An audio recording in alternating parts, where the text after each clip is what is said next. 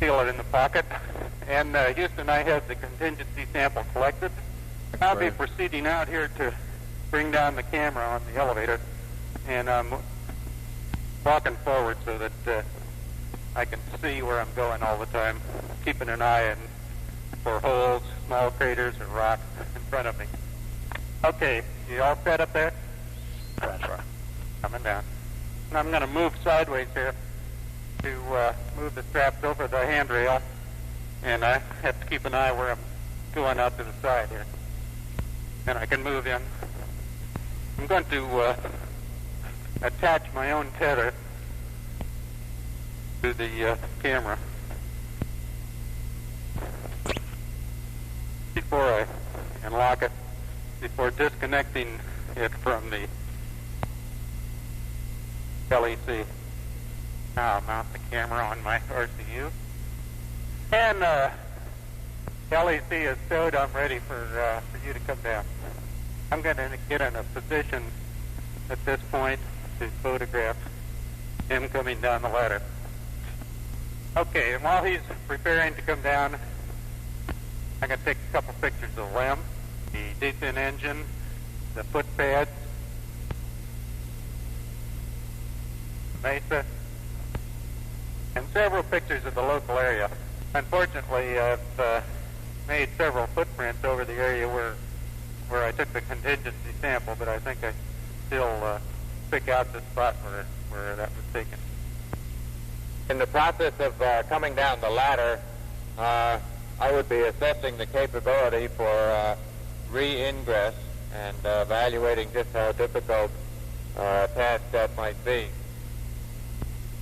I've got it. How do you read me? Read you loud and clear. How do you read me? Loud and clear. At the base of the ladder, I'd be making an initial EVA familiarization, checking the reach down to the right and on up, comparing with what we've seen in simulations. Doing it initially while holding on, first with one hand and then with the other. And I'd be doing the same thing without bending on. Checking the reach off to the side, how much balance the person has when the point of stability begins to be reached, both in leaning forward and in leaning backward. Evaluating the effects of the inertia of the large backpack with the surface of rather poor traction. And Houston, I'm about to move the TV off the mesa. Okay, can you help me with pulling out the cord now? Right. I'll check the temperature on that. Roger, the temperature is reading cold. TV camera is indicating cold.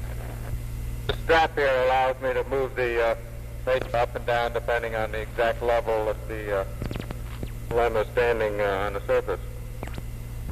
Got the table erected and the solar wind is off the mesa. Houston, at the LMP, we've got the solar wind deployed. Get the stereo pair, bud. And it seemed to penetrate into the surface rather easily up to a depth of about 6 or 8 inches. It looked like it probably would have gone considerably further. However, the bottom of the gate probably would have been touching the surface. Now, at this point, without the camera here, I'd like to get photographs of the penetration to the surface, just how far they sink in, looking basically at preliminary soil mechanics evaluation. What sort of adhesive properties the immediate surface material has, how much it tends to adhere to any other pellets they get in contact with. I'd be looking at any scattering, spreading of dust material, taking various pictures of this. Of course, the photographic effort does require knowing what these settings would be beforehand and changing the settings appropriately before taking the picture. I have the number 1 SRC unpacked and the scale up. Everything seems to be in good shape, ready to start on the bulk sample collection.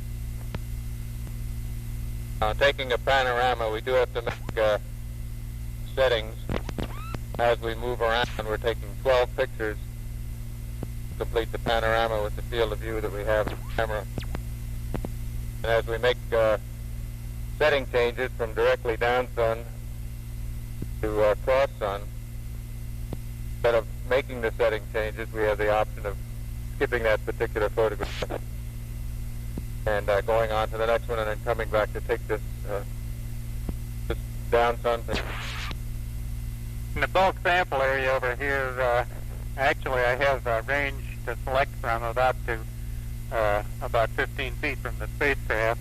Here in the simulation area, we'll only be taking it from the one box that has the low density material in that's similar to that we would expect out of the regular. Next task that I'd have is to move over into the Quad 1 region, make a initial inspection of the LEM area. A series of photographs that are taken. Include one up of the ascent stage. I'll be looking at the thruster quadrant, evaluating any effective thruster impingement from Quad 1 onto the descent stage. How's the sample coming, Neil? Just about complete. I have a full amount, 30 pounds even.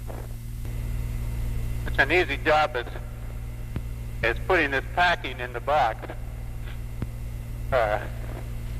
Very easy job without a suit on, but with the gloves, it's very hard to get all the little corners poked in right without disturbing the seal. It's going to be a little bit higher in the center. High in the center. I'll be following behind Buzz here. We always stay, although we're doing different jobs frequently, we're always close enough so that one can help the other if he needs assistance or needs a visual check of whether his foot is tangled up in something, or to check and see if something on his suit or backpack is in the wrong position. Starting at the SEQ bay, I'll be taking that second panorama 120 degrees away from the one he took. Okay, I'm pulling the feather out now from the side of the SEQ bay. I removed the thermal cover, and I'm about to pull the white tether to open up the door. Looks to be all in good shape. Now, for thermal reasons, later on we will want to close this door, so I'd be putting the straps over the secondary. In the event that the LEM is tipped over this way, there is a piece of Velcro up here that could be used to keep the door from swinging out and covering up the two compartments. Now, both of the experiments slide out on these booms. There are automatic deployment mechanisms. Boom hangs up in some fashion. We do have a capability of manually deploying either the passive seismic experiment or the LR2. Now this package that I have would be pointed generally south. It's in west, it's in back over there. I'd orient it so that this direction is generally south. I can do a certain amount of maneuvering around after I get some of the pins out and the various retaining places unlocked. It's the LR cube, of course, points at the Earth, and so we'll be pointing the Earth about 30 degrees off the vertical up here, and so I'm positioning myself to deploy it in the proper position.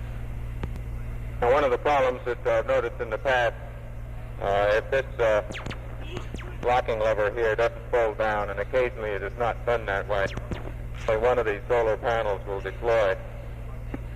That's one of the things I'd be looking for. Lean this over.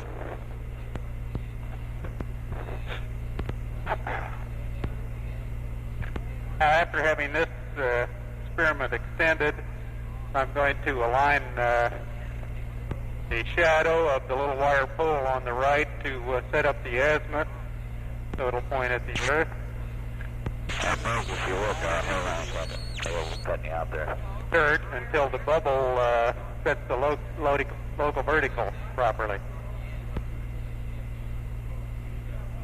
I have the same type of an instrument here, the gnomon that casts a shadow, an indicator to point where that shadow should line up, and the leveling device right in the center.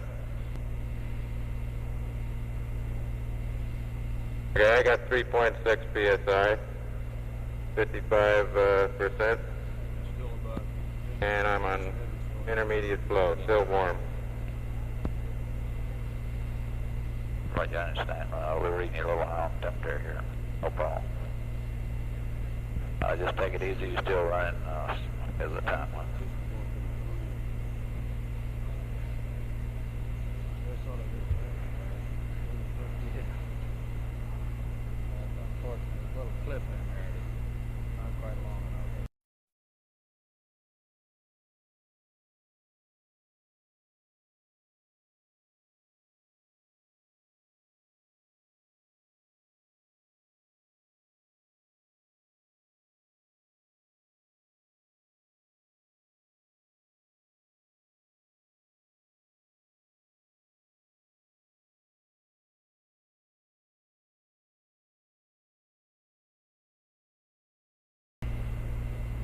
This is the core tube sample placed at the extension head. I take it out reasonable, and then can be pushed in checking the source.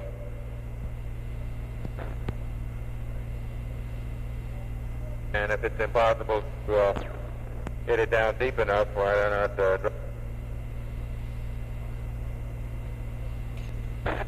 Now, hopefully, by this time, we had already decided where our documented sample area was going to be, both as a result of observation out the window before we even started the exercise, discussion with people from MSC, in addition, things we'd learned or observed prior to this point during the exercise. But for this afternoon, we'll assume that the area that we wanted to make our small traverse in is this area immediately in front of you here. All right, we'll assume that this general area would be the first one that we'd be interested in. We'd be putting the gnomon down,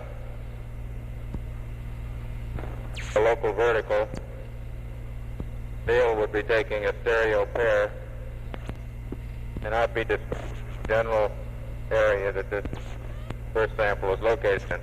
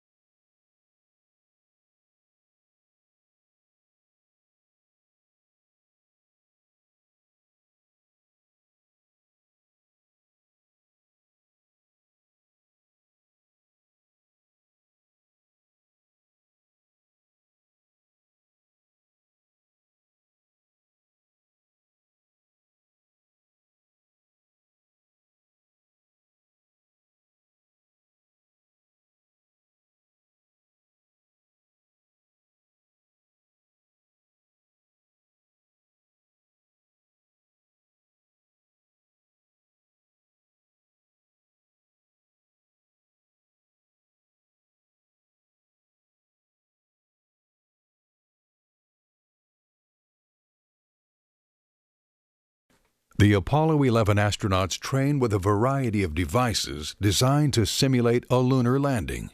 The Lunar Landing Research Vehicle, shown here during runs at the Langley Center in Virginia, was one such device for simulating landing.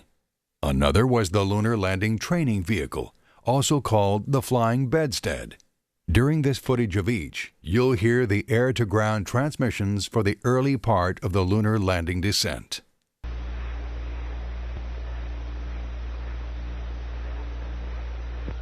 Network controller says we have acquisition of signal from the command module.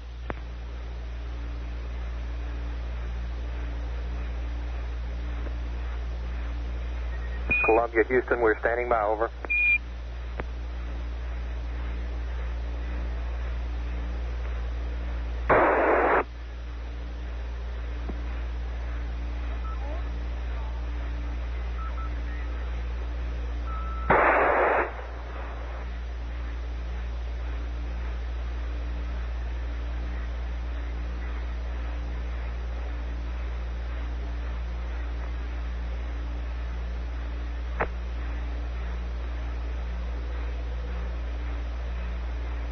Columbia, Houston, over.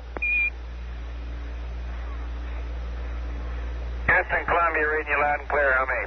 Roger, bye-bye, Mike. How did it go, over?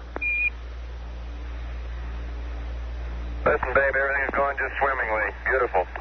Great. We're standing by for Eagle.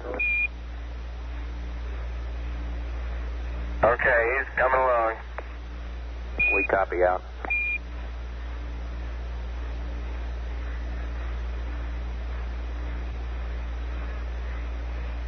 And Columbia, Houston, we expect to lose your high gain sometime during the power descent, over.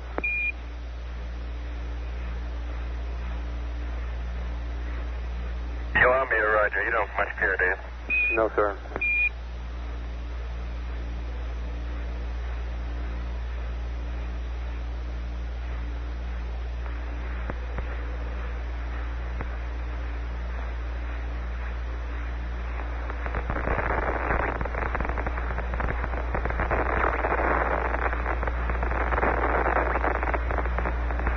We have acquisition of signal from the LEM.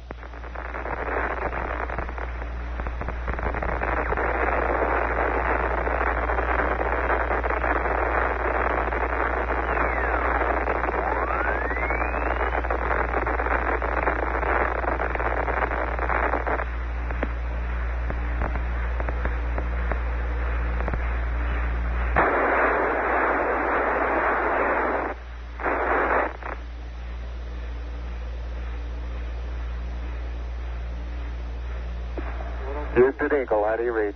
Bye-bye, Eagle. We're standing by for your burn report, over. Roger, the burn was on time.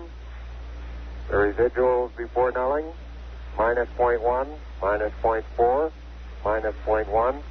X and Z null to 0. Nulling.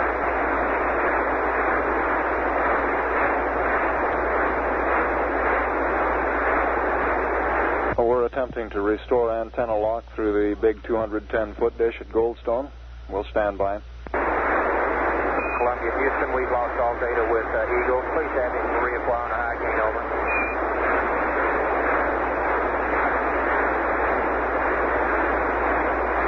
Eagle, this is Columbia, Houston. Would like you to reacquire on a high gain. They want to see you.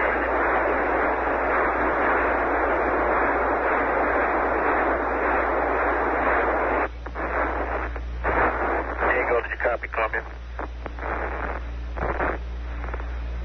Eagle, Houston, did you call?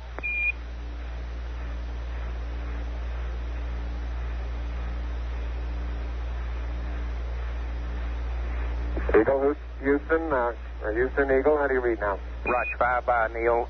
We copied up to the AGS residuals. Would you please repeat the AGS residuals in the trim correction to sun check, over? Roger, AGS residuals, minus 0.1, minus 0.2, minus 0.7. And we used the things noun 86 for delta VZ, which is 9.5, versus yours, which is 9.1, and I believe that may explain the difference. Apogee 57.2, Paraloon 9.1. Sun check, the 3 marks. Noun 20 minus noun 22. Plus 0.19, plus 0.16, plus 0.11. Over. Right, copy. Looks great.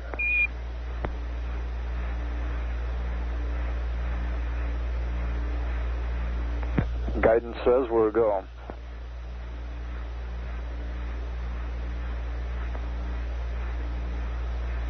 Now 12 minutes 54 seconds to ignition.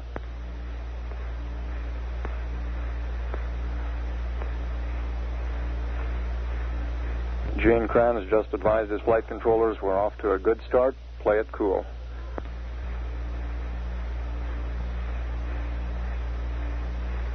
"12 minutes now until ignition for powered descent. Everything's still looking very good at this point.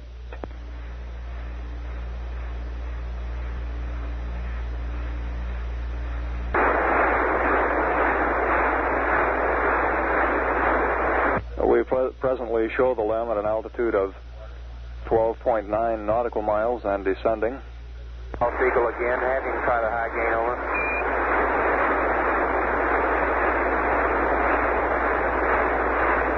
Eagle, this is Columbia, Houston, lost again, requesting another try at the high gain.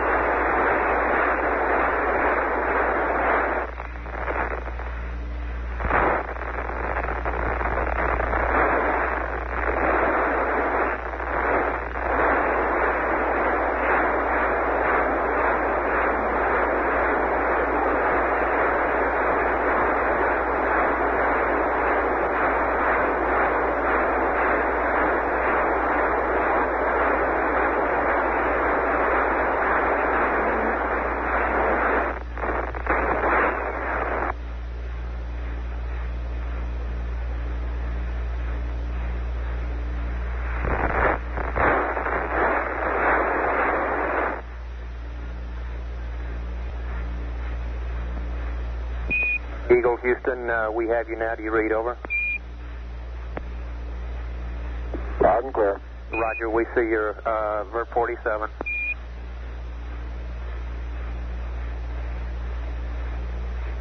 Yeah, I don't know what the problem was there. It just started oscillating around in yaw. According to the needle, we're picking up a little oscillation right now, as a matter of fact. Roger, we'll work on it.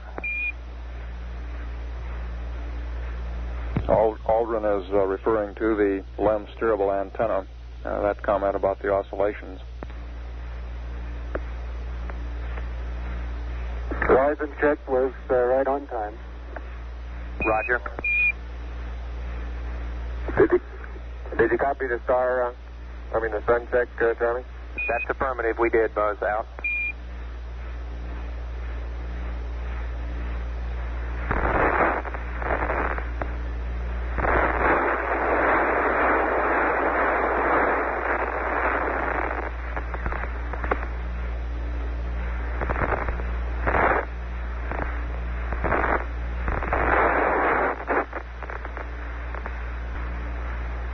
Eagle is now at 10.7 nautical miles, 7 minutes 37 seconds from ignition.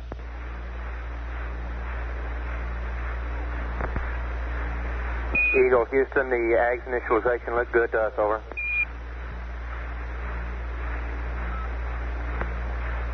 Roger. Our radar checks indicate 50,000 foot paraloon. Our visual altitude checks are setting it out at about 53,000. Roger, copy.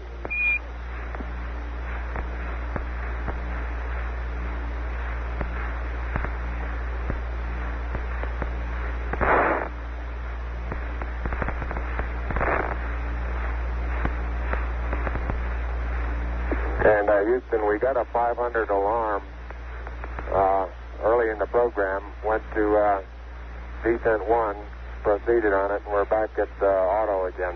Over. Roger, we saw that, Buzz. Thank you much, out. I say again, okay, that wasn't an alarm, that was a code, okay. Roger, we saw that.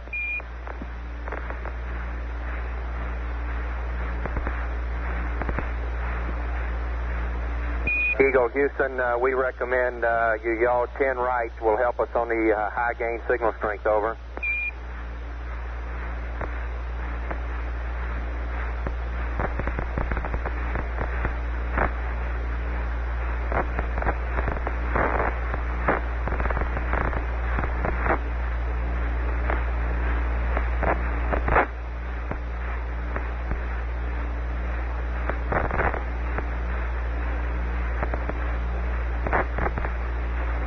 Coming up on 5 minutes to ignition, Gene Kranz getting a go, no-go for descent.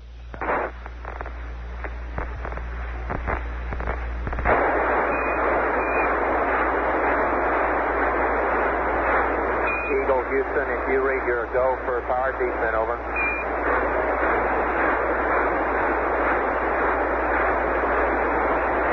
Eagle to Columbia, they just gave you a go for power descent. Columbia Houston, we've lost him on the high gain again. Would you please, we recommend him yaw right 10 degrees and reacquire. Eagle, this is Columbia, your go for PDI, and they recommend you yaw right 10 degrees and try the high gain again.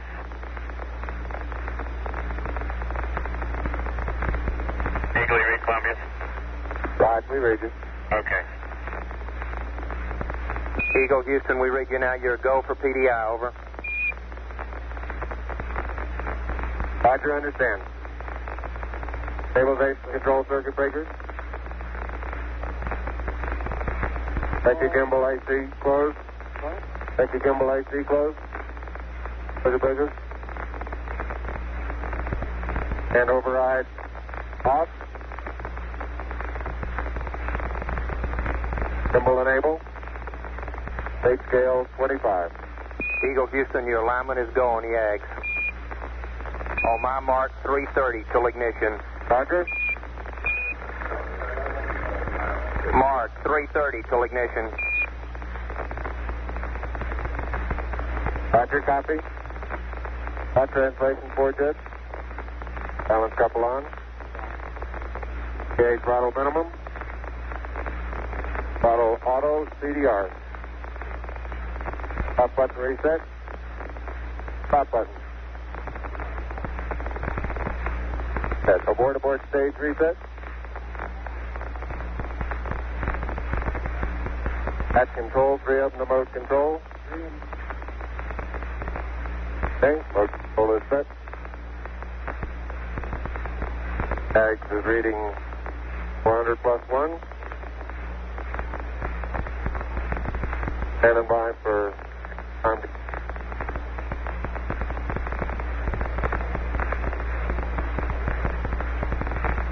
Buzz Aldrin reading off the checklist there to Neil Armstrong.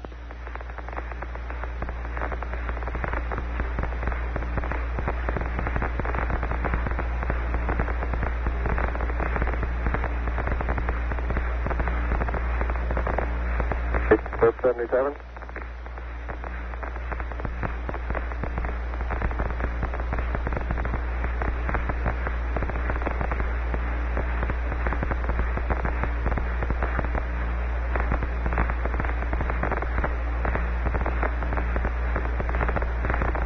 Phase sequence, camera coming on.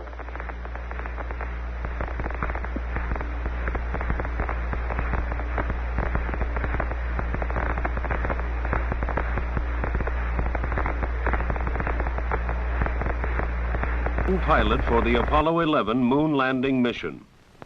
What is the purpose of the Apollo 11 mission? Apollo 11 is man's first attempt to demonstrate the ability to go to the moon, to land there, and to return to Earth. What are your responsibilities as commander of Apollo 11? Well, in general, the responsibilities of the commander are to make the onboard decisions whenever they're required and to oversee the performance of the duties of all the crew, including himself. Now, in this particular case, I participate in those procedures on board the spacecraft as well as oversee those of of my fellow crew members, and the specific tasks that I'm charged with the performance of include the monitoring of the launch, board procedures should they be required, manual flying of the booster should that be required, and taking my turn on watch in the normal monitoring of spacecraft systems in the command module. In the lunar module, I'm charged almost nearly equally with the lunar module pilot in the operation of the lunar module systems and control the vehicle during descent and ascent. Would you describe what will be happening just before the lunar module touches down on the moon? We will continue burning the engine until an altitude of only about 5 feet, at which the probes will ignite a light on our panel. We see it illuminate, we cut the engine, and fall the last several feet to touchdown. Columbus explored one new world. You're about to explore another. How do you feel about such comparisons? Well, I'm very impressed to be compared with Columbus, and of course we recognize his discovery and have honored it in some respects by the call sign of our command module, Columbia. There are some favorable comparisons and some that won't hold true. Certainly, Columbus's venture was one that was very expensive in his time. It was one that very few countries could afford, and Spain could afford only by digging into the very depths of their treasury. It was a voyage with a good bit of risk and some complaints. However, in many ways it was not at all like the voyage of Apollo 11.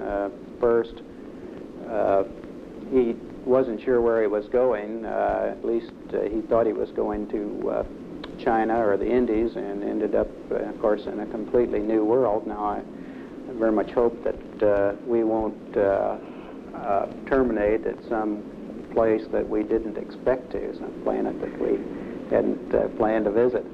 I think we know a good bit about the place that we are going, and it's also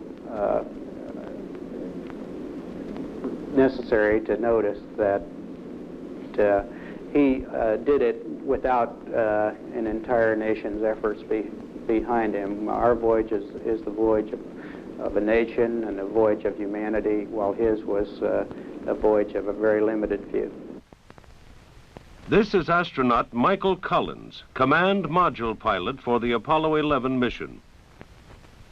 What do you think will result from the Apollo 11 flight? Obviously, we've opened up a travel system which has heretofore been impossible. We now will be able to offer to human beings the option of either walking on the surface of the Earth, or walking on the surface of the Moon, or hopefully in some not too far distant date, the option of walking on the surface of some other planet. And I think that the possibilities therein are almost limitless. However, as I say, before such an event, I'm poorly equipped to say in great detail what they may be. Historically, we've been unable to predict the benefits of various inventions or various discoveries. How do you view your role as command module pilot?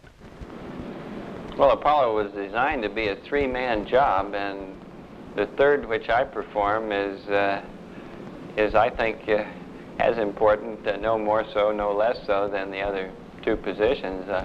I think I'd be a fool if I said that I had the best seat of the three. On the other hand, I can say with complete candor and with complete honesty that I'm very happy to have the seat which I have and to be doing the job that I intend to do.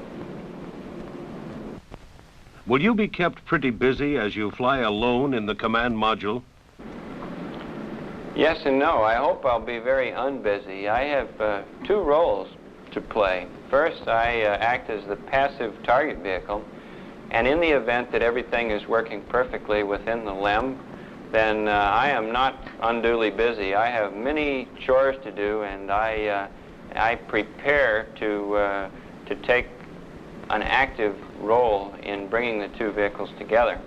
However, as I say, provided the LEM works and its radar is working properly and it's capable of making each and every maneuver leading up to the rendezvous and docking, then my job is essentially a quiescent one. On the other hand, should difficulties arise within the LEM, then my job is to rescue the LEM, and I then find myself becoming the active partner in charge of a very complex vehicle with a very complex job, and this is when I truly become busy, and I'm literally racing from one side of the cockpit to the other, getting solutions to various problems from my digital computer, making sure that my rendezvous radar, transponder, and VHF ranging systems are working properly, and doing a host of other small details, all of which are necessary for the successful completion of the rendezvous.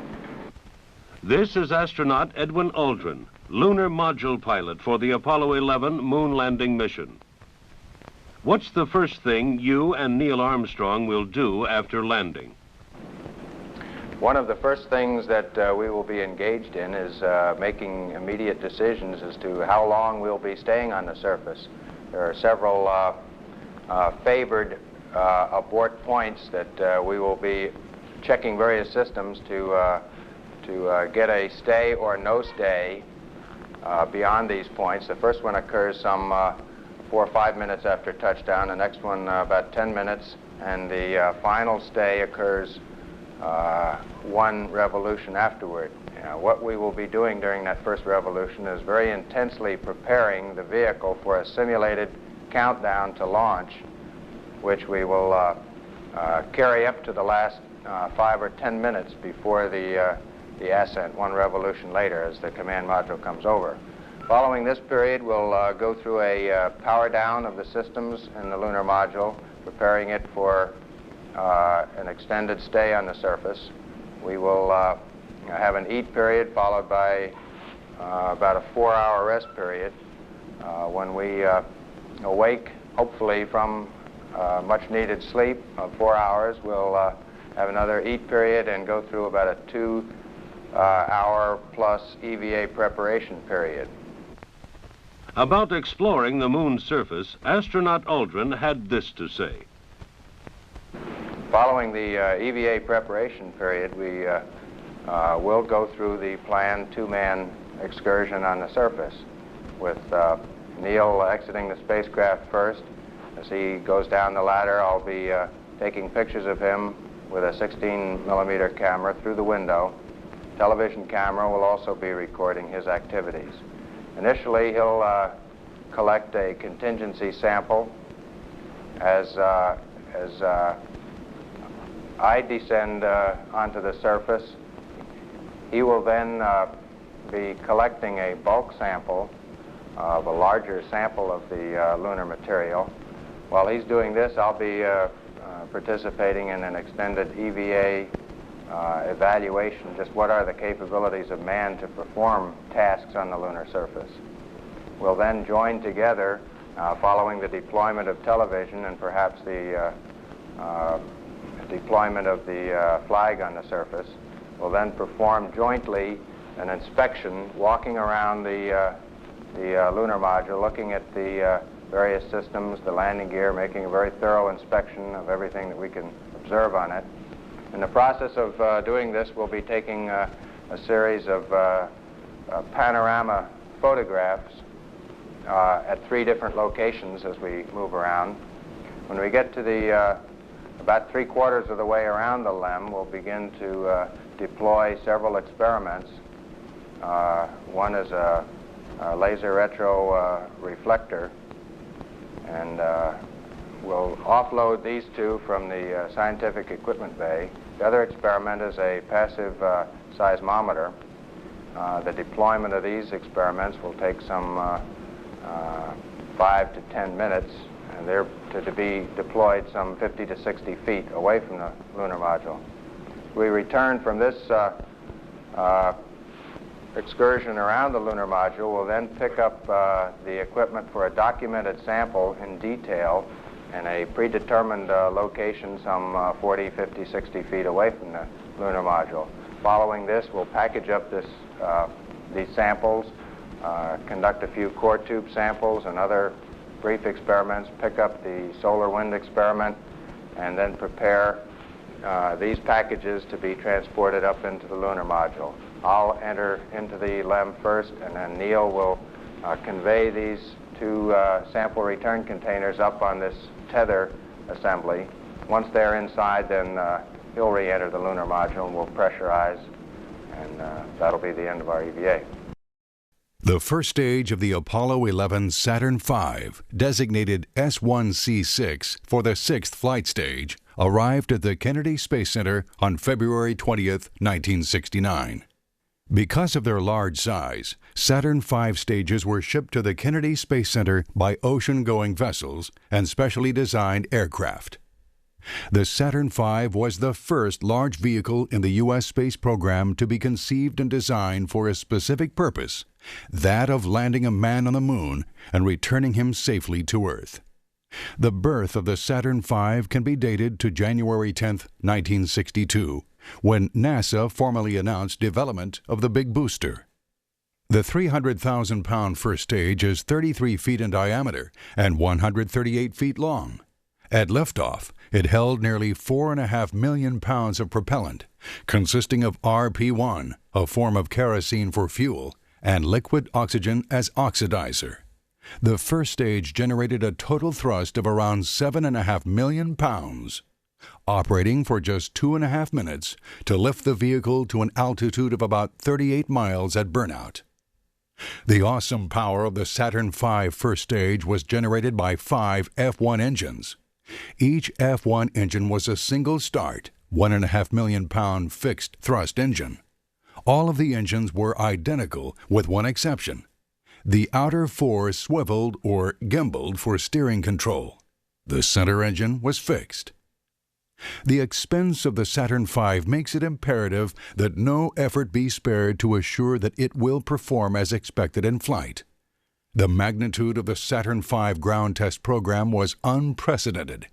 To qualify for flight, all components and systems had to meet standards deliberately set much higher than actually required. The inspection to which flight hardware was subjected was thorough. X-rays were used to inspect fusion welds, 100 castings and 5,000 transistors and diodes. A 1/4 mile of welding and 5 miles of tubing were inspected with the use of ultrasonics. The same type of inspection was given to adhesive bonds, which are equivalent in area to an acre. An electrical current inspection method was used on 6 miles of tubing, and dye-penetrant tests were run on 2.5 miles of welding. Each contractor had its own test program that was patterned to a basic conservative approach. Qualification testing of parts, subassemblies, and assemblies was performed to assure that they are capable of meeting flight requirements. Reliability analysis was conducted to determine the range of failures or margins of error in each component. A battleship test stage constructed more solidly than a flight stage was used to prove major design parameters. The stage verified propellant loading, tank and feed operation, and engine firing techniques. Battleship testing was followed by all systems testing. Finished work undergoes functional checkout to ensure it meets requirements. Fluid-carrying components are subjected to pressures beyond normal operating requirements. Rocket engines were static-fired before delivery to the stage contractor, and each stage underwent testing leading to a full-power captive acceptance firing. After refurbishment and a post-firing checkout, it was shipped to Kennedy Space Center. Upon arriving and being offloaded at the dock, The stage would enter a low bay of the VAB, or Vehicle Assembly Building.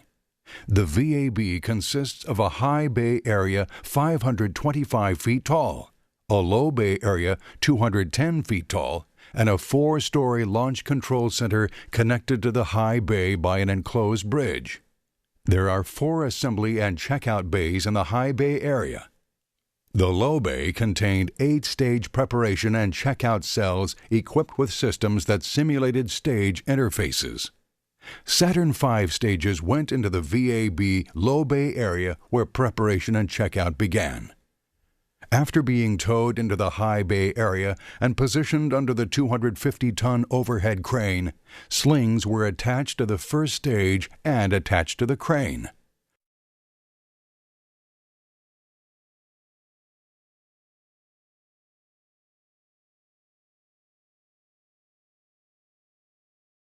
The stage is lifted to a vertical orientation and then positioned over the mobile launcher.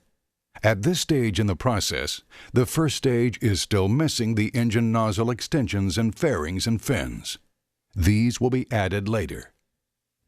The VAB had 141 different lifting devices at the time of the Saturn V, ranging from 1-ton mechanical hoists to 2 250-ton high bay bridge cranes. Each pair of high bays shares a bridge crane. The cranes have a lifting range of 456 feet and a travel distance of 431 feet. When the stage is positioned over the mobile launcher, it is lowered into place. Then it is secured to 4 hold-down and support arms. These support the entire space vehicle during launch preparation and provide hold-down during thrust buildup prior to launch.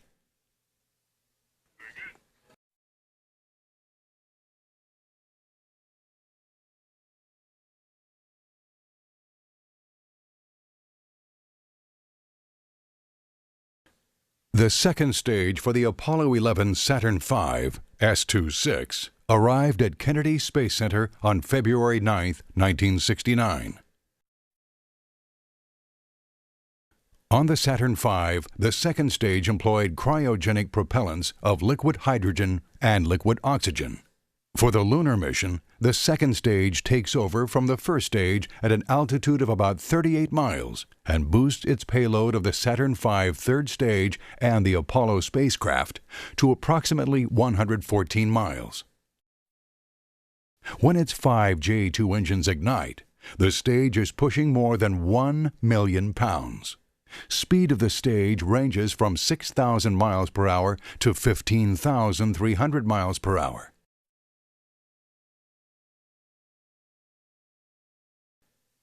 The beginning of the second stage boost is a 2-step process. When all the F1 engines of the first stage have cut off, the first stage separates. Ullage rocket motors around the base of the second stage then fire for approximately 4 seconds to give positive acceleration to the stage prior to engine ignition. About 30 seconds after the first stage separation, the part of the second stage structure on which the Ullage rockets are located, the aft interstage, is separated by firing explosive charges. This second separation is a precise maneuver. The 18-foot high interstage must slip past the engines without touching them. With the stages traveling at great speed, the interstage must clear the engines by only a little more than 3 feet.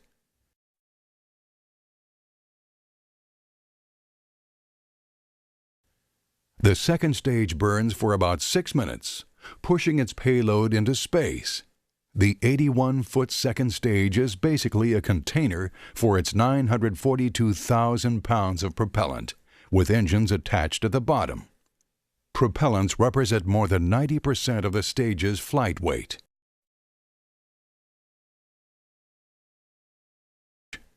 The stage is constructed mostly of lightweight aluminum alloys ribbed in such a fashion that it is rigid enough to endure the pressures to which it is subjected. Special lightweight insulation had to be developed to keep its cryogenic propellants from warming. The second stage developed its power through 5 Rocketdyne J2 engines, a high-performance upper stage propulsion system. Each engine developed a maximum vacuum thrust of 225,000 pounds.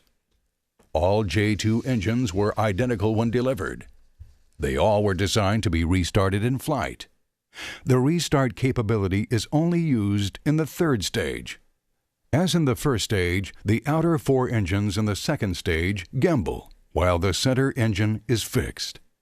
The second stage of the Apollo 11 Saturn V was erected at the top of the first stage on March 4, 1969. Using the 250-ton bridge crane, the stage was lifted into position with the aft interstage attached.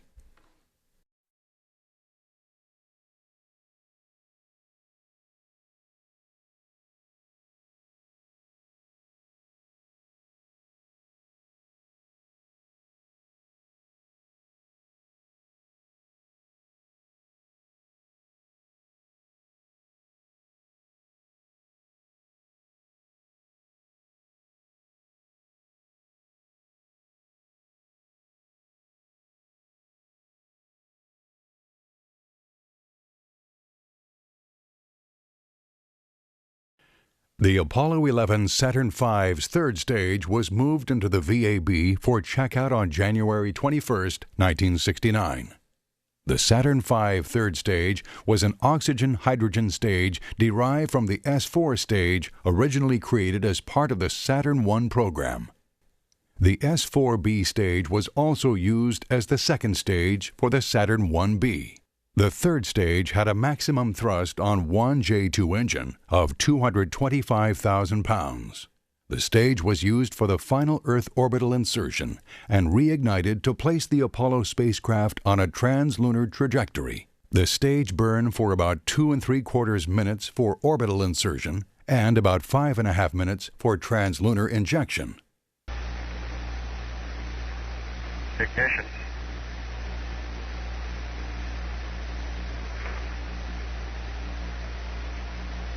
We confirm ignition, and the thrust is go.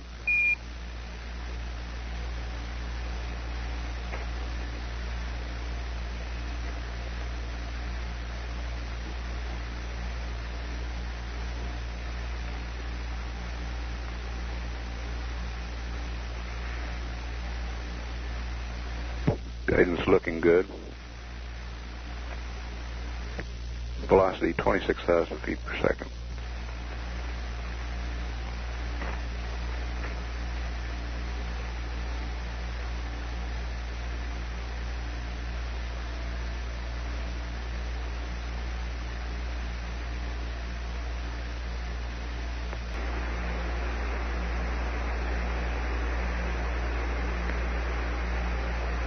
Cut off.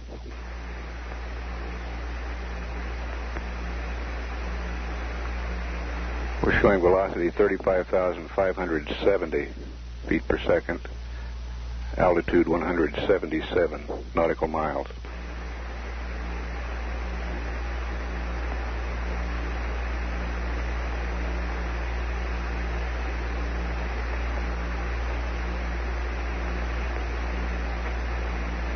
Apollo 11, this is Houston. We show cutoff, and we copy the numbers in noun 62.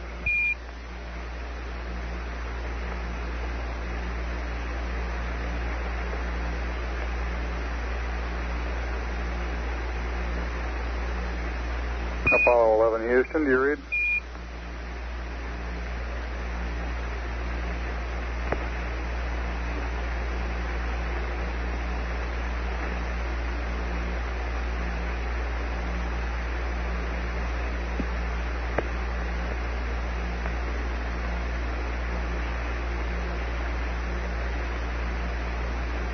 Apollo 11, this is Houston. Do you read, over? Roger, Houston, Apollo 11. We're reading the VI of 35579er, and the EMS was plus 3.3, over.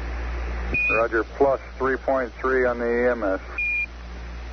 Because the stage was a part of the vehicle for an extended period of time, it contained an auxiliary propulsion module for attitude control. 2 APS modules were mounted 180 degrees apart on the aft skirt assembly. Each module contained 3 150-pound thrust engines and one 70-pound thrust ullage motor. The Apollo 11 third stage, with its aft interstage, was placed above Stage 2 on March 5, 1969.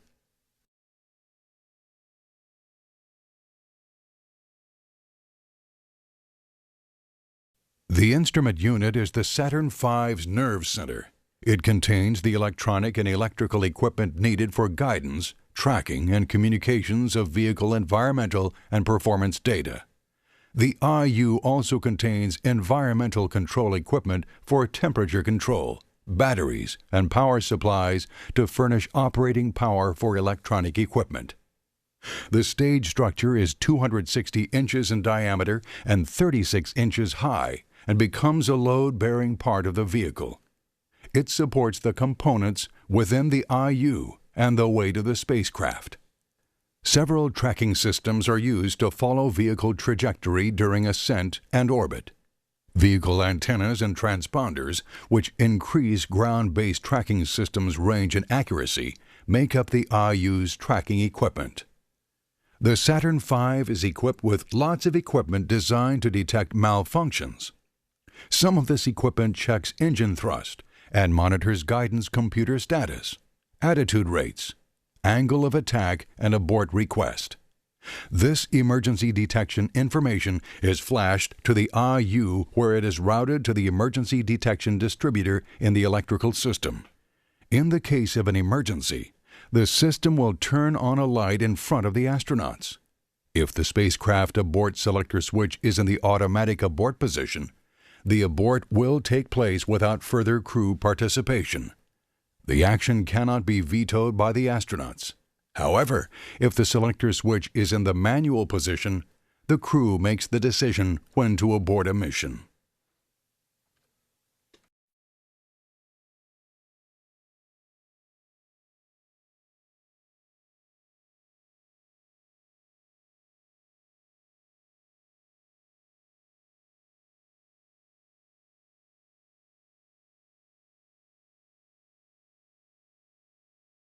The Apollo 11 lunar module, LM-5, was designated as Eagle by the crew. The lunar module is a two-stage vehicle designed for space operations near and on the Moon. The LM is not capable of re-entering the atmosphere and was the first manned spacecraft designed solely for operation in space. The lunar module stands 22 feet 11 inches high and is 31 feet wide diagonally across the landing gear. Joined by 4 explosive bolts and umbilicals, the ascent and descent stages of the LEM operate as a unit until staging, when the ascent stage functions as a single spacecraft for rendezvous and docking with a CSM. 3 main sections make up the ascent stage: the crew compartment, midsection, and the aft equipment bay. Only the crew compartment and midsection are pressurized at 4.8 pounds per square inch. The cabin volume is 235 cubic feet. The descent stage consists of a cruciform load-carrying structure of 2 pairs of parallel beams, upper and lower decks, and enclosure bulkheads. The center compartment houses the descent engine, and descent propellant tanks are housed in the 4 square bays around the engine. The descent stage measures 10 feet 7 inches high by 14 feet 1 inch in diameter. In a retracted position until after the crew mans the LEM, the landing gear struts are explosively extended and provide lunar surface landing impact absorption. The main struts are filled with crushable aluminum honeycomb for absorbing compression loads. Footpads 37 inches in diameter at the end of the landing gear provide support on the surface. Each pad except the forward pad is fitted with a lunar surface sensing probe which signals the crew to shut down the descent engine upon contact with the lunar surface. Eagle had a launch weight of 33,205 pounds.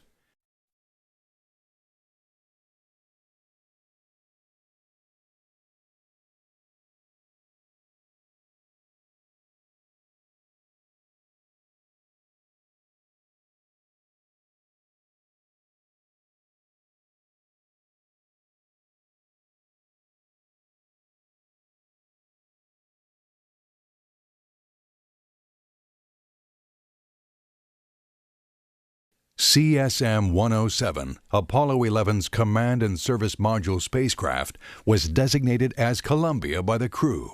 It consisted of a service module 12 feet 10 inches in diameter and 24 feet 7 inches high. For the Apollo 11 mission, it weighed 51,243 pounds at launch.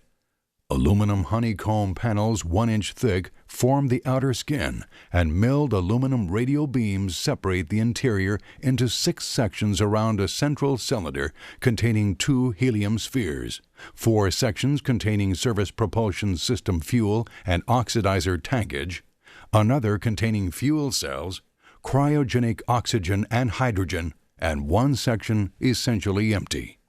The service propulsion system provided thrust for large spacecraft velocity changes through a gimbal-mounted 20,500-pound thrust hypergolic engine using a nitrogen tetroxide oxidizer and a 50-50 mixture of unsymmetrical dimethylhydrazine and hydrazine fuel. The command module is a pressure vessel encased in heat shields, cone-shaped 11 feet 5 inches high with a base diameter of 12 feet 10 inches and a launch weight of 12,250 pounds. The command module consists of the forward compartment, which contains 2 reaction control engines and components of the Earth landing system, the crew compartment or inner pressure vessel containing crew accommodations, controls and displays, and many of the spacecraft systems, and the aft compartment housing 10 reaction control engines, propellant tankage, helium tanks, water tanks, and the CSM umbilical connection. The crew compartment contained 210 cubic feet of habitable volume. The command module Earth landing system includes the drogue and main parachute system, as well as post-landing recovery aids.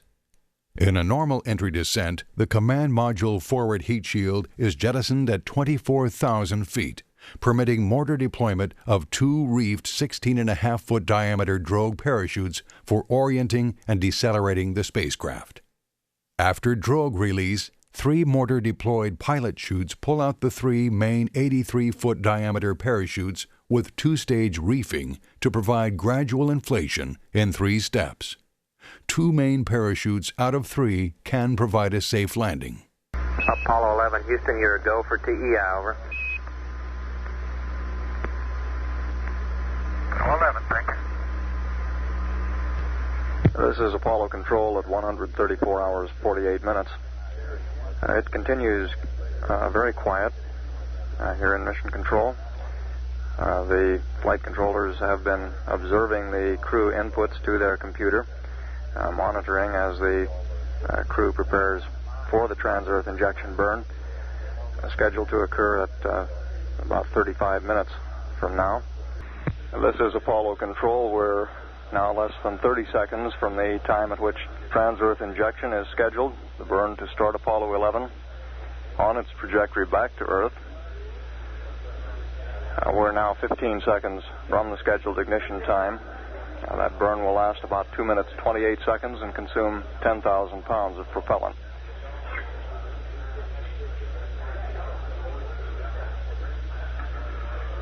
And the crew should be burning at this time. Of course, that maneuver is performed on the backside of the moon. We have no data from the spacecraft here in Mission Control at this time. We won't know how the burn went for about another 10 minutes, which is the time at which we're scheduled to reacquire Apollo 11. AOS. And there's the cue. We have acquisition of signal. Hello, Apollo 11, Houston, how did it go, over?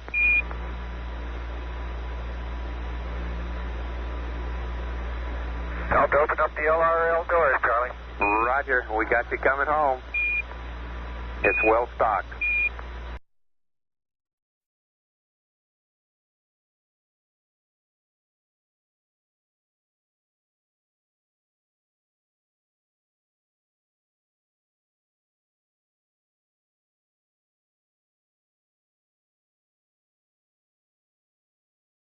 At launch, the lunar module is housed in the spacecraft lunar module adapters section.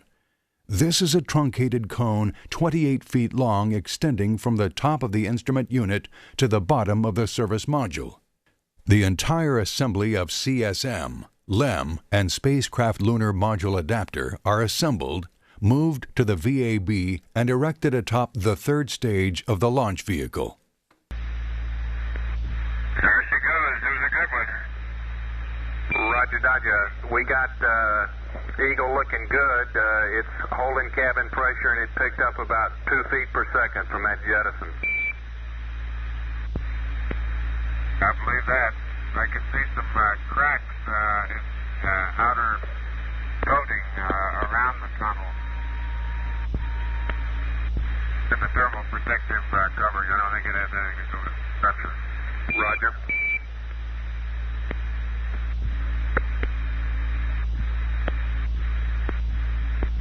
Hello, Columbia, Houston. We'll have a attitude and a little blip burn for you at about 130.30 so we can separate from Eagle, over. That's fine. Columbia, Houston, would you start a maneuver to about pitch of 230 for this little tweak burn, over? Roger, pitch 230. Rog, Mike, can verify track mode in auto for the high gain.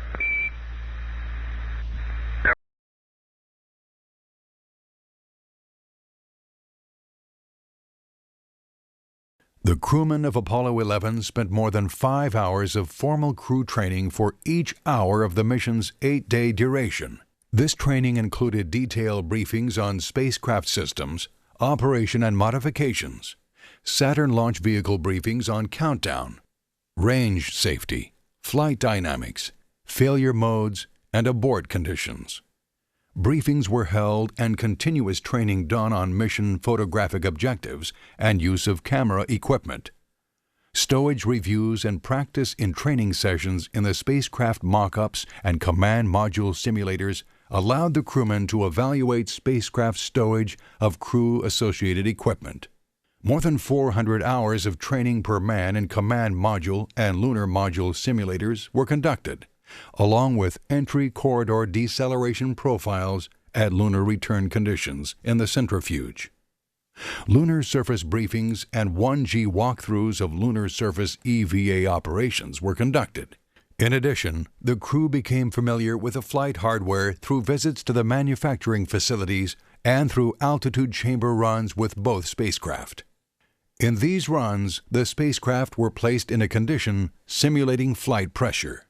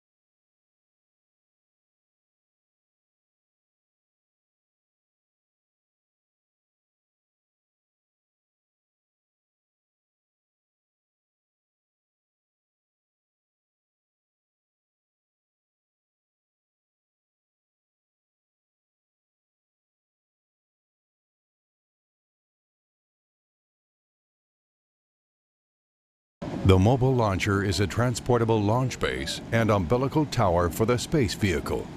3 mobile launchers were used at Launch Complex 39. The launcher base is a 2-story steel structure, 25 feet high, 160 feet long, and 135 feet wide.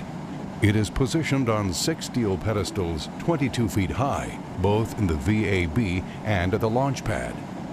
At the launch pad, the launcher was also stiffened by 4 extendable columns designed to counter rebound loads if the Saturn engines cut off. The umbilical tower, extending 398 feet above the launch platform, is mounted on one end of the launcher base. A hammerhead crane at the top has a hook height of 376 feet above the deck. The 12 million pound mobile launcher stands 445 feet high when resting on its pedestals. The launch vehicle sits over a 45-foot square opening which allows an outlet for engine exhaust into the launch pad trench containing a flame deflector. This opening is lined with a replaceable steel blast shield, independent of the structure, and is cooled by a water curtain initiated 2 seconds after liftoff. There are 9 hydraulically operated service arms on the umbilical tower. These service arms support lines for the vehicle umbilical systems and provide access for personnel to the stages as well as the astronauts to the spacecraft. On Apollo 11, one of the service arms is retracted early in the count. The Apollo spacecraft access arm is partially retracted at T-minus 43 minutes. A third service arm is released at T-minus 30 seconds, and a fourth at about T-minus 16 seconds. The remaining 5 arms are set to swing back at vehicle first motion. The Apollo Access Arm, Service Arm 9, located at the 320-foot level above the launcher base, provides access to the spacecraft cabin for the closeout team and astronaut crews. The flight crew boards the spacecraft starting at about T-minus 2 hours 40 minutes.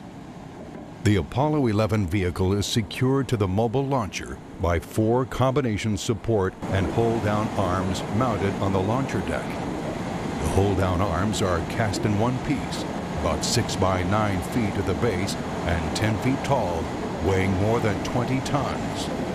Damper struts secure the vehicle near the top. After the engines ignite, the arms hold Apollo 11 for about 6 seconds until the engines build up to 95% thrust. The arms release on receipt of a launch commit signal at the 0 mark in the count. The vehicle is prevented from accelerating too rapidly by controlled release devices. The 6 million pound transporters move mobile launchers into the VAB and mobile launchers with assembled Apollo space vehicles to the launch pad. They are also used to transport the mobile service structure to and from the launch pad. 2 crawler transporters were constructed and are still used today to transport space shuttle vehicles. Maximum speed of the transporter is about 1 mile per hour loaded. The 3.5-mile trip to Pad A with Apollo 11 took about 6 hours. The transporter has a leveling system designed to keep the top of the space vehicle vertical within plus or minus 10 minutes of arc, about the dimensions of a basketball. The system also provides leveling operations required to negotiate the 5% ramp which leads to the launch pad and keeps the load level when it is raised and lowered on pedestals. The transporter moves on a roadway almost as broad as an 8-laned highway and is designed to accommodate a combined weight of about 18 million pounds. The roadway was built in 3 layers with an average depth of 7 feet. The base layer is 2.5 feet of hydraulic fill. The next layer consists of 3 feet of crushed rock. The top is covered with a cover of river rock, 8 inches deep.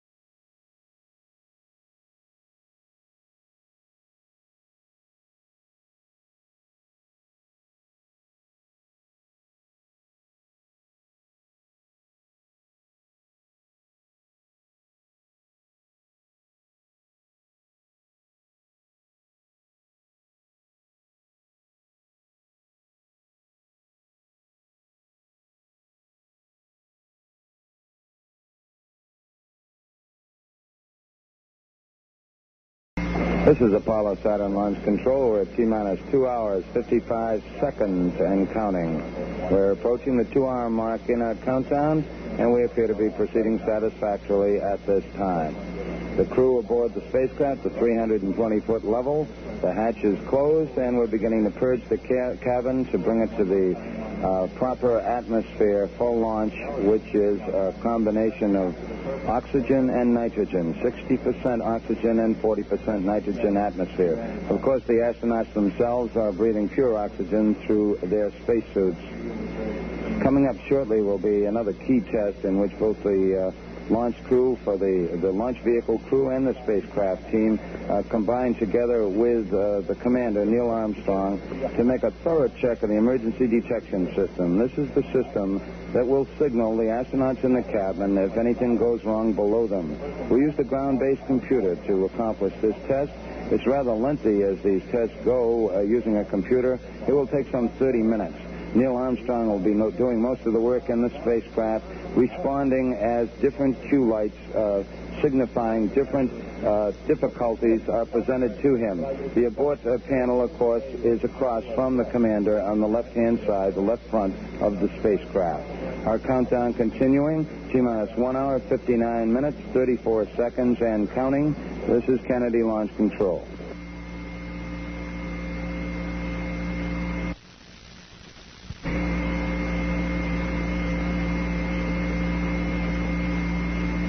This is Apollo Saturn Launch Control, T-minus 1 hour, 50 minutes, 55 seconds, and counting. We're proceeding with the countdown for the Apollo 11 mission at this time, and it's going satisfactorily. At this point, the spacecraft commander, Neil Armstrong, in the process of working the emergency detection system test. This is a check of the emergency detection system, working with the launch crew here in the firing room, and also the spacecraft team in control rooms back at the Manned Spacecraft Operations building here at the Kennedy Space Center. All going well with these tests at the present time. We're flowing hydrogen back into the third stage of the Saturn V launch vehicle after having difficulty with that leaking valve. It appears that we are bypassing the use of the valve directly in loading the hydrogen aboard, but we are getting the hydrogen back in to replenish the supply. All appears to be going well at this time. Weather is go. We're coming up on 1 hour and 50 minutes. This is Kennedy Launch Control.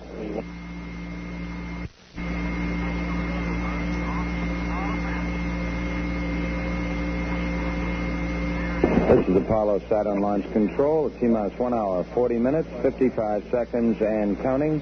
The countdown is still proceeding very satisfactory at this time as we lead up toward our planned liftoff time of 9:32 a.m. Eastern Daylight.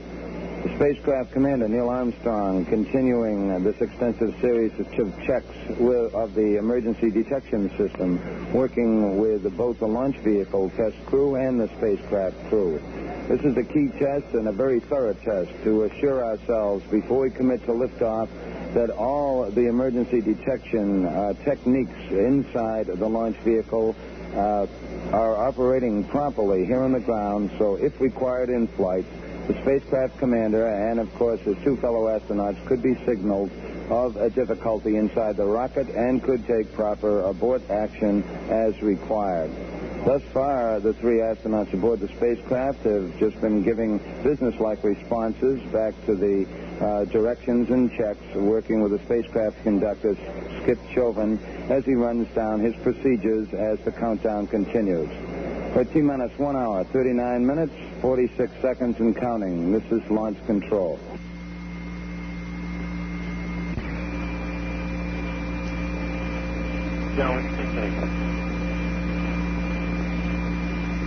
Yes, I do.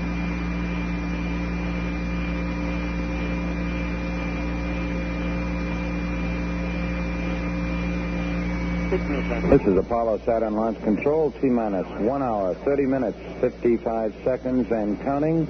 All elements are go with the countdown at this time. The countdown aimed toward landing 2 astronauts on the moon. At this time, the spacecraft test conductor, Skip Chauvin, going through some checks with astronaut Mike Collins aboard the spacecraft. We're winding up this important emergency detection system test that Neil Armstrong has been participating in. Meanwhile, at the 320-foot level, the closeout crew now placing the boost protective cover over the hatch now that we have completed the cabin purge and have the proper environment inside the cabin. We have also performed leak checks to assure ourselves that the cabin atmosphere is valid. This boost protective cover is used during the early phases of the powered flight and is jettisoned with the escape tower shortly after second stage ignition. Here in the firing room, the launch vehicle test team still keeping a close eye on the status of the propellants aboard the Saturn V launch vehicle.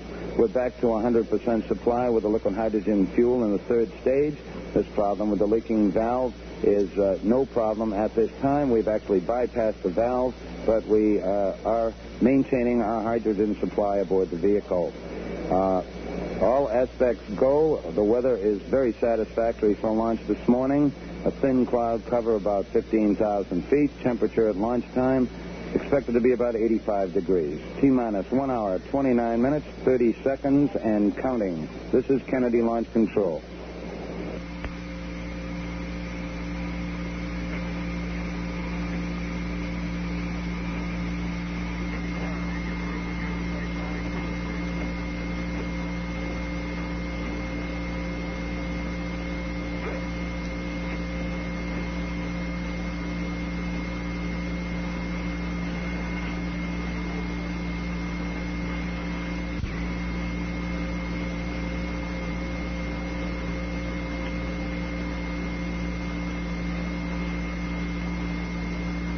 This is Apollo Saturn Launch Control. T-minus 1 hour, 20 minutes, 55 seconds, and counting. All still go with the countdown for Apollo 11 at this time. At this point in the countdown, spacecraft commander Neil Armstrong once again appears to be the busiest worker in the spacecraft as he's performing a series of alignment checks associated with the guidance system in the spacecraft. He's working these checks with the spacecraft test conductor as the spacecraft test conductor reads off the various procedures and Armstrong responds to them. The astronauts aboard the spacecraft also were informed by the spacecraft conductor a short while ago that the launch vehicle is go at this time. The hydrogen problem that we did encounter earlier has been solved. That's real good news, said Armstrong, and then he went back to work shortly thereafter. We're now coming up on the 1 hour, 20-minute mark in the countdown. This is Kennedy Launch Control. This is Apollo Saturn Launch Control. T-minus 1 hour, 11 minutes, 55 seconds, and counting. The countdown for Apollo 11 still going very satisfactorily at this time. In most cases, we're a matter of 5 or 10 minutes ahead of the countdown procedures. The crew in the White Room at the 320-foot level who have been aiding the astronauts up to this time are just in the process of finishing up their work. They've been advised by the spacecraft test conductor that they'll probably be able to move out in about 3 minutes or so. Once this is accomplished, once the closeout crew does depart, we'll be ready to move that swing arm back, swing arm 9. It will be moved 12 degrees away from the spacecraft hatch. This is about 5 feet away from the hatch. Once this is accomplished, we will arm the pyrotechnic systems in the spacecraft so in the event of a possible catastrophic condition below them with the launch vehicle, while still on the pad, the astronauts could fire that escape rocket and separate from the rocket in difficulty. The closeout crew about to depart at this time. That swing arm remains about 12 degrees away from the spacecraft hatch, as mentioned, 5 feet or so, until the 5-minute mark in the count when it's fully retracted to its fallback position. The obvious reason here is in the event we do have to get the astronauts out in a hurry, the swing arm is in a standby position and can be moved rapidly back to the hatch level so the astronauts could depart in the event of an emergency. We're coming up on T-minus 1 hour, 10 minutes, and 20 seconds. This is Kennedy Launch Control.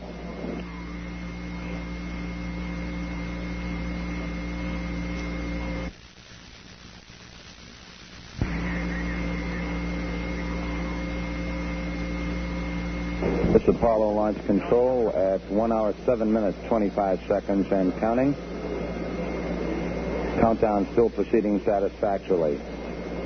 For those people who would like to synchronize their watches in relation to the count, we'll synchronize on 26 minutes past the hour, which is now about 65 seconds away. We'll count down the last 5 seconds to 26 minutes past the hour.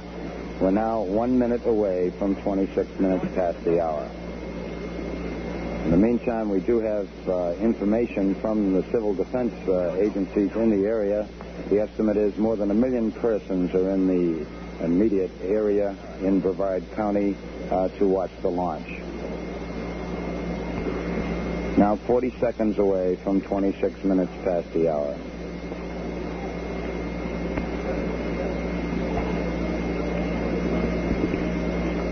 Civil Defense Agency reports further that there is extensive heavy traffic, a number of traffic jams, particularly in the area of Titusville, near US 1 and Route 50.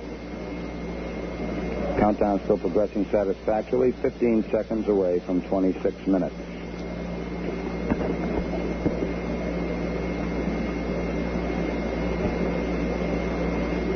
Five, 4, 3, 2, 1, mark. 8:26 a.m. Eastern Daylight Time. We're now 1 hour, 5 minutes, 55 seconds and counting as it was announced at that point. This is Kennedy Launch Control. That's right.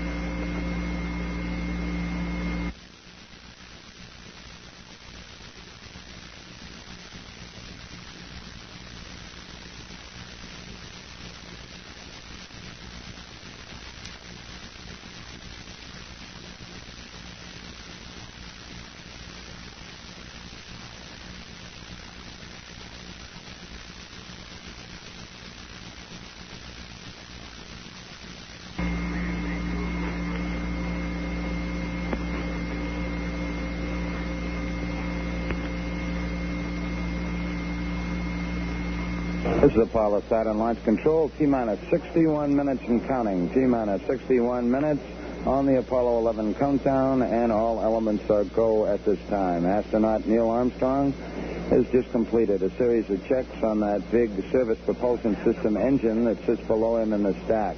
We want to assure ourselves before liftoff that that engine can respond to commands from inside the spacecraft.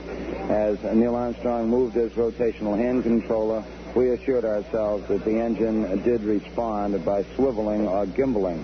This, of course, is important for maneuvers in space.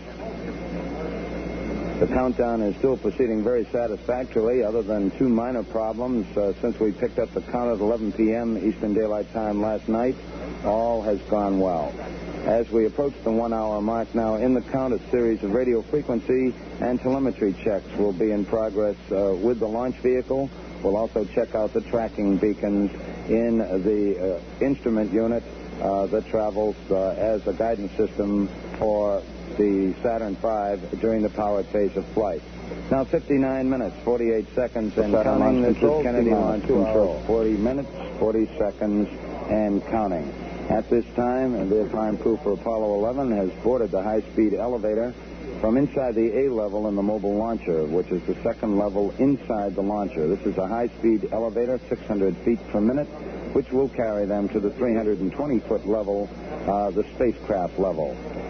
Shortly, we'll expect astronauts Neil Armstrong and Michael Collins to come across swing arm 9, the Apollo access arm, and proceed to the White Room and stand by to board the spacecraft.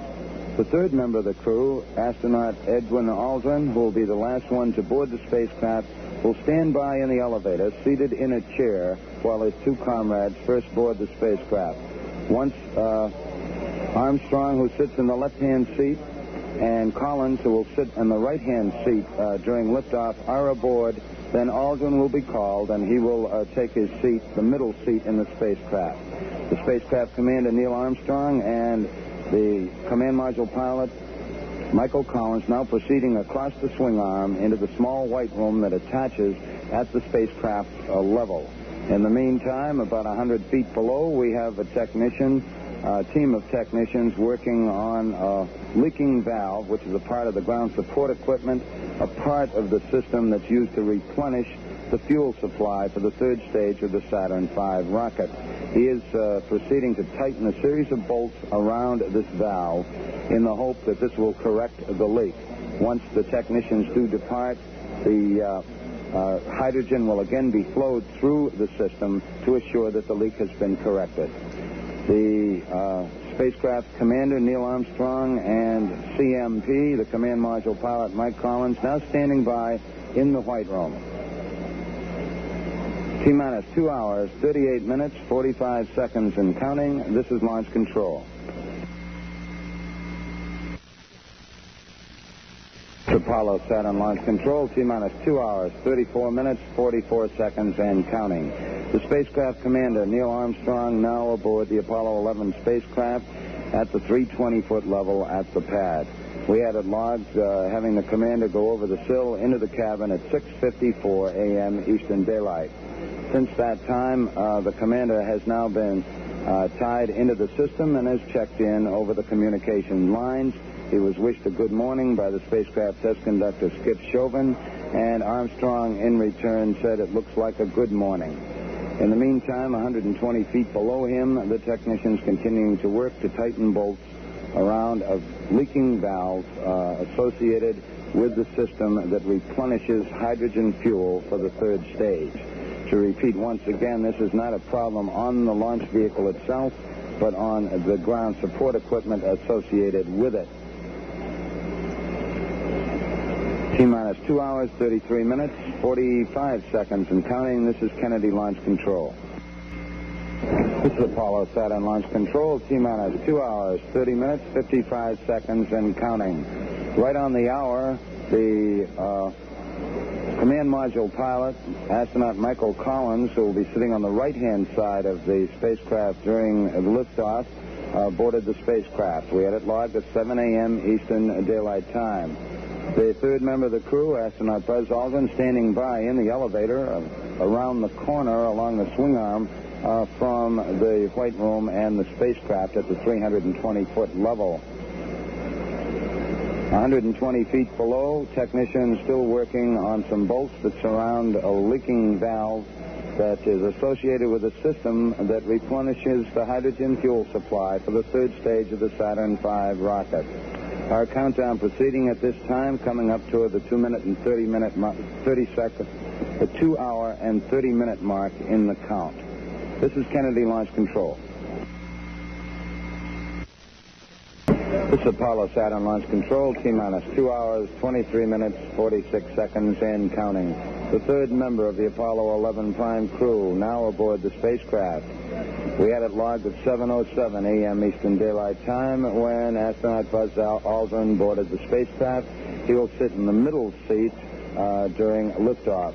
As lunar module pilot, his normal position would be on the right-hand side. However, due to crew preference, we have the commander, of course, Neil Armstrong, sitting on the left-hand side, the lunar module pilot for the overall flight, Buzz Aldrin, sitting in the middle seat, and the command module pilot, Mike Collins, sitting on the right-hand seat at liftoff. Down below at the 200-foot level, our technicians still hard at work tightening bolts around a valve associated with the system that replenishes the hydrogen fuel for the third stage of the Saturn V launch vehicle. This is ground support equipment located on the tower at the pad at the 200-foot level. He continues to work at the 200-foot level as the crew in the White Room does the same with the three astronauts aboard. We actually have a fourth astronaut still aboard the spacecraft at this time, astronaut Fred Hayes, who is the backup command module pilot. He is in the lower equipment bay of the spacecraft, giving a helping hand to the three prime crewmen as they start to perform some of their preliminary checks here as we head down over the final 2.5 hours of the countdown. We're at T-minus 2 hours, 22 minutes, 11 seconds and counting. This is Kennedy Launch Control.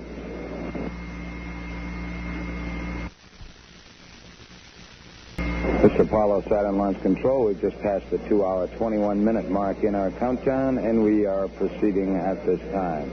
At the 320-foot level, all three astronauts now aboard the spacecraft. Just a few minutes ago, astronaut Buzz Aldrin came in and took the center seat to join Neil Armstrong on the left and Mike Collins on the right. These are the positions they will fly at liftoff. During the process of getting the astronauts checked into the spacecraft, communication cables must be attached to their suits. They also have to hook into the suit circuit system of the spacecraft that brings oxygen into their suits.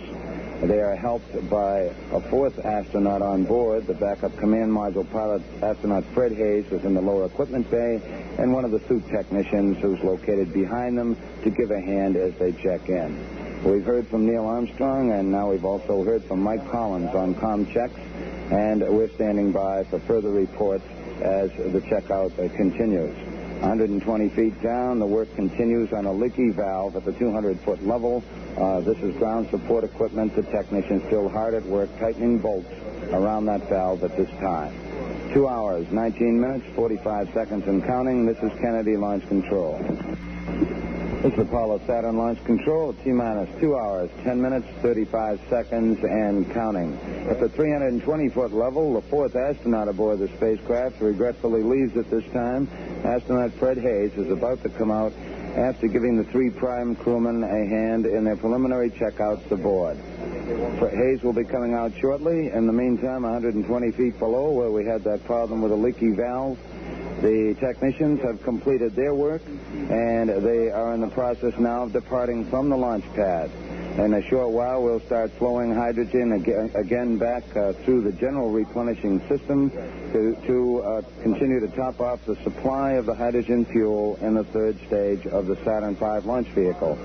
The spacecraft commander, Neil Armstrong, has completed a series of checks called Abort Advisory System checks. This is where certain key crewmen on the ground, members of the launch team, can send signals to the spacecraft commander in the spacecraft, light cues that would indicate difficulty during the flight in which he could take abort action if he determined that such action was necessary. These checks have been completed, and Neil Armstrong confirmed that the lights came on in the console in front of him, the panel in front of him, as these lights were operated from the ground here in the Launch Control Center.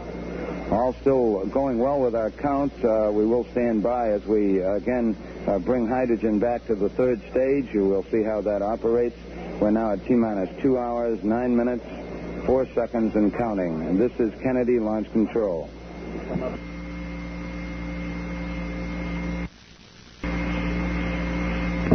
This is Apollo Saturn Launch Control, T-minus 2 hours, 7 minutes and counting. At this time, we're just in the process of closing the hatch on the Apollo 11 spacecraft. Several of the closeout crew shook hands with the astronauts and then proceeded to close the hatch on direction from the spacecraft test conductor, Skip Chauvin. We had it logged as the hatch being closed and tightened, still being tightened right at this time, which is 25 minutes past the hour. Once the hatch is closed, we will start a cabin purge to condition the cabin inside. The three astronauts, of course, are on pure oxygen in their spacesuits on the suit circuit. We will produce a cabin atmosphere in the spacecraft of a 60-40 combination, 60% oxygen and 40% nitrogen. This is the atmosphere used for liftoff. Once that is accomplished, the closeout crew will be ready to put the boost protective cover on the hatch and continue with their closeout. The hatch being closed at this time, we are proceeding. We'll stand by to see how our hydrogen condition is as far as replenishing the hydrogen fuel supply with the third stage of the Saturn V. 2 hours, 5 minutes, 50 seconds and counting. This is Kennedy Launch Control.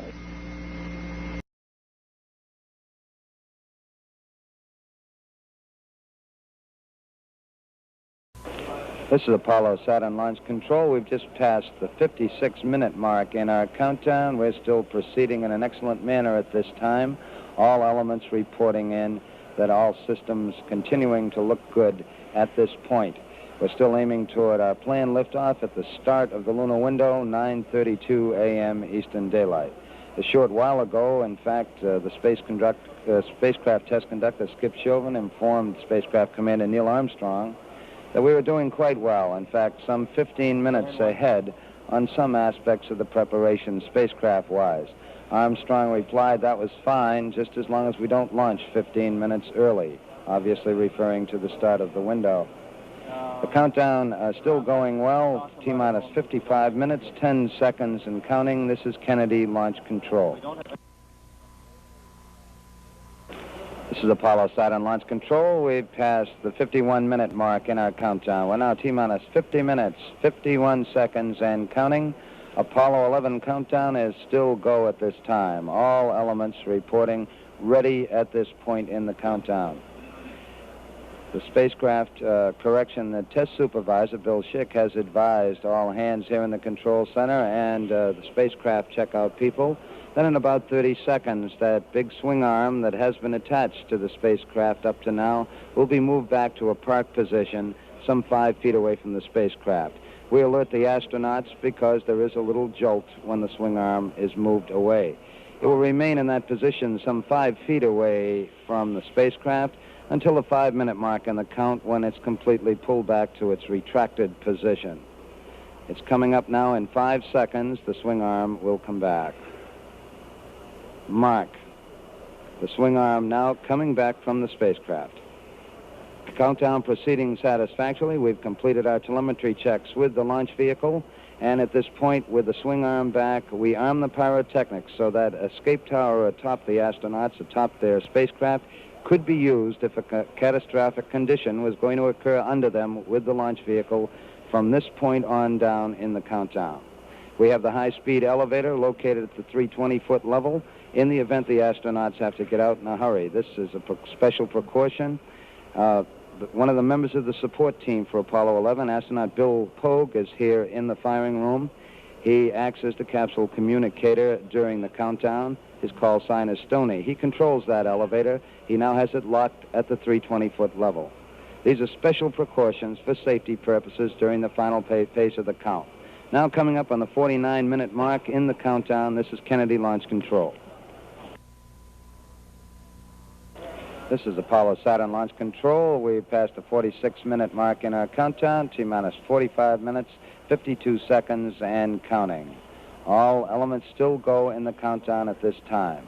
The hard worker in the spacecraft at this point in the countdown, astronaut Buzz Aldrin in the middle seat. He's been working with the spacecraft test conductor on setting up proper switch settings in preparation for pressurizing their reaction control system. These are these big thrusters on the side of the service module. There's actually 16 of them in 4 quadrants around the service module. They are used for maneuvers in space. We pressurize that system before liftoff. That particular operation will be coming up in some 5 minutes or so. In preparation for it, Buzz Aldrin, who has most of the switches in front of him, has been preparing for that particular event. The launch vehicle people keeping an eye on the status of the various propellants aboard the Saturn V launch vehicle. Just at liftoff, we will have a vehicle weighing close to 6.5 million pounds on the launch pad. There's more than 1 million gallons of propellants aboard the 3 stages of the Saturn V. The reports here in the control center are the propellants are stable. We did take a look a little while ago at the RP-1, the high-grade kerosene fuel that's used in the first stage of the Saturn V, to make sure it was at its proper level. We keep an eye on these various aspects throughout the count and use the aid of computers to keep an overall look on general status. We're now at T-minus 44 minutes, 21 seconds and counting. This is Kennedy Launch Control.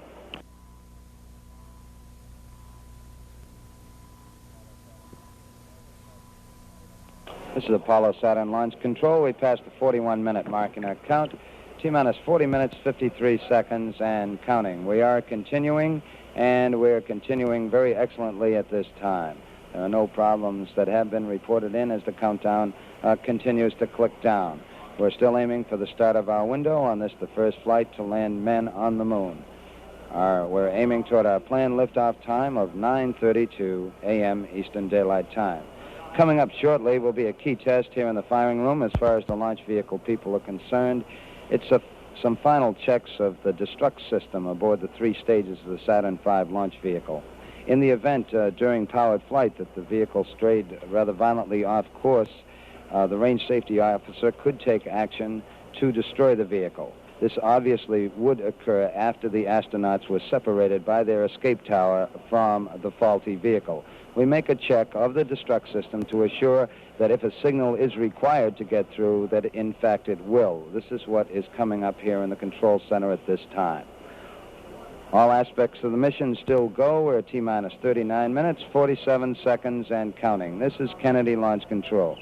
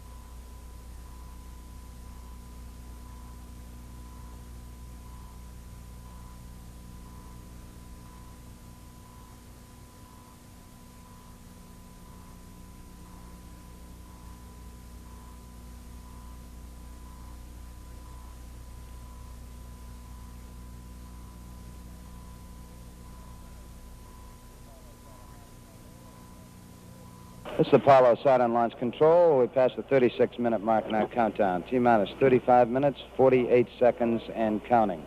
We've completed those range safety command checks, all still going well with the countdown.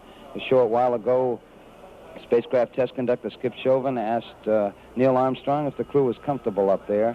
And Neil reported back. He said, we're very comfortable. It's very nice this morning. For a status report, we'll now switch to Mission Control, Houston. This is Apollo Mission Control.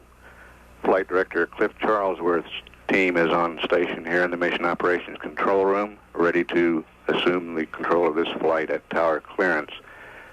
There is a possibility that Apollo 11 will check out the command module color TV camera during the first Earth revolution while in contact with the Goldstone station.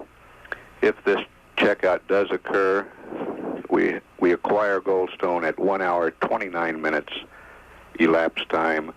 We have loss of signal at 1 hour 33 minutes 50 seconds elapsed time. This TV camera checkout is a possibility. This is Mission Control, Houston.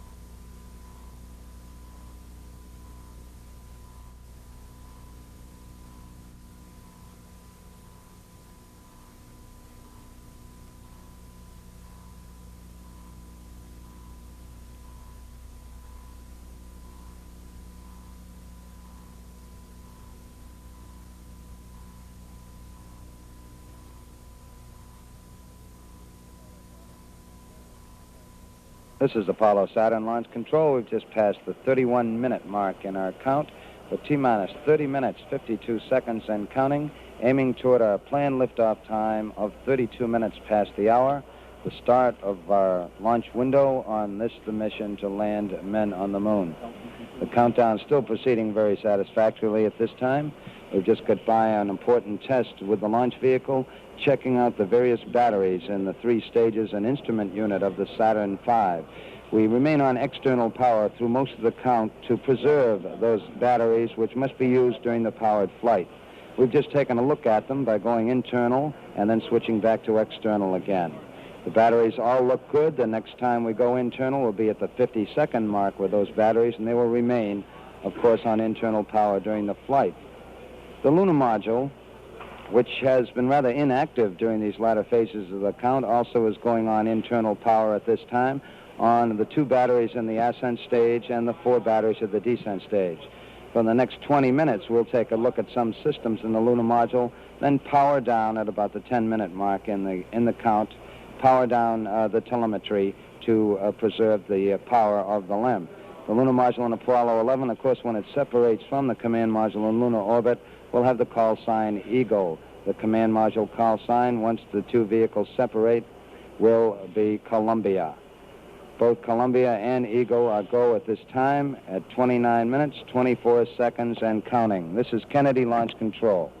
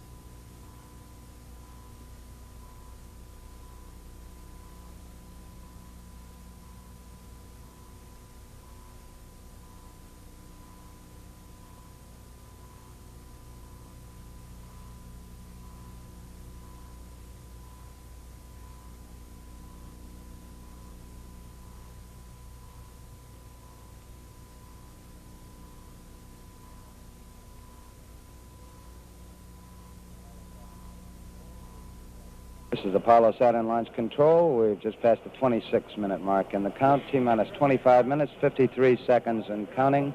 Still proceeding very satisfactorily. At this time, spacecraft test conductor Skip Chauvin working with astronaut Buzz Aldrin in the middle seat, covering the final pressurization of the reaction control system for the spacecraft. These are those big thrusters on the side of the service module that are used for maneuvers in space. Each one of these thrusters is capable of 100 pounds of thrust. There are 16 of them located in 4 quadrants around the service module. We pressurized the system with helium prior to launch to make sure that all will be in readiness for use in space. The countdown still proceeding satisfactorily. It picked up at the T-minus 9-hour mark at 11 p.m. Eastern Daylight last evening. We've just had 2 comparatively minor problems since that time. The major portion of the countdown during the early morning hours, some 5 hours of work was taken to load the various propellants aboard the stages of the Saturn V launch vehicle. As we came into the count this morning, we did already have the fuel aboard the first stage, but it was necessary to bring the liquid oxygen aboard all 3 stages and the liquid hydrogen fuel aboard the second and third stages. Close to 750,000 gallons of propellants were loaded during these 5 hours. Following that, the astronauts, the prime crew, were awakened at 4:15 a.m. Eastern Daylight as planned in their countdown and proceeded to have a physical examination in which they were declared flight ready. They sat down for the normal astronaut fare on launch day. As far as breakfast is concerned, orange juice, steak, scrambled eggs, toast, and coffee. The three pilots were joined by two of their colleagues at breakfast, Director of Flight Crew Operations Deke Slayton, and the backup command module pilot, Bill Anders, who has been named the Executive Secretary of the National Aeronautics and Space Council. The astronauts departed from their crew quarters after checking out their suits. They departed from the crew quarters at 6:27 a.m., and some 27 minutes later, 8 miles away from the crew quarters at the Kennedy Space Center, atop the launch pad at Complex 39, 6:54 a.m., the commander, astronaut Neil Armstrong, was the first to board the spacecraft. He was followed about 5 minutes later by Mike Collins, and finally Buzz Aldrin, the man who's sitting in the middle seat during liftoff, was the third astronaut to come aboard. Two minor problems have been encountered during the count. Early in the count, a malfunction light came on here in the control center, indicating that we might have a communication problem at the launch pad. Nothing to do with the spacecraft, but it indicated we possibly might not be able to talk to some key technicians we had at the pad. The problem turned out to be very minor. A simple adjustment of some equipment beneath the pad remedied the problem. There was no, in fact, no equipment problem involved. The second problem, we did encounter a leaky valve in part of the equipment that's used to replenish the hydrogen fuel supply on the third stage of the Saturn V launch vehicle. A team of technicians were sent out to the launch pad at about the time the astronauts were traveling to the pad. They tightened some bolts, and we were able to bypass this valve and proceed with our countdown. The weather is certainly go. It's a beautiful morning for a launch to the moon. We expect a temperature of about 85 degrees in the Kennedy Space Center area. The wind's about 10 knots from the southeast. And the weather conditions in the round-the-world track, according to reports from the Manned Spaceflight Meteorology Group, indicate all weather conditions are acceptable for launch. That's our general status. We've just passed the 22-minute mark in the count, 21 minutes, 55 seconds, and counting. This is Kennedy Launch Control.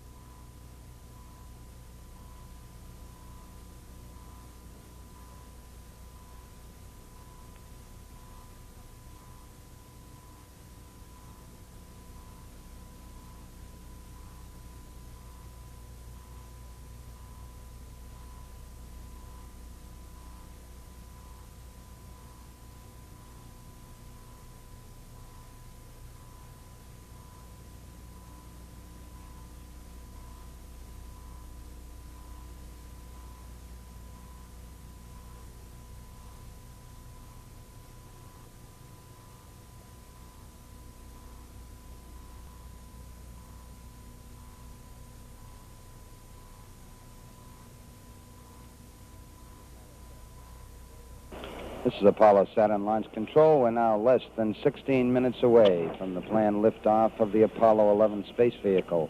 All still going well with the countdown at this time. The astronauts aboard the spacecraft have had a little chance to rest over the last few minutes or so. At least they haven't been busy with procedures with the spacecraft test conductor. In the meantime, we have been performing final checks on the tracking beacons in the instrument unit, which is used as the guidance system during the powered phase of flight. Once we get down to the 3-minute and 10-second mark in the countdown, we'll go on an automatic sequence. As far as the launch vehicle is concerned, all aspects from there on down will be automatic, run by the ground master computer here in the firing room. This will lead up to the 8.9-minute mark in the countdown, when the ignition sequence will begin in those 5 engines of the first stage, the S1C stage of the Saturn V. At the 2-second mark, we'll get information and a signal that all engines are running, and at the 0 mark in the countdown, once we get the commit signal, the signal that says that the thrust is proper and acceptable, we then will get a commit and liftoff as the hold-down arms release the vehicle. We have some 7.6 million pounds of thrust pushing the vehicle upward, a vehicle that weighs close to 6.5 million pounds. We're now 14 minutes, 30 seconds and counting. This is Kennedy Launch Control.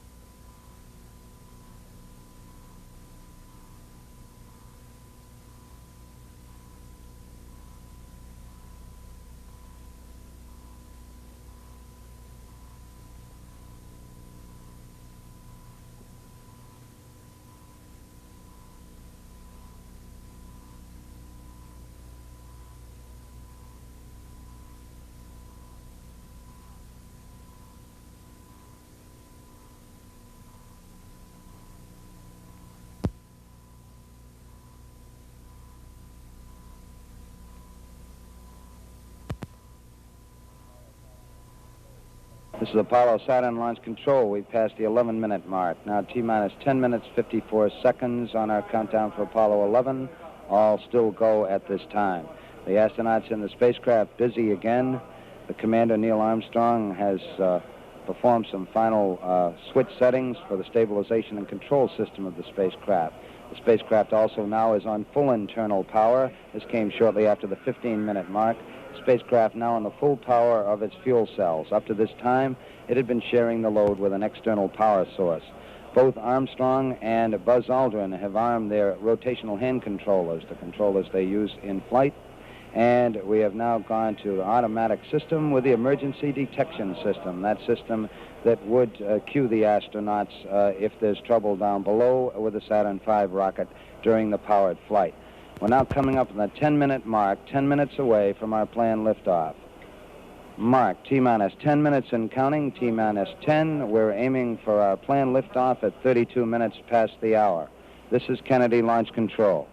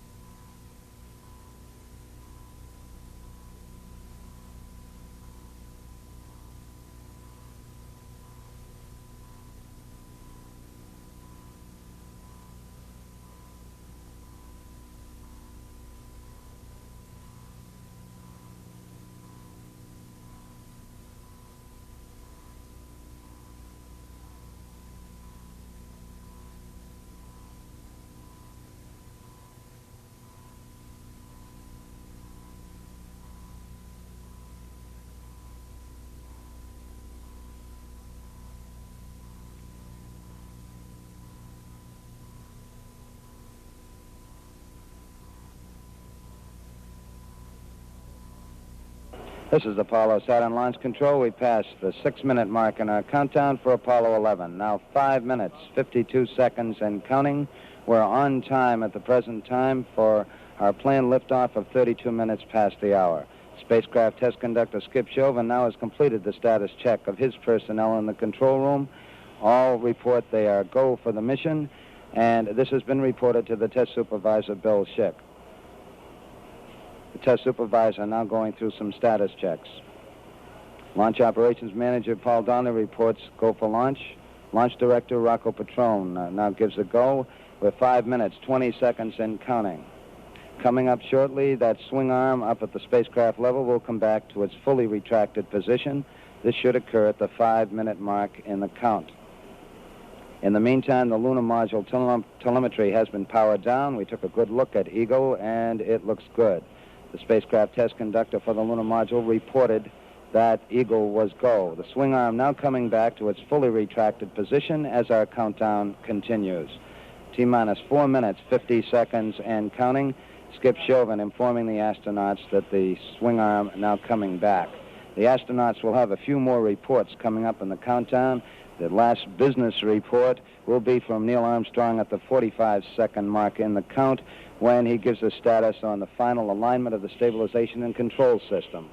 We're now passing the 4-minute, 30-second mark in the countdown. Still go at this time.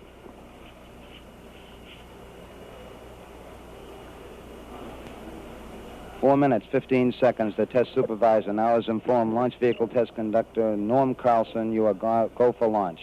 From this time down, Carlson handles the countdown as the launch vehicle begins to build up. We're now hitting the 4-minute mark. 4 minutes and counting. We are go for Apollo 11.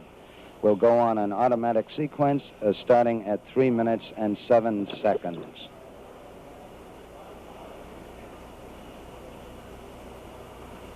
3 minutes, 45 seconds and counting. And the final abort checks between several key members of the crew here in the control center and the astronauts. Launch operations manager Paul Donnelly wished the crew on the launch team's behalf good luck and Godspeed. 3 minutes, 25 seconds and counting. We're still go at this time. We'll be coming up in the automatic sequence about 10 or 15 seconds from this time. All still go at this time. Neil Armstrong reported back when he received the good wishes. Thank you very much. We know it will be a good flight. Firing command coming in now. We are on the automatic sequence. We're approaching the 3-minute mark in the count.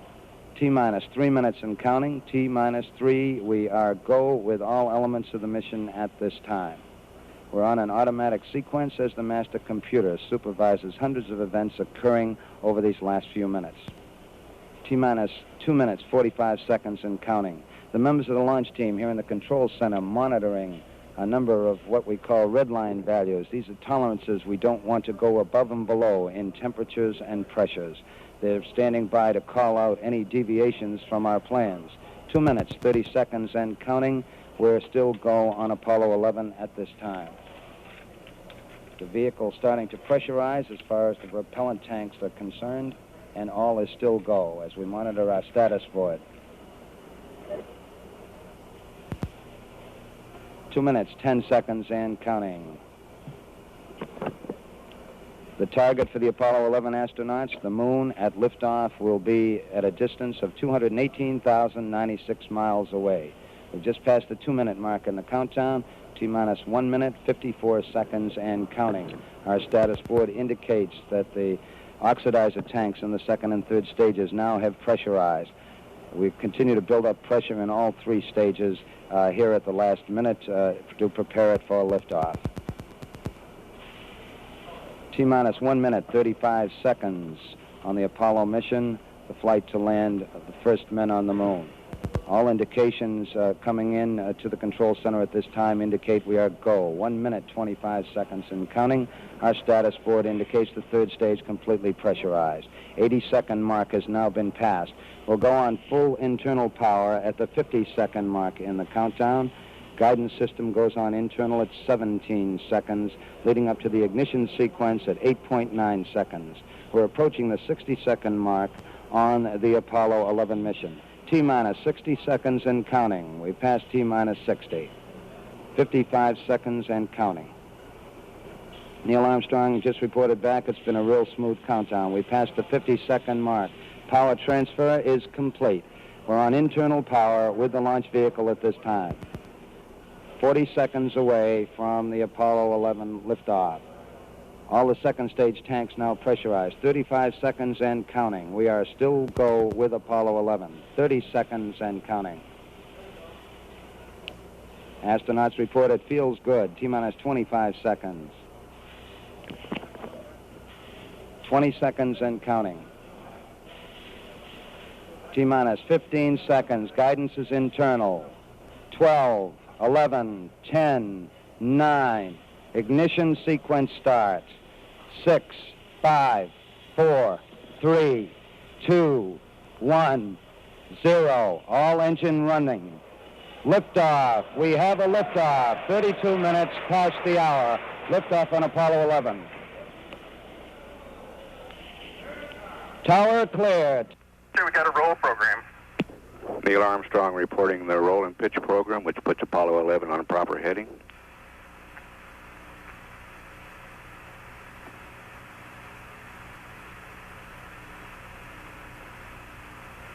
Plus 30 seconds. Roll's complete and the pitch is programming.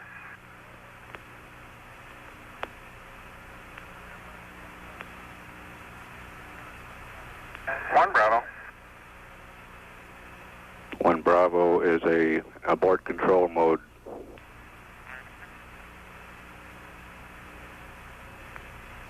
Altitude's 2 miles.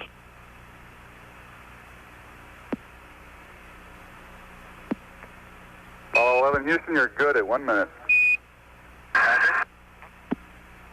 Downrange 1 mile, altitude 4 miles now.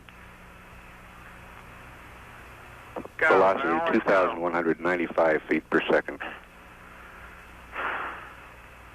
Start model pressure red line is lit. I don't... Where? Yeah, it don't make a difference. No difference. Okay, let's punch them out. Everything is go, Ralph. We're through the region of maximum dynamic pressure now. Yeah, everything looks good here. We're at 1350 on the start bottle. Set 8 miles downrange, 12 miles high. Velocity 4,000 feet per second. Stand by for mode 1 Charlie. Mark, mode 1 Charlie. 1 Charlie. Cliff Charlesworth taking a staging status. This is Houston, you are go for staging.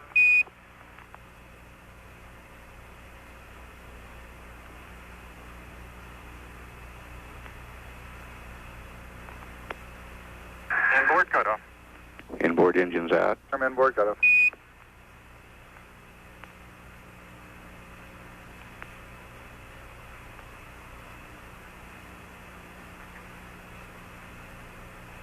Downrange 35 miles, 30 miles high. Standing by for the outboard engine cut down now.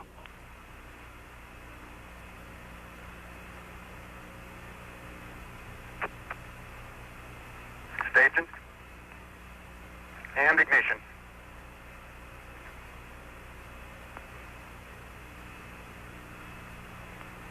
S4B is go. 11 Houston, thrust is go. All engines, you're looking good. Roger, you're loud and clear, Houston. At 3 minutes, downrange 70 miles, 43 miles high, velocity 9,300 feet per second. All the second stage tanks now pressurized. 35 seconds and counting. We are still go with Apollo 11. 30 seconds and counting. Astronauts report it feels good. T-minus 25 seconds. 20 seconds and counting. T-minus 15 seconds. Guidance is internal. 12, 11, 10, 9. Ignition sequence starts. 6, 5, 4, 3, 2, 1, 0. All engine running. Liftoff. We have a liftoff. 32 minutes past the hour. Liftoff on Apollo 11. cleared. So we got a roll program. Neil Armstrong reporting the roll and pitch program, which puts Apollo 11 on proper heading.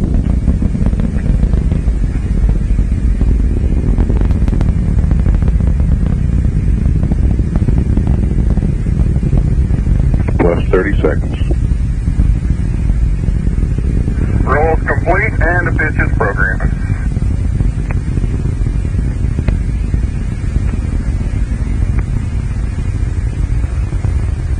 One Bravo. One Bravo is a abort control mode. Ignition sequence start. 6, 5, 4, 3, 2, 1, 0.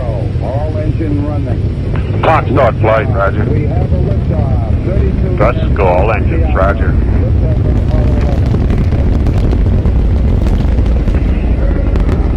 Flight Fido, go with the IP. Roger, IP. Neil Armstrong reporting the roll and pitch program, which puts Apollo 11 on proper heading.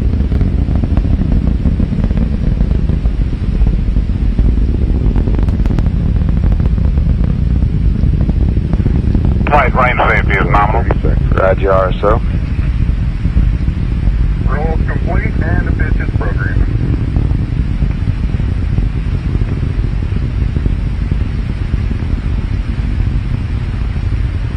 One Bravo. Flight range safety is in the water. Roger, RSO. Roger.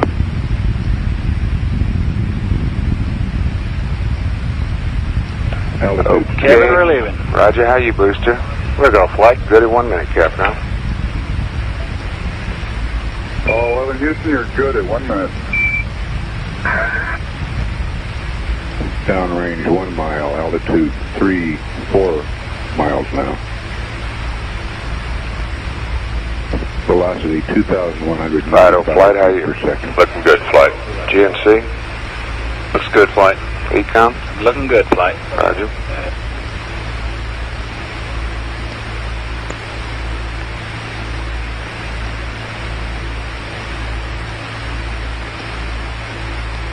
We're through the region of maximum. Booster flight, how you? We'll go flight. Surgeon?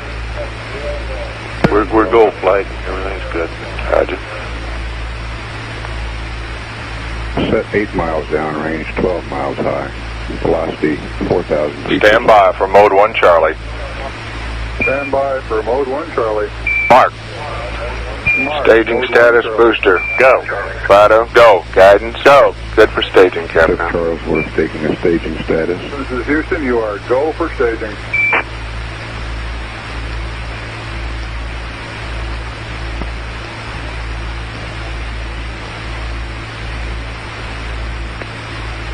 Inboard cutoff. Inboard engines out. And then Confirm inboard. Roger.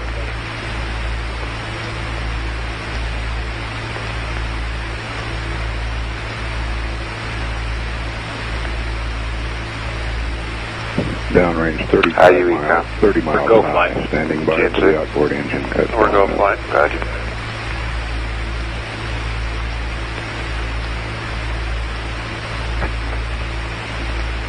Staging. And ignition. Cut off. Ignition. Roger. Trajectory verify. Roger. Thrusters go all engines. Looks good, Capcom. 11 Houston, thrusters go all engines, you're looking good. Roger, you're loud and clear, Houston.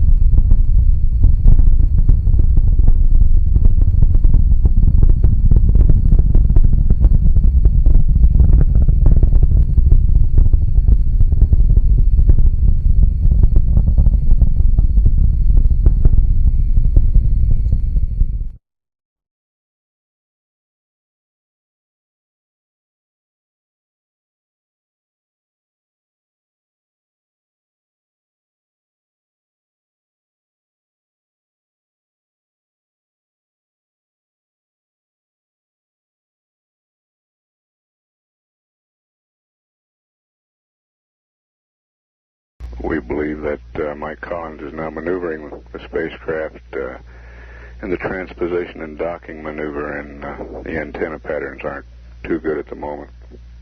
So we have a weak signal strength.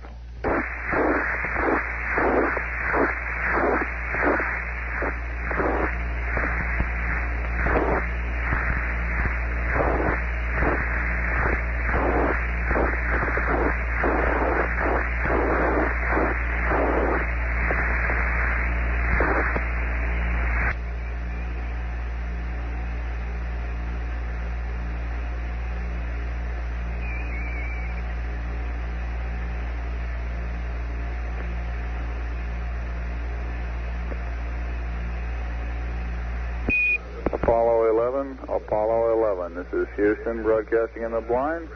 Request Omni Bravo. If you read us, request Omni Bravo. Out.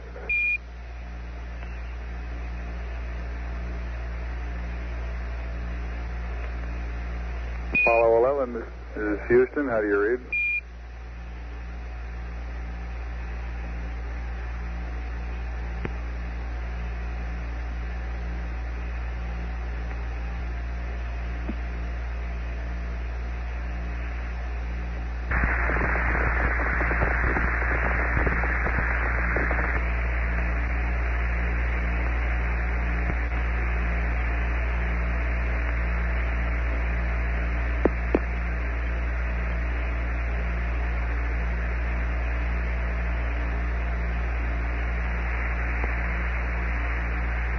Goldstone still showing weak signal strength. Apollo 11, this is Houston. How do you read? Over.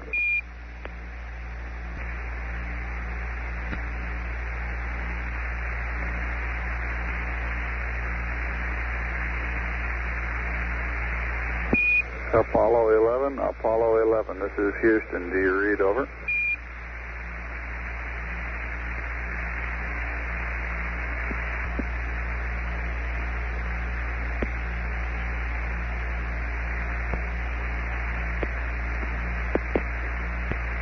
Apollo 11, this is Houston. Radio check, over.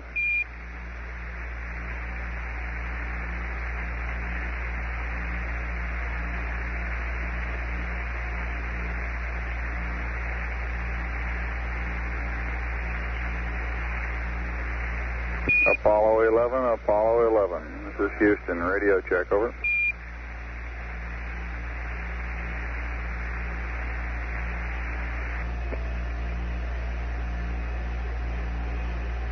Apollo 11, this is Houston. Radio check, over. Roger, we're copying you about 5 by 2, very weak. Can you give us a status report, please?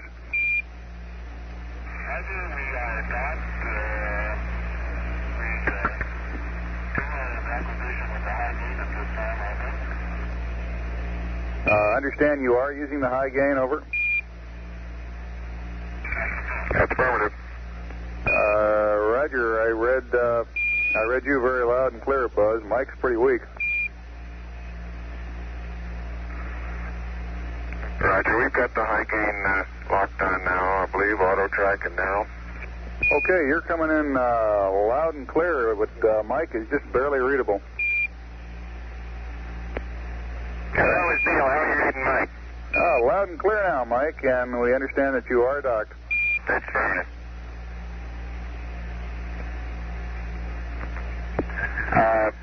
Houston, CDR, how do you read just 11 CDR, loud and clear, Neil. Okay.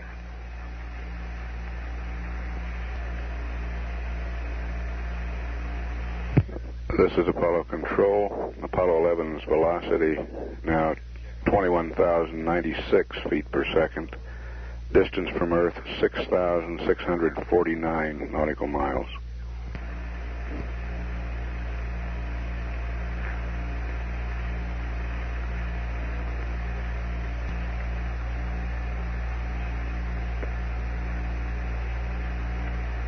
All right, 11, this is Houston, over.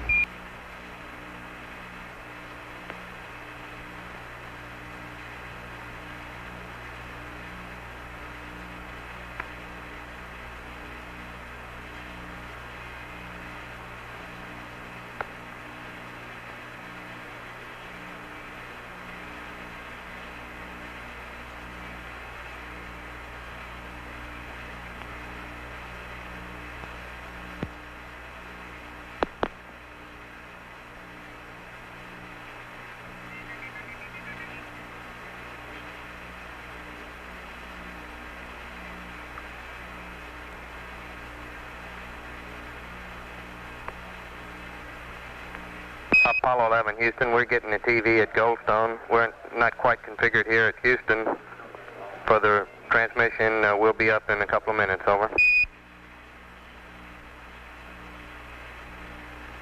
Right, this is just for free. This isn't what we had in mind. Roger.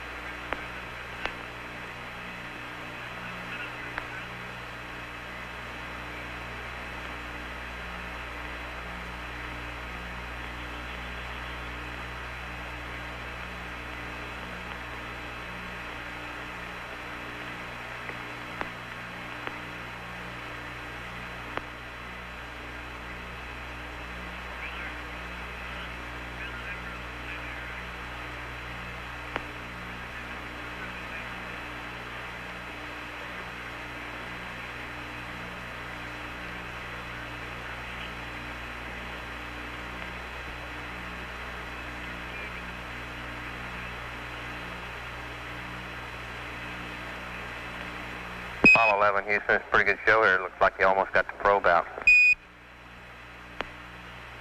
Yeah, it's smooth now. Can you see that? Roger, Neil's really good. Not much light up in that area, but apparently the TV says they will pick it up. There are some bright spots shining on the probe, apparently sun shafting on it, that just gives just about enough for us to make it out, over. I think those are the tunnel lights. Oh, okay. You're right.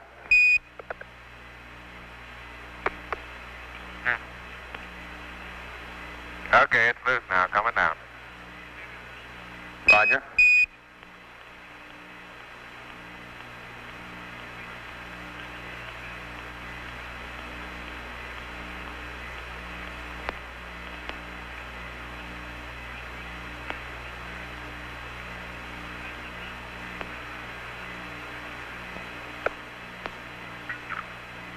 Looks like it's a little bit easier than doing that in the chamber. You bet. It's the only way to take it easy. It's pretty massive, but it goes where you direct it.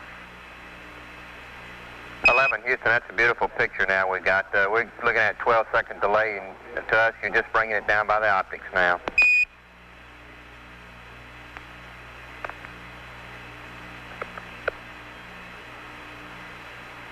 Mike must have done a smooth job in that dock, and there isn't a dent or a mark on the probe. Raj.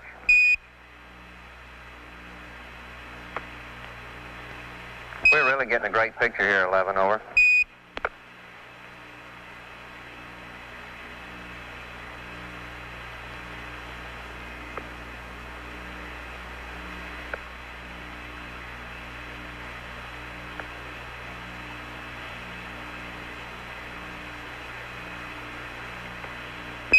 Houston, with a 12-foot cable, we estimate you should have about 5 to 6 feet excess when you get the camera into the limb, over. Roger. We can see the probe now. A correction to drove. Roger.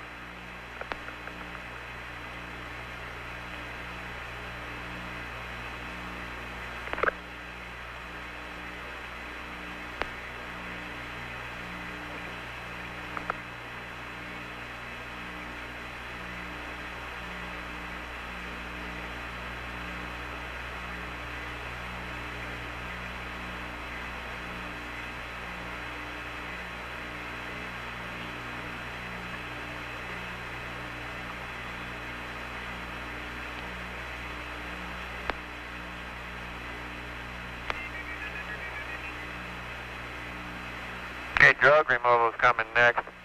Roger. As we suspected.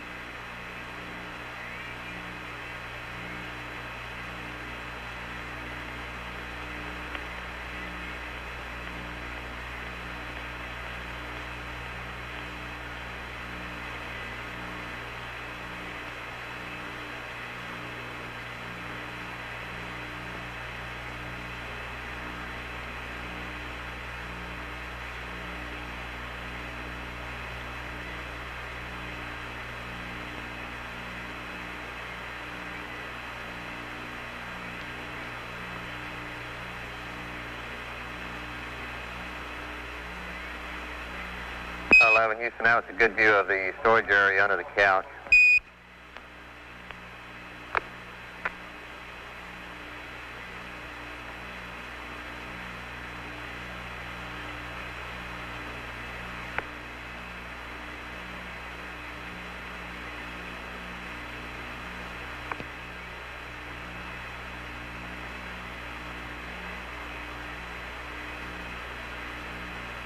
Houston, looks like it's pretty crowded in there with that drogue, over. Oh, it's not really bad. This TV cable's getting in the way.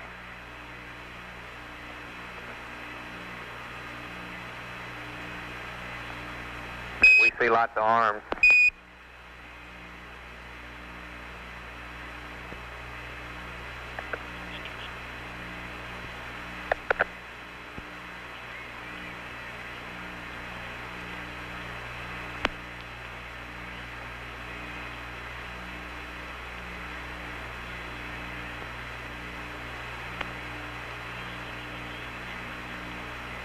Only problem, Charlie, is these TV stagehands don't know where to stand.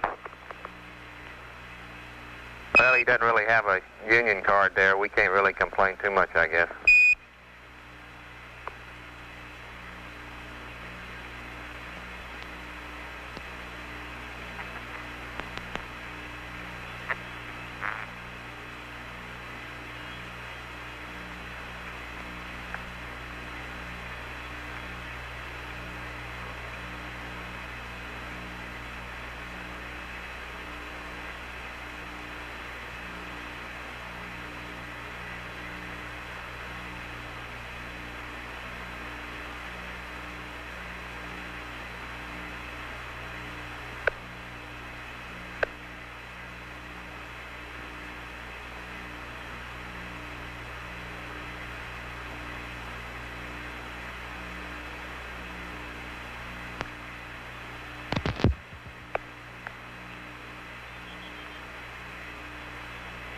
Apollo 11, Houston, do you have a little white dot in the bottom of your monitor, on TV monitor, over? Roger, we do. Roger, I guess part of the camera's been burned out down there. These are really beautiful pictures now, Buzz, over. Real clear.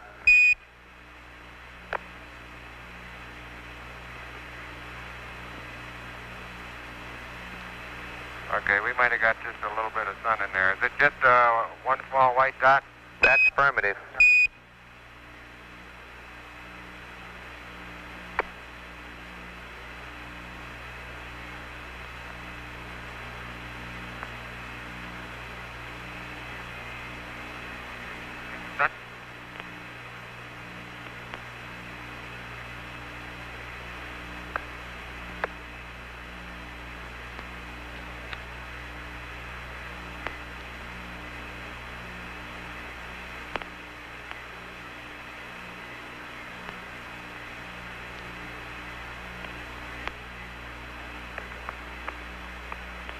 We've been up in the tunnel checking the roll angle, Charlie, and it's 2.05 degrees.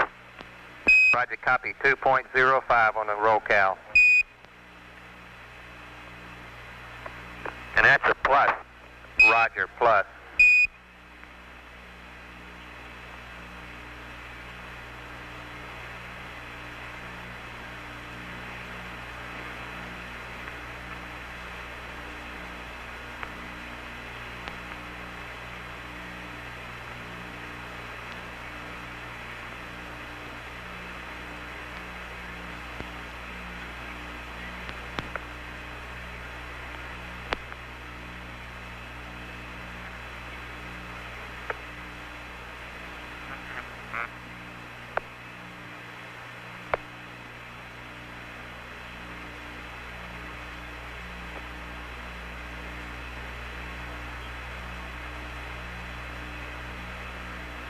Houston, the tunnel looks pretty clear to us. Somebody going up there now. Over. It's Max checking his connectors up there now. Roger.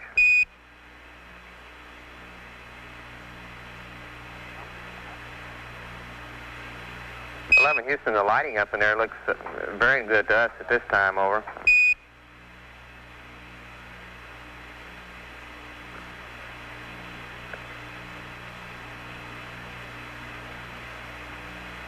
I think that's mostly the camera. It's subdued, to say the least. Roger, it's gathering pretty well to us. We see everything quite clearly up in there.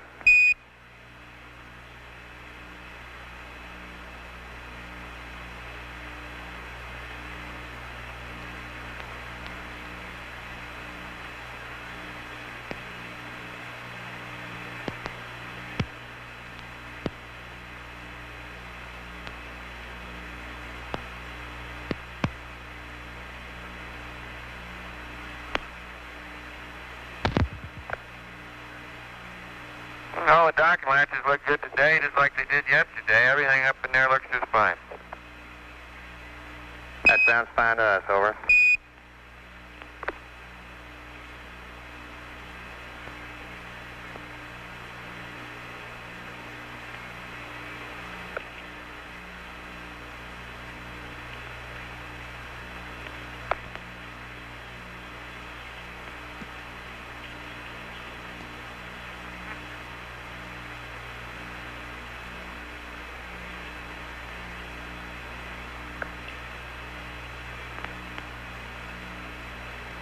Houston, we can even read the decals up there on the LEM hatch. Let me zoom it up and see how much you can read. Okay.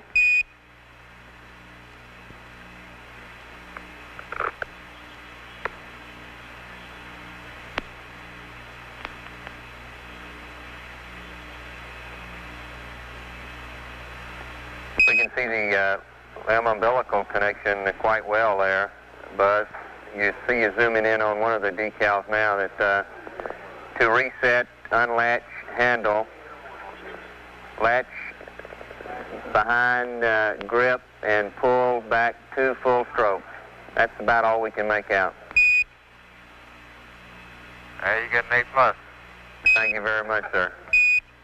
At least I passed my eye test.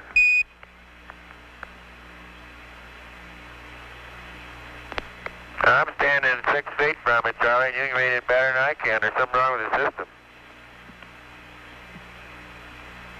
Roger.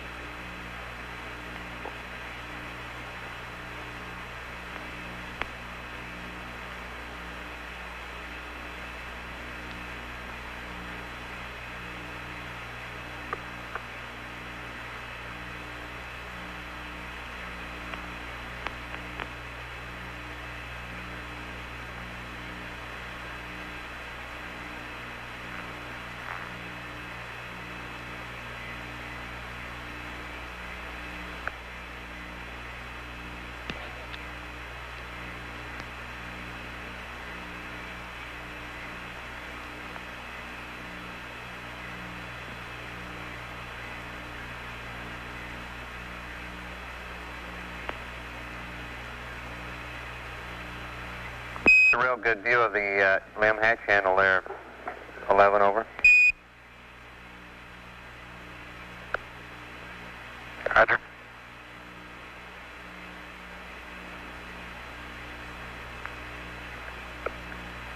Looks like we'll be ready to go into the LEM early, if that's okay with y'all down there. Roger, it's fine with us, Neil. Go ahead anytime you wish, over.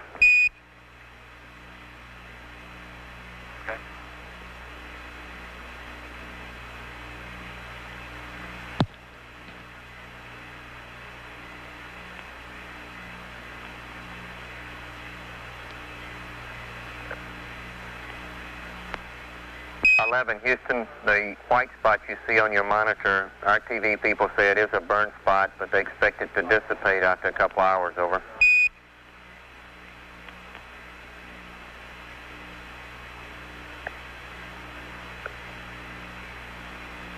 Roger, thank you.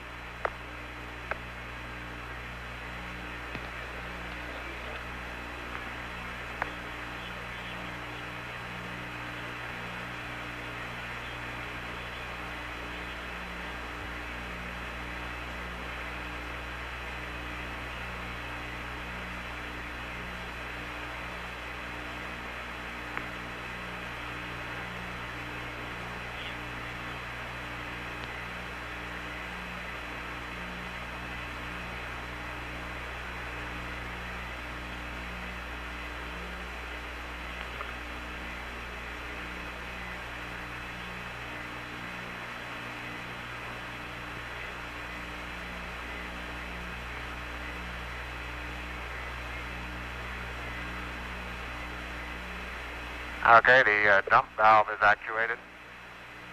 Roger, copy, 11. We see that very clearly. Is that U-bus with your hand on it? Yeah. Roger.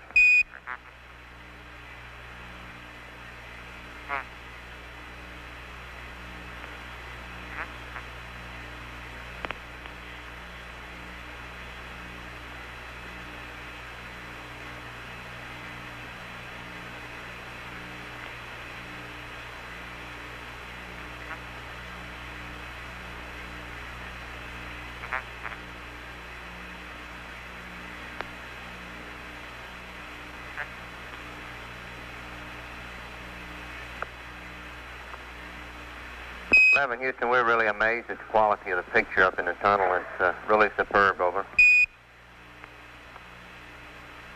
It is, considering the amount of light up in there. Roger, we're about to open the hatch now. Roger.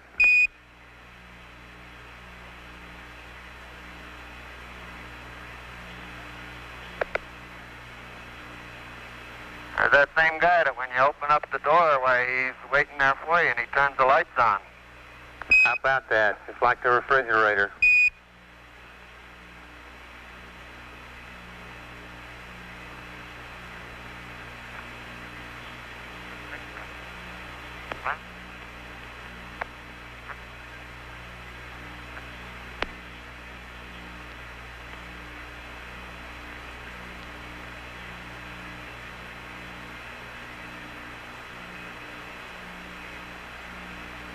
Buzz, the view in through by your left shoulder there is good. We can see the acid engine cover, the Velcro on it, and that's about all we can make out right now.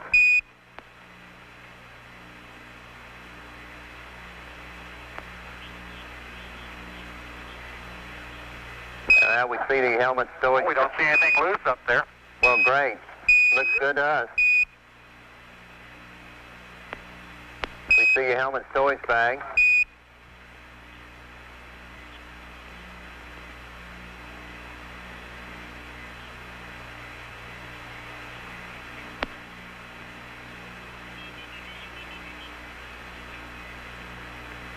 And 11 Houston, we got a view of the Bliss there off the right of our screen.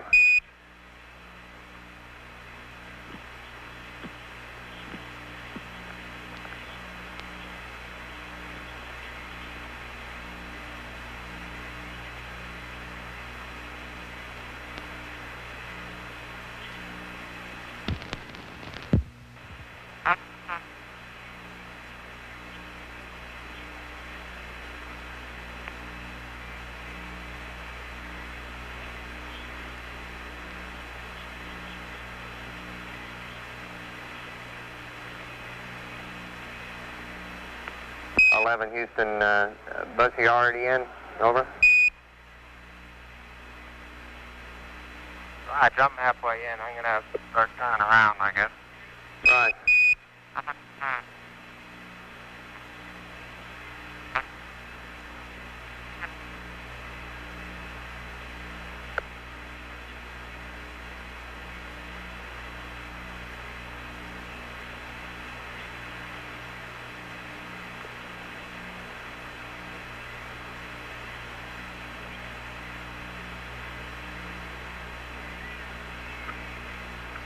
Apollo 11, Houston, we'd like you to read out the LCG reservoir site level, over.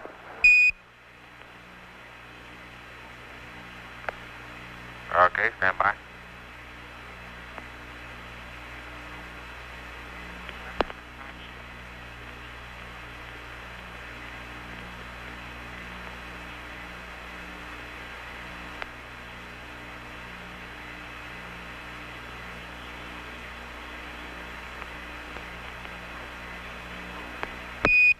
At 11, we have a good view of the window there. It looks like the sun's apparently coming through the shade. Yeah, I'm afraid it's we're just about plus Z right toward the sun. That's affirmative. This attitude put both windows right towards the sun for the limb, over. Well, that may be good in some respects.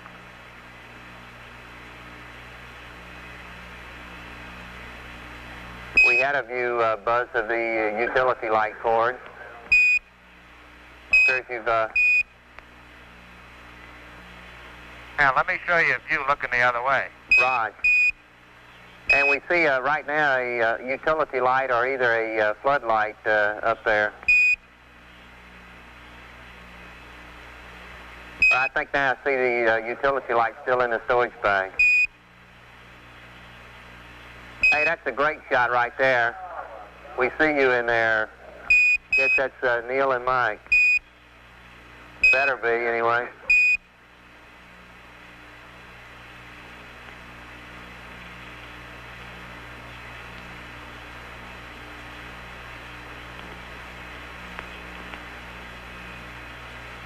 We see you waving.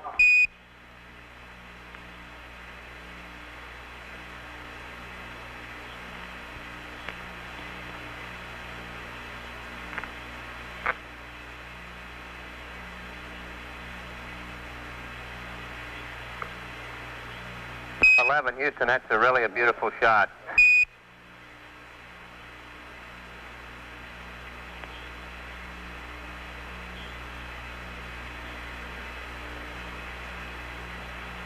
Houston, we didn't quite decipher that signal. It just came from the CMP.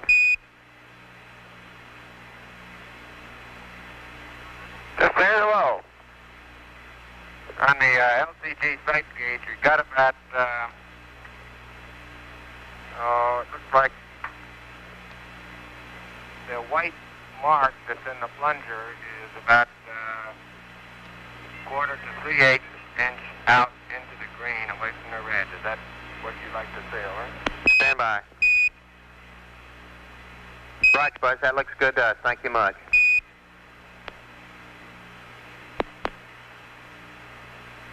It is the white index, is it not, that you're interested in comparing whether it's in the red or green?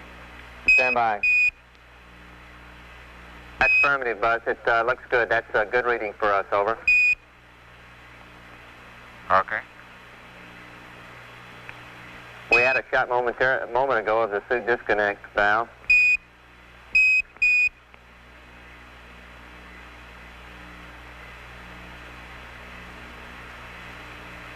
I'll open up the windows and see what the lighting conditions are going to be like.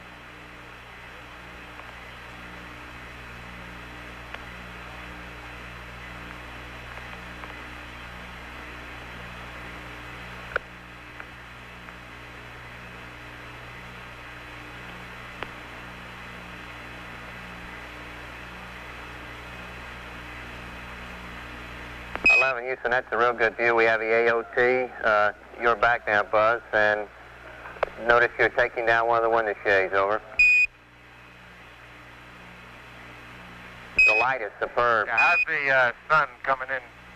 How's the sun coming in from this direction going to affect what you can see? It made it really super. The lighting is excellent in the limb right now. We can make out the AOT, the ISA, and the left-hand window is a little glare off of that, but the LMP side, with the shade down, it's really excellent, over.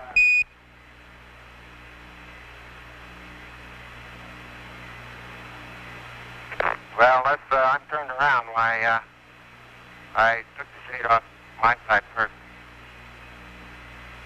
Roger, we copy. The light level for the TV is really excellent, over.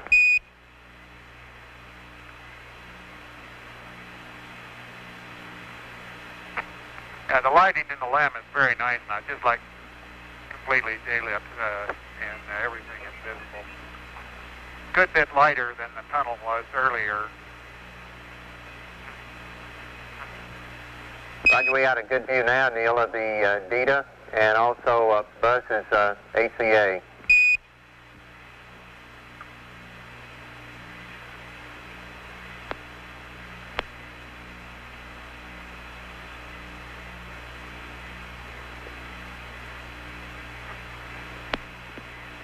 Hey, I'm pointed at the front hatch now. Everything seems to be in place down there. Roger. We got the dump valves in view, over.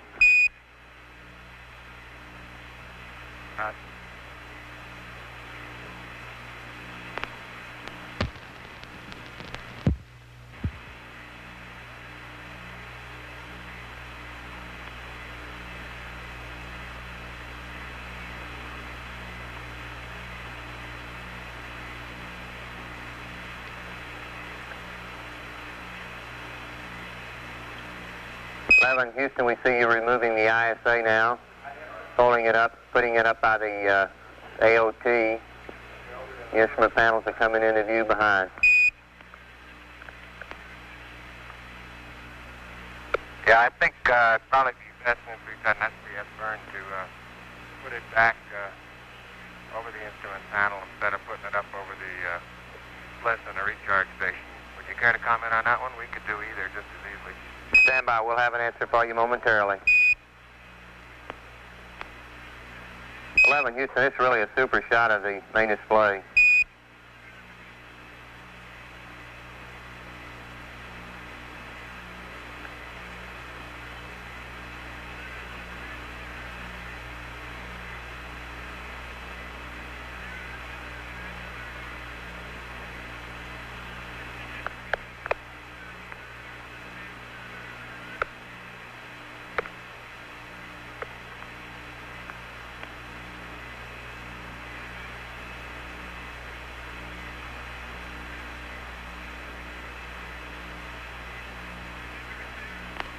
The vehicle is surprisingly free of any debris floating around. It's very clean.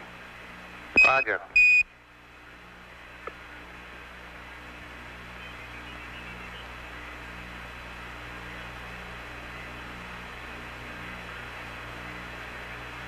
Houston, it's pretty hard to describe this view. It's really, really great. Now you know how we feel.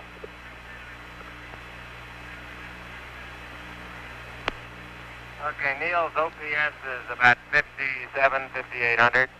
Copy. And mine's about 5,800 also. Copy.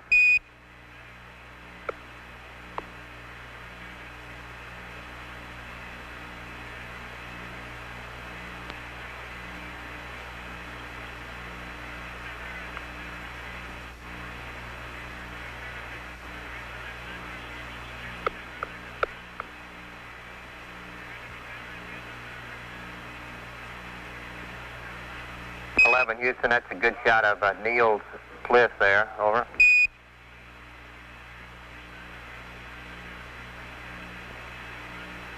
No, that's mine.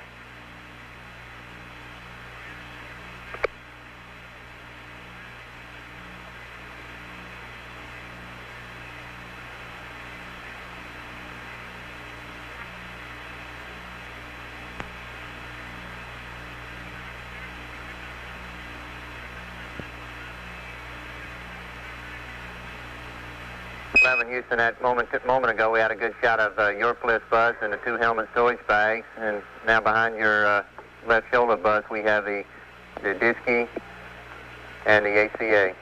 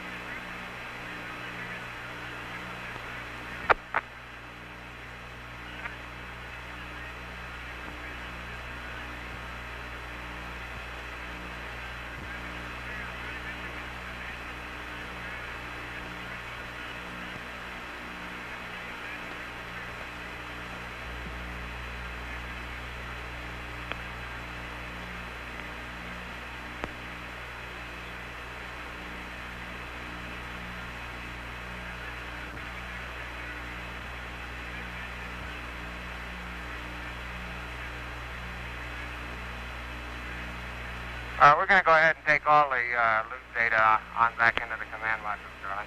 Roger.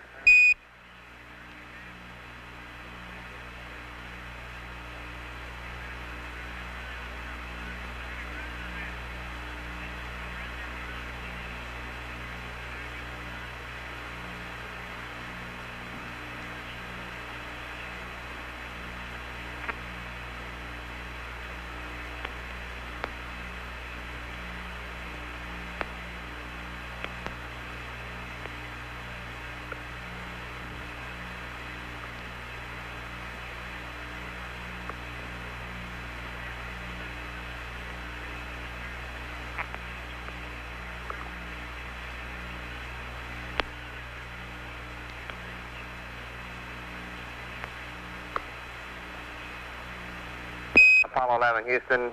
Buzz, it appears that you attempting to put on the sun filter and viewing the sun through the AOT, over. Yeah, unfortunately, it looks like it's down a little bit more towards plus 6 than I can be able to see in the AOT. Roger.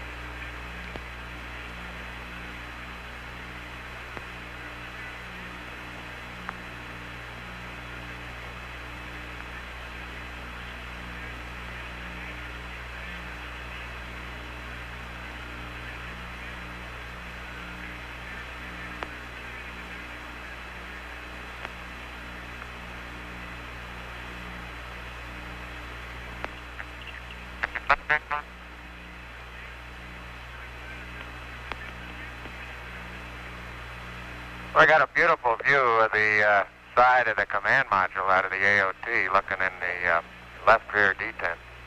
Right. I can see the hatch and all the EVA handrails. First time we've seen the silvery outside of the command module.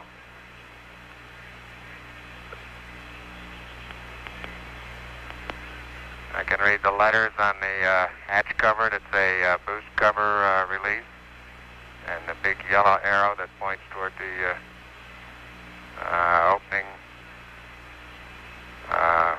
place where the tool B goes. Right.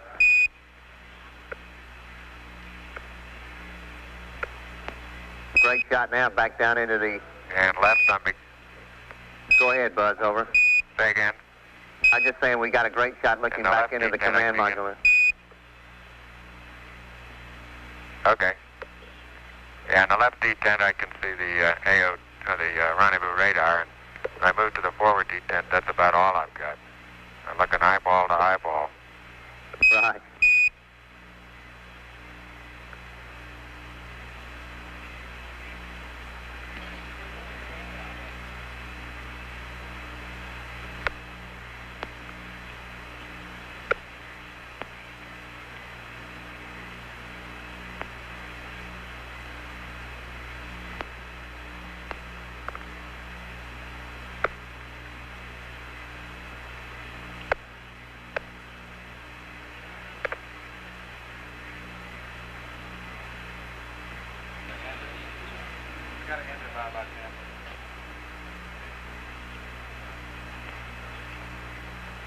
Charlie, is there any concern about the duration that we ought to have the window shades open? Stand by. We don't have any circulation in here, and might get a little on the warm side. Raj.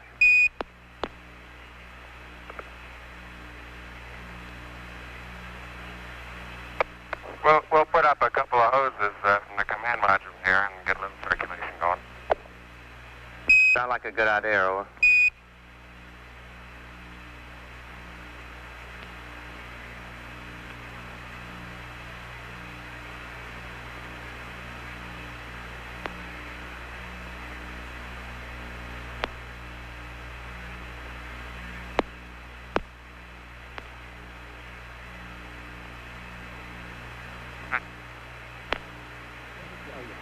Apollo 11, Houston, as far as the window shades go in the LEM, there's nothing except for crew comfort. I don't think we got any systems problems. Be sure to put them back up when you egress, over. We will do.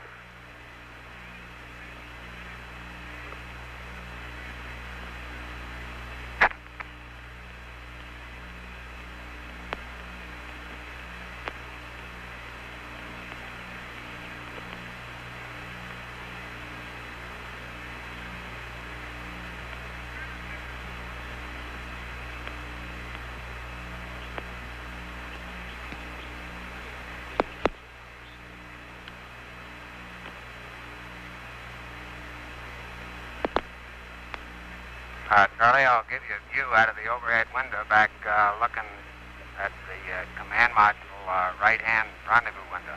Roger.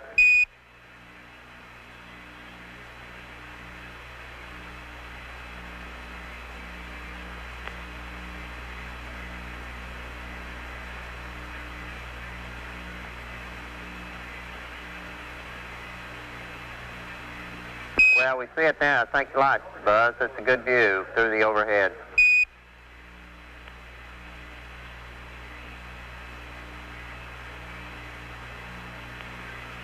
One washer on...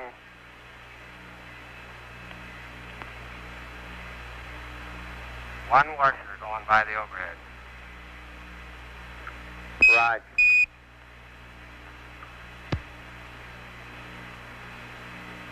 There we go. We got it now.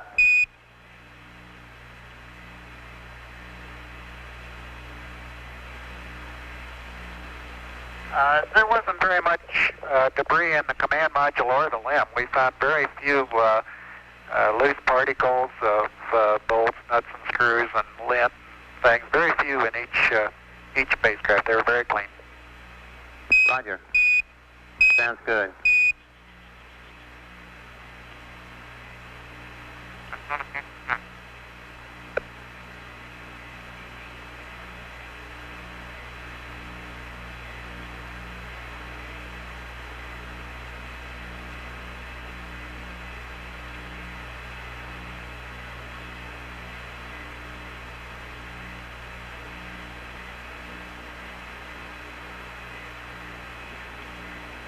Houston, we have a good view out of the rendezvous, the overhead window of the LEM. We don't see anybody staring back at us, though, over.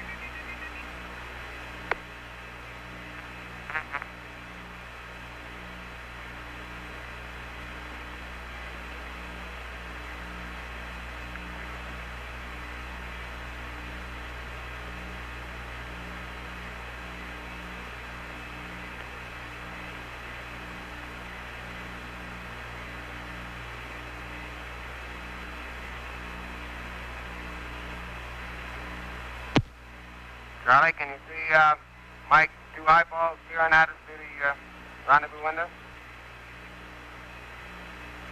11, Houston, stand by. We haven't picked him up yet.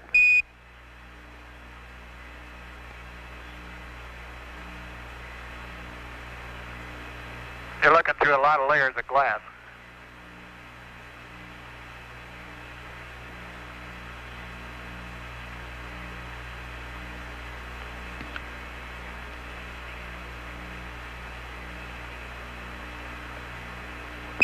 Houston, we had a slight glimpse of Mike in the rendezvous window at that time. It's pretty murky looking into there, though. Okay, here he is. I've got him on the monitor now. Right? Okay, we see him staring back at us now. Hello in there.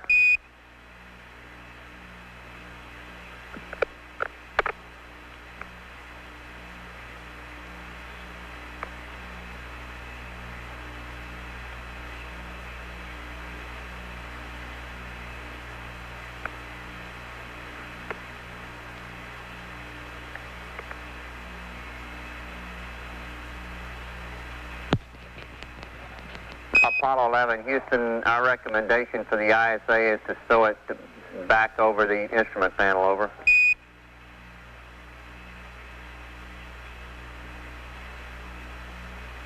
Right here, will do.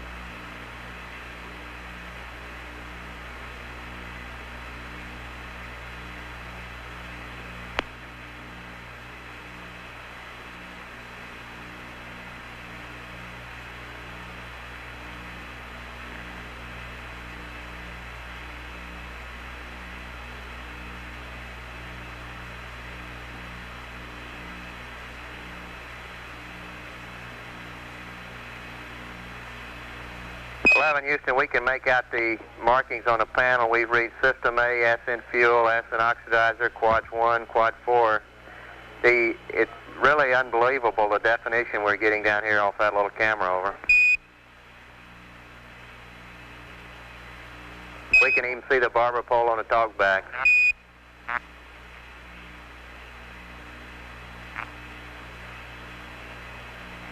We can read the markings on the instruments for the glycol pressure, quantity, PCO2.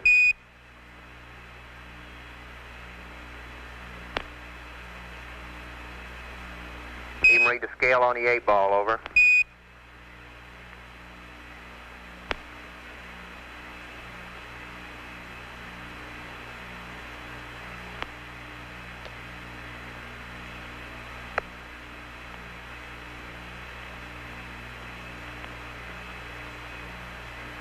Houston, we see the cross-feed barber pole, and we had the Velcro patches back up to the RCS systems now. We can see the markings on the meters, green and red bands, in limit.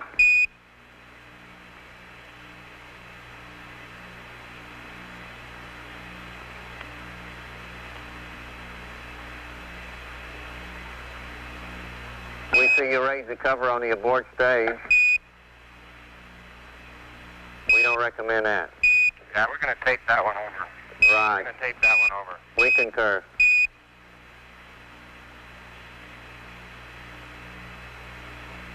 The restraints in here do a pretty good job of pulling my pants down.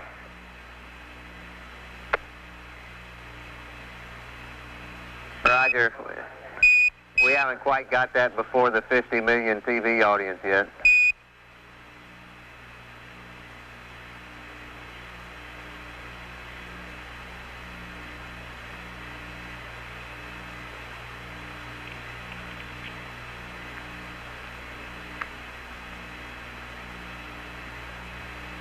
L11, Houston, that's a good view of the 8-ball. We see you can even read the off flag there.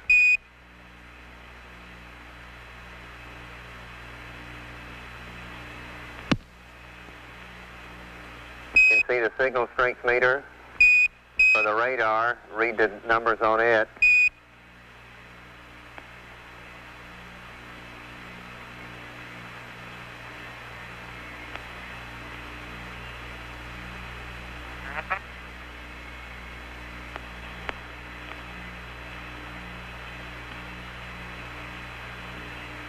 Houston, did you want us to test the cameras in the LEM? And I was wondering about that. I saw it in the flight plan, but I'm just wondering if you want to do that on CSM power, or do you want us to take both of the 16 millimeter cameras back into CSM and test them there, over? Stand by, Buzz. As an alternative to that, why we could wait until LOI day and there's that word again, ancillary stowage container. Roger.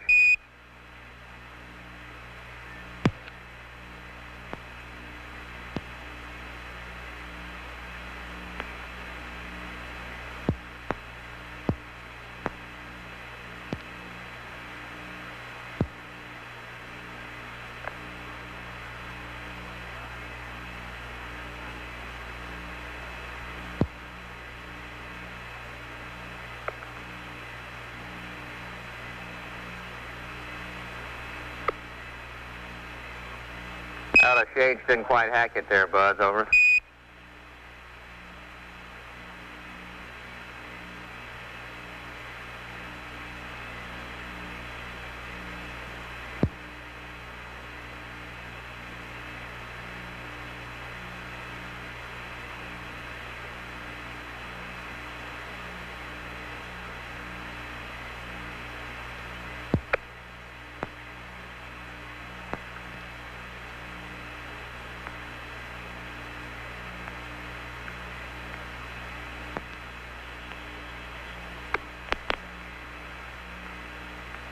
Houston 11, are you still getting high bit rate off the Omnis at this distance?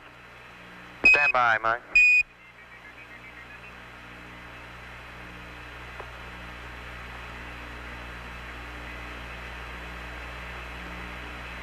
Apollo 11, Houston, about 50% of the time we're getting high bit rate off the Omnis when you're in PTC, over. Okay, thank you. Welcome.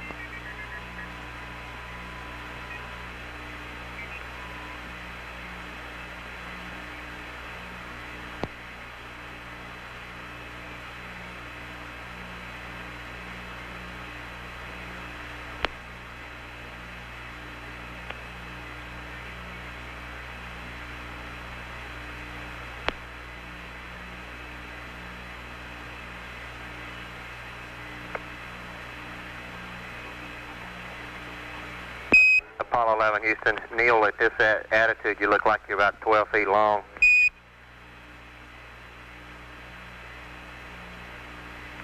Seems like I always find myself upside down in whatever I'm doing around here.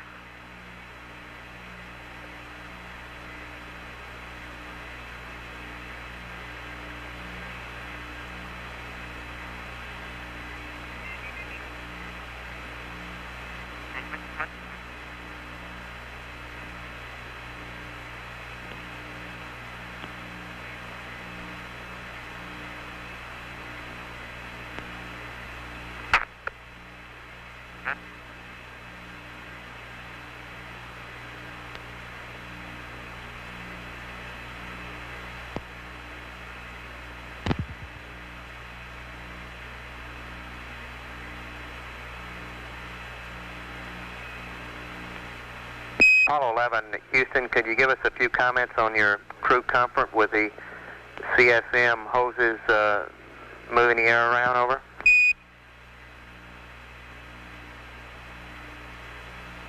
Well, it's picking up a little bit of circulation in here. What do you estimate the temperature is, Buzz, over?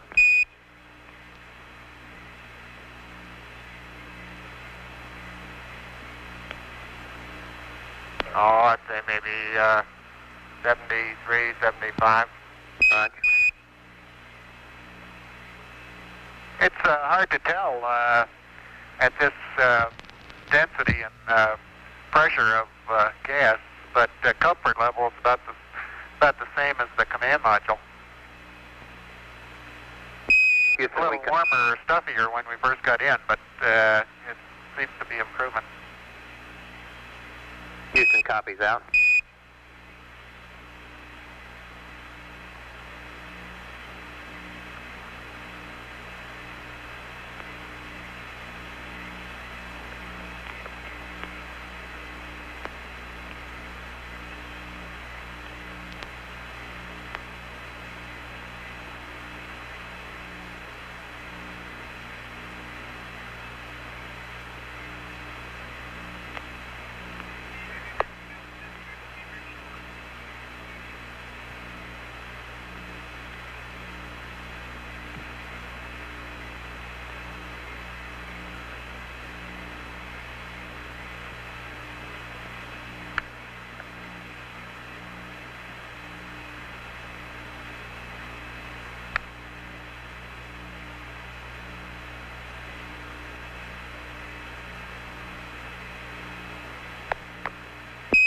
Houston. You may be able to see some. Go ahead. Some particles jumping around on your screen. That's just dust particles that are being illuminated by sun shafting in the window. Roger, they're very clear now, over. And that's a good view of Neil's correction of Buzz's circuit breaker panel there.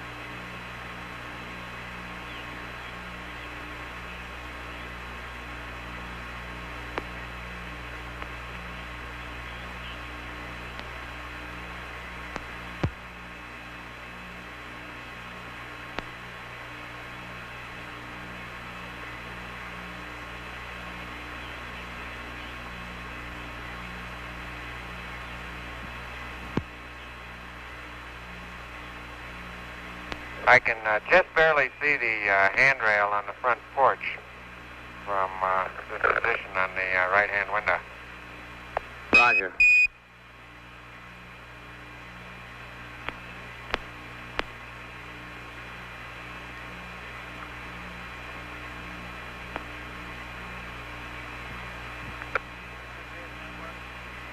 Houston, our view of the panel 11 is gets brighter than darker. Are you changing the f-stop at all? Over. Now what's happening is that we get pretty close to the window now and then, and it drives the automatic light control into the stops, I think. I think that's right.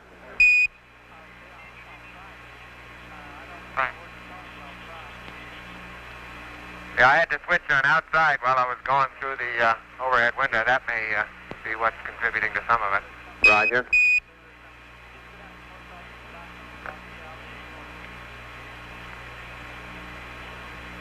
Houston, we seem to be picking up a few bit more dust particles now. We see them quite clearly in the screen now. Over.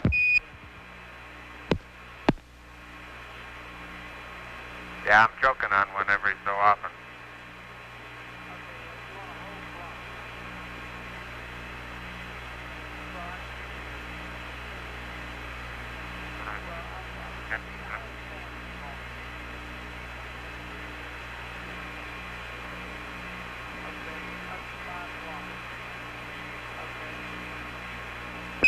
Houston, your show is going out to the U.S. now. We're about to get the satellite up, and it'll be transmitted to some other countries after that. Over.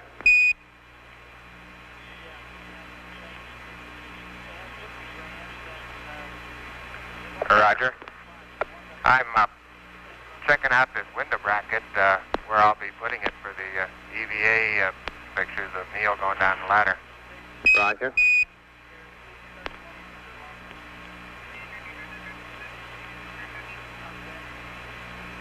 Apollo 11, Houston, we keep marveling about the color and the clarity of the picture. It's really difficult to describe. It's just perfect. Over.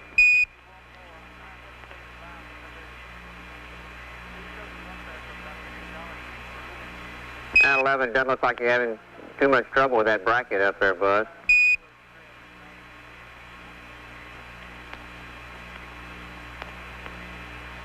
I tell you, those new knobs really make it easy to twist the thing and get it cinched down quite tight. Right.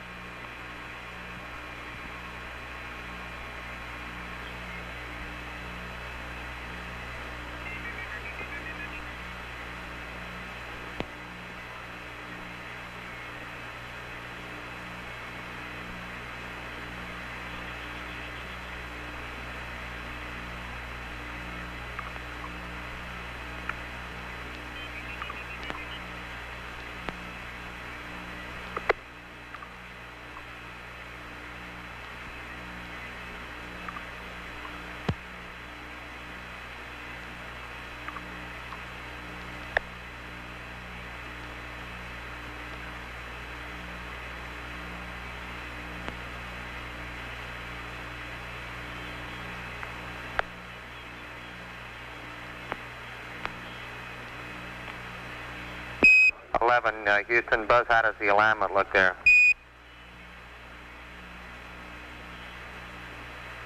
Looks pretty good, as well as I can tell. Without the gear extended, I can't get a real definitive answer, but you couldn't fix it to any place to see much more out of the window without hand holding it for the whole time. Roger, it looks like to us it's going to work real well. Enough room to, yeah, I think so.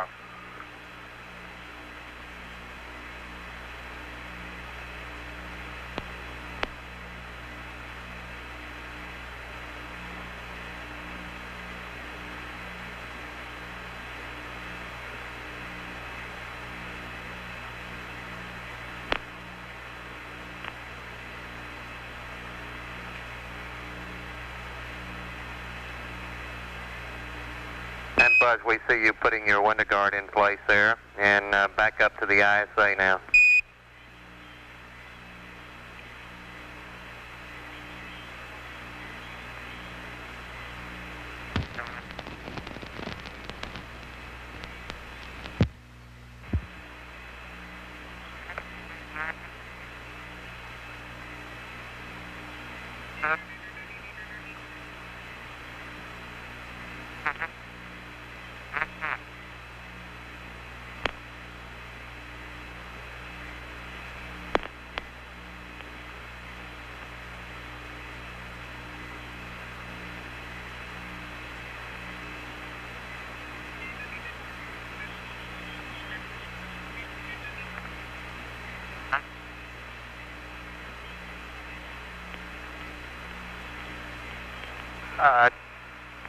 Houston, ask FAO if the 90-degree bracket isn't stowed in the commander's stowage assembly.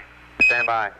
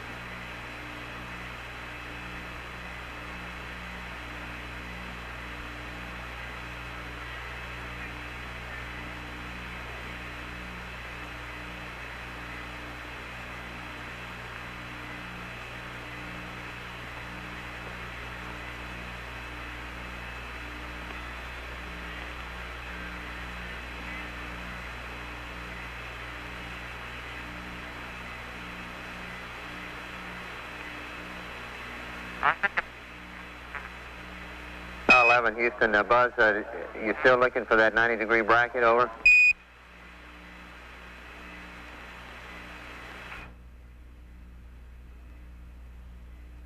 Yeah, he is looking for it now. Roger, we'll have a word for you in just a moment.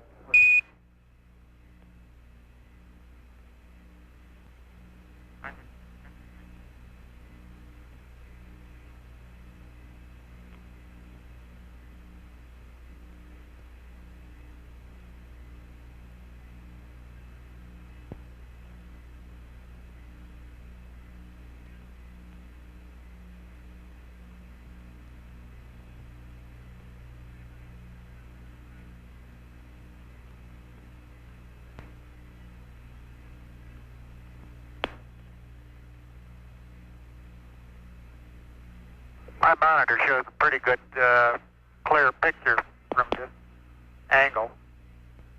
Now we found the 90-degree bracket. Roger, Neil. It's really a super picture. We've got the ACA, your ACA, the good picture of the throttle, the 90-degree bracket. We see the start, your handles, and now over to the bracket.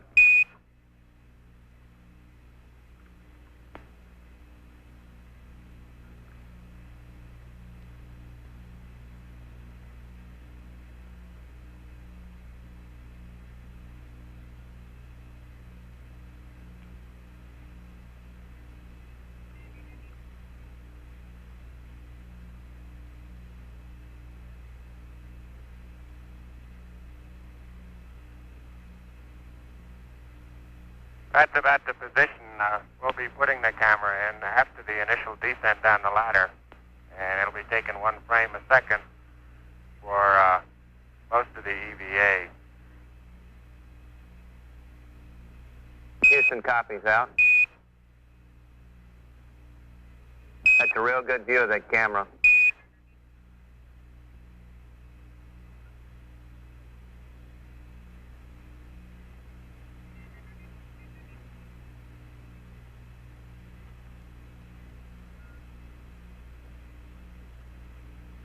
our monitor is a little bit wavy, so it's hard for us to tell when we've got a steady picture for you.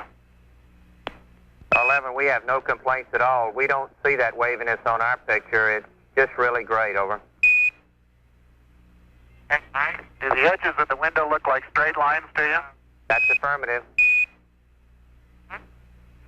Okay, they don't in our monitor, and that leads us to make some corrections to the camera, which probably aren't required sometimes.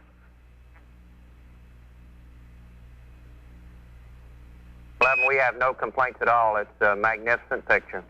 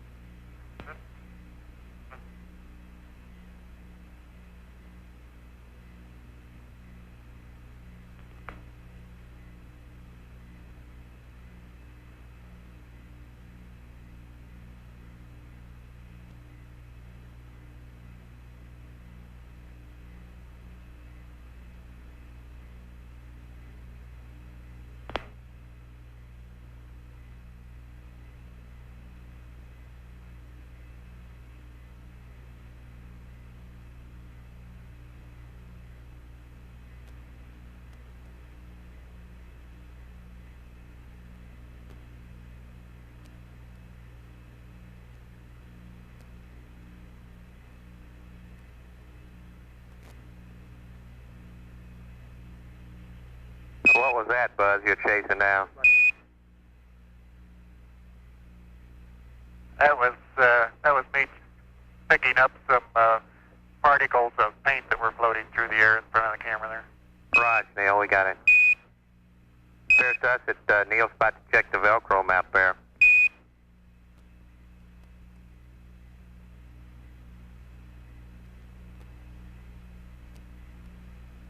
Okay, Buzz, we see the card up now.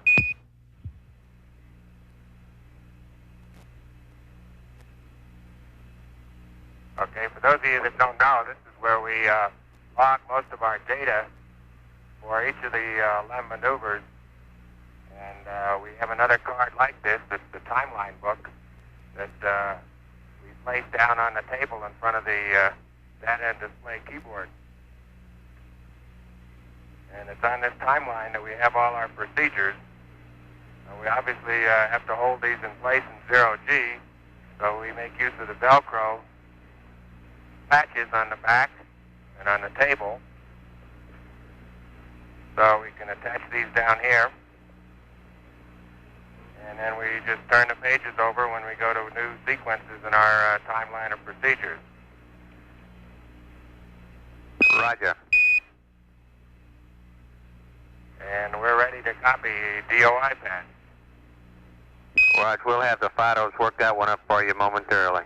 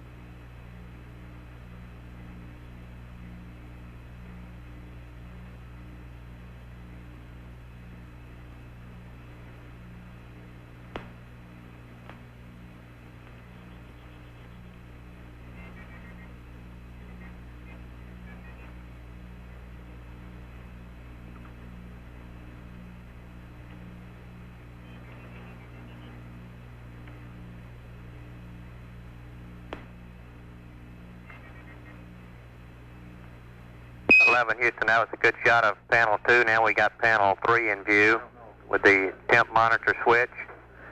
The stabilization and control panel we see now with the mode control switches. Now over to the rendezvous radar. Real good.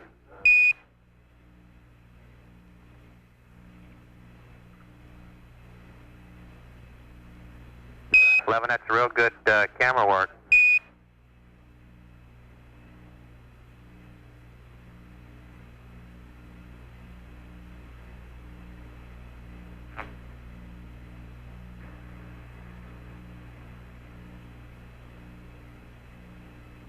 probably the most unusual position a cameraman's ever hit, hanging by his toes from a tunnel and taking a picture upside down. Roger, well, you're doing a super job. We got a good view of the cross pointer there. Had a good view of the tape meter.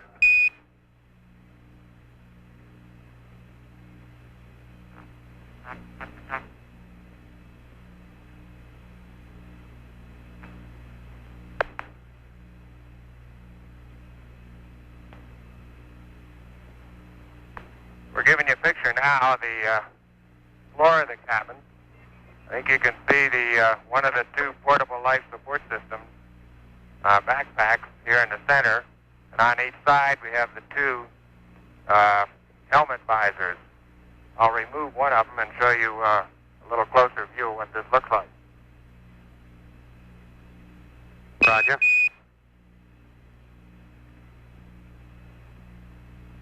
Inside the helmet visors are the EVA gloves with the blue tips. I'll not take those out now.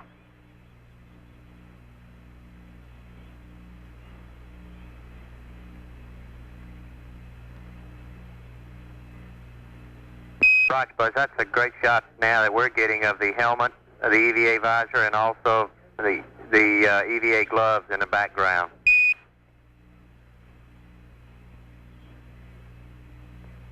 Okay, you did say this was going out now, didn't you? Stand by, I think so.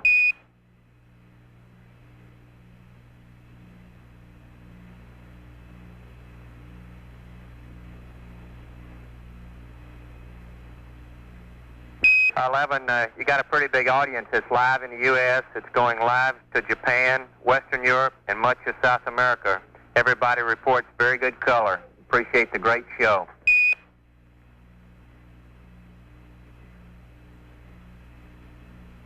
Roger, understand. Thank you.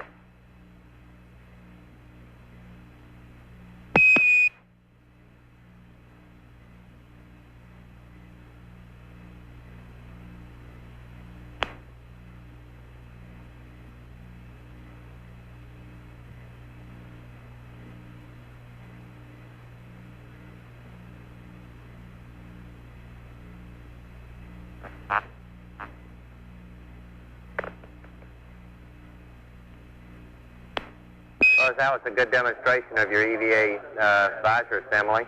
Appreciate it.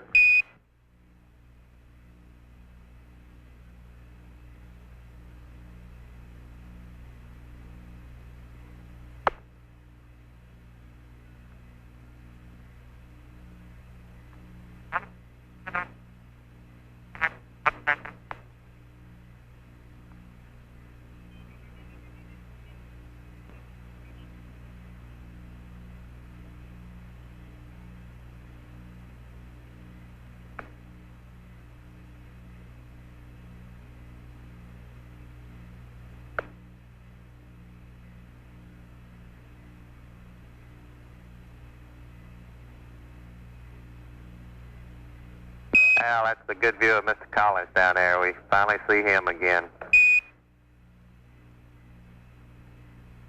Hello there, Earthling.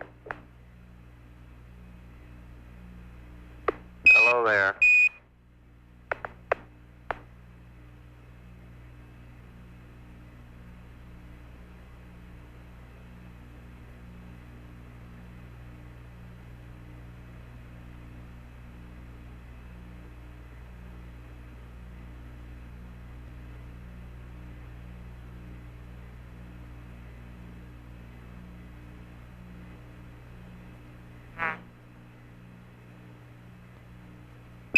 Houston, we noticed when you were scanning over panels 2 a moment ago, 1 and 2, the 2 8 balls were slightly in disagreement.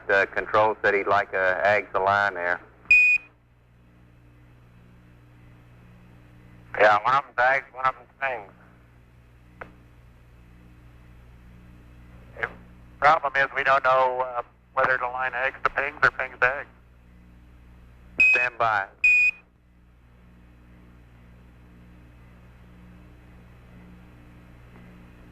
Chris said he can tell you.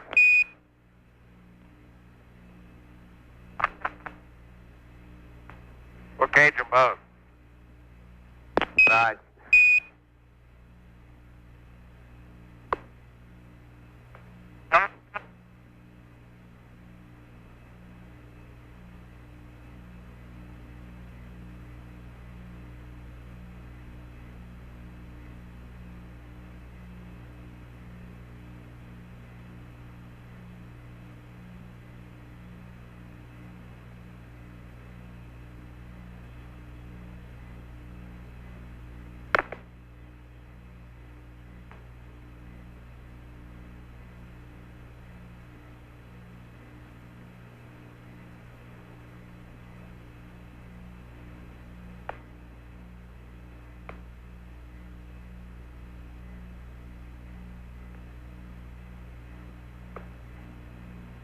Like all home week, Charlie, to get back in the lab again. Right, I can imagine.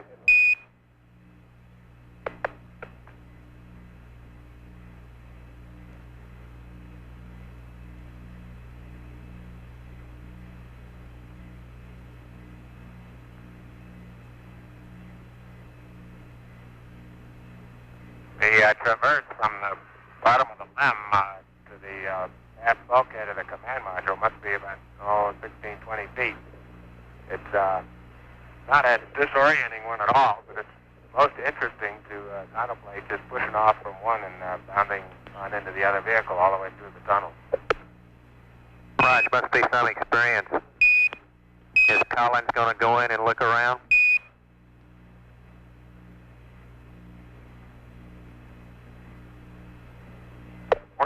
We're willing to let him go, but he hasn't come up with the price of the ticket yet.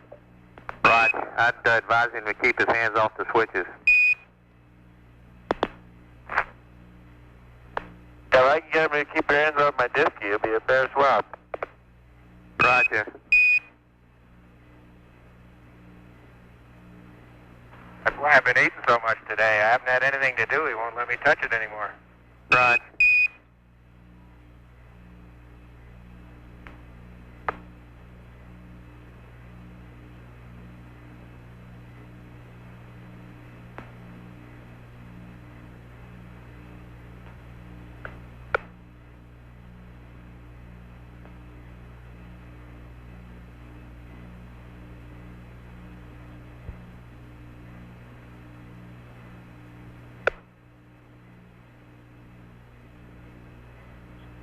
Houston, if that's not the Earth, we're in trouble. That's the Earth, and we have a very good view of it today. There are a few more cloud bands on than yesterday when we beamed down to you, but it's a beautiful sight.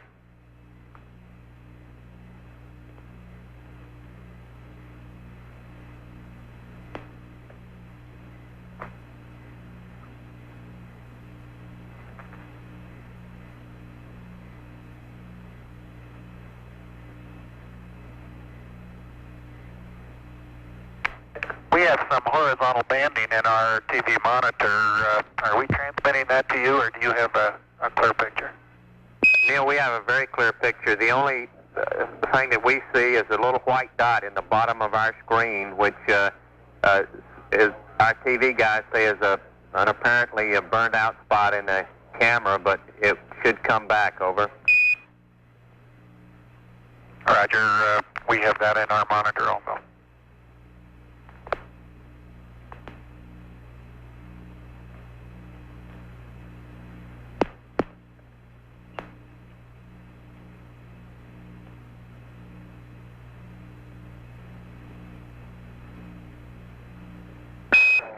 Houston, we do have 3 lines across our TV. I thought it was just a transmission problem, but everybody's telling me now that it probably is on the downlink. Over.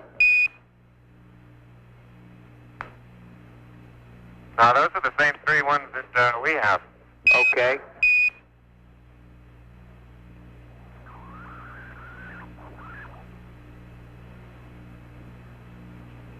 How far out are we now, Charlie?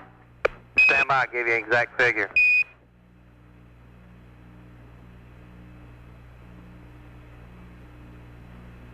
You can notice the difference between yesterday and today. This is as large an image as we can give you. Roger, it's distinctly smaller. You're now 177,000 miles out. Over. Anything? That's nautical miles. That's affirmative. 11 weeks. Go ahead, over.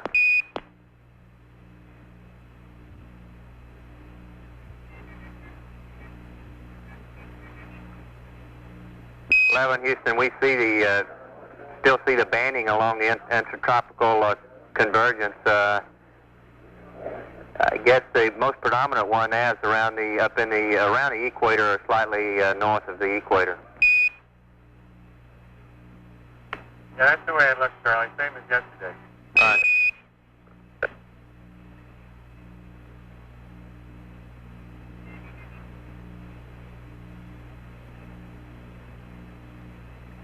Keep the Pacific Ocean nice and clear and calm on flash day. That's all we had.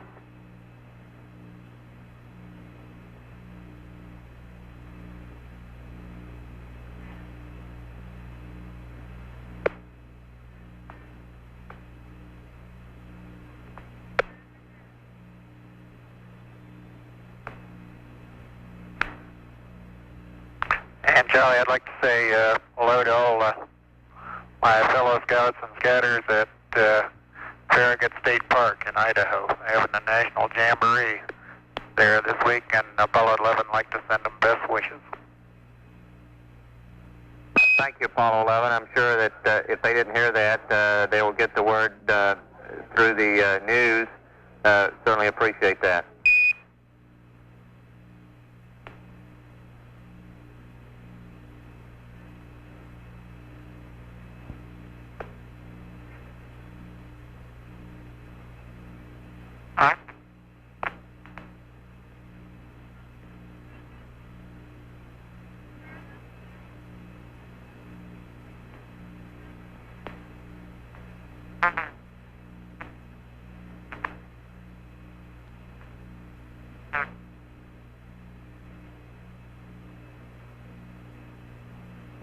Houston, we have you, your sub-spacecraft point is just off the western coast of South America, directly south of about Mexico City, over. That looks like what we observed from here. Roger, 11. Thank you very much. That was one of the greatest shows we've ever seen. We sure appreciate it, over. And we're going to turn our TV monitor off now for a short bit while we have some other work to do. Apollo 11 signing off.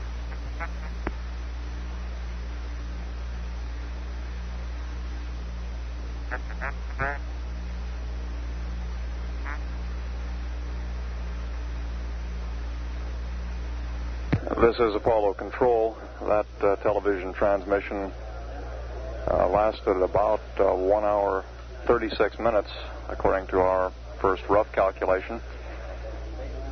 During that period of time, the spacecraft traveled something over 2,000 nautical miles.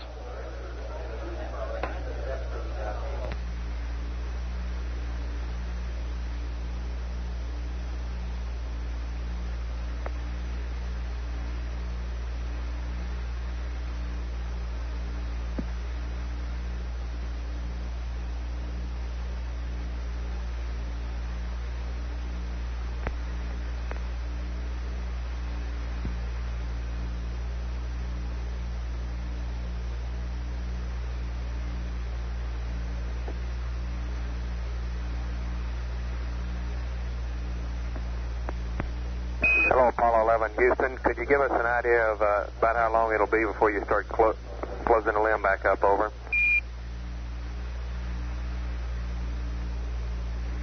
We've got a little more work to do up there, Charlie. We're going to make sure that we have everything transferred around and stowed the way we want to try to get a little bit ahead on tomorrow's timeline. I suppose that we could be out of there in another half hour or so if it was necessary. Roger, Neil. We're not trying to push you. We're just trying to get an idea of, about water dumps and starting up the PTC again. Take your sweet time, over.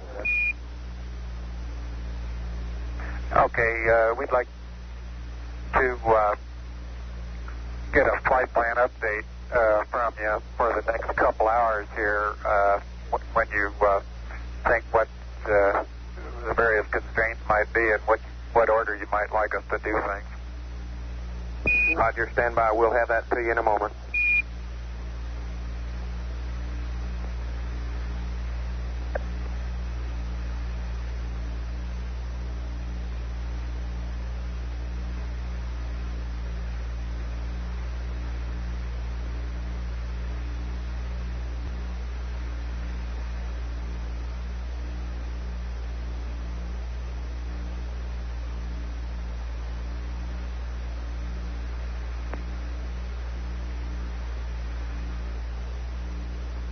This is Apollo Control at 56 hours, 51 minutes.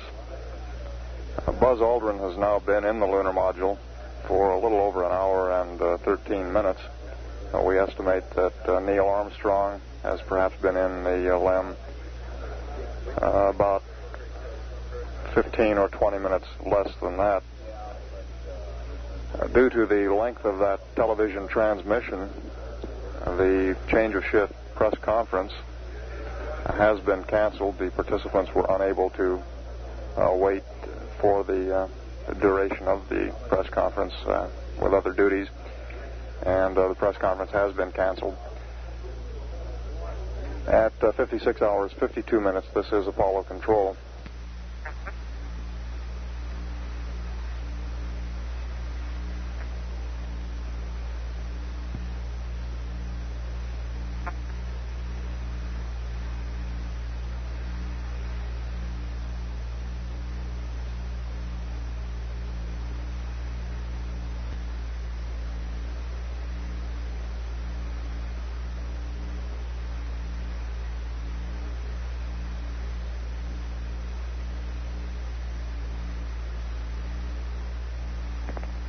Hello, Apollo 11, Houston.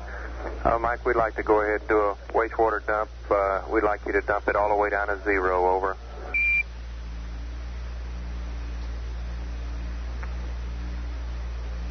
Roger, we copy that, Charlie.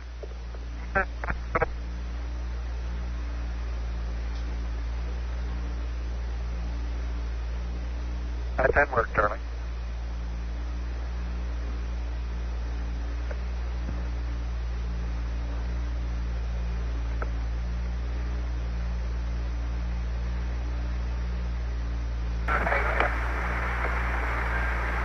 Hello, Apollo 11. Houston, Goldstone says that the TV looks great. Over. Houston 11. Okay, Roger. We're coming in on Earth. Hello, Apollo 11. Houston, did you copy? Over. Roger, we copied that, Charlie. Roger, your transmissions the last couple of times have been about 2 by, over. Okay, how do you read me now? Right, you're 5 by now. Okay, we're zooming the lens on in till it just about fill the monitor. Roger.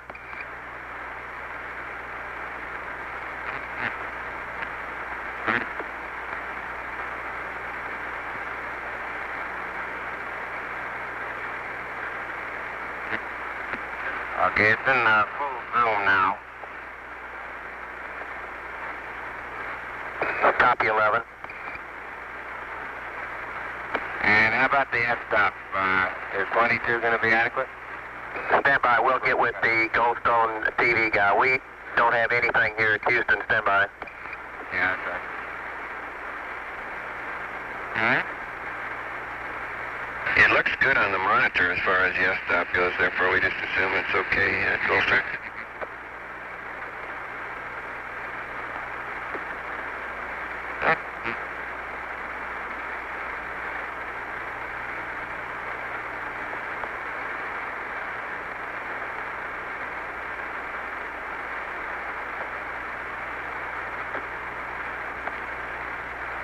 Hello, Apollo 11. Houston, Goldstone says that TV looks really great. 5 by.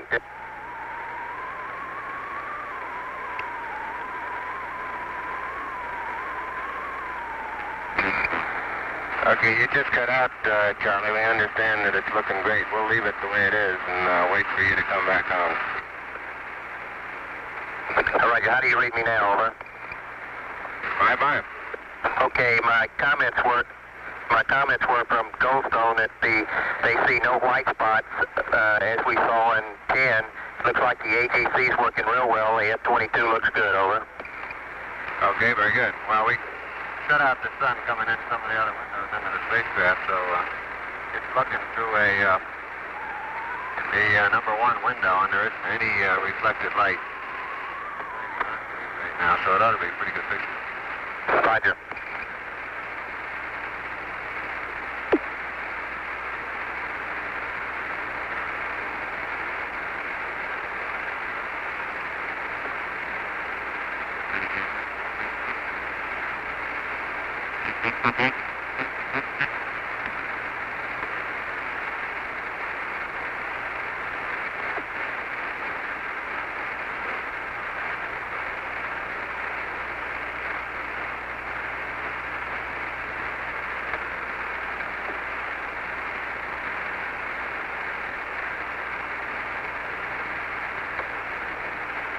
Apollo 11, Houston, we'd like you to keep the TV on for about 10 minutes or so we can get some good comparison on the camera.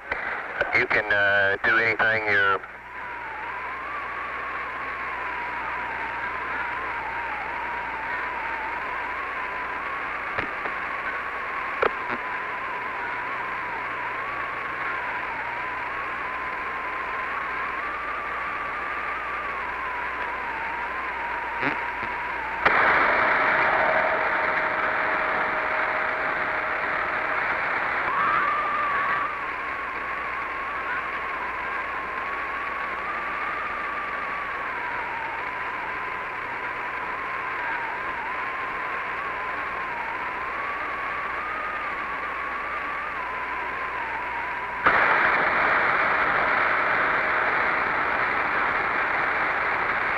Apollo 11, over.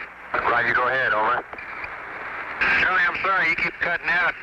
We heard up to you can do anything, and then after that, we didn't hear anything, and we knew that wasn't right anyhow, but we can't. But what do you want us to do? Roger, we'll check the uplink on our voice. Our transmission on the TV was we'd like to get about at Goldstone, so we can look at the camera quality back here at Houston for about 10 minutes or so when they patch it back into us. What we were saying was...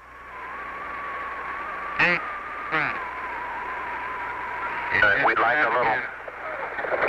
Stand by. Start over with we were saying.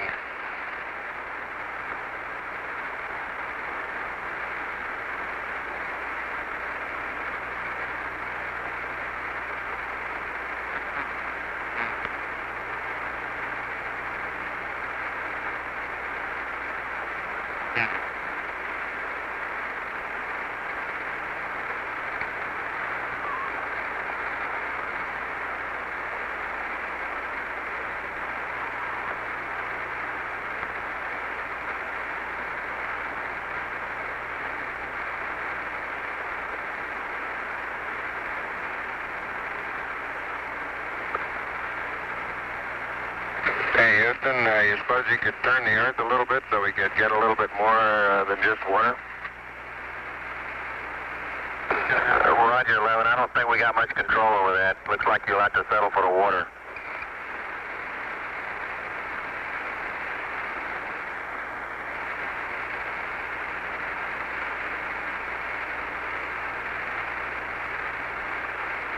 Houston, we're going to thinking about changing our voice uplink to another site. If you'll stand by, we'll see if we can improve the quality, over. Okay, Charlie. We'll stand by for your call.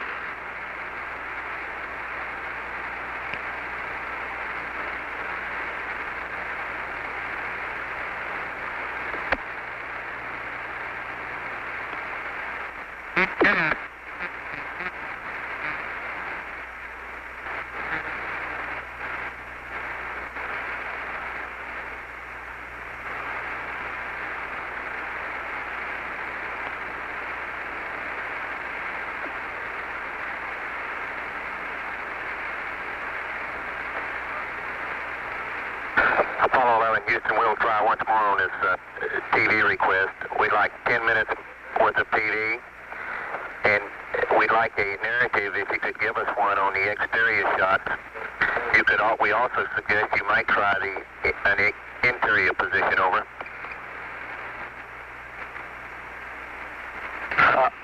Roger, we're seeing the center of the Earth as viewed from the spacecraft in the eastern Pacific Ocean. We have not been able to visually pick up the Hawaiian island chain, but we can clearly see the western coast of North America, the United States, the San Joaquin Valley, the High Sierras, Baja California, and Mexico down as far as Acapulco and the Yucatan Peninsula, and you can see on through Central America to the northern coast of South America, Venezuela and Colombia. I'm not sure you'll be able to see all that on your screens down there. Roger, Neil. We just wanted a narrative such that we can, when we get to playback, we can sort of correlate what we're seeing. Thank you very much.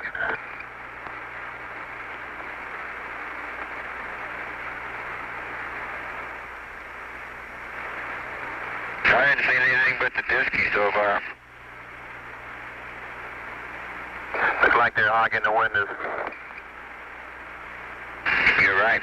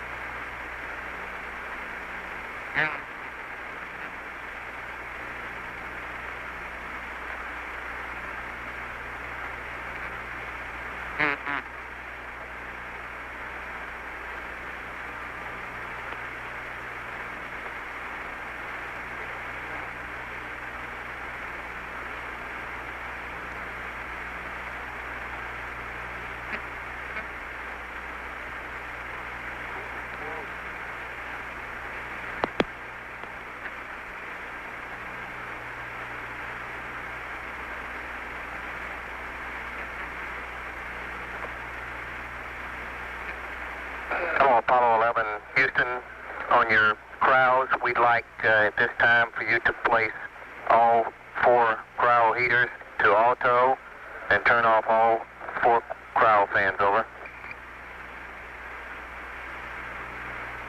Okay, all 4 cryo heaters are auto. And all 4 cryo fans are off. Roger, that's going to be your sleep configuration. Okay. And Buzz will be terminating the battery charge in about a half hour. Roger.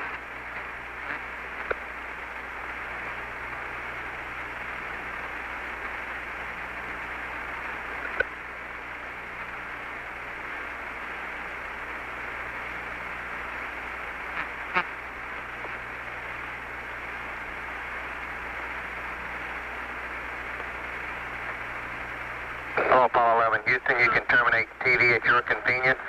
We've got enough tape, and you can start PTC at your convenience. The rates look super for starting up, over. Roger, Charlie.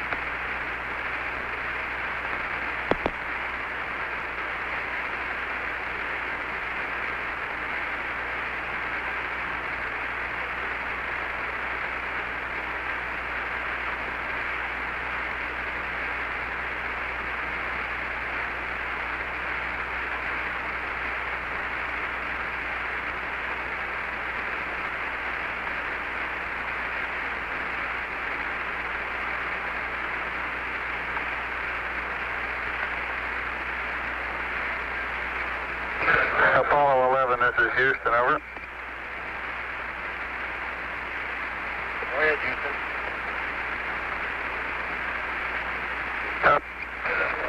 11, this is Houston.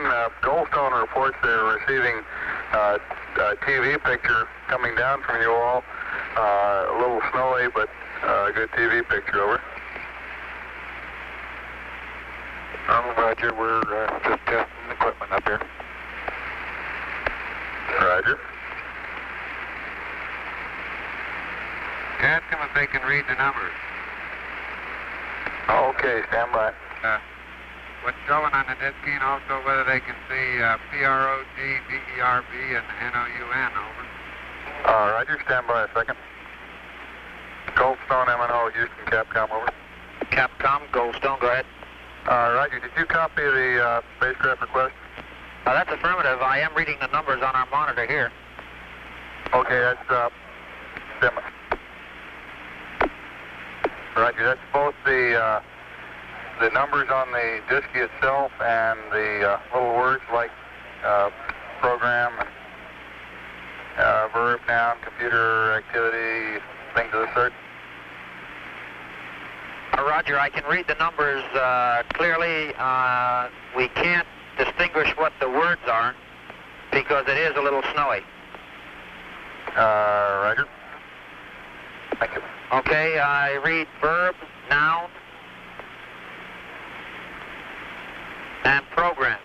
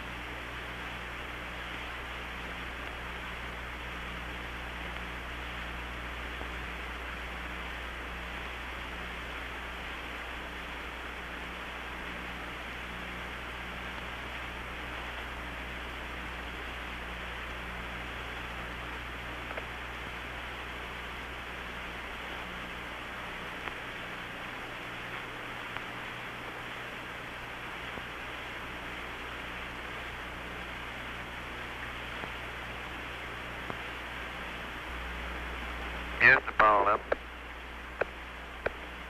Go ahead, 11. Oh, Charlie, is that you? That's me. How are you there? Oh, just fine. How's the old white team today? The old white team's bright-eyed, bushy-tailed. We're ever alert down here. Ever alert and vigilant. Hey, you got any medics down there watching heart rate? I'm trying to do some running in place down here, and I'm wondering, just out of curiosity, whether it brings my heart rate up. Well, they will spring into action here momentarily. Stand by.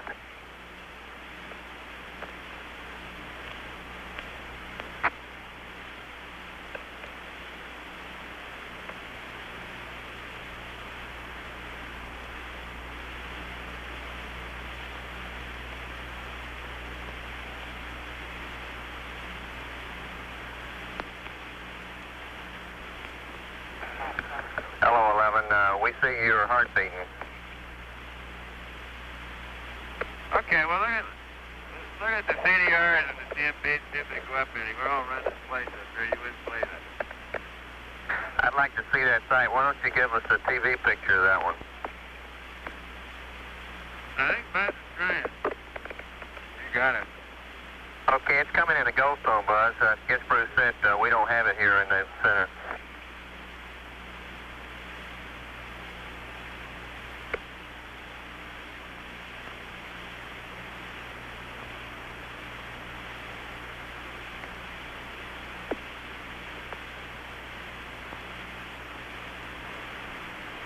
This isn't going to help out the PTC very much. Yeah, I don't know if it's a vibration or what it is, but it makes the pitch and yaw rate needles on FDAI number 1 jump up and down a little bit when we jump up and down. Right. All right. Ghost on it said he see you running there, Mike. Okay.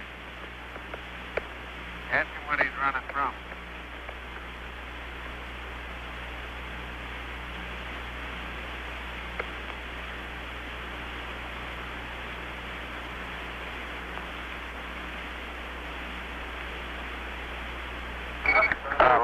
Houston, Mike, we see about a 96 heartbeat now. Okay, thank you.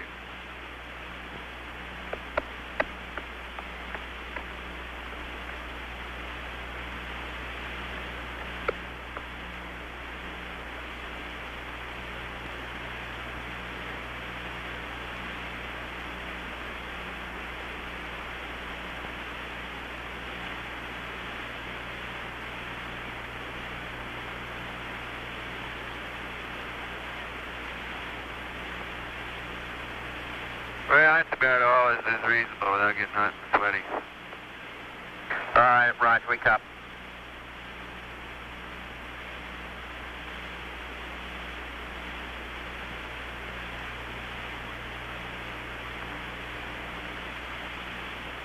Goldstone should be getting about the best picture of the Earth we can get right now, Charlie. Roger, Mike. Thank you much. We got a little distortion in the horizontal direction banding on our monitor. I wonder if they're getting the same thing. Stand by, Buzz. I'll let you know.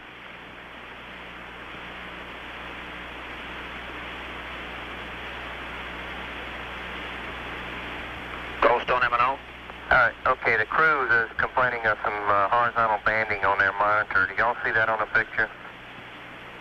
Stand by.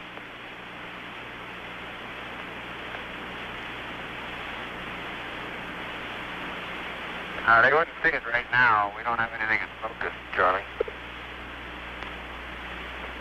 Roger. He's checking on it. I'll see if they had it earlier. Stand by. I guess when we were showing the Disky or when we were showing the Earth might be the better time.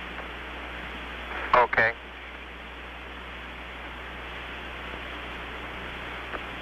Houston, Capcom, Goldstone. Go ahead. Okay, our TV people confirm they see this horizontal bend. Okay. 11, Houston, the Goldstone TV people also see the banding when same time y'all do, over. Okay, would they call it a horizontal waviness instead of banding, maybe? No, I'm not talking to them directly. Stand by, Buzz. Let me see how they describe it. Goldstone M&O, Houston Capcom. Could you put the TV guy on the loop, please? Capcom Goldstone, roger.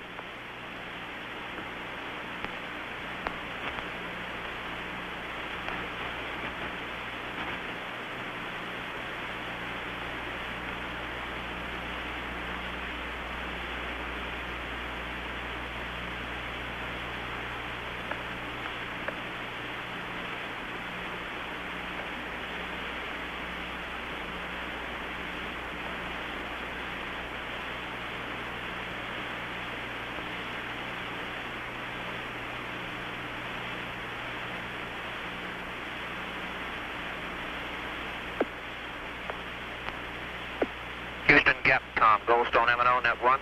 Go.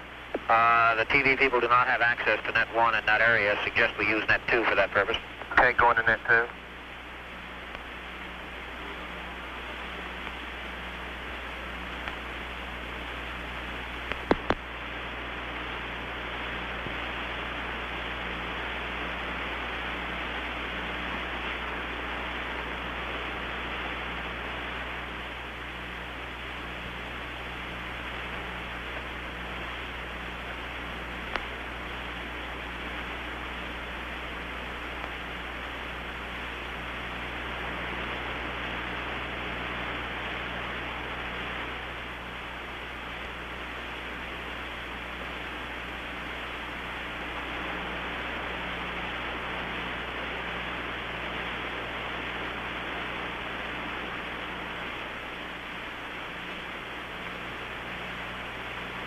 Hello, Apollo 11. Houston, the Goldstone TV guys say that they have some horizontal banding across the upper part of the picture and across the lower part. They would consider the lines just straight, no waviness to them at all, over. Roger, understand. They do seem to distort vertical lines, though. Say again about the vertical lines, Buzz. Roger, when there's a vertical line, these horizontal bands tend to put small waves in it. Roger, I copy. He didn't mention that. Stand by, I'll check again.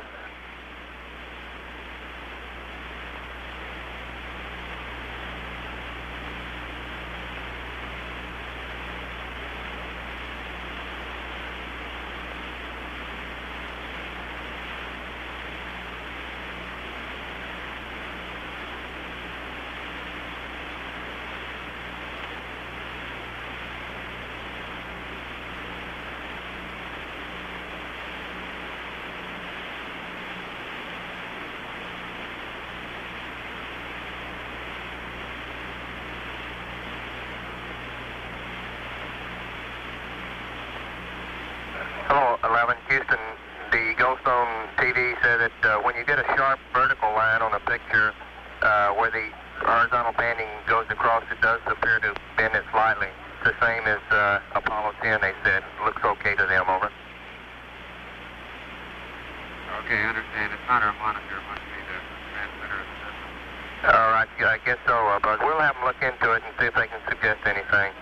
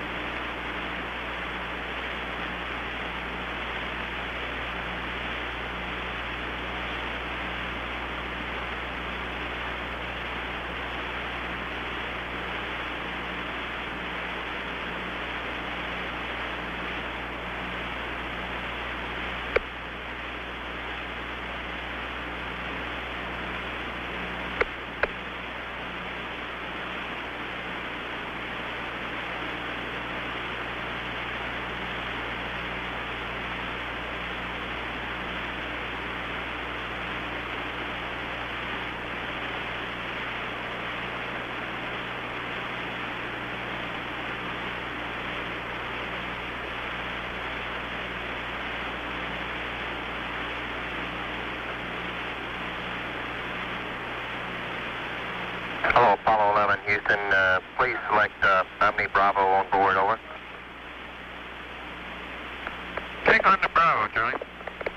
Roger. How's everything going down there? You guys happy with spacecraft systems? Roger, affirmative. Everything's looking really good to us, over. Okay, same here.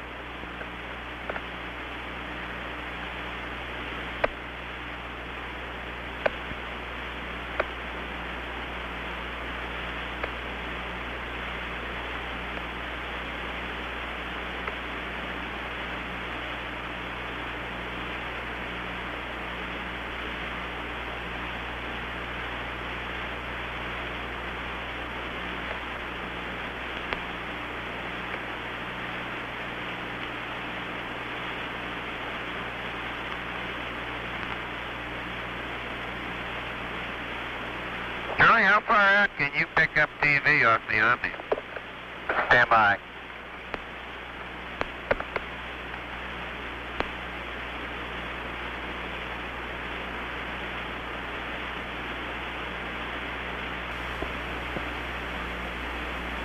Okay, 11, we have a picture. We see the Earth right in the center of the screen, over. Apollo 11, Houston, we're just about at the limits where we can get any kind of picture at all on the Omnis on the TV. The picture, I guess, would be just almost zero at this point. Roger.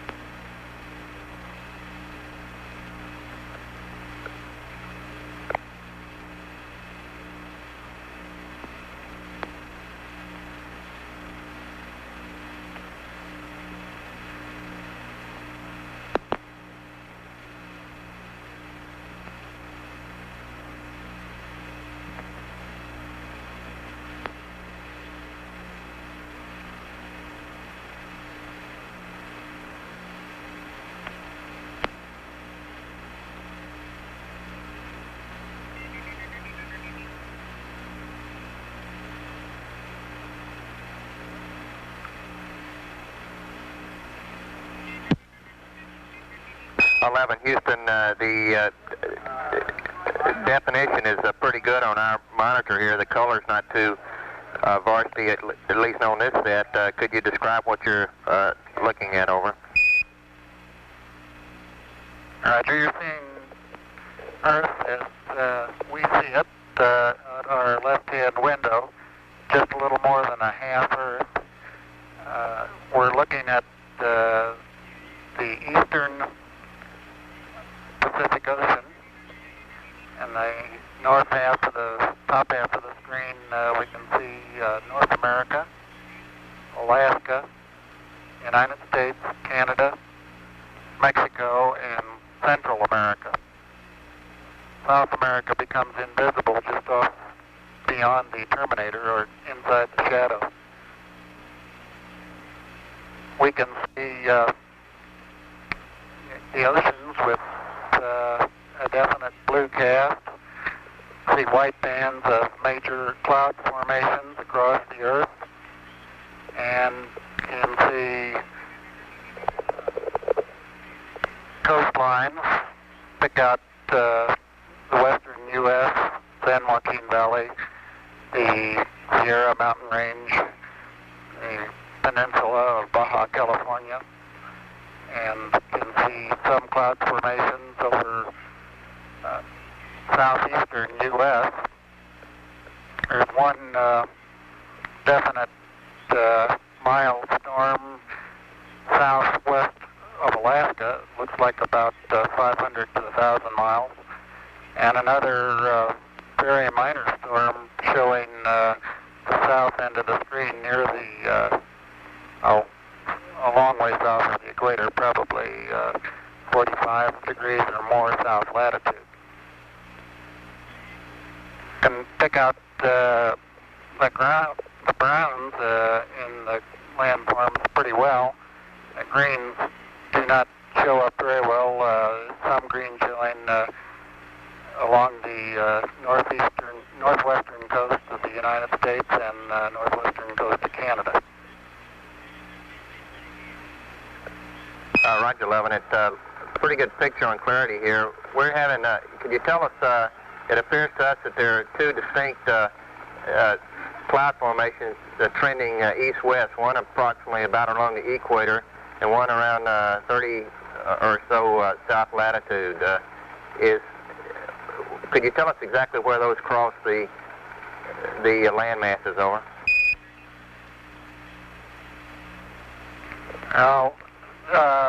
Yes, they cross just south of the lower part of Mexico, probably through Central America. That is the equatorial band, which we assume to be the intertropical convergence zone. The other band, which is about 30 south, correctly, seems to appear to join equator at the far left, or just beyond the horizon on the left edge of Earth, or at least looks like it's going to join it. We don't have an explanation for that banding. Roger, Neil. Thank you. It also appears that just to the left of the terminator, up in the northern hemisphere, there's a cloud band trending, a gap in the clouds trending northwest, southeast. It appears to us that comes in about over the northern United States, or perhaps the central United States. Is that about correct? Over.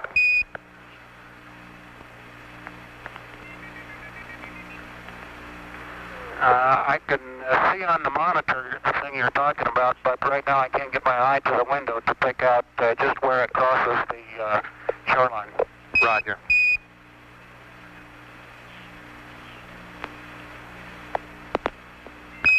You guys are doing a good job. It's a real steady picture here. Where clarity is excellent. The color, the clouds are, the whites are distinct. The rest of it looks like to me anyway, on the monitor I'm observing, is a fairly greenish blue, is the way I describe it. Over.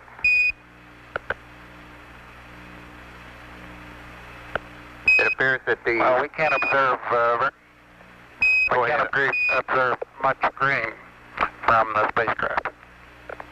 Roger. On this monitor, the land masses appear to be just a darker a grayish color rather than a brown. Well, it's true that we do not have the depth of color at this range that we enjoyed at 50,000 miles out. However, the oceans still are a definite blue, and the continents are generally brownish in cast, although it is true that they're tending more toward gray now than they were at the closer ranges. Roger, 11. We've been, I've just been vectored to another monitor, and sure enough, the browns are coming in a lot more distinctly on the IDA4 that we have up on our screen in the control center. Over.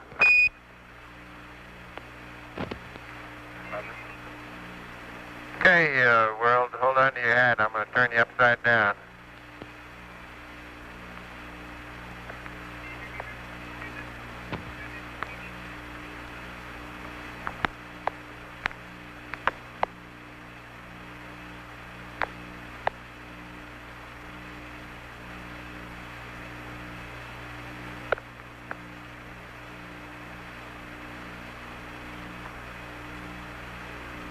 Yeah, 11, that's a pretty good roll there.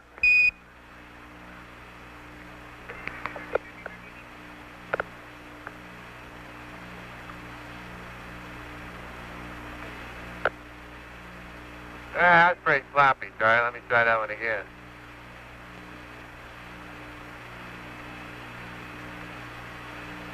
You'll never beat out the Thunderbirds.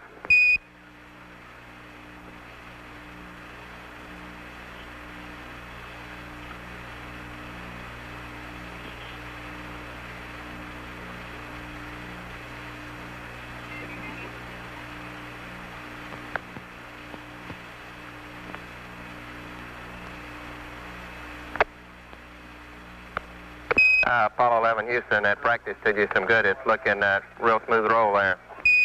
Oops, spoke too soon.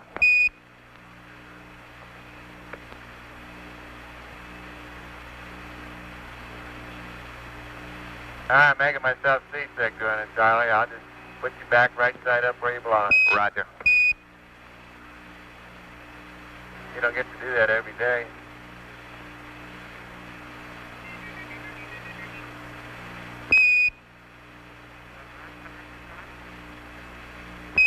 11 Houston, could you describe, from your view, the polar cloud cap appears to us to extend down the western coast of North America. Would you estimate how far it extends down? Over.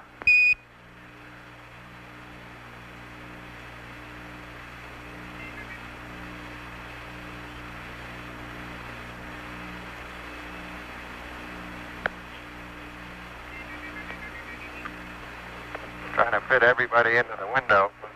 It appears that the cloud cap comes down a little bit below the southern extremity of Alaska. Roger.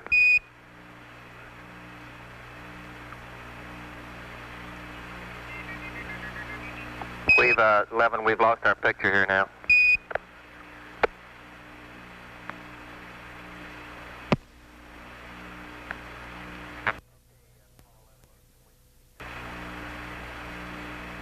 Okay, Apollo 11 Houston, we've got the picture back now.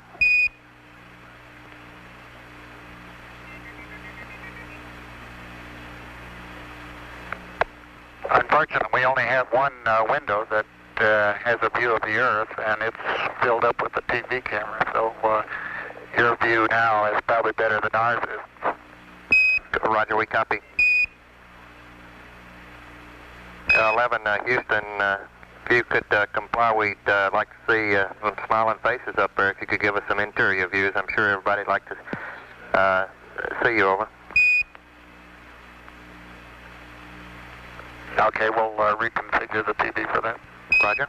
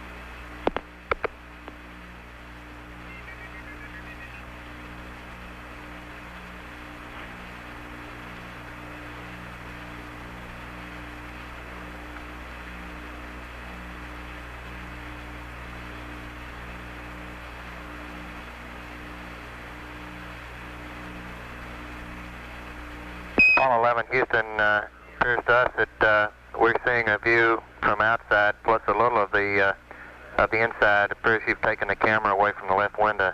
Now over. That's correct. We're moving it back and reconfiguring for interior lighting. Roger.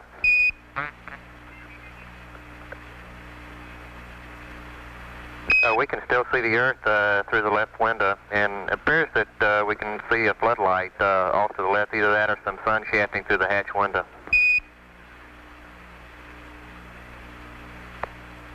It's a floodlight. Now we're coming in. Can't quite make out who that hatch.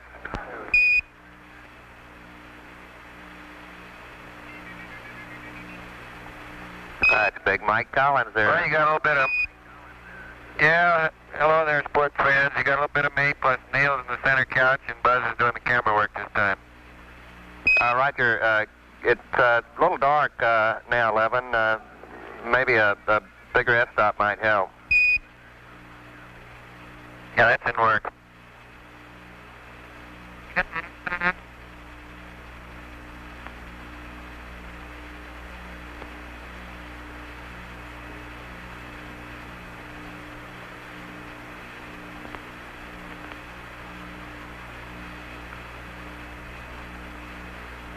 It's getting a lot better now, 11. Mike, you coming in 5 by, got a good...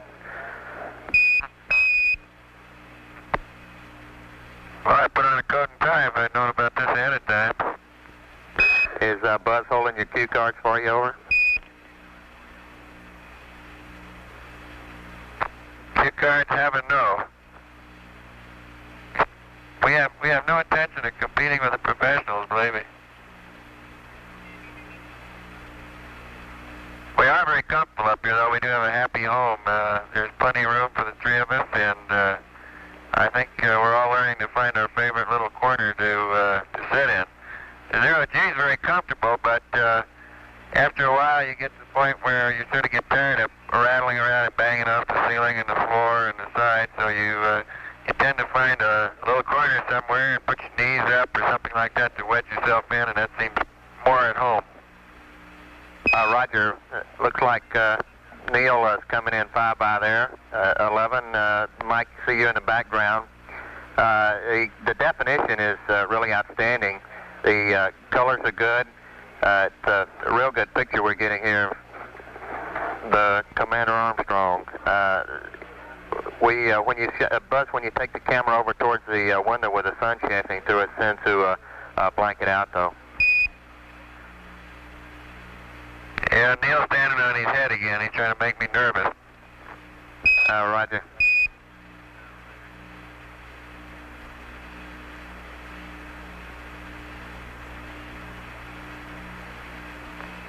He's disappearing up into the tunnel, of course, as he would going into the lunar module, only backwards. Roger, we can see portions of the LAB now, the systems test meter panel in the lower part of the picture, or we did have it anyway. Okay, and then directly behind his head are our optical instruments, the sextant and the telescope that we use to take sightings with. Roger, copy, and we see the disk keep flashing with a 651. In fact, we can read registers 1 and 2 quite clearly. Yeah, the old high gain angle telling us which way the Earth is. Copy. That's a beautiful picture. Clarity is outstanding.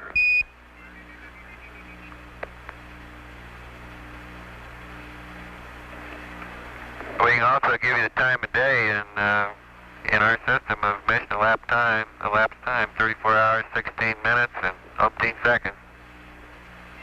Roger. Can you see that clearly enough, Charlie? Roger, Apollo 11. We can see it counting up every second. We got 34:17:02 now.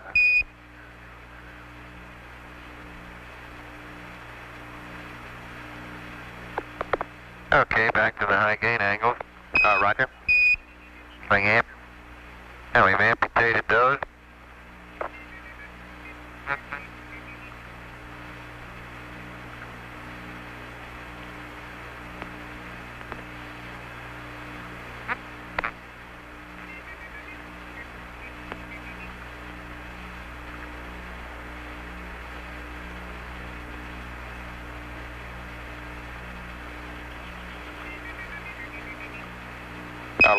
Houston, we have a beautiful rainbow there, and as you move the camera around rapidly, that looks like a star chart coming into view now, over.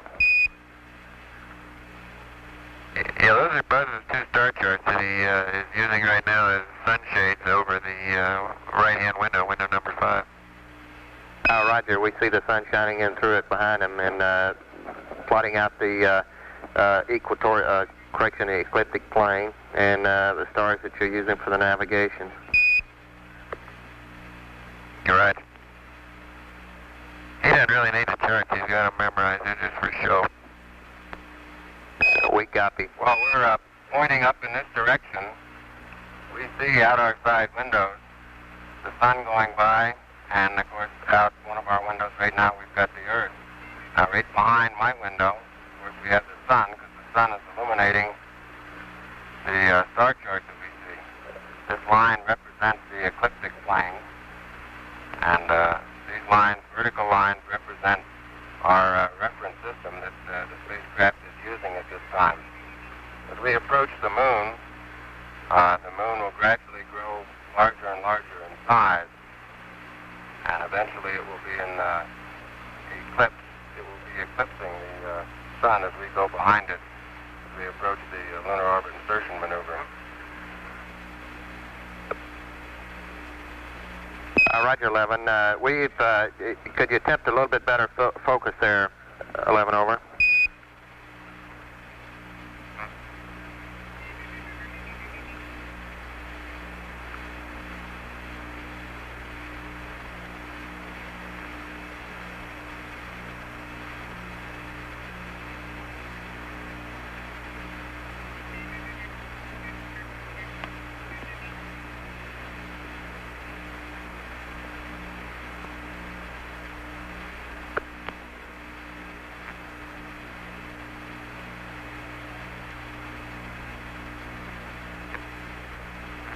Houston, that's a lot better on the star chart now. We can make out the ecliptic plane and the planets and the sun and the moon as they're drawn at various places throughout the ecliptic plane. Over.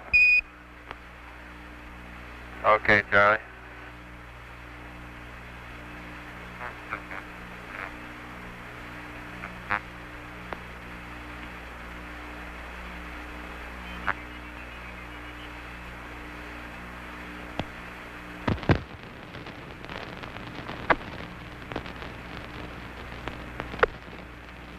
If we can get some of the wires untangled here, we'll give you a demonstration of how easy push-ups are up here. 11, Roger. Good to do a buzz there.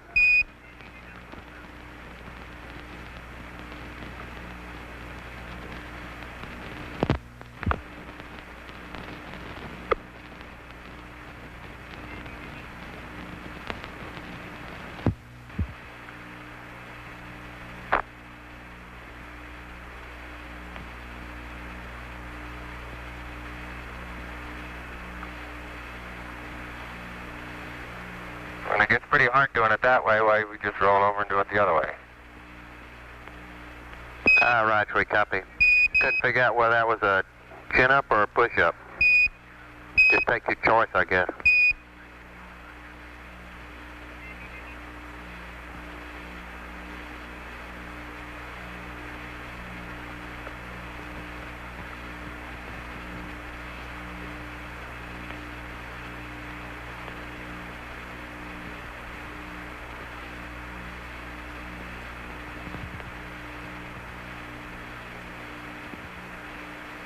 Well, looks like it's probably almost your dinner time down there, Earth. We'll show you our food cabinet here in a second. 11, Roger.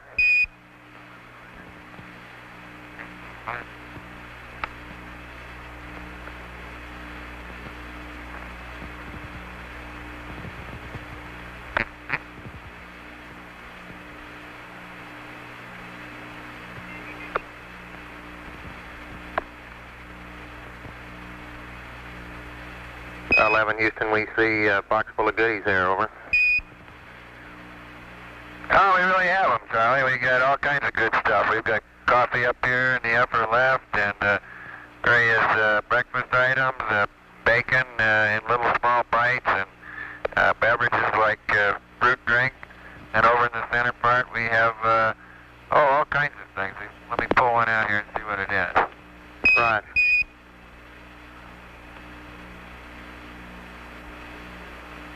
Would you believe you're looking at chicken stew here? All you have to do is 3 ounces of hot water for 5 or 10 minutes. Now we get our hot water out of a little spigot up here with a filter on it that filters any gases that may be in the drinking water out, and we just stick the end of this little tube in the end of the spigot and pull the trigger 3 times for 3 ounces of hot water, and then mush it up and slice the end off it, and there you go. Beautiful chicken stew.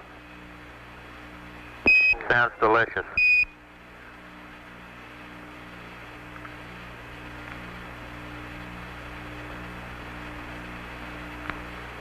Yeah, the food so far has been very good. We couldn't be happier with it. Roger. Flashlight a second. The surgeons are saying thank you there for that. And it is sort of down in a dark corner, so we have a flashlight here to help us see things. And if I can let go of it carefully, it'll just hold itself right where it is. Roger. As long as disturb it will.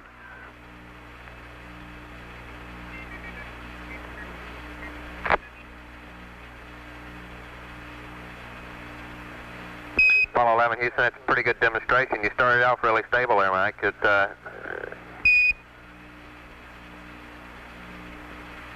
the problem is no matter how carefully you let go, you bump it just a tiny little bit, set it in motion, and once in motion, there she goes. Try that again. It looks fairly stable now with slow rotation.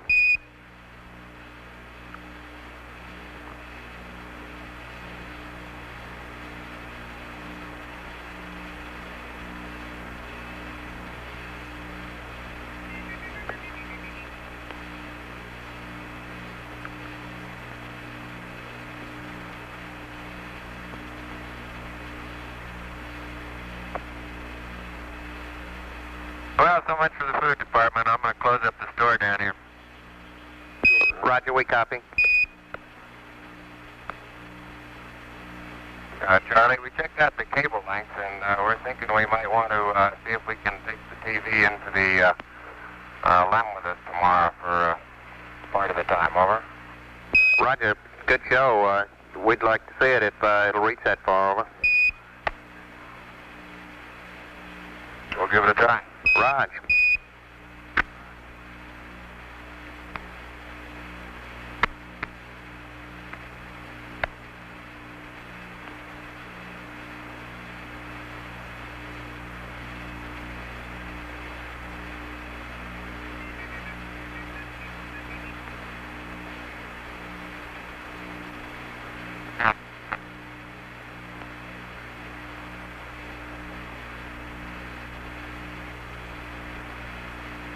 Now, where I sleep is down underneath this couch.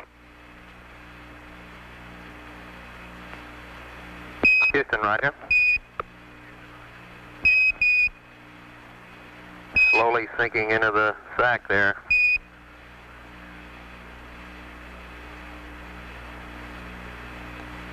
Yeah, it's really comfortable.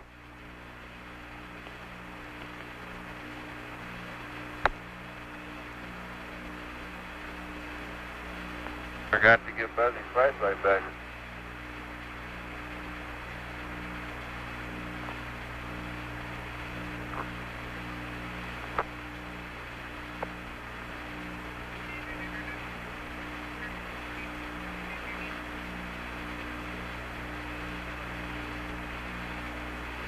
Apollo 11, Houston, could you give the folks a view of your patch if on your CWGs, over?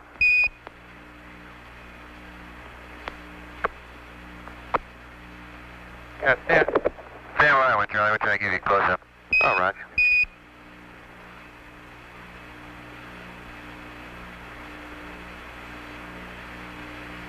Mm-hmm. 11, Houston, we have the patch. Could you attempt to improve the focus slightly, over?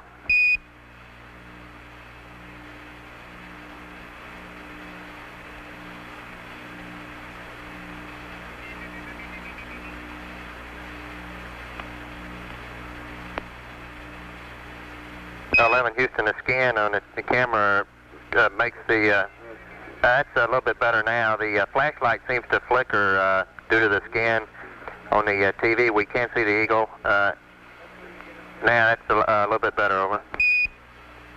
Could you open the f-stop a little bit more, over?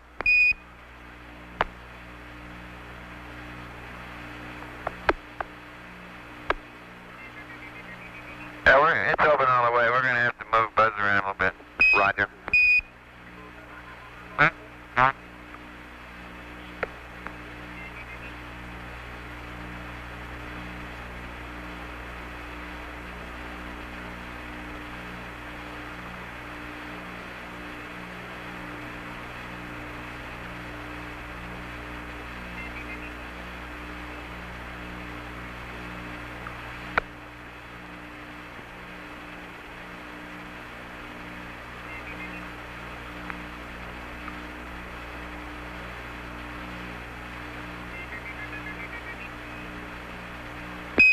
Okay, Apollo 11, Houston, the color's better now. It's coming in.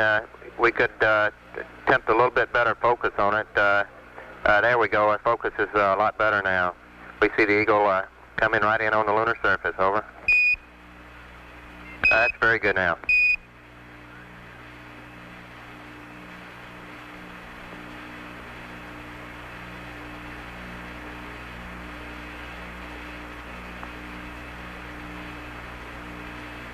Apollo 11, Houston, that's very good now. We can see the Earth in the background, Apollo 11, and the Eagle coming in. Probably pretty hard to see the olive branch, isn't it? Roger, it is. Well, that's what he has in his talons, is an olive branch. Copy.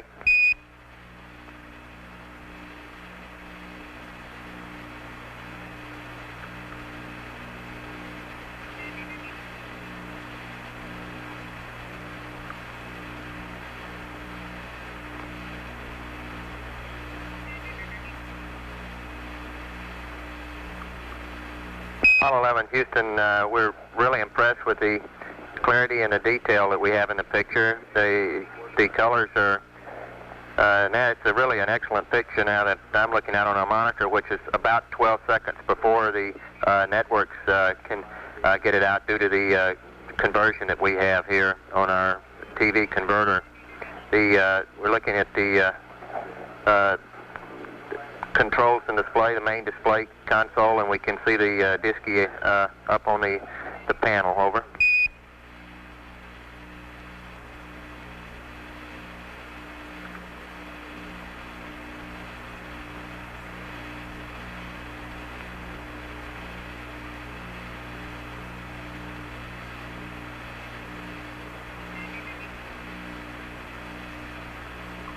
Well, it'd be nice if you could take a look at all the circuit breakers, make sure the right ones are in and the right ones are out. All right, Big Brother's watching. Yeah, we're glad of it.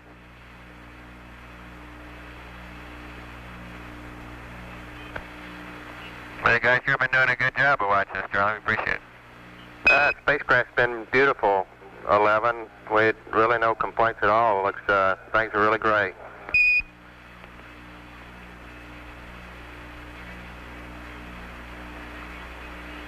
Can you see this disky on the NBC? That's affirmative. It appears that can't quite tell what program. We look like we're in poo. We see you punching in a verb 35, I think it is. Over. Yeah, might as well tell the ECOMs or tell the GNCs and everybody to hold on their hat, and I'll push the enter button. Right.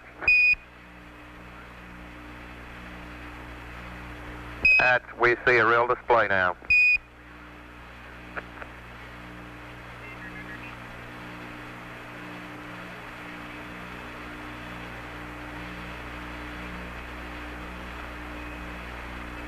That's a good demonstration of how the crew has the interface with the computer, talking to the programs and all that we have in the computer.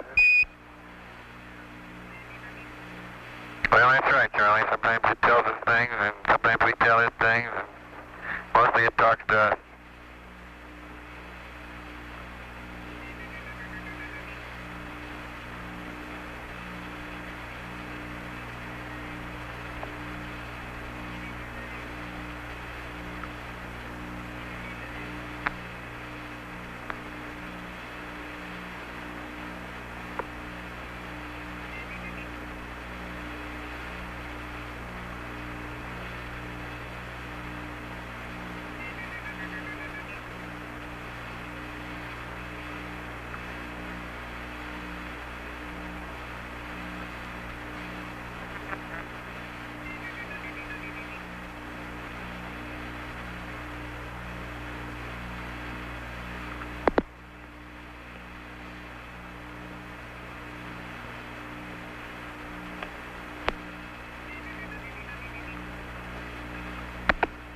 11, Houston, we just lost our pick. I see we're going back outside now. Over.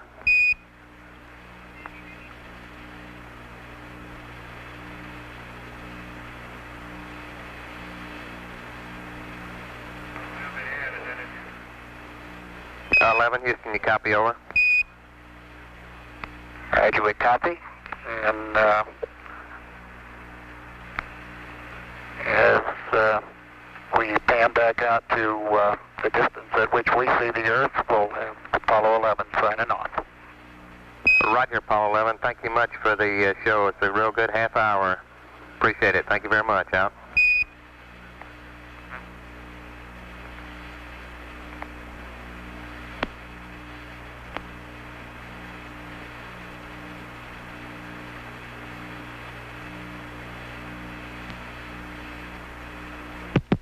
Apollo 11, this is Houston, over.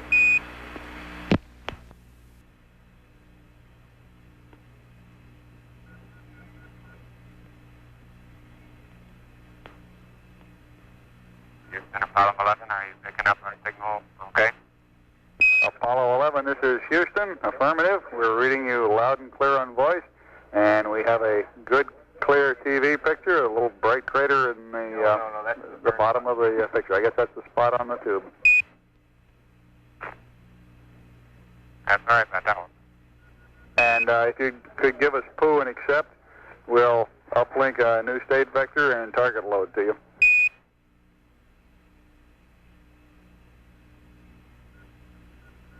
Okay.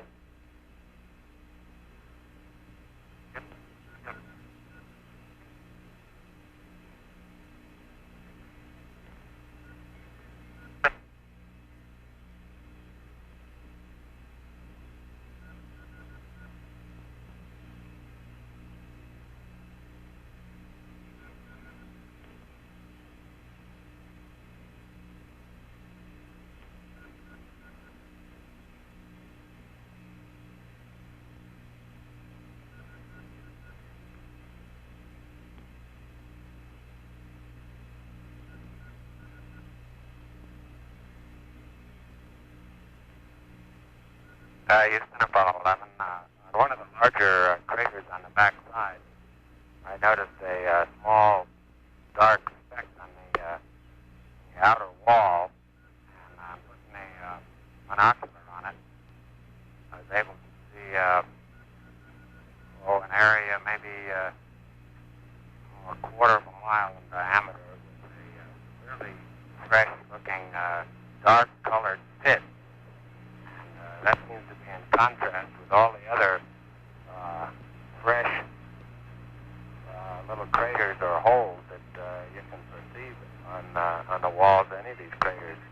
And around this particular one, there seems to be 2 or 3 of these, especially the one that caught my attention. This place is remarkable.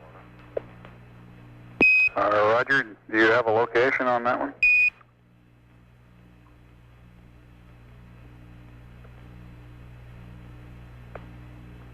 No, not a precise one. I've got several pictures of it, though. Roger, we copy.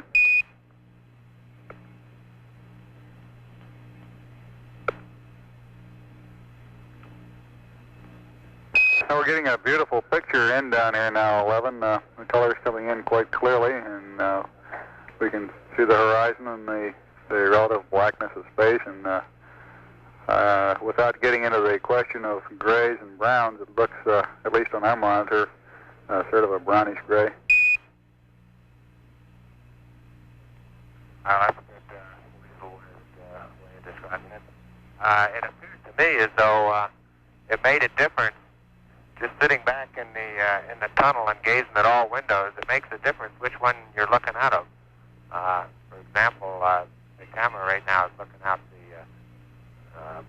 number 5 window, and it definitely gives a rosier or tanner tinge, especially when you look straight through it and not at an angle. Roger. GNC flight. Yeah, we're about 95 or 100 degrees east, coming up on Supply C. Still holding? Okay. Say again, 11. I say again, we're about 95 degrees east coming up on Smythe C. Roger, and for your information, we show you at an altitude of about 92 miles above the surface right now. Okay. Houston, Apollo 11. Did you observe a difference in the N2 pressures before LOI? It seems to me as though the two were not equal. And the Stand by. solid B tank was at a lower pressure over. Yeah, I think that's right.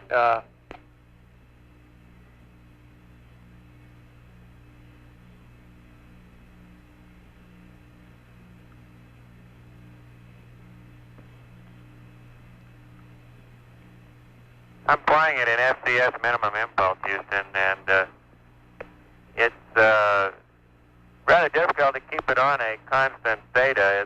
The LEM wants to wander up and down. I'm not sure in response to mass cons or what, but I can get it completely stabilized in theta and let it alone, and in another couple of minutes it will have developed its own rate. This is Houston, Roger.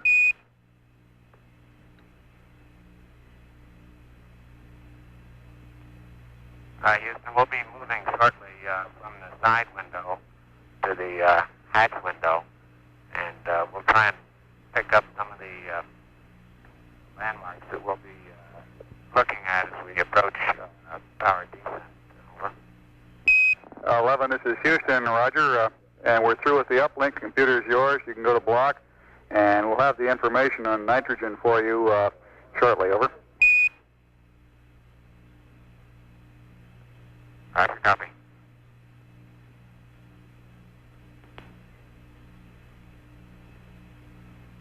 Okay, Houston, several minutes ago I was exactly steady on theta, and since then I have been moving toward the LEM pointed straight down toward the radius vector, and that's been despite a number of down minimum pitch impulses.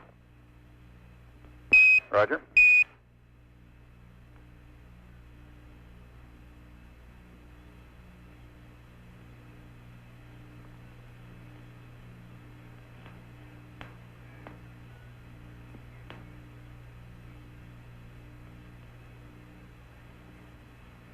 We're over Smythe C right now.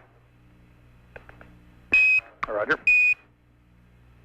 We're about 88 degrees east, I would estimate. We show you about south of the southwest of the crater Jansky right now.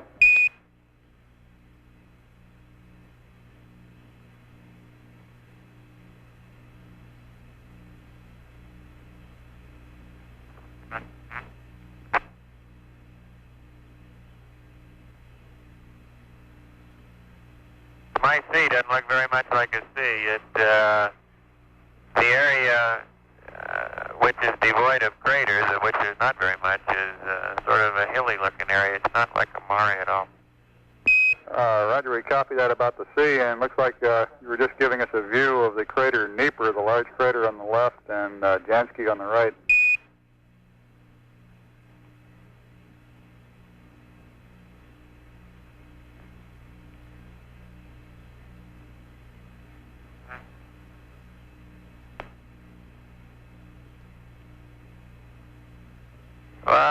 We think you're close, but no cigar.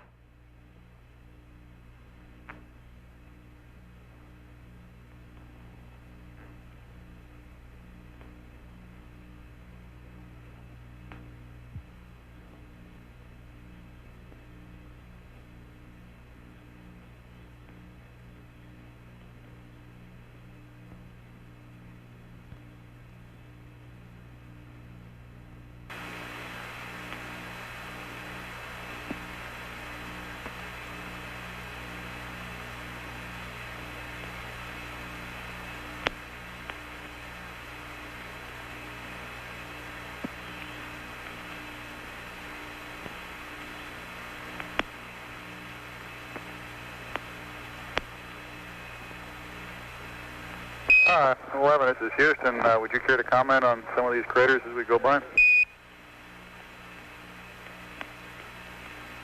Roger, we're approaching the approach path to ignition.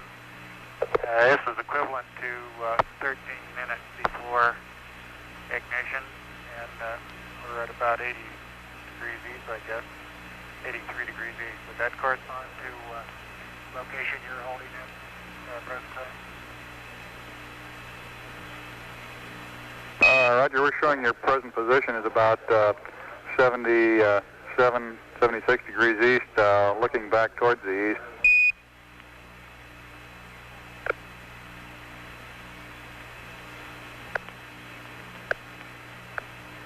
Hey, you should be looking back at Smythena. Roger. Okay, All right, Houston, what you're seeing in the middle of the screen now is the crater Schubert. And Gilbert U is in the center right now. And this comes up at about a little over 12 minutes before power descent. Instead of looking back at it, we'd be looking straight down at it at that time. Roger. And we show you an altitude now of about 110 miles. And of course, you'd be considerably lower at the initiation of power descent.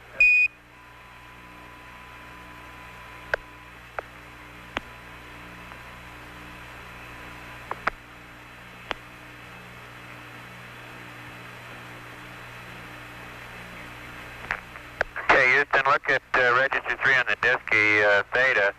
Theta is increasing toward my desired of 315, and I'll let the hand controller alone here, and I'll bet you it reverses itself.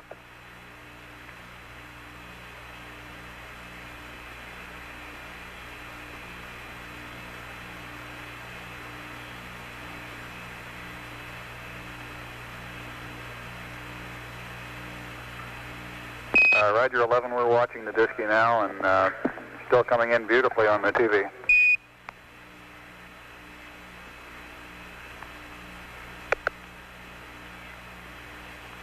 okay, there's on the right side of the screen at the present time, there's a triple crater with a small crater between the first and second, and the one at the bottom of the screen is Schubert Y.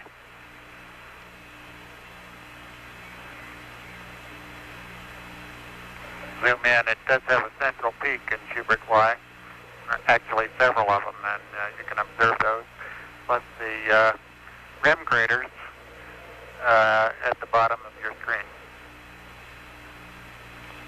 Roger, we're seeing the central peak quite clearly now.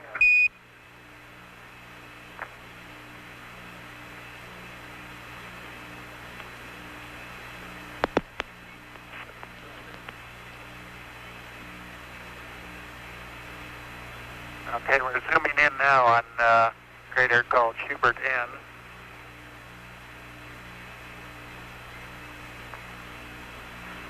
Schubert N, very conical inside walls, and the bottom appears to be nearly flat. Look at theta on the Disky. It's stabilized and is holding steady now. Roger. Looking out the window, I can see a number of small craters on the bottom of Schubert N. We're coming up on the foaming sea where I'll be doing some P-22 marking on a crater of my choice, name of Crater Camp. Okay, we'll be watching for Camp.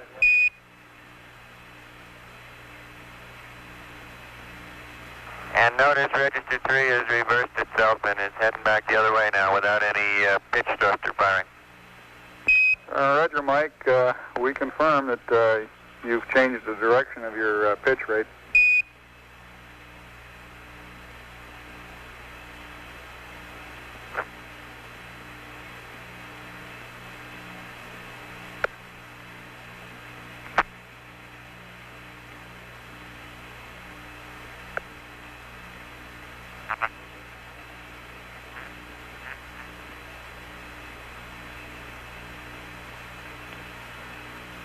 generally speaking, the tendency seems to be to pull the LEM down toward the center of the moon, as in a gravity gradient experiment. Roger 11, we copy. It may have something to do with mass kinds, or it may... Roger, we've gotten... it may have something to do with mass kinds, or it may just be the peculiarity of the DSKY display. Okay, we've observed the behavior of your DSKY, and I think we've got the data here to work on it. Let us grind around a little while on it, and we'll report back to you probably in a rev or two. Okay, well, in the meantime, I'm going to pitch down toward 315. Roger.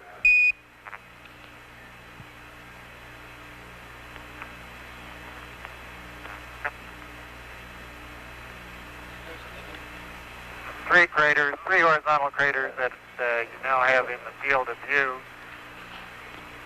are immediately underneath the ground track. The right hand and the largest crater that you see is Dubiago P.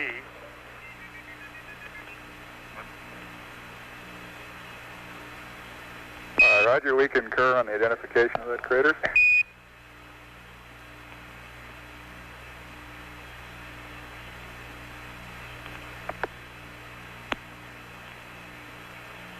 And we show you coming up on landmark Alpha 1 here shortly.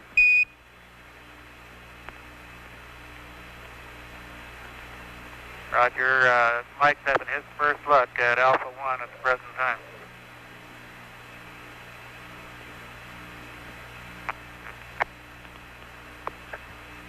Yeah, there's a great bright crater. It's not a large one, but an extremely bright one. It looks like a very recent, and I would guess, impact crater with rays streaming out in all directions, which should make the foaming sea easy to see coming up on it. Now, Crater Camp is one of the smaller ones out on the floor of the foaming sea.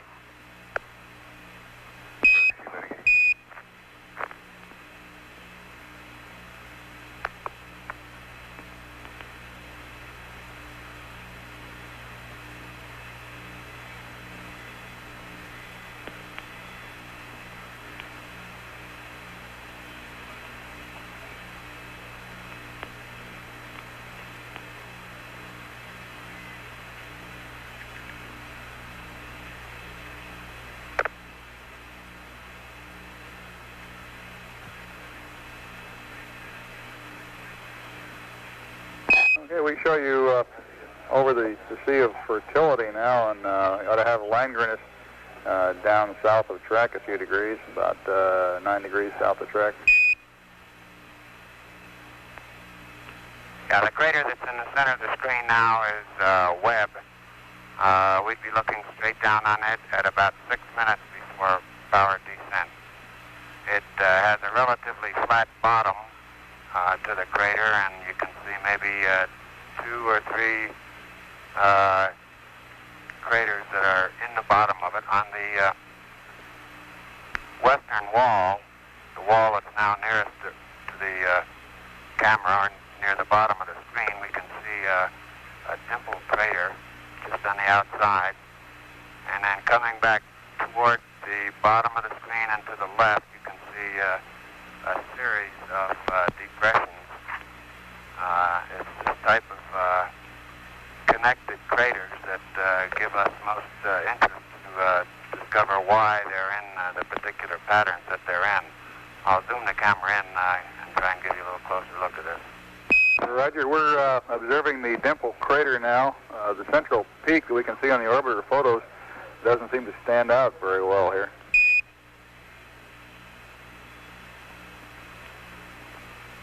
Well, they're not central peaks, they're depressions in the center. Roger. And you'll notice on the pitch thruster activity, I put in a dozen minimum impulses and pitch down, and I'm still far from correcting back to 315. We're moving the camera over to the right window now to give you Langrenus with its several central peaks. And Roger, we got Langrenus in our screen now.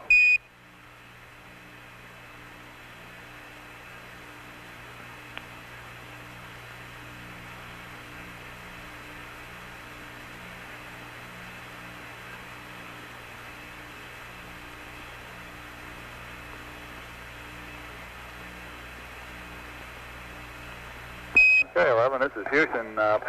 We're getting a beautiful picture of Langrenus now with its rather conspicuous central peak.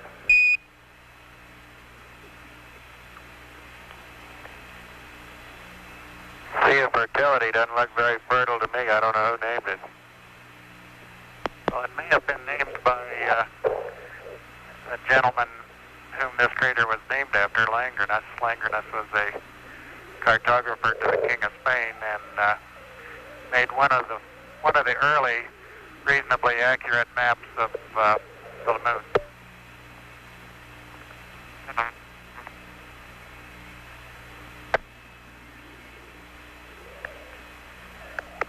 Roger, that's very interesting. I'll have to admit it sounds better for our purposes than the Sea of Crises. Amen to that. Okay, it looks like you're coming inside now on the camera. Well, I can't get behind to see the monitor. I'll bring the focus in, but we're going to be looking down past one of the LEM quads, and one of the antennas almost straight down at the ground track that we'll be seeing coming in. Now, I guess this is maybe 2 or 3 minutes before power descent.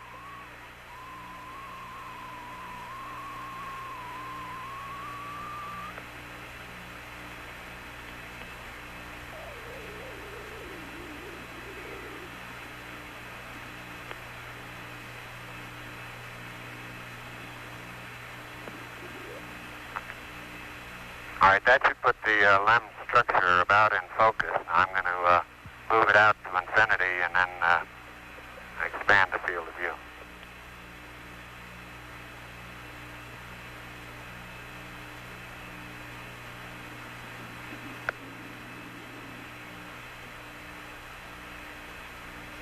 Crater Secchi is out my window now, window number 2.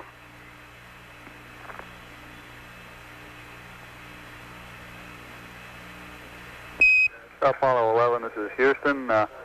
We show you coming up on the Terminator at 78:53, about 7 minutes from now. And we've also got the LOI-2 and TEI-5 pads ready for you after the TV, whenever you want to terminate over. Roger. And we're getting a good view of the track leading into the landing site now.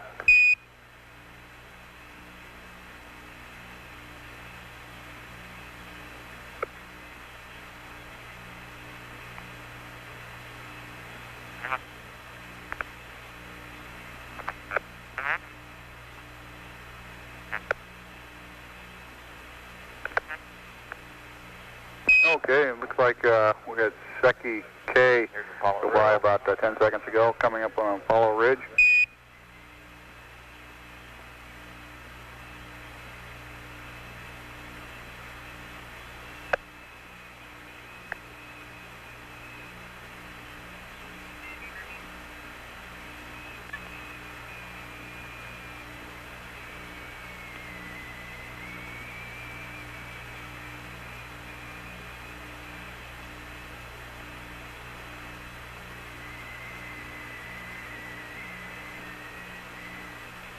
And in the right-hand portion of our screen right now, we can see Messier, Alpha, and Bravo with the light-colored rays streaming off in one direction.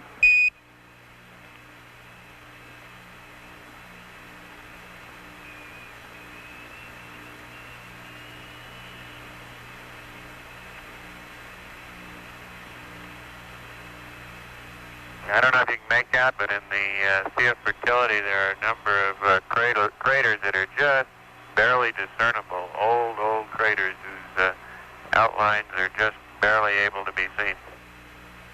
Roger, I think we can make them out. The color really enhances our ability to discern features and craters over what we see in real time on our black and white monitor.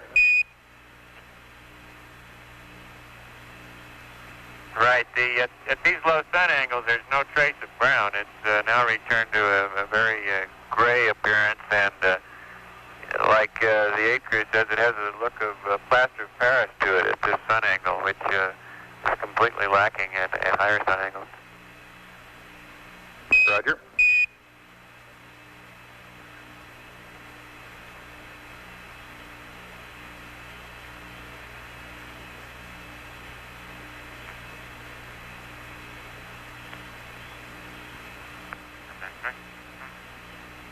Okay, this is very close to ignition point for power descent.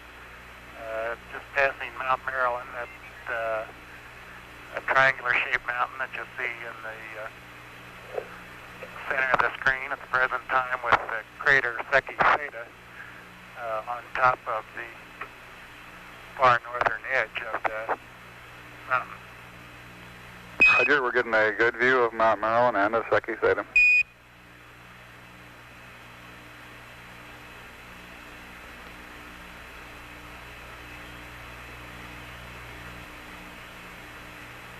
And now we're looking at what we call Boot Hill. Occurs 20 seconds into the descent.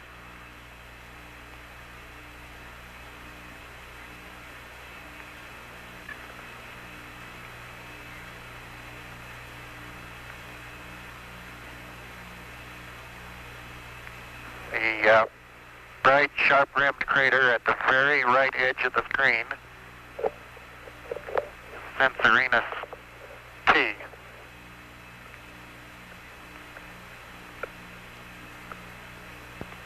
Now passing the 1 minute point in power descent. Roger, and for your information, your current altitude is 148 nautical miles above the surface.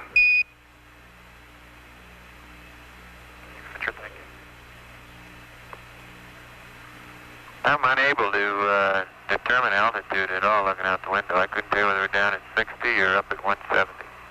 I bet you could tell if you were down at 50,000 feet. I wouldn't be surprised.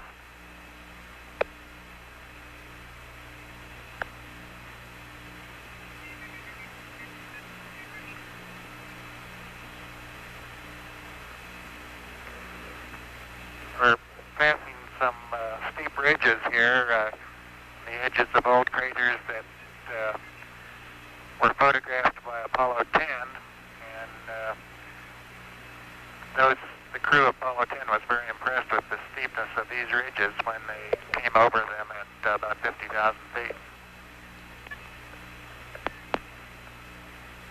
So, Roger, we can observe they're also steep even from this altitude. You've got quite a shadow being cast by the sun at these low angles. The entire surface is getting considerably darker than the surface that we looked at previously when the sun was quite high above us. The crater in the right crater in the center of the screen, the smaller one, is Censorinus. Roger, and we show you a little over 1 minute from the terminator at the present time.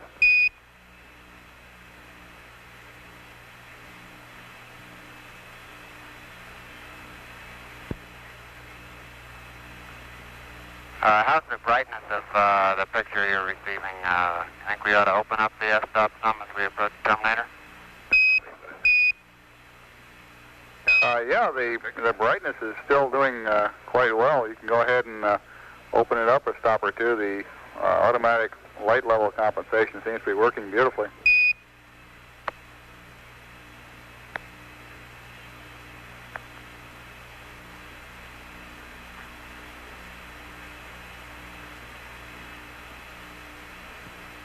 That's a good picture of Boot Hill. Roger. 3 minutes and 15 seconds into the descent. Roger, we're seeing Boot Hill now. And the next crater coming into the bottom, that's Duke Island right there, and to the left, the crater, the largest of the crater near the center of the picture right now is Maskelyne W. This is a position check during descent at about 3 minutes and 39 seconds, and it's our downrange position check and cross-range position check prior to yawing over face up to acquire the landing radar. Past this point, we would be unable to see the surface below us until getting very near the landing area. Roger, I imagine you get a real good look at that tomorrow afternoon.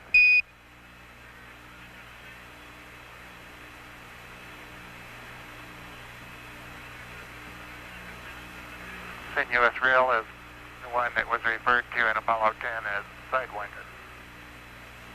Good name, too. Sidewinder Diamondback. Looks like a couple of snakes down there in the lake bed.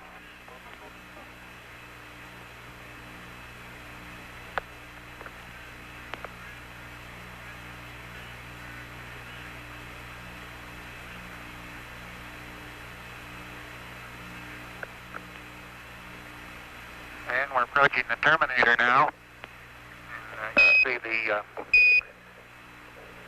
contrast increase, and only the sunlit side of the bridges remain illuminated, while the dark sides in the shadow will become completely black. 11, this is Houston. The picture is getting a little grainy now. You might go ahead and open up the f-stop.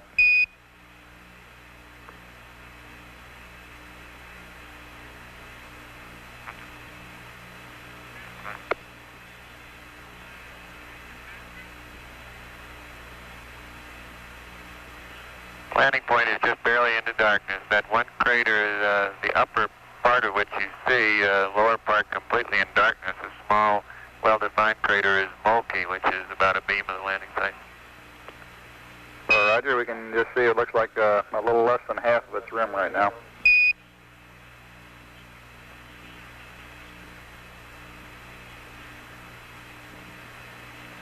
And we can make out just barely some features on the surface, maybe from Earthshine.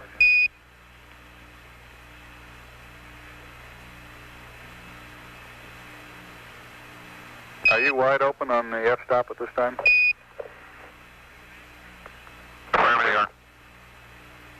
Yeah, and it looks like we're just about to get the sun coming into the lens, so we'll have to move the camera away.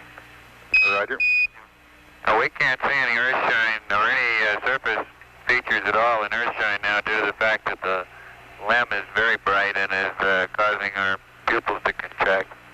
It's a very fantastic view to see the terminator as you look along the edge of it. I think you'll agree that some of these craters that you're seeing in the picture now are really accentuated by the lengthening of the shadows as they approach the terminator. Yes, it's a very beautiful and rugged sight that we've got on the screen now.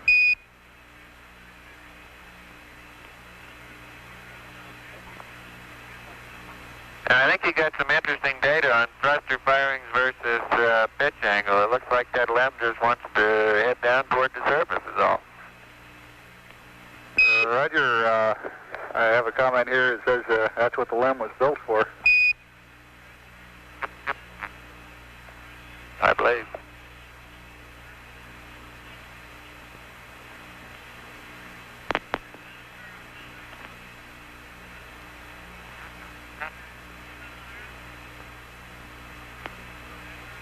And as the moon sinks slowly in the west, Apollo 11 bids good day to you.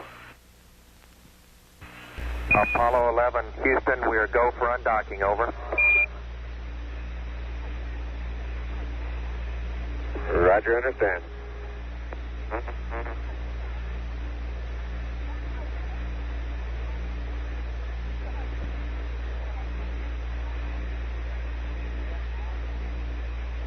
That's it.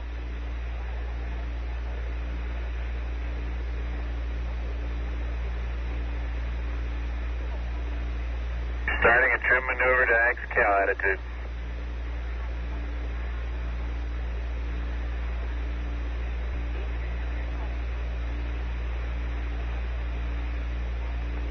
Houston, Columbia. Go ahead, Columbia, over. Roger, there'll be no television of the undocking. I have all available windows either full of heads or cameras, and I'm busy with other things. We concur, over. Okay. And Eagle, Houston, we'd like you to select aft Omni now. It'll be good for both LOS and AOS, over. Roger, going to aft Omni.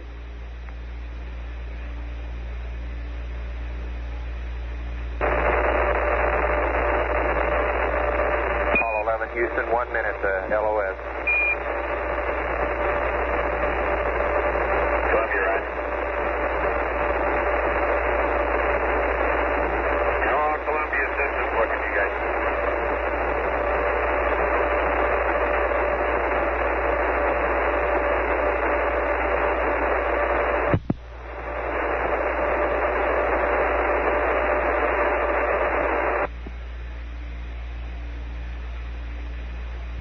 is Apollo Control. We've had loss of signal now. We'll reacquire the spacecraft again on the 13th revolution in about 45 minutes. At the end of this pass, we passed along the go for undocking. That maneuver will occur just before we reacquire the spacecraft on the 13th revolution, and will be followed in about 30 minutes later by a small separation maneuver performed by Mike Collins in the command module. The checkout of the LEM has been going extremely well, up to now ahead of schedule, and both vehicles look very good. At 99 hours 31 minutes, this is Apollo Control, Houston.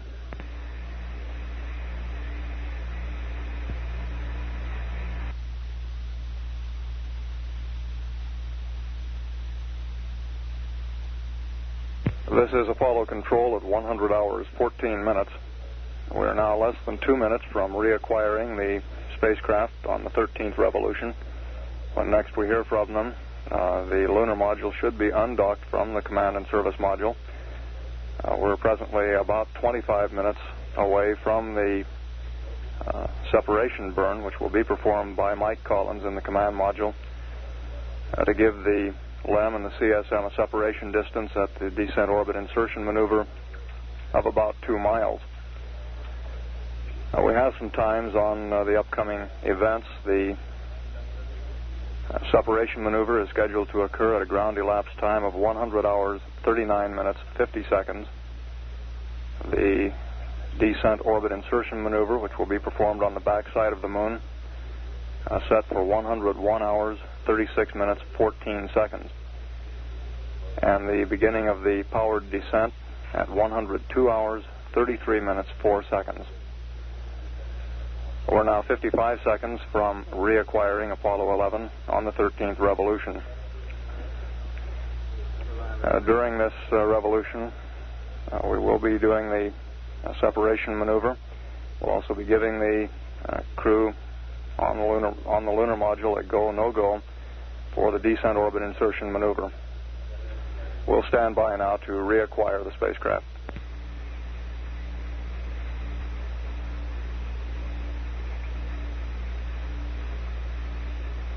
We have confirmation of acquisition of signal. We'll stand by for a call to the crew.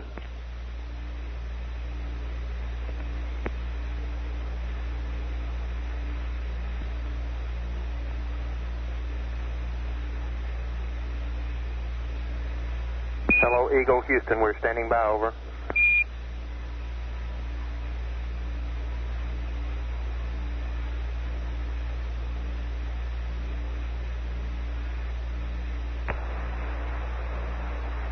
Good.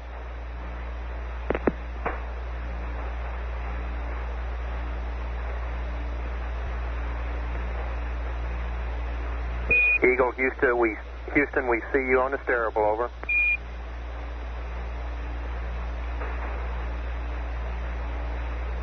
Roger, Eagle, undocked. Roger, how does it look? The Eagle has wings. Roger. Looking good. Roger, Neil. We got if you'll give us poo and data, we got the loads for you.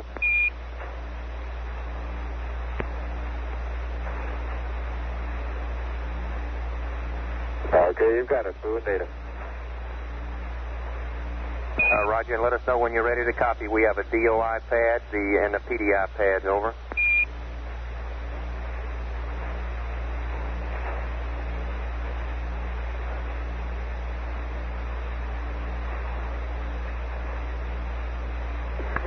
Check our tracking light, Mike.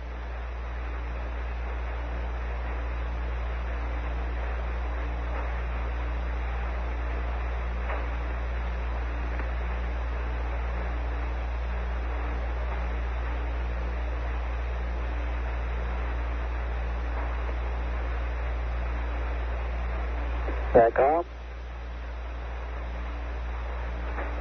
Okay, I'm ready to start my yaw maneuver if it suits you, Mike.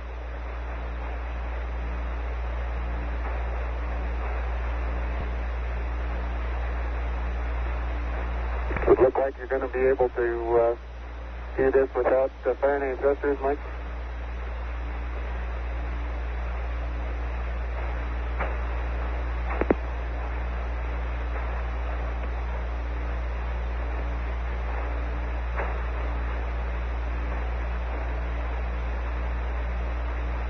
Right, Houston, Eagle is ready to copy. Roger, Eagle, coming at you with a DOI pad. 101-36-1407. Down 81. Minus 00758. Plus. All balls. Plus 000-9 Plus, correction, 00572. Perigee, plus 00085. Eagle Houston, if you'd like to try high gain. Eagle Houston, if you'd 212, y'all 37, over. Pitch 212, y'all 37, over.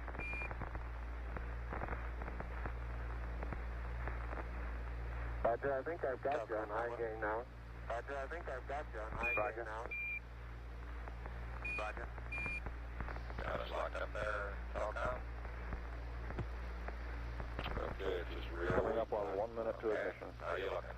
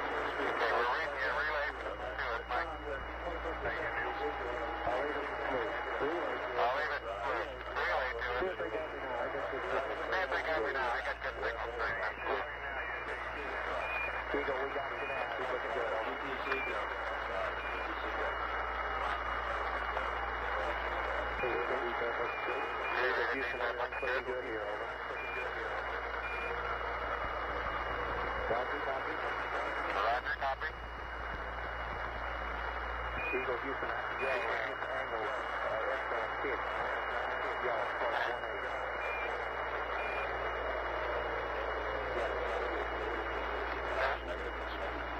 Copy? Copy.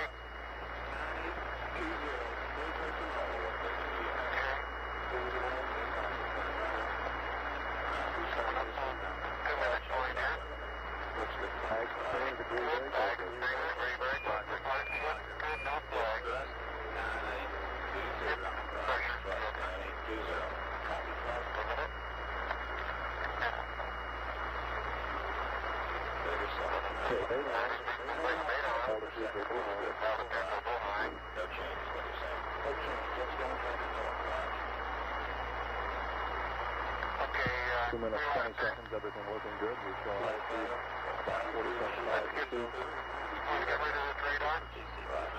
Yeah.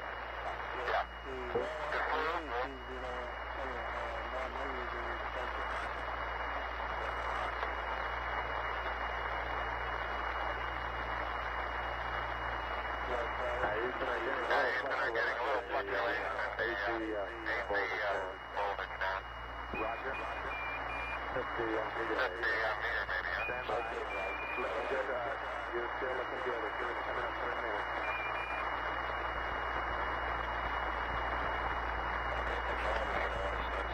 Okay, we went by the 3 minute point early.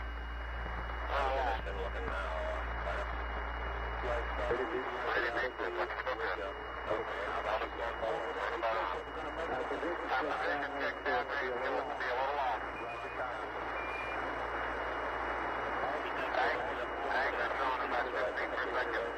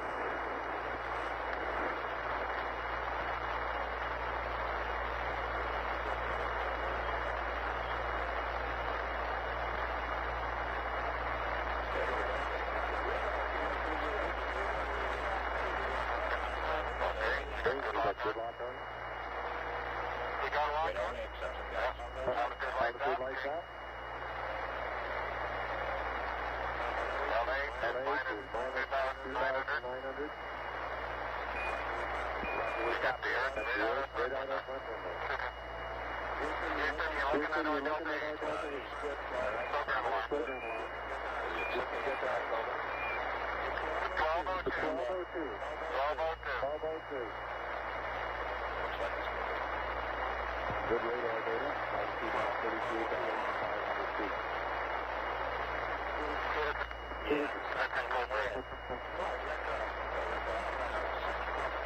Give us the reading on the 1202 program alarm.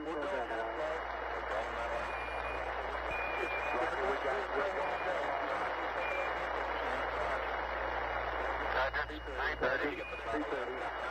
Looks like about 820. Roger, copy. Roger, copy. 6:50. We're still there. Same alarm, and it appears to come up when we have a 1668 up. 1668 up. Was it coming down? Yeah, it's coming down there. On your Delta, looks good. It looks good now. Delta, it looks good. Delta is looking good. Should be throttled down. You can feel it in here when it's throttled down. Better in the simulator. Better in the simulator.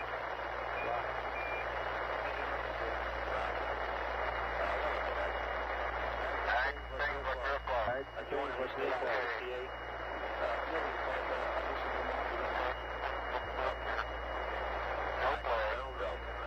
Altitude now 21,000 feet, still looking really good.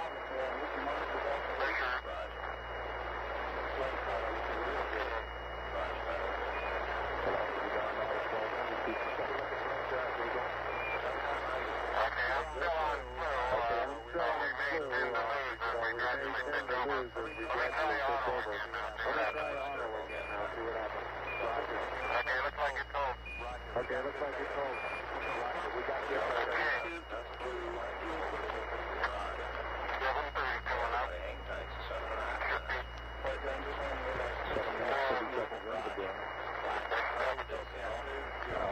16,300 feet.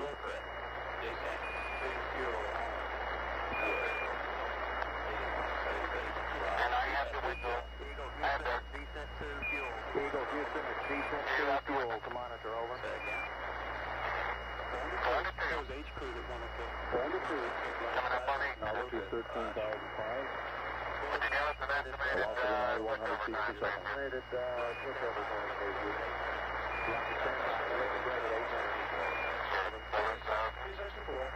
Nice correction on that velocity, now reading 760 feet per second. The P-64.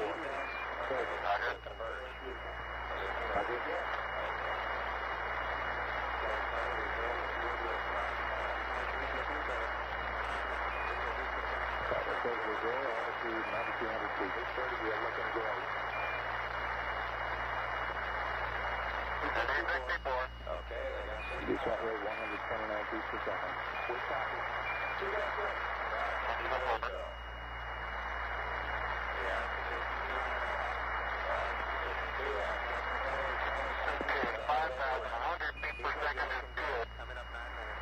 Eagle, you're looking great. Coming up 9 minutes. We're now in the approach phase. Everything looking good. Altitude 5,200 feet. Manual altitude control is good. Manual altitude control is good. Altitude 4,200. You're a go for landing. Roger, go for landing. 3,000 feet. Go for landing. 3,000 feet. 1201. 1201.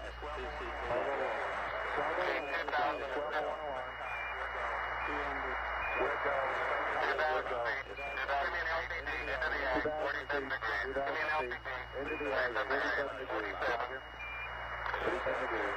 That's not a bad looking area. Eagle looking great. You go. Okay. Altitude 1,600. 1,030 is good. 1,400 feet. Still looking very good. What's LPD? Roger, 1202. 1202. We got you. 35 degrees. 35 degrees. 750. 21 down. 33 degrees. Pretty rocky area. 21 down. 33 degrees. 100 feet down at 19. 540 feet down at 30. 540 feet down at 30. At 15. Okay, 400 feet down at 9. 400 feet down at 9. Okay, 350 feet down at 4. 750 feet down at 4. 30 just half down.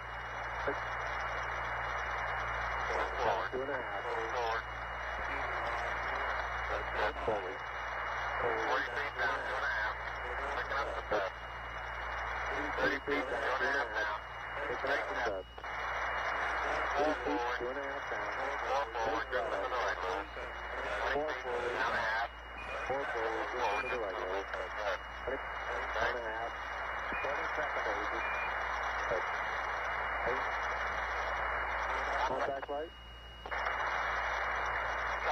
Okay, engine stop. Thank you. Okay.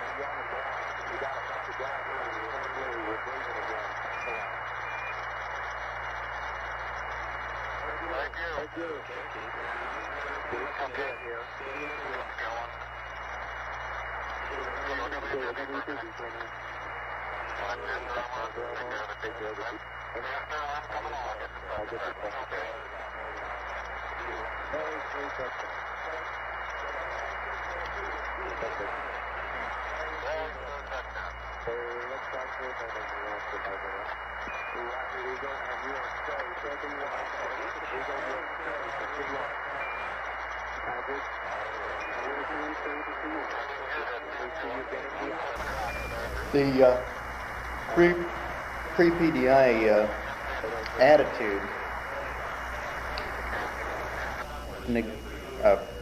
prevented good S-band high gain contact, and we had continual communications difficulty in this area, and finally yawed the spacecraft right between 10 and 15 degrees to give the high gain antenna more margin. This seemed to enable a satisfactory high bit rate condition, but it did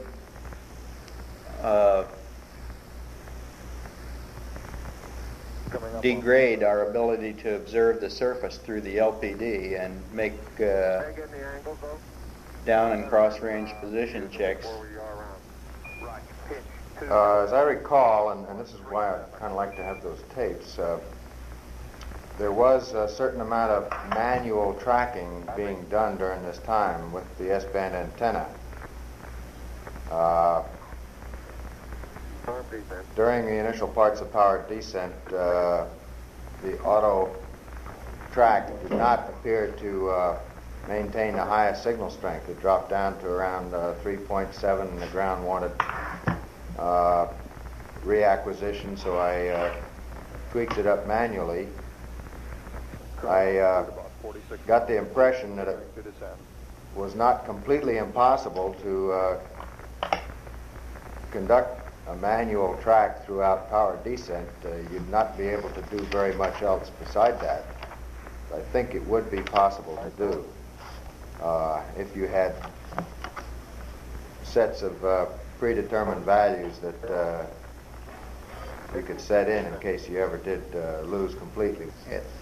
DOI ignition, which was our first dips maneuver, I could not hear the engine ignite, couldn't feel it ignite, and I wasn't, the only way I was sure that it had in fact ignited was looking at chamber pressure and the accelerometer. Very low acceleration level while you're at 10%. Just off zero.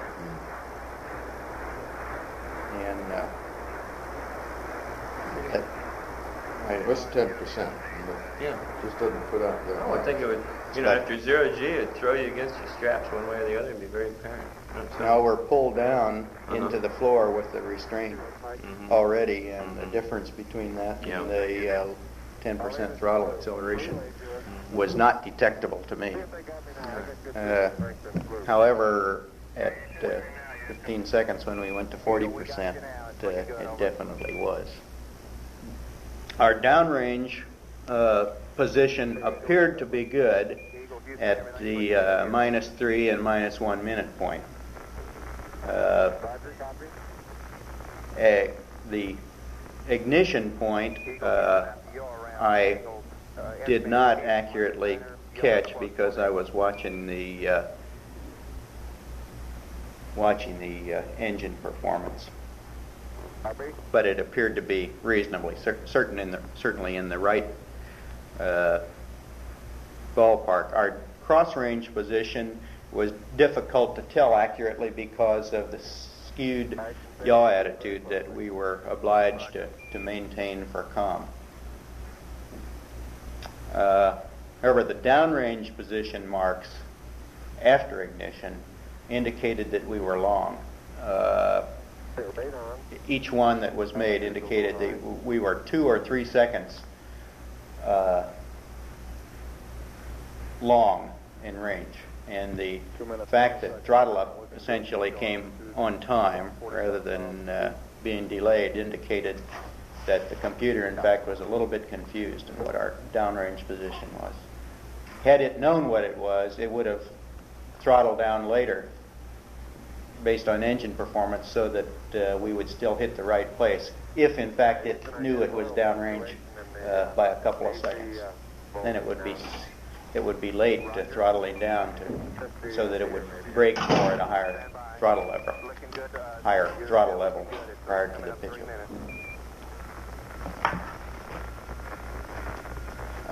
Landmark visibility was very good. We had no difficulty determining our position throughout all the face-down phase of powered descent, and correlating that with known positions based on the Apollo 10 pictures was very easy and very useful. It was just about at the yaw around maneuver when we, well, I guess trajectory monitoring from the Disky up to that point agreed very closely, especially in H-dot and VI, with the values we had in the chart. The altitude values were, maybe off by something approaching 500 feet, but again, they were quite close. It was almost immediately after yaw around that, as I recall, the altitude light went out, indicating that we had landing radar acquisition and lock-on. And what do you recall it being? 2,300 feet, something like that? 26 or 700, I believe, is the number I remember. I think it was plus 26 or 27. The yaw around was slow. We had inadvertently left the rate switch in 5 rather than 25. And I was yawing at only a couple degrees per second as opposed to the 5 to 7 that we'd planned. And the computer would not hold this rate, say 1 to 2 degrees a second. It was jumping up to 3 and back to actually changing the sign and stopping the roll rate. And it was then that I realized that clearly we weren't rolling as fast as we needed to be, and I noted that we were on the wrong scale switch. And, so I went to 25 and put in a 5 degree per second command, and it went right around. But this delayed us somewhat, and consequently we were at a slightly lower altitude at the completion of the yaw around than we had expected to be. So we were probably down to the area of 39 or 40,000 feet at the time when we had radar lockup, as opposed to about 41,000 that we expected to be at 41.5. I guess the first indications we had of anything going wrong were probably around 5 minutes or something. When we first started getting program alarm activities.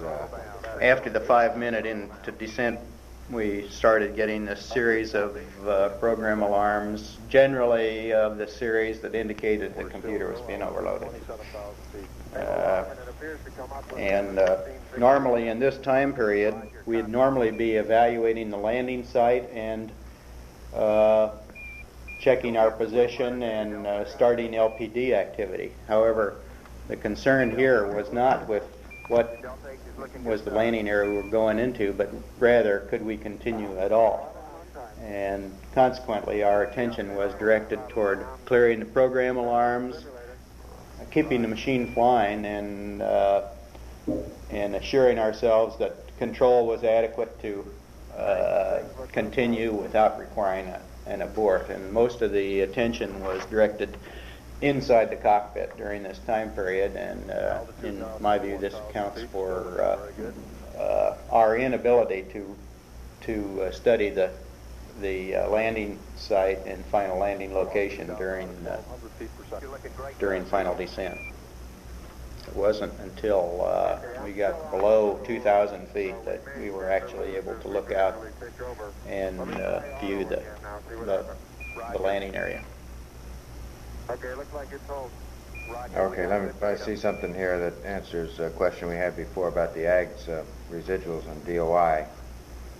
They were 7 minutes, 30 seconds into 1/10 before nulling, and we nulled them to 0. altitude 16,000. X was minus 0.1, Y minus 0.4, Z minus 0.1, and we nulled X and Z to 0. Good. And looking at the transcripts, we did have considerable loss of lock approaching PDI. And we did have to reacquire manually several times. Roger, stand by. You're looking great at 8 minutes.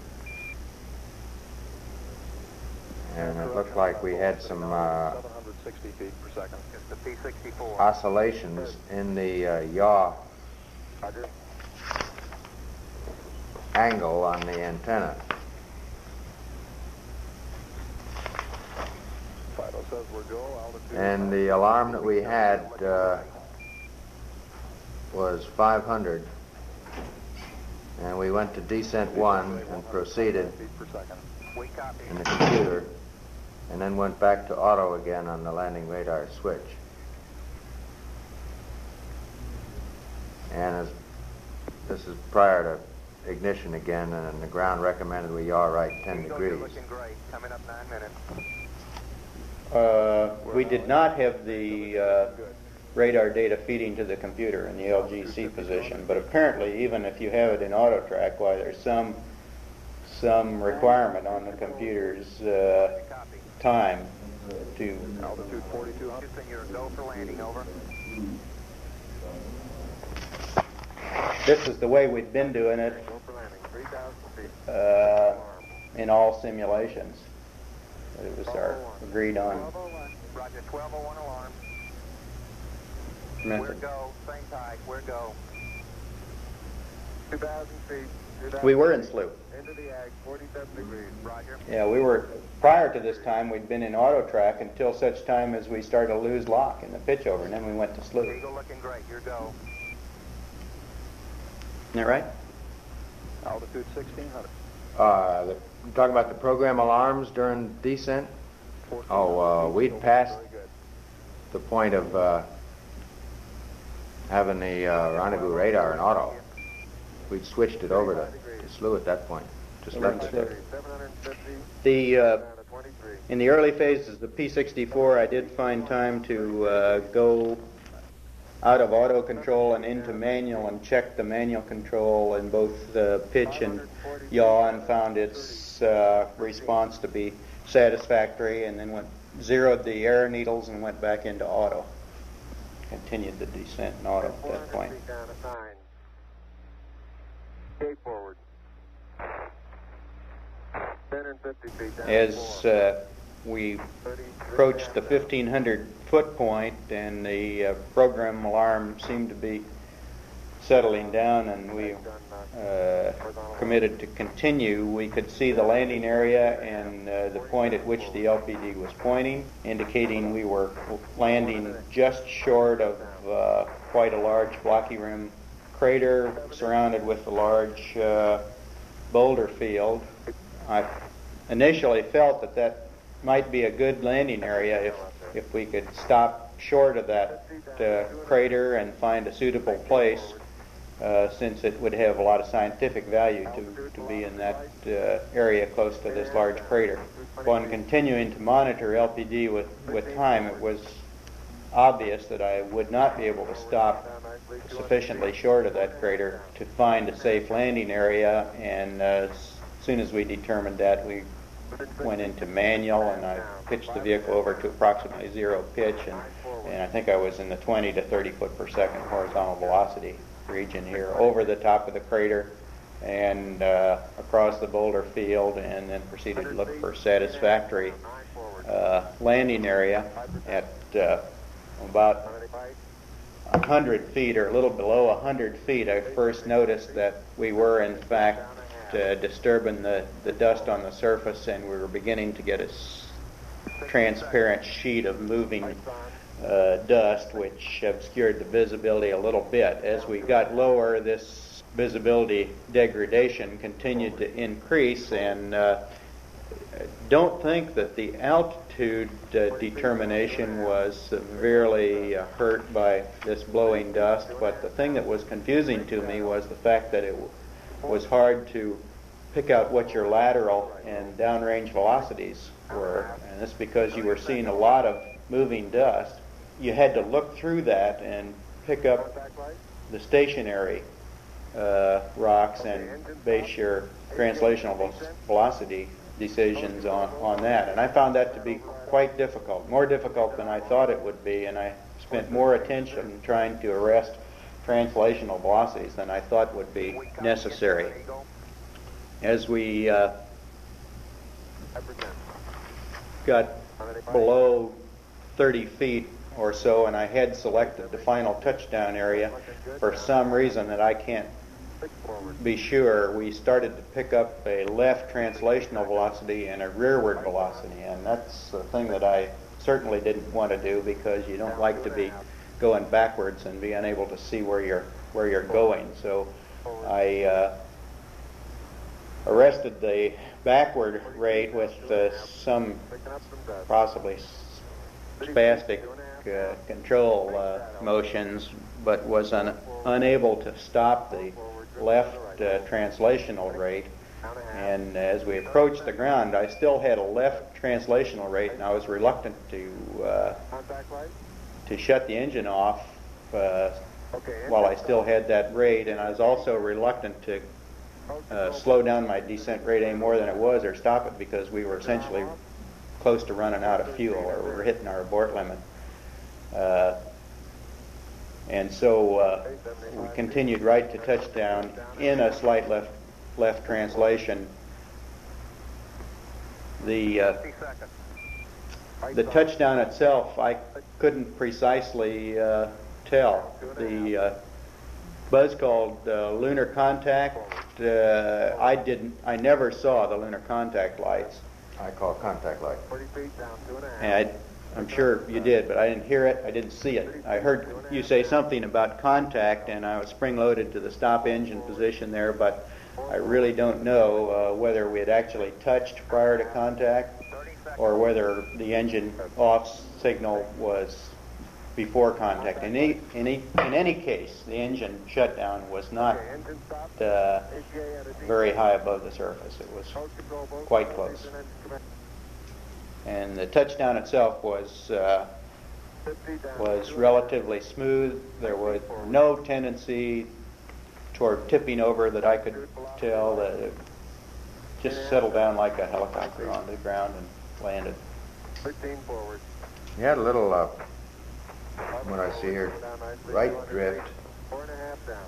5.5. And then I guess just before touchdown we were drifting left, huh? I think I was probably over controlling a little bit in this lateral. I was confused somewhat by the fact that I couldn't really determine what my lateral velocities were as closely as I would like to, due to the dust obscuration of the surface. 100 feet, 3.5 down, 9 forward. I could see rocks and craters through this blowing dust.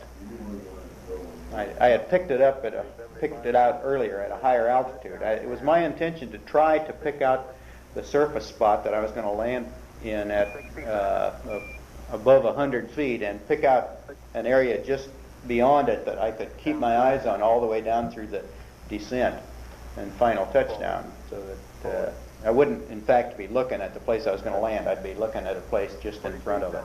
And that worked pretty well, but again, I was surprised that I had as much trouble as I did in determining translational velocities and being able to control them. I don't think I did a very good job of flying the vehicle smoothly in that time period. I was a little bit erratic. Okay, engine stop. I think. ATA at a descent.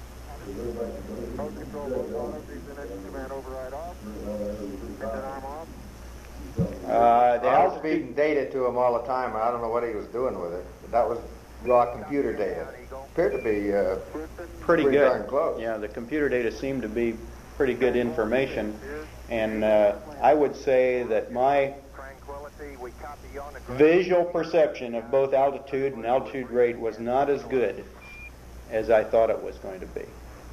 In other words, I was a little bit more dependent on the information. I think I probably could have made a satisfactory determination of altitude and altitude rate just by eye alone, but it wasn't as good as I thought it was going to be, and I think that it's not nearly so good as it is here on Earth, let's say, flying with no big discipline. I got the impression by just glimpsing out that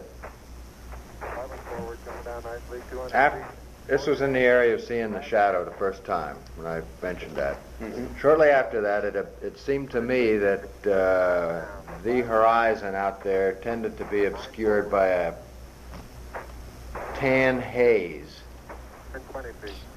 That may have been just an impression. Now, looking down at maybe 45 degrees, the velocity of what was being kicked up seemed to be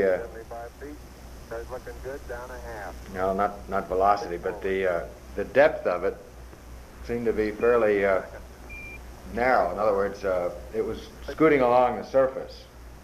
But since particles were being picked up and moved along the surface, you could see little rocks or little protuberances coming through this, so you knew that it was solid there. You got the distinct impression of that. It wasn't obscured to that point. But it did tend to mask out your ability to detect motion, because there was so much motion of things moving out.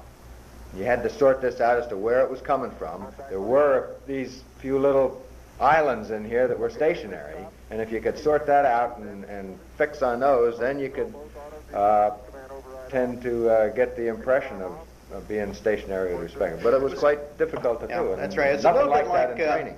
A little bit like landing an airplane when there's a real thin layer of ground fog that you're coming through, and you can see things, through the fog, except all this stuff was moving out. All this fog was moving at a great rate, which was a little bit confusing. And I would think that it would be natural that looking out the left window and seeing this moving this way, you'd get the impression of moving to the right, and you'd counteract it by going to the left, which is how we touched down. Since we were moving left, we were yawed slightly to the left, so I could get a good view of where we were going. I think it was 13 degrees left, and consequently the shadow was not visible to me. It was behind the panel, but Buzz could see it. Then I saw it in the final phases of descent. I saw the shadow come in to view, and it was a very good silhouette picture of the LEM at the time I saw it, probably a couple 100 feet out in front of the LEM on the surface. Well, it's clearly a useful tool, but I just didn't get to observe it very long. Here's an entry, 46 seconds, 300 feet. 4 seconds after the next minute, watch your shadow. And at 16 seconds, 220 feet. So I'd estimate that I called out that shadow business at around 260 feet. And it was certainly plenty large at that point. And looking back on it, I would have said that at 260 feet, that shadow would have been way the hell and gone out there, but it wasn't. It was a good-sized vehicle. I could tell that we had gear down and that we had an ascent stage and a descent stage, and it was, of course, illuminated around it with the zero-phase sun. So there was a brightness in the vicinity, but it was readily identifiable, and had I looked out sooner, I'm sure I could have seen something identified as a shadow at 400 feet, maybe higher. But anyway, at this altitude, it was Okay, Houston, I'm on the porch. just how you Roger, Neil. sort that into all the rest of the things that you're looking at. Since Okay, the ground is moving, Columbia, this is Houston, 1 minute, 30 seconds to LOS, all systems but go, of course you over. have to have it out your window. Neil. Okay. Get a little slack? Neil Armstrong on the porch at 109 hours, 19 minutes, 16 seconds. You need more slides, bud? No, hold it just a minute. Okay. 25 minutes of PLSS time expended now. Okay, everything's nice and straight in here. Okay, can you pull the door open a little more? Right. Okay. Did you get the base down? I'm going to pull it now. Houston, the Mesa came down, all right. Houston, Roger, we copy, and we're standing by for your 2EV.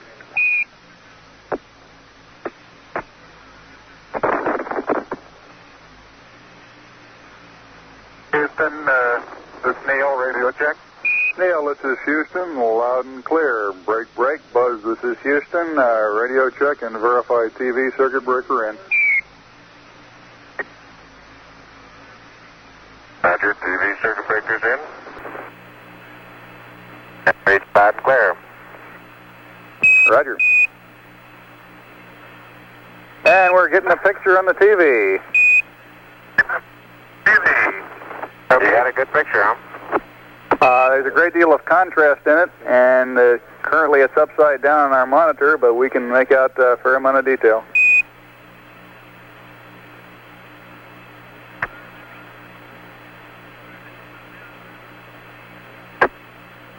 Okay, would you verify the position, the opening I ought to have on the camera? Stand by.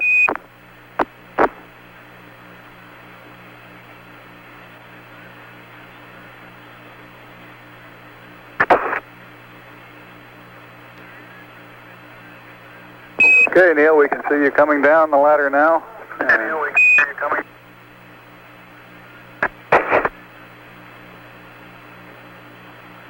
Okay, I just checked getting back up to that first step. That isn't collapsed too far, but it's adequate to get back up. Roger, we copy. It's a pretty good little jump.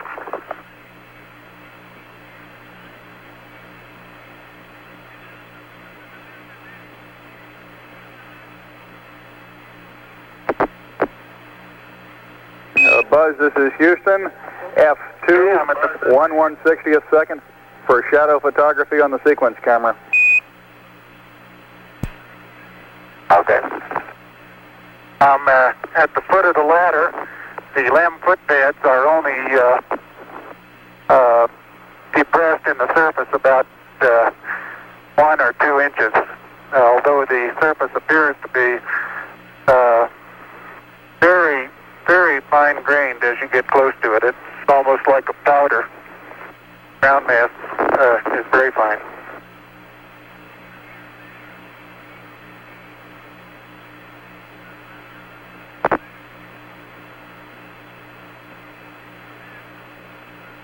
I'm going to step off the LEM now.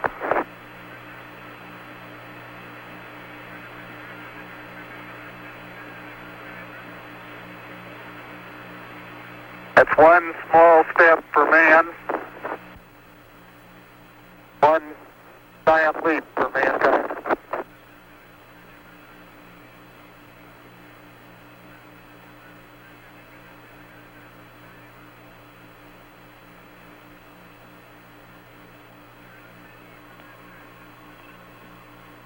Yes, the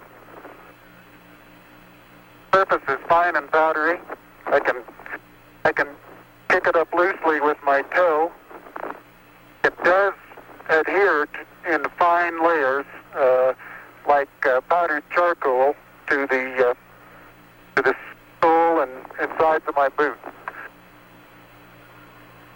I only go in a small fraction of an inch, maybe an eighth of an inch, but I can see the footprints of my boots and the treads in the fine sandy particles. Neil, this is Houston. We're copying.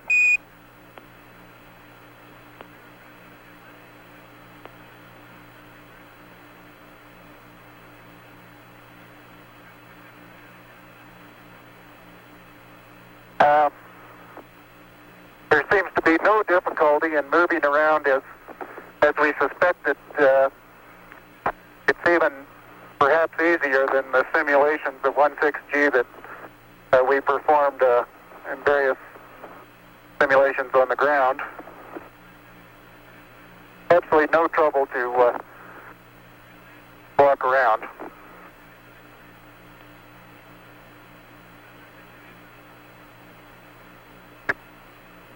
The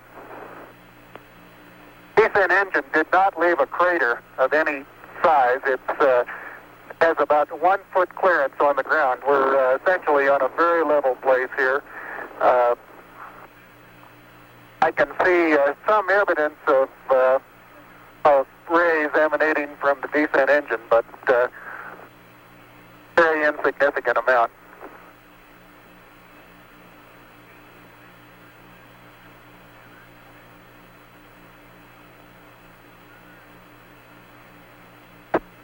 Okay, Buzz, we ready to bring down the camera? I'm all ready. I think it's 2 miles squared away in good shape. Okay. Okay, you'll have to pay out all the LEC. It looks like it's coming out nice and evenly.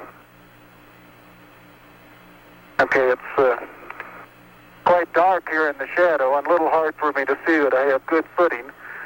I'll work my way over into the sunlight here without looking directly into the sun. Okay, it's taut now.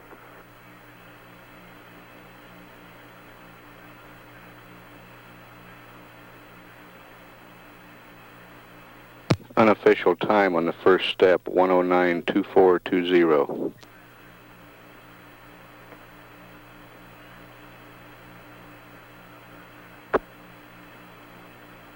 Okay, I think you're pulling the wrong one. I'm ready to pull it down now. There was still a little bit left in the...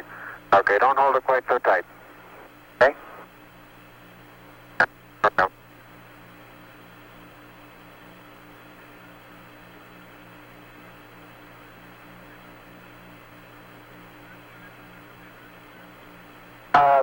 Looking up at the limb, I'm standing directly in the shadow now, looking up at Buzz in the windows.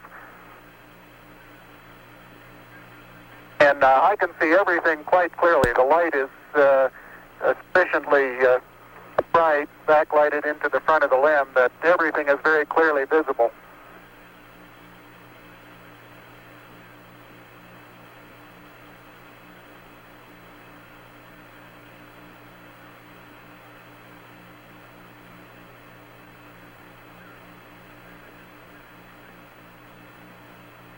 Okay, I'm going to be changing the... Okay.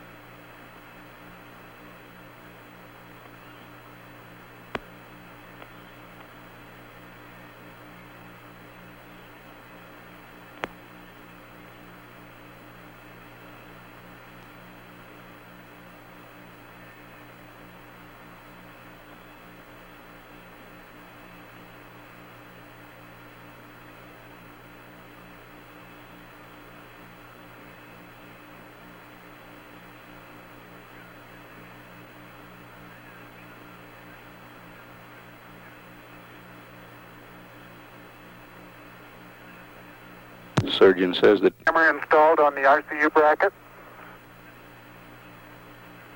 Surgeon says the crew is doing well. Data is good, crew is doing well. And I'm still in the LEC on the secondary struts.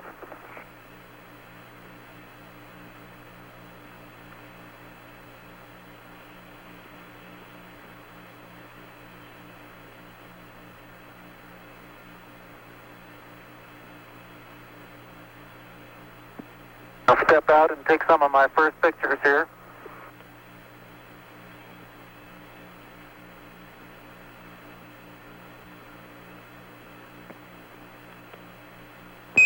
Roger, Neil, we're reading you loud and clear. Let's see, getting some pictures and the contingency sample.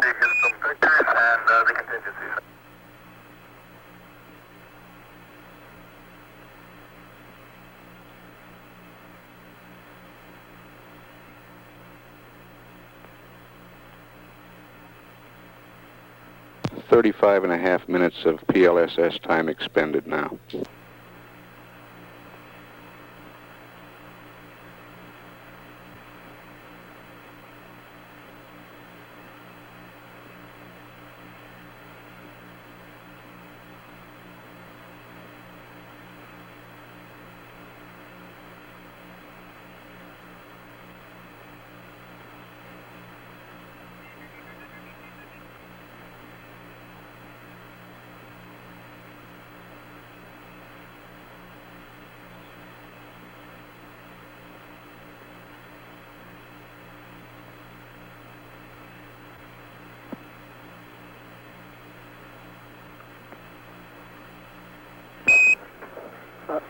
Neil, this is Houston. Did you copy about the contingency sample? Over. All right, you're going to get to that just as soon as I finish these picture series.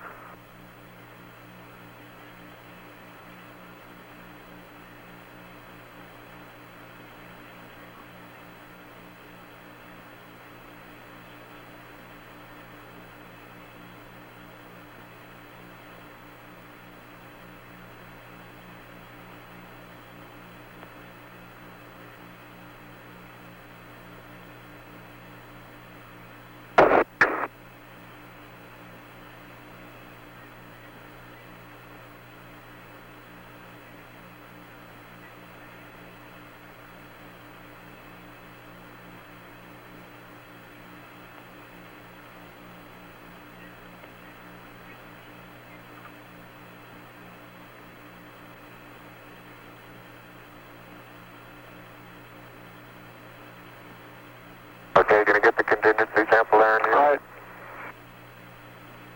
Okay, that's good.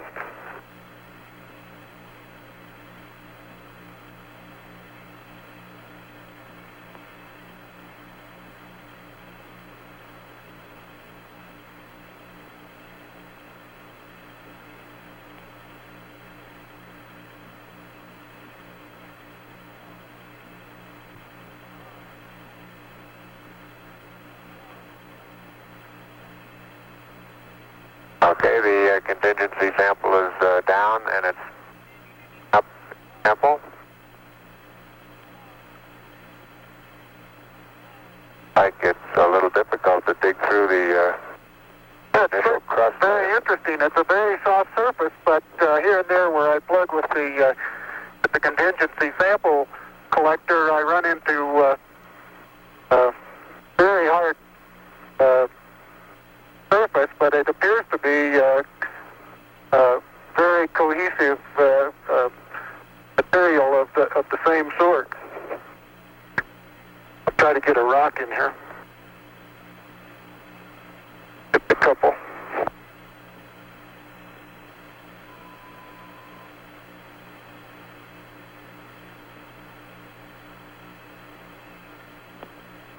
Oh, that looks beautiful from here, Neil.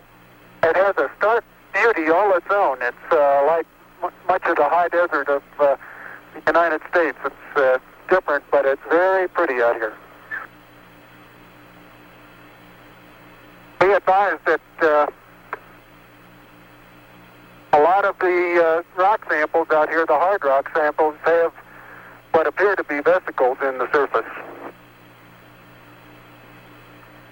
Also, I'm looking at one now that appears to have some sort of phenocryst. Houston, roger out.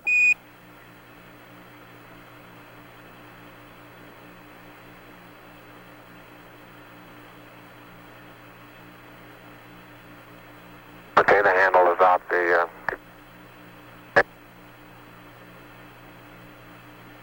push it in about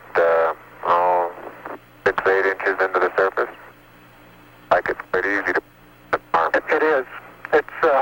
I'm sure I could push it in farther, but it's hard for me to bend down farther than that. Didn't know you could throw so far. You can really throw things a long way up here.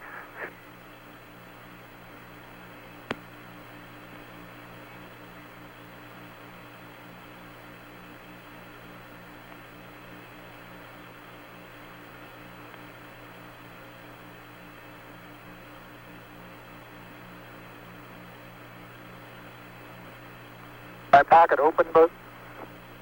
Yes, it is. It's not up against your suit, though. Hit it back once more. More toward the inside. Okay, that's good.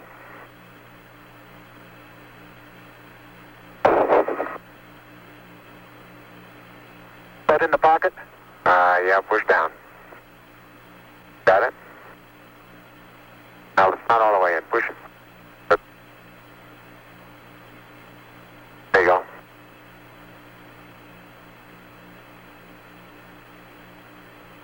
Engine sample is in the pocket. My oxygen is 81%. I have no flags, and I'm in minimum flow.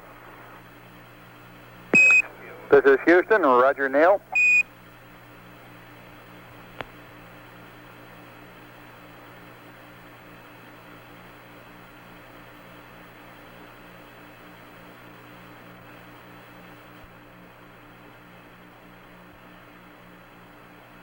Okay, I got the camera going at 1 frame a second.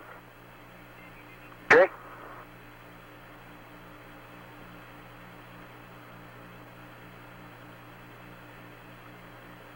And I've got 80%, no flags.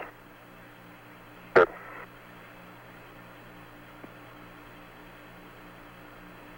Are you getting a TV picture now, Houston? Neil, yes, we are getting a TV picture.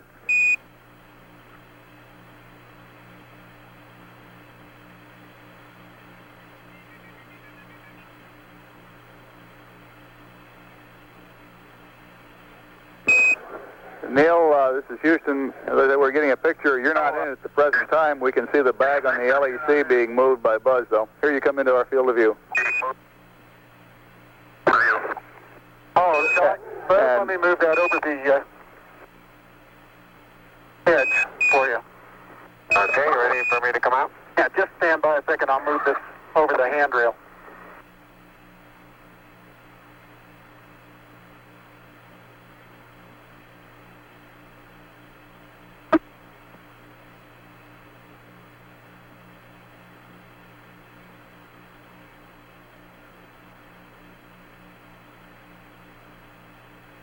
Okay. All right, that's got it. Are you ready? All set.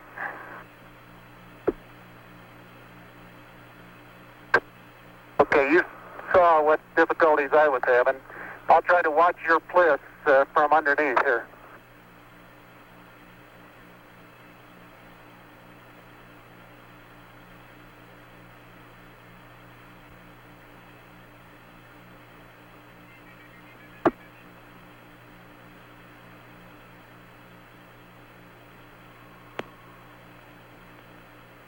All right, the backup camera is position.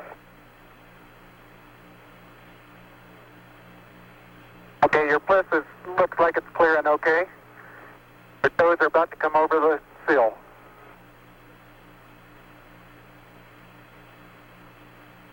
Okay, now drop your bliss down. There you go, you're clear.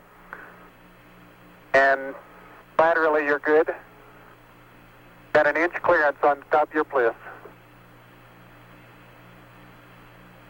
Okay, you need a little bit of arching of the back to come down. Like with your feet from the Okay, you're right at the edge of the porch. Okay. Back in from...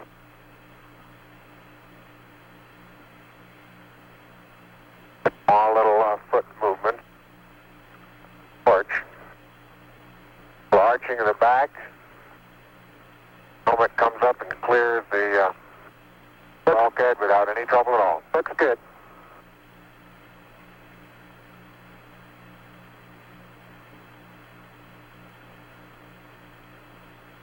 "45 minutes PLSS time expended."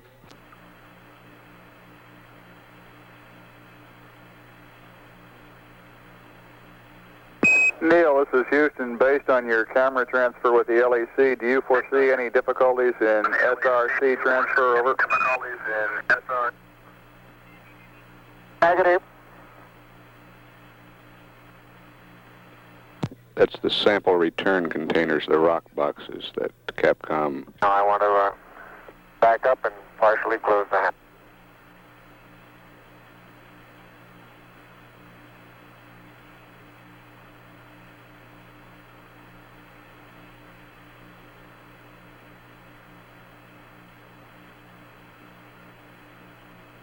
Making sure not to lock it on my way out. Particularly good thought. That's our home for the next couple hours. We want to take good care of it. Okay, I'm on the top step and I can look down over the RCU and landing gear pad. It's a very simple matter to hop down from one step to the next. Yes, I found it to be very comfortable, and walking is also very comfortable. You've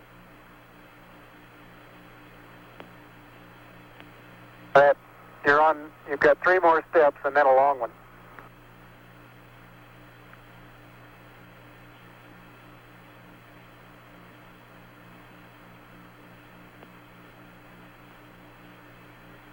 Okay, I'm going to leave that 1 foot up there and both hands down to about the 4th rung up. There you go. Okay, now I think I'll do the same.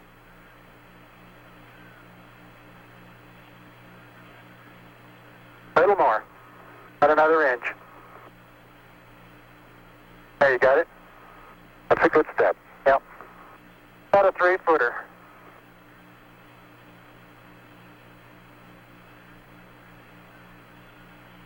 Beautiful view. Isn't that something? Magnificent sight out here. Magnificent desolation.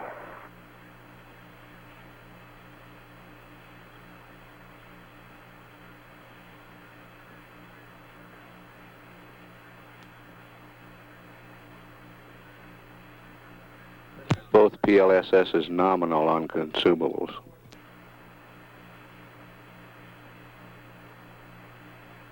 Looks like the secondary strut. Got little thermal effects on it right here, Neil. Yeah, I noticed that. Seems to be the worst, although similar effects are on all around. It's very, very fine powder, isn't it?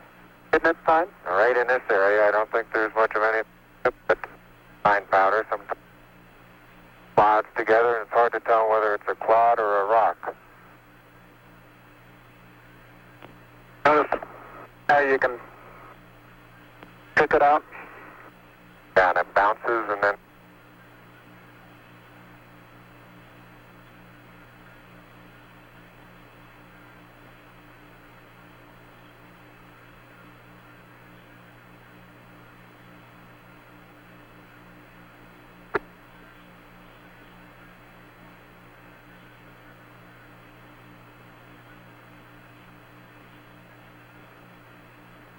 Reaching down, fairly easy. Get my suit dirty at this stage.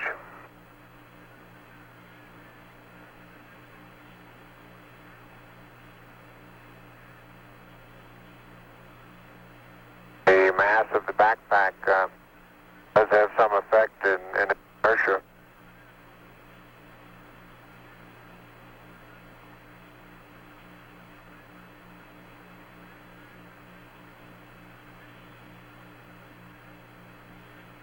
There's a slight tendency I can see now to backwards due to the soft, very soft texture. You're standing on a rock, big rock there now.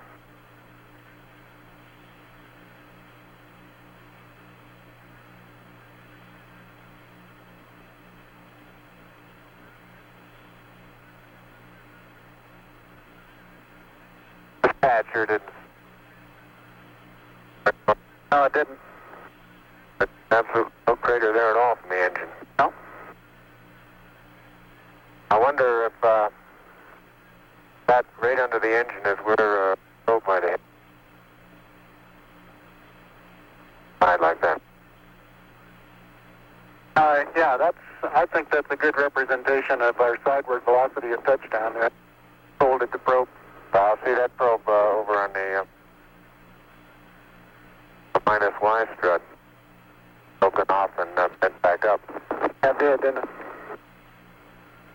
The other two boats bent over.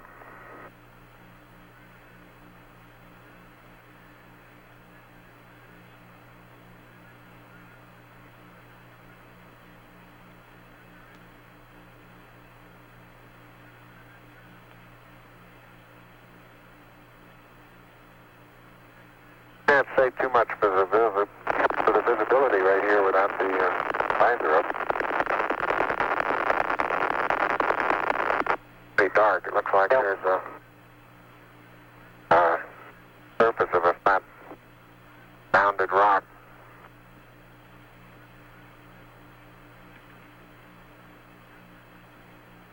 And incidentally, these rocks, very powdery surface.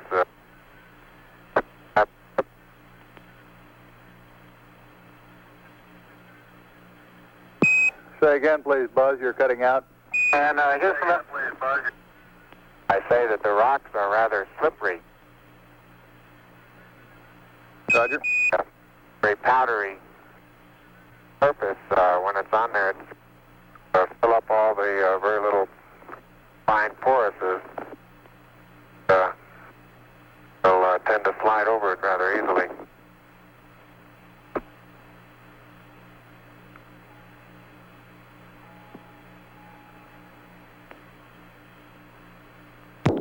Neil Armstrong getting ready to move the TV camera now out to its panorama position.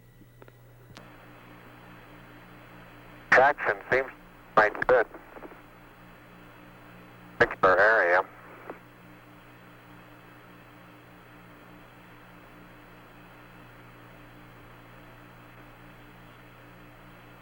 Start to lose my balance in one direction, and recovery is quite natural and very easy.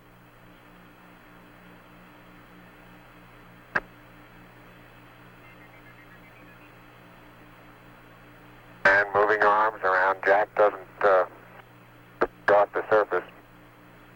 Not quite that light-footed. And I have the insulation off the mesa now. The mesa seems to be in good shape. You have to be careful that you're leaning in the direction you want to go, otherwise you slightly inebriate the. In other words, you have to cross your foot over to stay underneath where your center of mass is.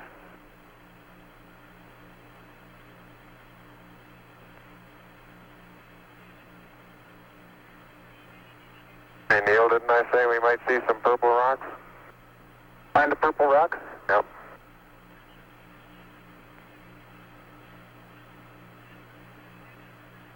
Very small, sparkly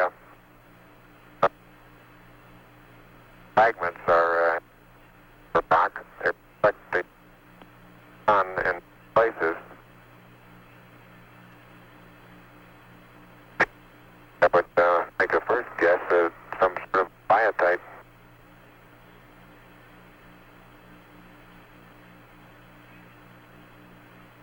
Leave that to the further analysis. But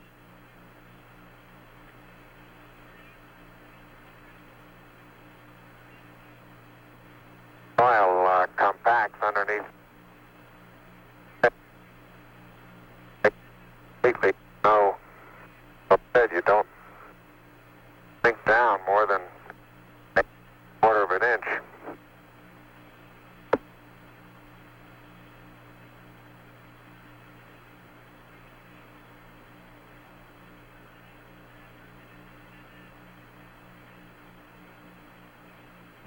Biotite is a brown mica substance.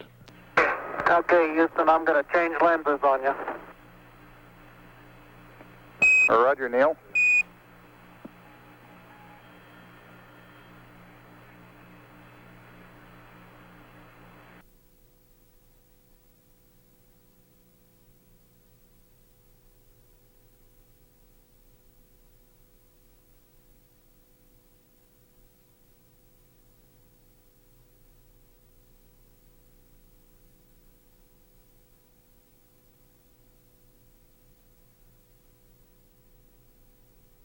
Thank you.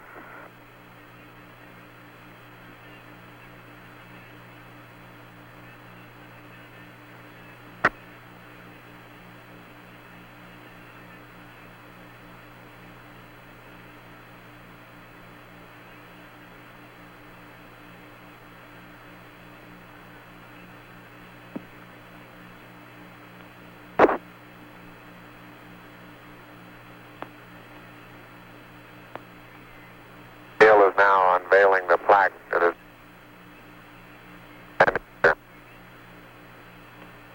Roger, we got you bore-sighted, but back to one side. Bore-sighted.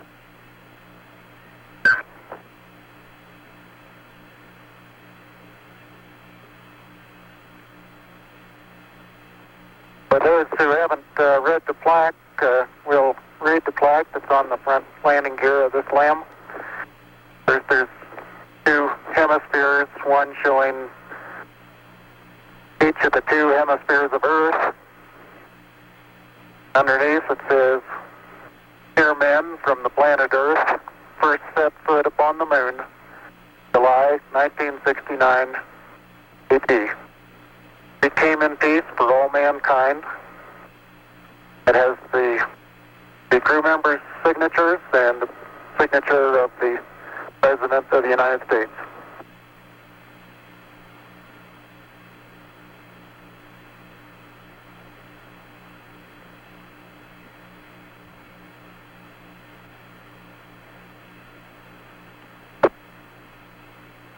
Ready for the camera?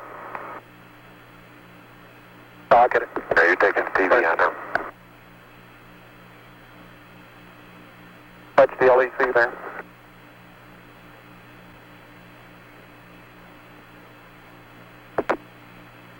Now, I'm afraid these lost materials are going to get dusty.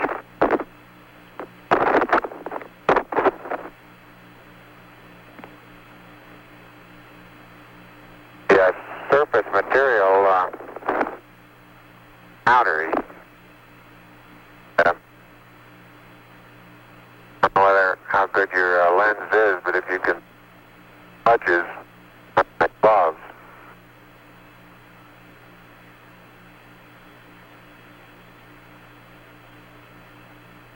Very much like a very finely powdered carbon, but very pretty looking.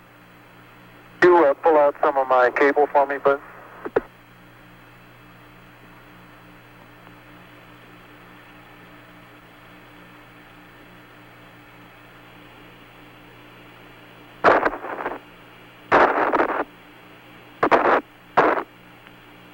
Houston, how close are you able to get things in focus?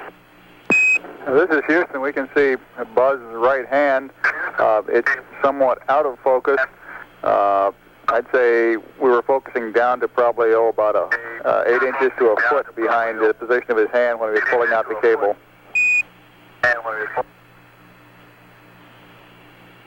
Okay, how's the temperature looking there? Temperature of the camera is showing cold. I'm a little cool. I think I'll change. Oh.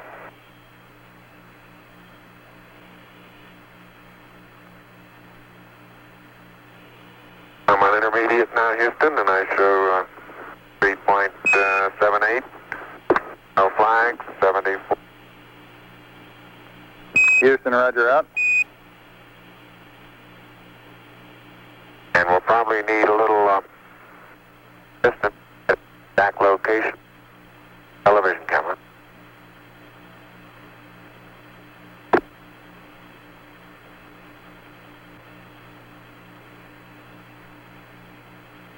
And Neil, it look at the minus Y strut. The direction of travel there. Traveling from right to left. Right. So this one over here underneath the SN engine where the probe first hit. Minus my probe first hit. I got plenty of cable? You got plenty more.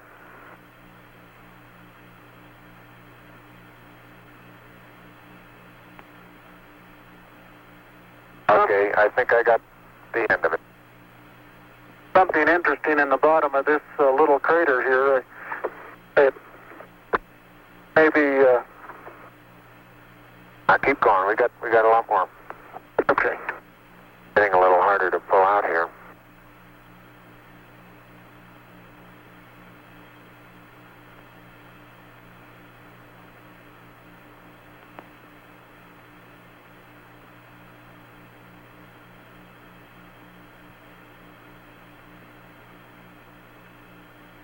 If you stand on the ladder facing forward, the minus Y strut is the landing gear to your left. Say I am, Buzz. 40, 50 feet. Why don't you turn around and let them get a view from there and see what the field of view looks like.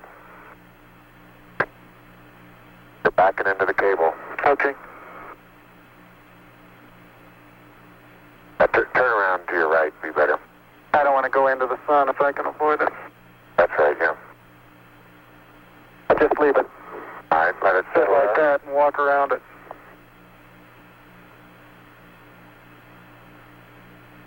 Houston, how's that field of view going to be? Pick up the mesa far away? Right.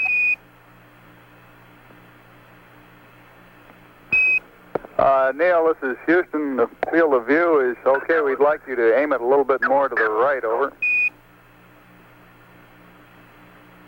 Okay. Okay, that's all the cable we have. All the way out. I'll start working on the solar. A little bit too much to the right. Can you bring it back left about 4 or 5 degrees?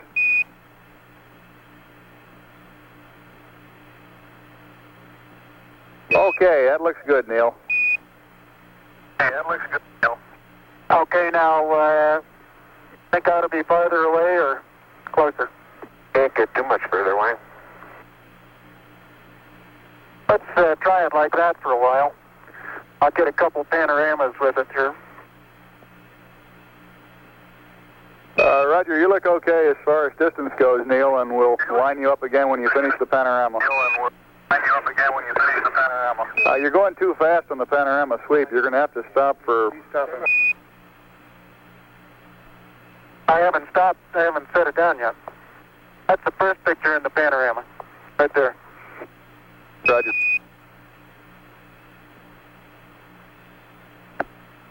It's taken just about northeast. Tell me if you got a picture, Houston. Well, we've got a beautiful picture, Neil. Okay, I'm going to move it.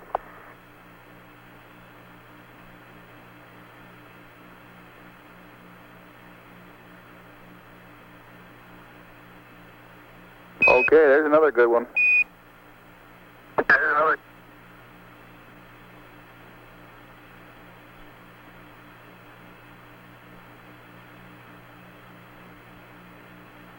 Okay, we got that one.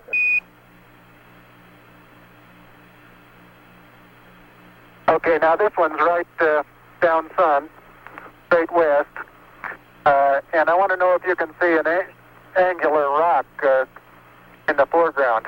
Roger, we have a large angular rock in the foreground, and looks like a much smaller rock a couple of inches to the left of it, over. Right, and then on beyond it about 10 feet is an even larger rock that's very rounded.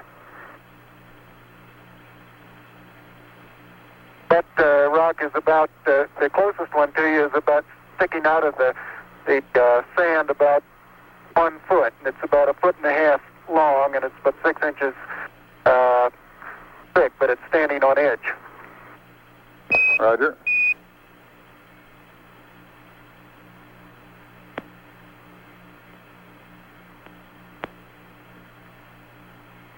Okay, Neil, I've got the table out.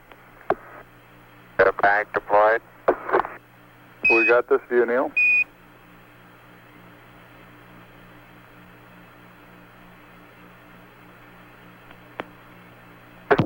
Straight south.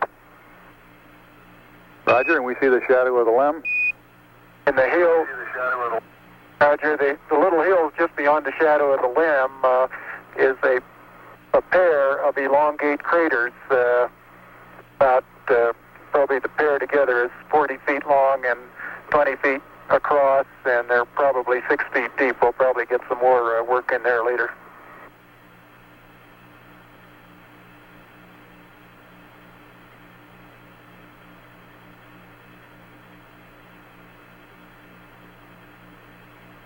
Roger, and we see Buzz going about his work. How's that for a final?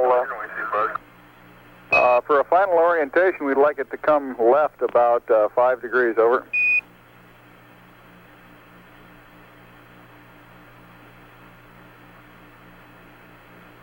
Back to the right about half as much. Okay.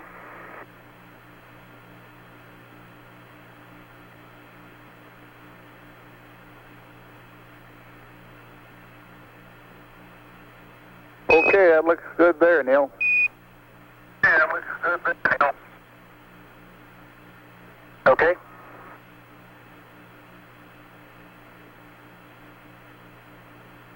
One hour, 7 minutes time expended.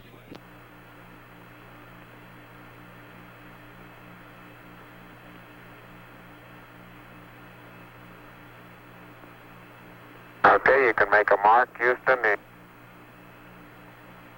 Roger, slow in.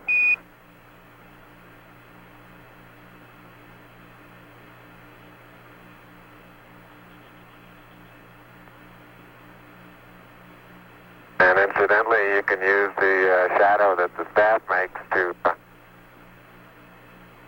assist you in getting it perpendicular.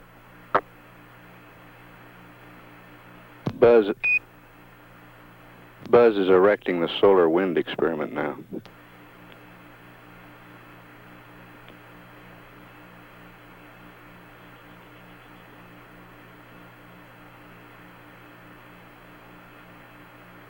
Some of these small depressions big soft, and you tend to think, oh, maybe 2 or 3 inches.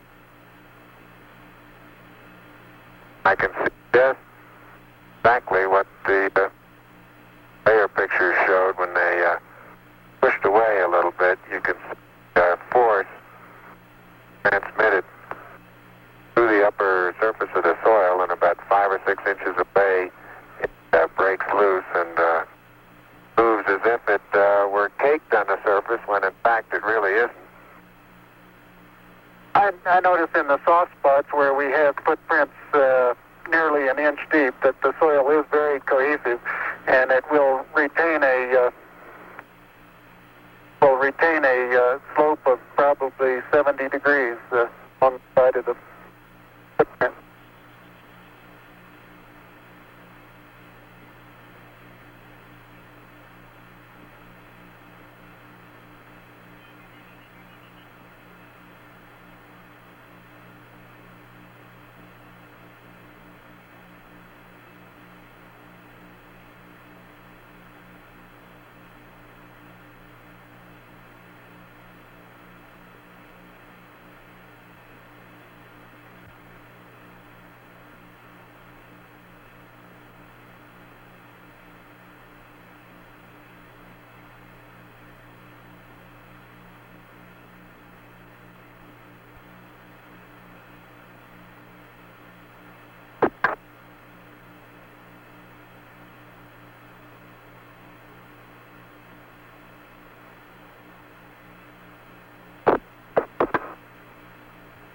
All limb systems still looking good.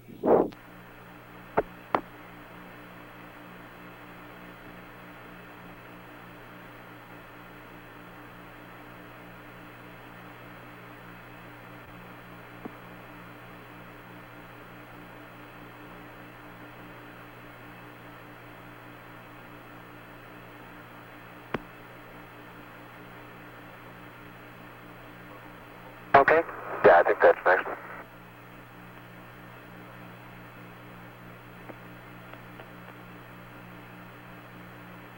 Dead end come off.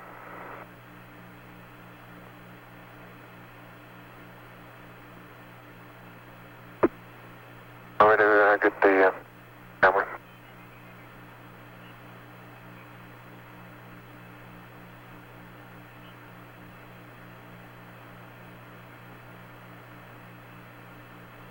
Take that part. Go out here with them.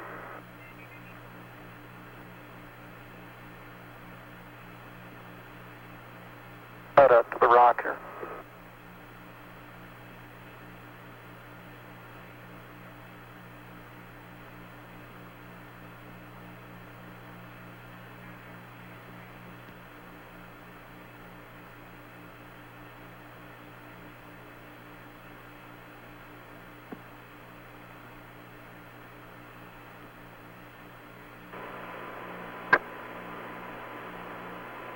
I'll have to extend that one.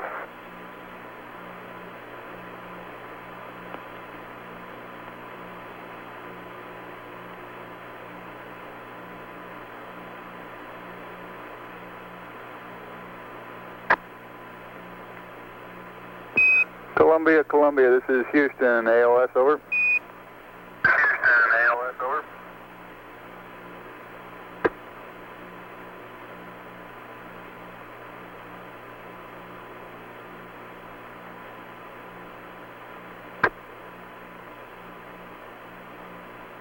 Neil Armstrong's been on the lunar surface now almost 45 minutes.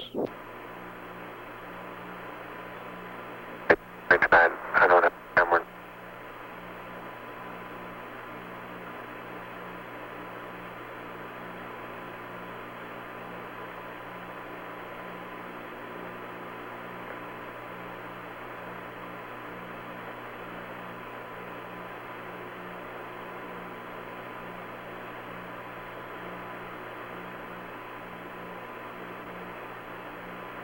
Houston, Columbia on the high gain, over.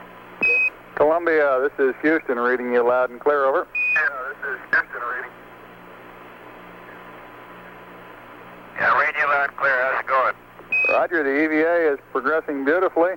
I believe they're setting up the flag now. Great. I guess you're about the only person around that doesn't have TV coverage of the scene. That's all right. I don't mind a bit.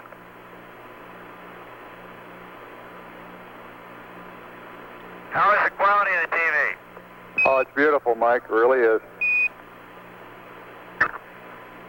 Oh, geez, that's great. Is the lighting halfway decent? Yes, indeed. They've got the flag up now, and you can see the stars and stripes on the lunar surface. Beautiful, just beautiful.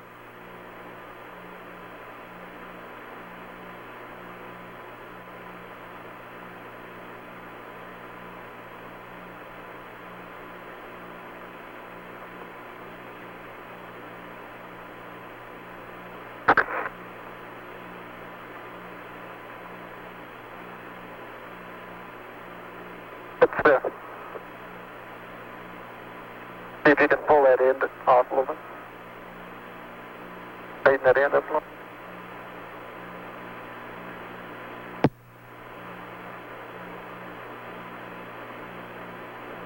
It won't go out.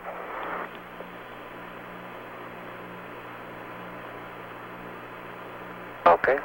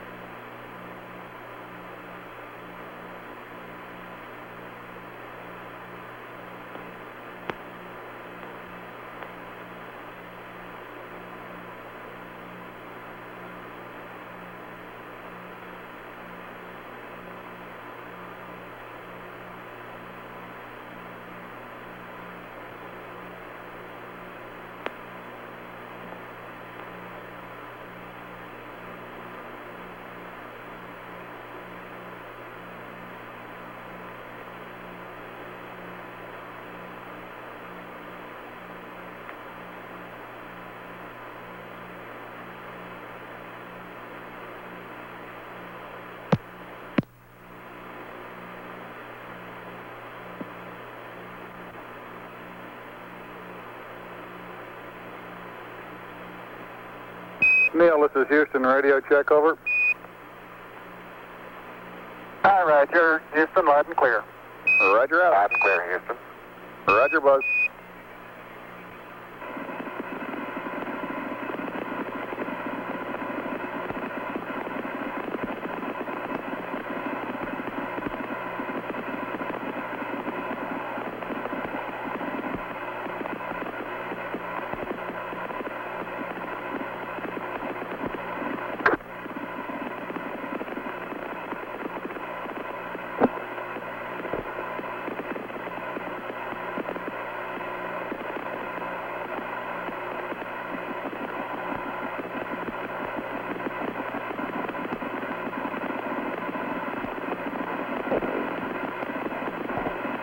I'd like to evaluate the various paces that a person can traveling on the surface.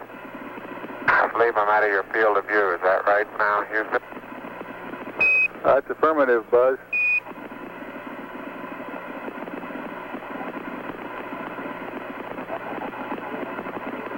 You're in our field of view now. You do have to be. All right, you do have to be rather careful to keep track of where your center of mass is. Sometimes it takes about 2 or 3 paces to make sure that you've got your feet underneath you.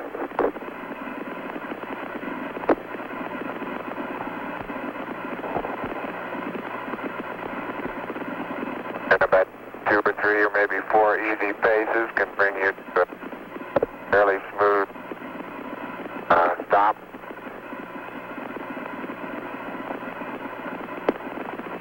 Direction.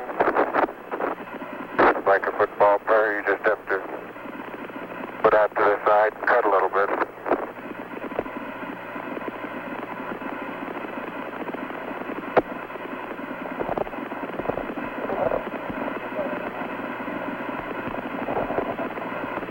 So-called kangaroo hop does work, but it seems your forward stability is not quite as good as it is in the more conventional one foot after another.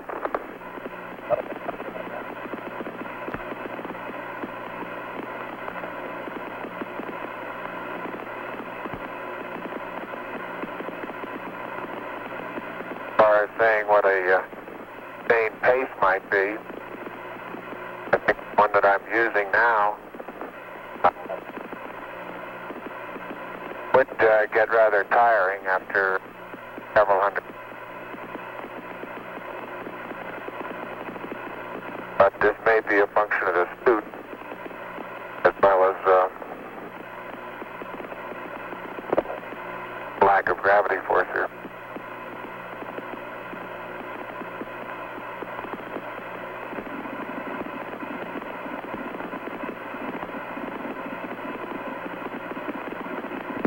Tranquility Base, this is Houston. Could we get both of you on the camera for a minute, please?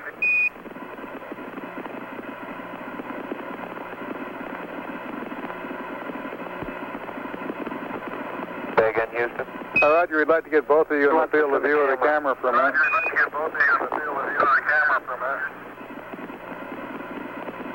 Neil and Buzz, the President of the United States is in his office now and would like to say a few words to you. Over.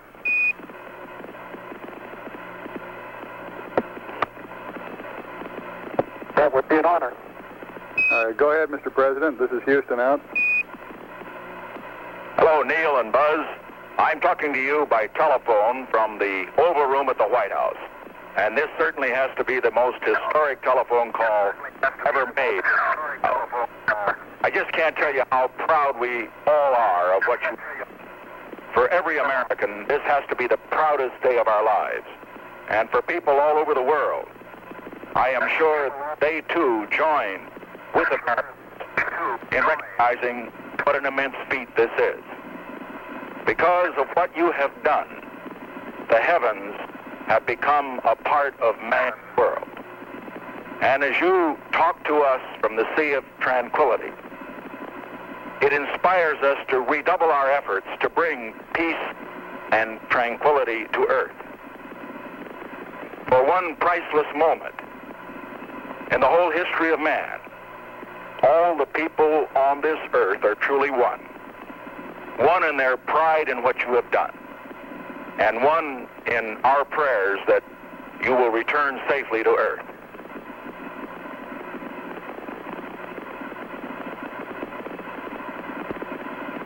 Thank you, Mr. President. It's a great honor and privilege for us to be here representing not only the United States, but men of peace of all nations, and with interest and a curiosity, and with a vision for the future. Honor for us to be able to participate here today. And thank you very much, and I look forward, all of us look forward to seeing you on the Hornet on Thursday. Look forward to that very much, sir.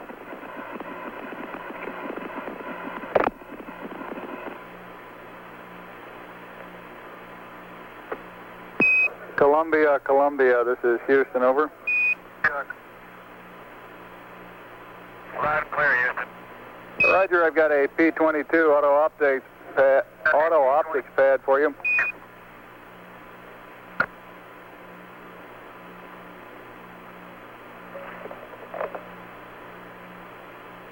Roger, go ahead.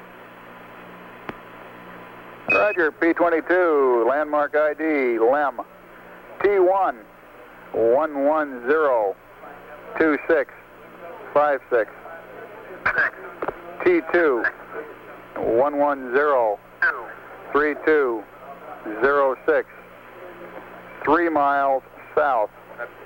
Time of closest approach, 1103340. Shaft, 353.855. Trunnion, 46.495. Roll 0. Pitch 250. Yaw 0. Over.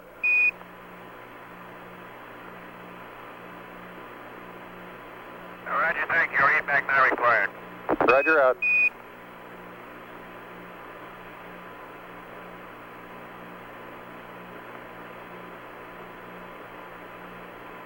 Houston, it's very interesting to note that when I kick my foot this material with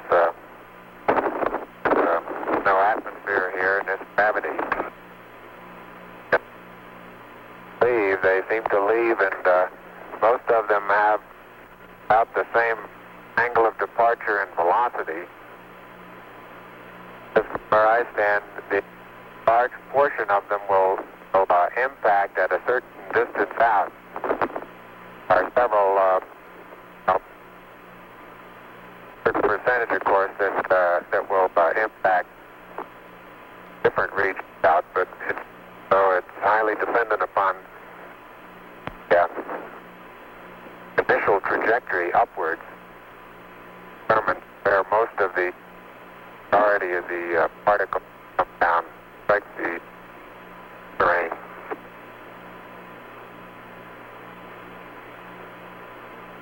Roger, Buzz, and break, Columbia, this is Houston. When you track out of high gain antenna limits, request Omni Delta, over.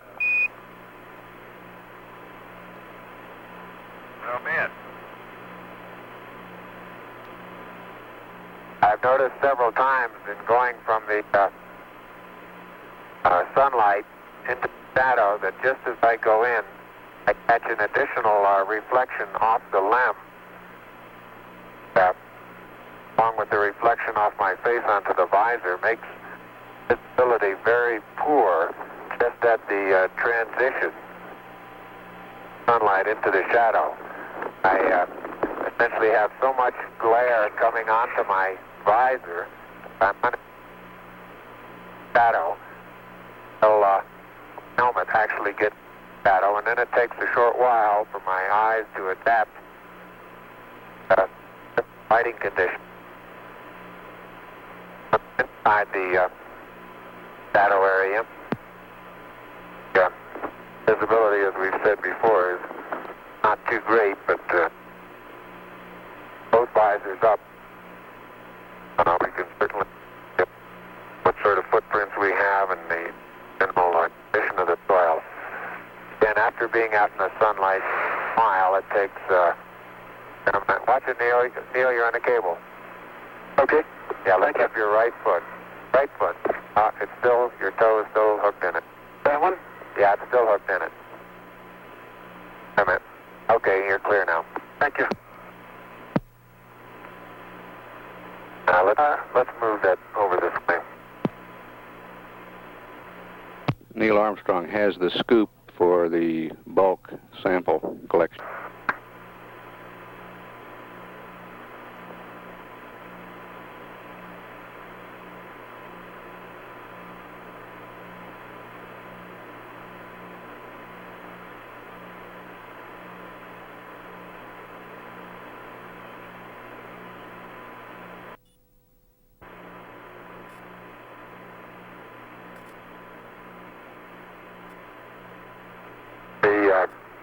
The boot color of my boots have completely disappeared now into this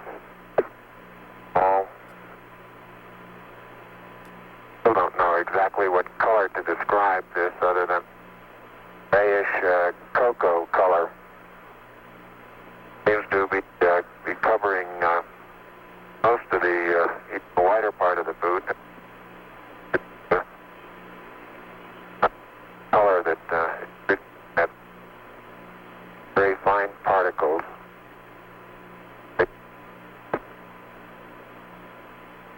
Buzz, this is Houston. You're cutting out on the end of your transmission. Can you speak a little more closely into your microphone, over?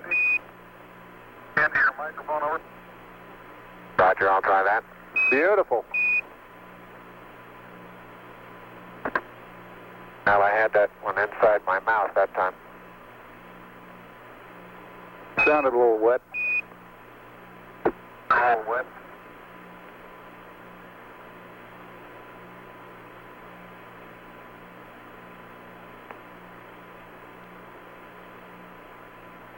Neil's been on the surface an hour now.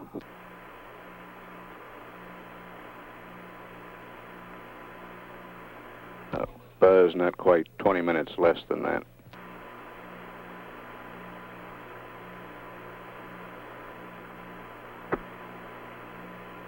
In general, time spent in the shadow doesn't seem to have any thermal effects. We still inside the suit. There is a difference, of course, in the coming radiation and helmet, so I think there's a tendency to feel a little cooler in the shadow than we feel out in the sun.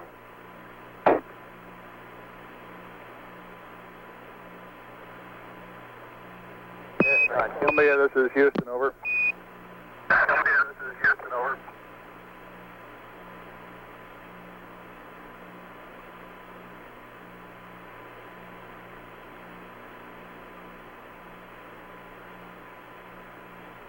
One hour and a half expended on the PLSSs now.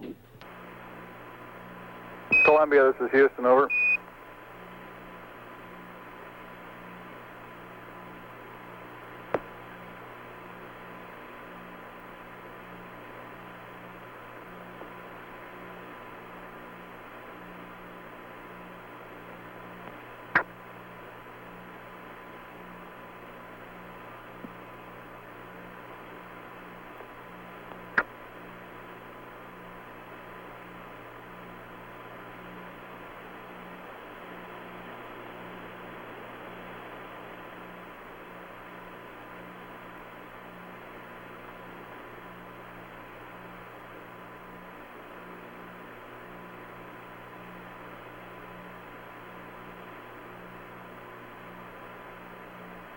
Columbia, this is Houston, over.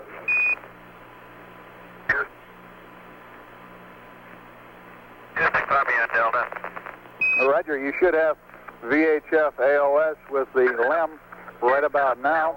VHF LOS will be at 40 minutes, 15 seconds, over. Thank you.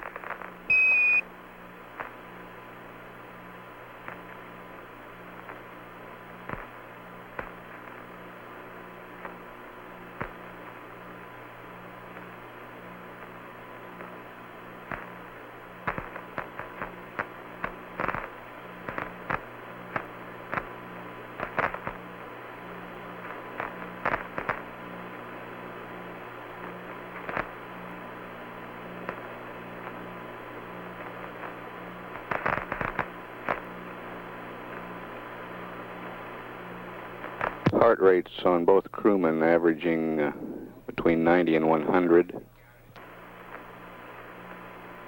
Flight surgeon reports they're right on the predicted number of the BTU units expended in energy of work. And he thinks they're in great shape. If I look around the area, the contrast in general is comes about completely by virtue of the shadows. Almost complete. Looking down sun, zero phase, very light colored gray, light gray colored, like a halo around my own shadow, around the shadow of my helmet. Then as I look off cross sun, the contrast becomes strongest in that the surrounding color is still fairly light. As you look down into the sun, a larger amount of shadowed areas looking toward us. The general color of the surrounding is darker than cross sun. Contrast is not as great. Surveying all the dusty area that we've picked up, considerably darker in texture. Now, I've picked up once. I imagine that this has been out by certain impacts that we've that's a distinct surveyor. The same is true if I survey cross sun along the area that we've been walking. General, in addition to the fact that there are footprints there, general terrain where I've been up out of this surface material is generally of a darker contrast surrounding color.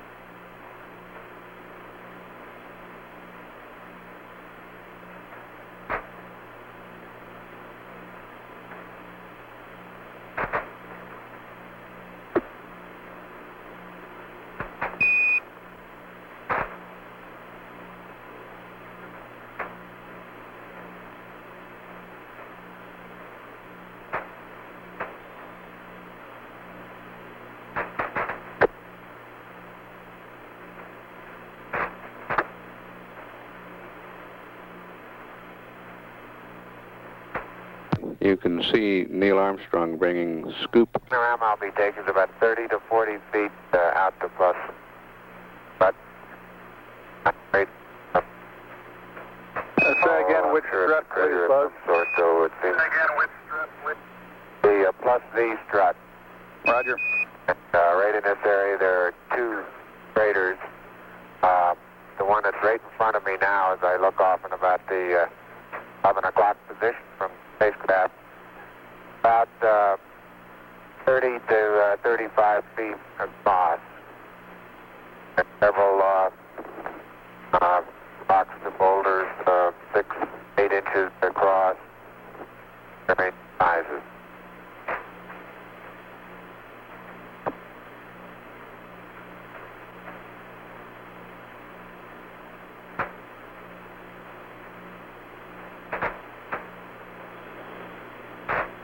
Neil is filling the bulk sample bag attached to a scale.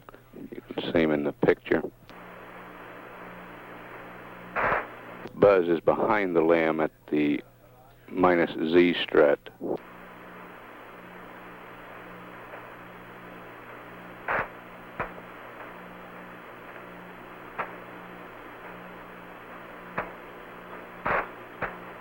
That's the landing gear directly opposite the ladder.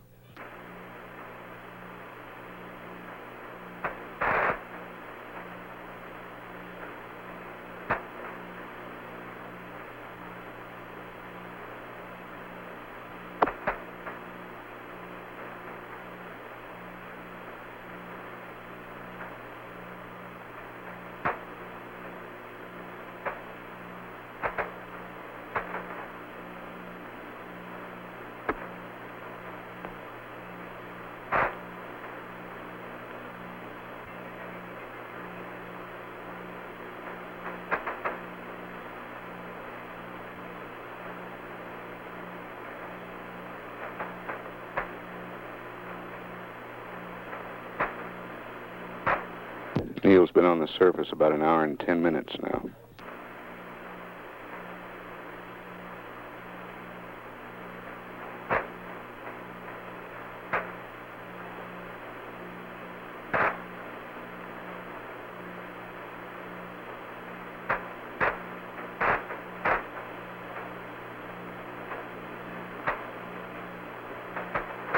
I'm now in the area of the minus Y strut. Taking some section photographs.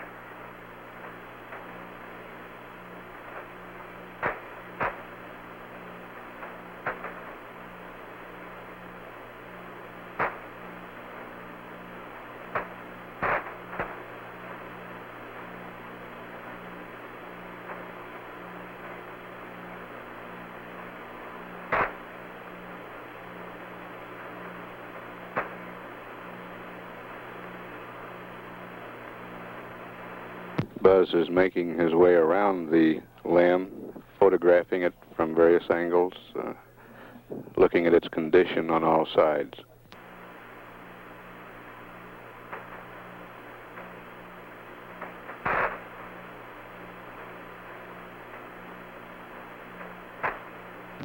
Neil's still occupied with the bulk sample.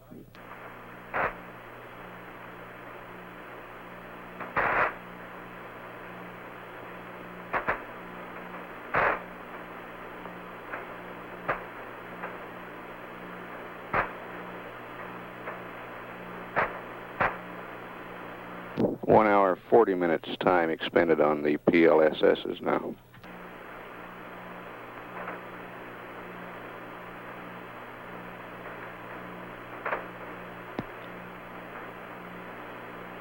How's the bulk sample coming, Neil?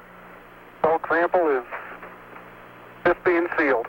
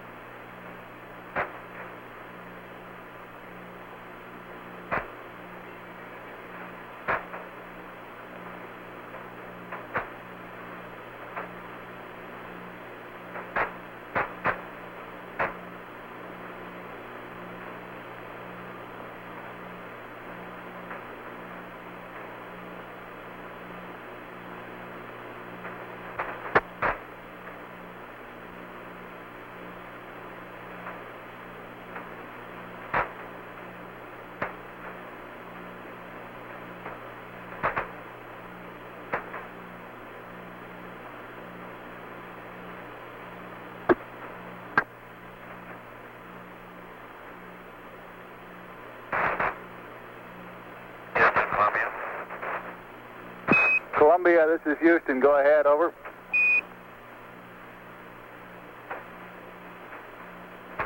Roger, no marks on the limb that time. I did see a suspiciously small white object whose coordinates are.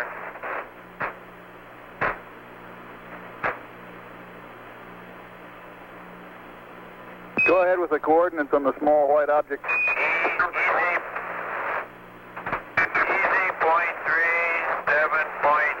But I'm sure they did him, and it's right on the southwest rim of a crater. I think they would know it if they were in such a location. It looks like their limb would be pitched up at quite a degree. It's on the southwest wall of a smallish crater. Roger, copy Echo decimal 3 and 7 decimal 6.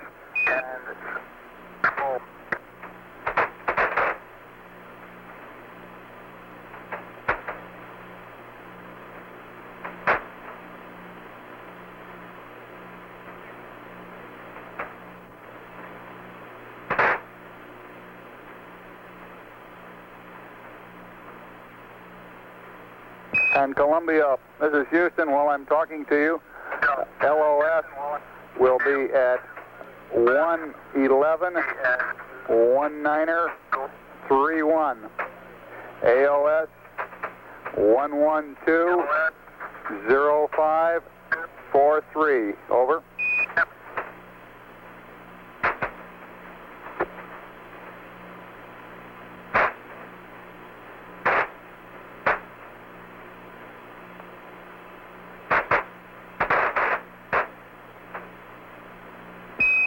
Columbia, this is Houston. Did you copy LOS, AOS times? Over. Copy. AOS.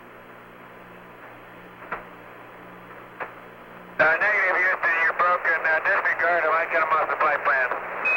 Roger, out.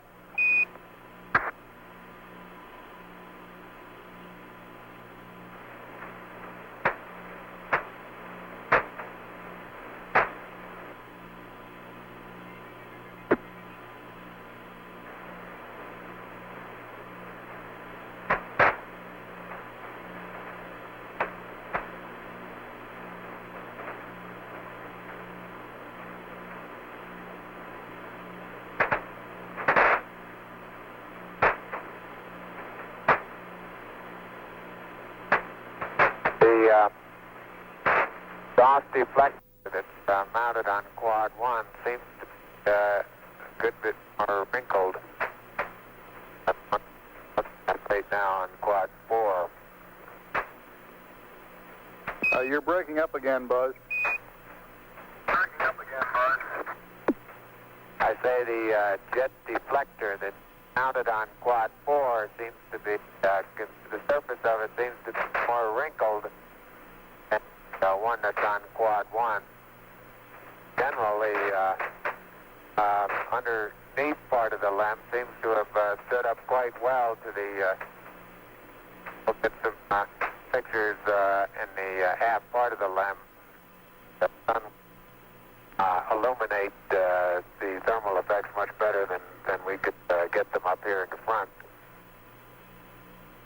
Roger, out.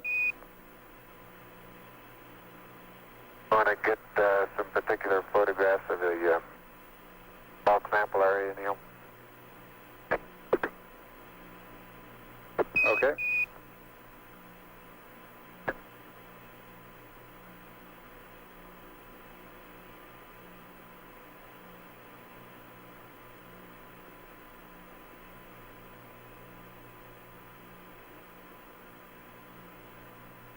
And Houston, Buzz here, I'm showing 3.78 SI.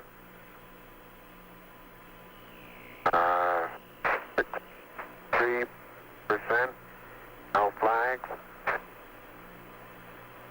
Adequate. Light warming fingers.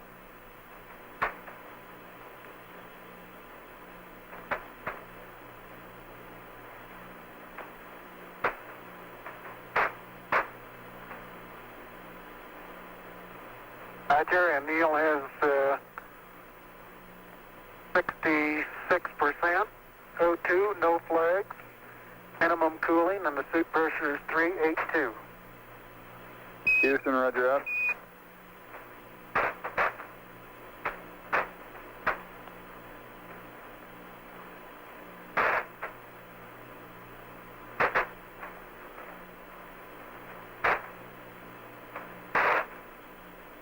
Neil has finished collecting and packing the bulk sample.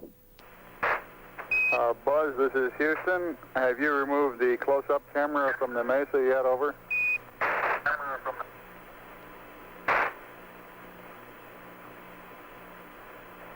Negative, thank you.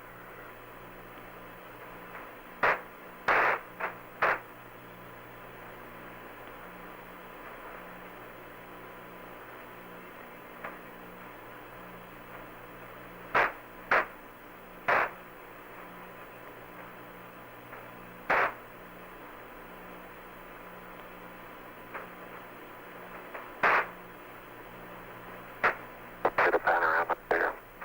Okay.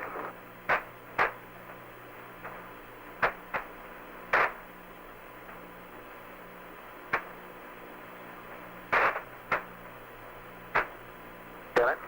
Got it.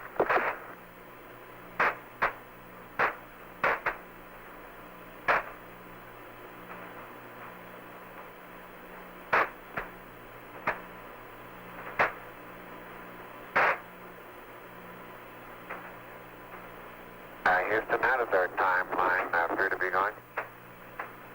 Roger, it looks like you're about a half hour slow on it. We're working on consumables. Over. All right.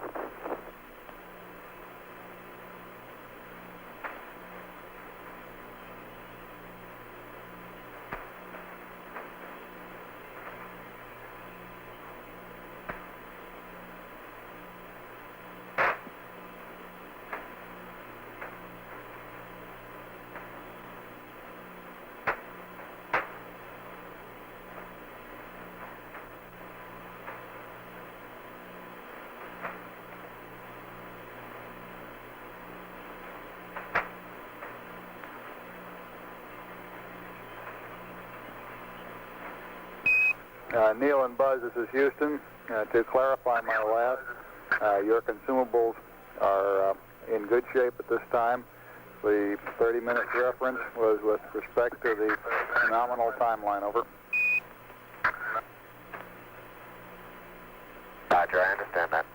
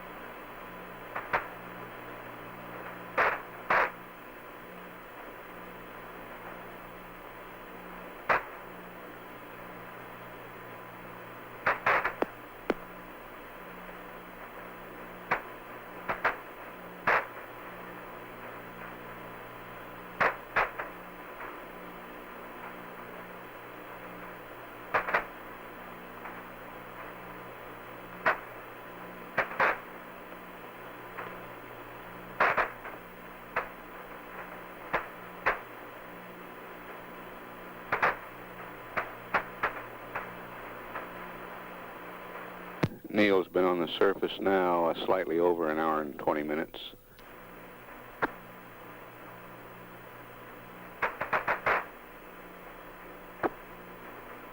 We don't note any abnormalities in the limb.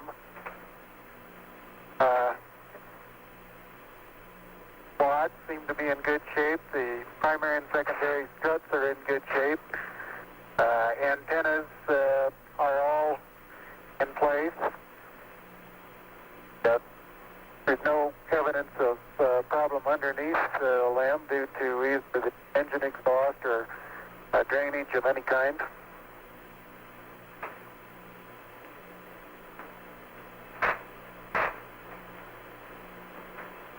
Roger up.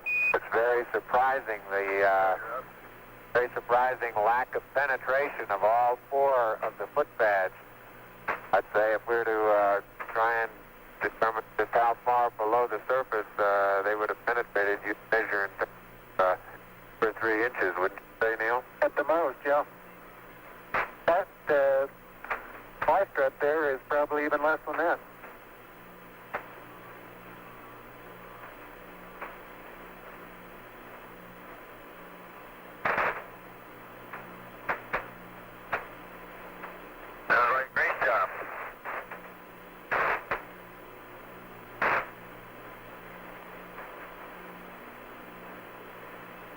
Picture of the bus-wide strut taken from near the descent stage, and I think we'll be able to see a little bit better what the thermal effects are. Seem to be quite minimal.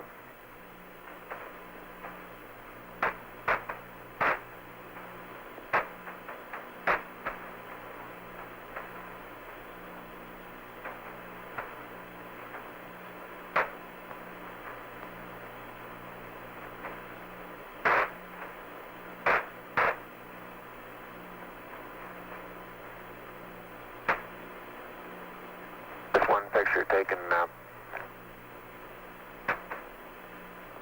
right rear of the spacecraft, looking at the skirt of the descent stage. So a slight darkening of the surface color, a rather minimal amount of radiating or etching away or erosion of the surface.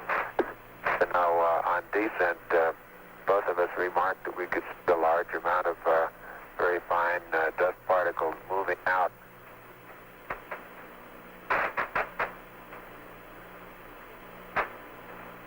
It was reported beforehand that we would probably see an outgassing from the surface after actual engine shutdown, but I recall I was unable to verify that.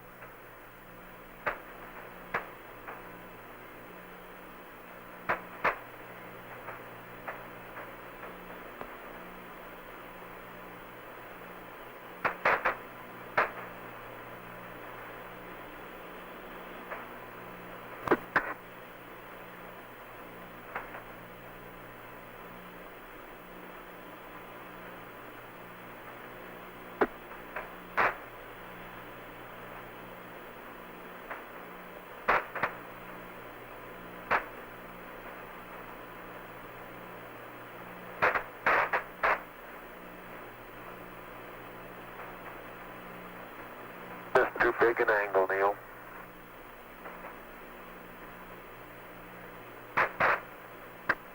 Yep. I think you're right.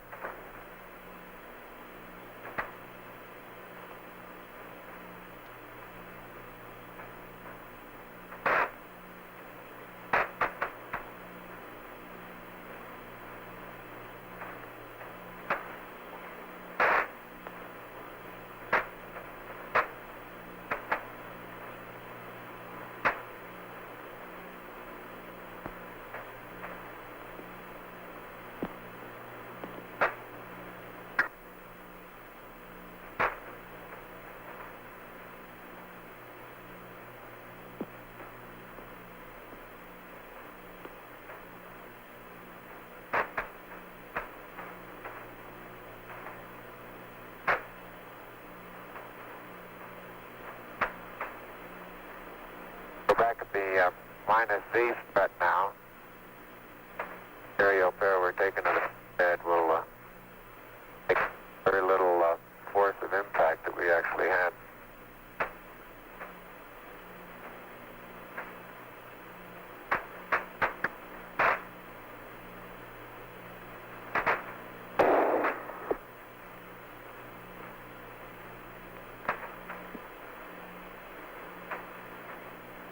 Neil, if you take the camera, I'll okay to work on the SEQ bay. Right. Columbia, Columbia, this is Houston. I noticed that. Columbia, this is Houston. Go ahead, bud. Try to get some close-up pictures of that, Ron.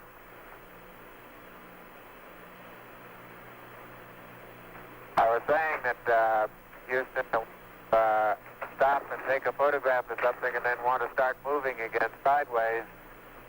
Quite a tendency to start doing it with just gradual sideways hops until you start getting momentum.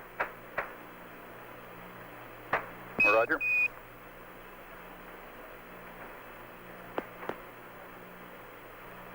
Can you see us underneath the LEM over at the SEQ bay, Houston? Yes, indeed, Buzz. We can see your feet sticking out underneath the structure of the LEM descent stage. Okay, I'm just on the other side of the... And now we can see you through the structure of the minus Z secondary strut.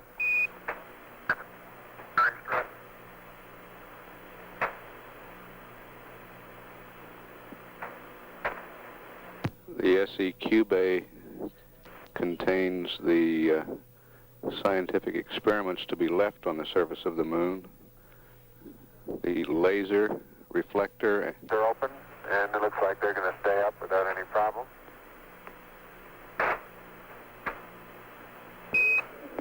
Columbia, Columbia, this is Houston. We're about to lose you on the Omnis. Request high gain antenna.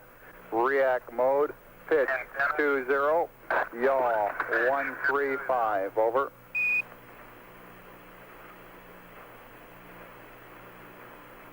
I'm going to pick an area, Neil. Make that yaw 175. Columbia, yaw 175 on the high gain.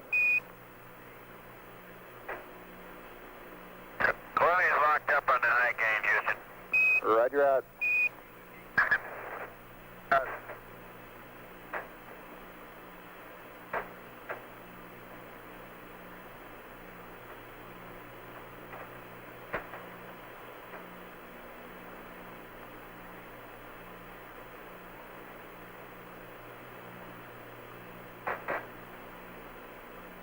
Surgeon says everything looks fine.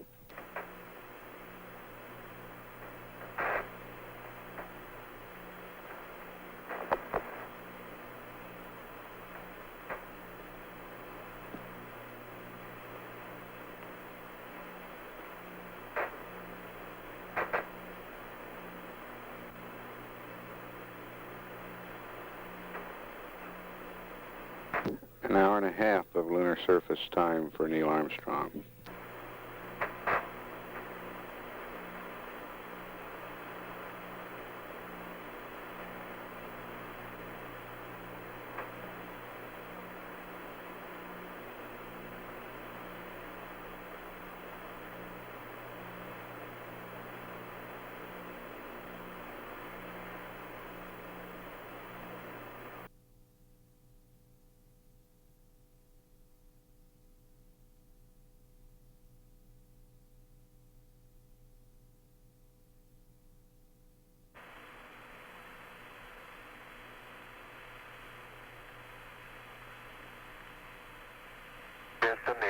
passive seismometer has been deployed manually.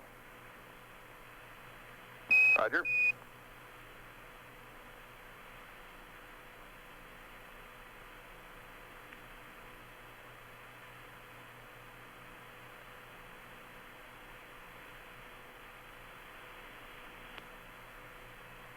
They've been on the portable life support systems for 2 hours now.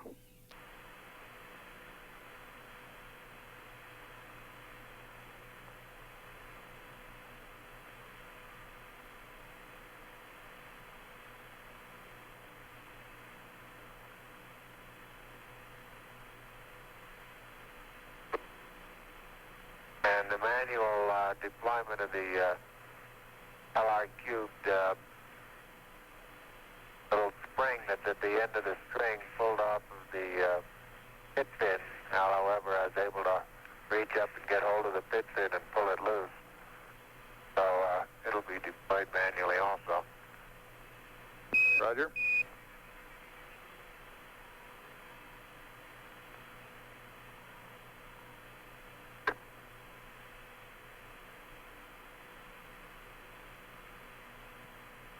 And the panorama is complete, and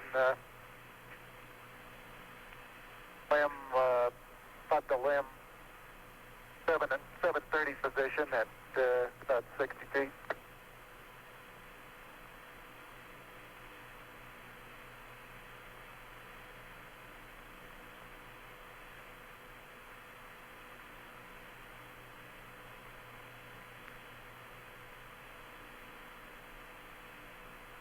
That's Neil Armstrong to the left of the screen.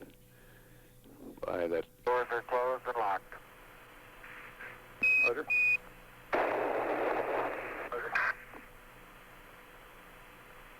Have you got us a good area picked out? Well, I think right out on that rise out there is probably as good as any.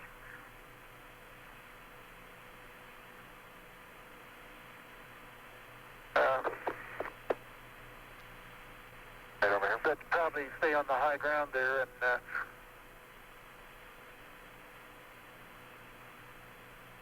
Watch at the edge of that crater is yeah, that's real soft there, isn't it? Get a couple of close-ups on these quite rounded, large boulders.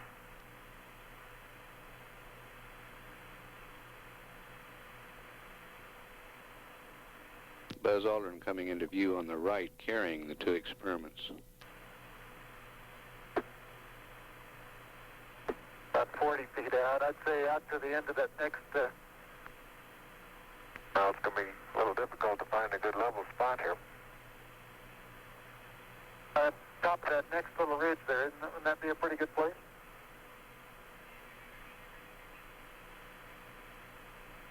Okay, how about I put the LR cube right about here? All right. And, I'm going to have to get on the other side of this rock here.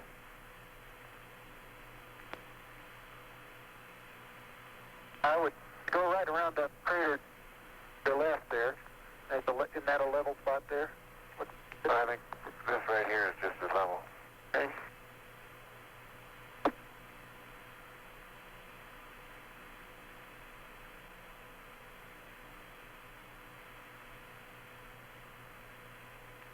And they will be out of the camera's field of view while setting up these experiments.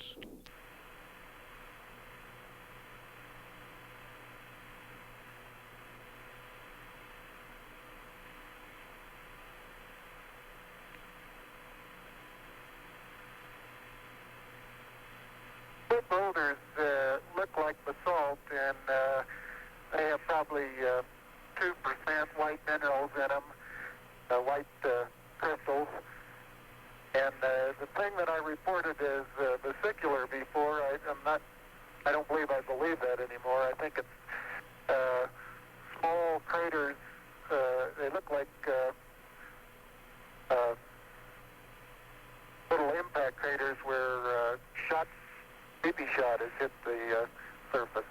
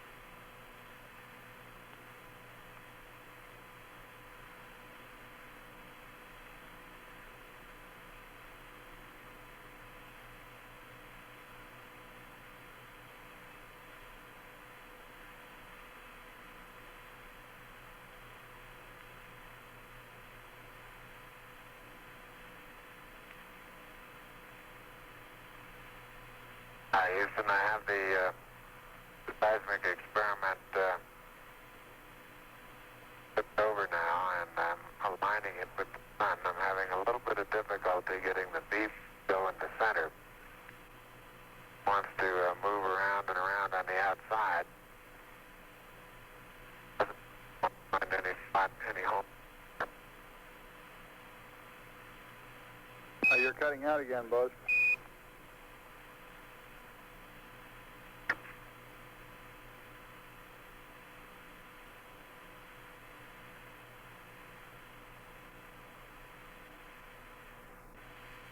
Roger, I say I'm not having too much success in leveling the PSE experiment.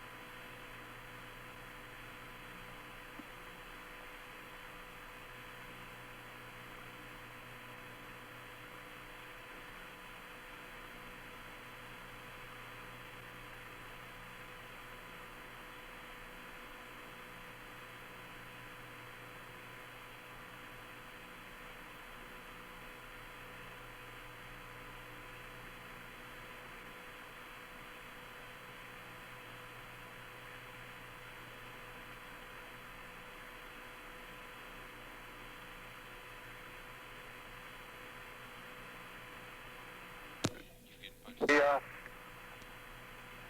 laser reflector is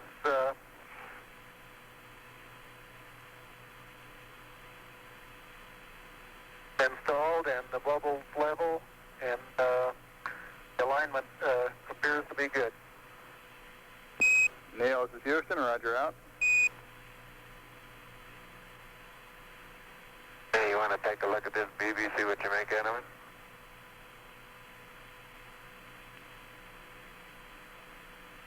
I found it pretty hard to get perfectly level, too. That baby likes the outside. It won't go on the inside.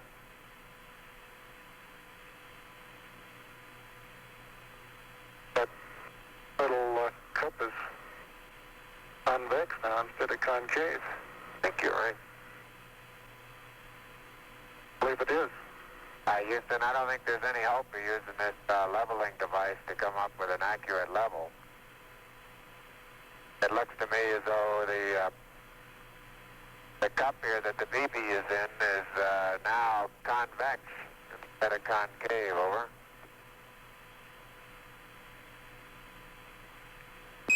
Roger, 11. Press on. If you think it looks level by eyeball, go ahead. Okay.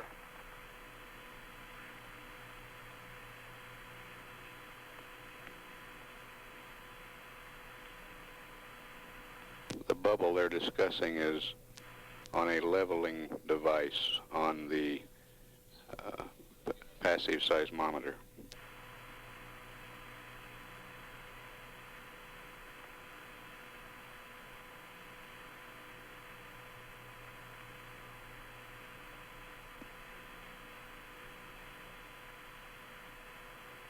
One going, huh?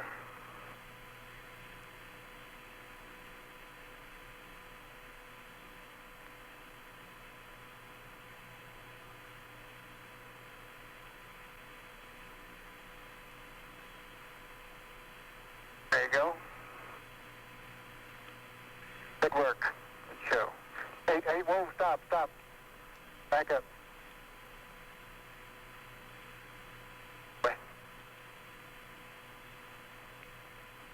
Houston, that was facing the PSE, the right-hand solar array deployed automatically. The left hand had to manually training bar at the far end.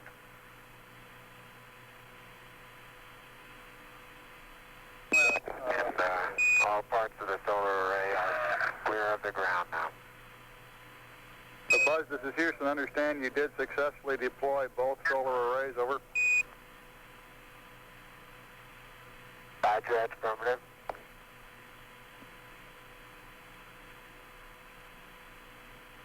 And there isn't any way of telling whether that's lined up, not getting in the way. Maybe I can get down here.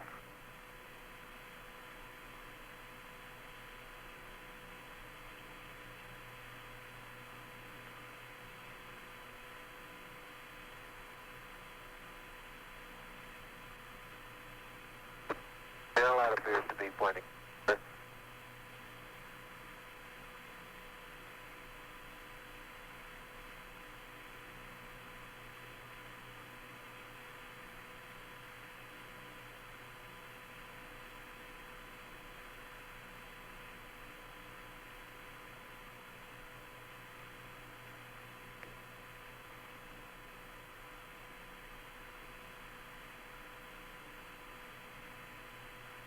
Neil, this is Houston, over.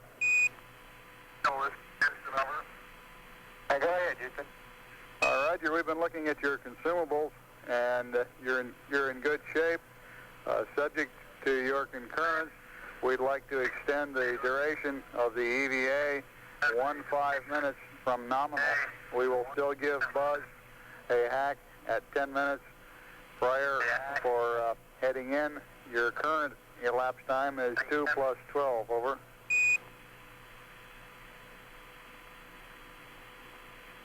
Okay, that sounds fine. Roger, out.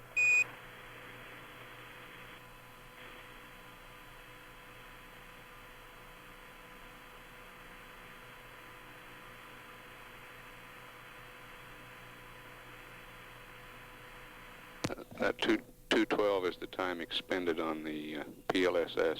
This is Houston. If you're still in the vicinity of the PSE, could you get a photograph of the ball level, over? I'll do that, Buzz. Right, we'll get a photograph of that. Houston, what time would you estimate we could allow for the documented sample, over?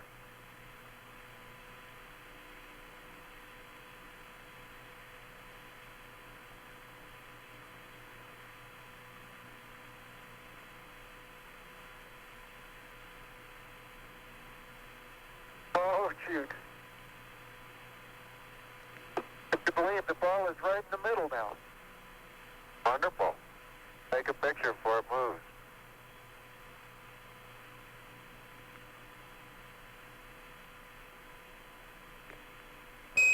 Neil, this is Houston. We're estimating about 10 minutes for the documented sampling, over.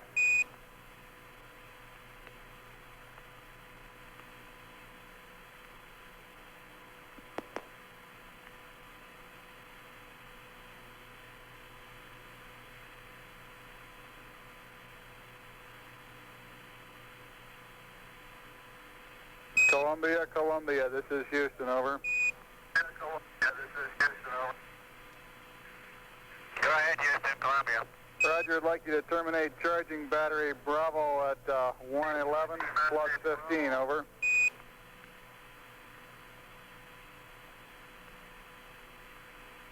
How about right now? Roger.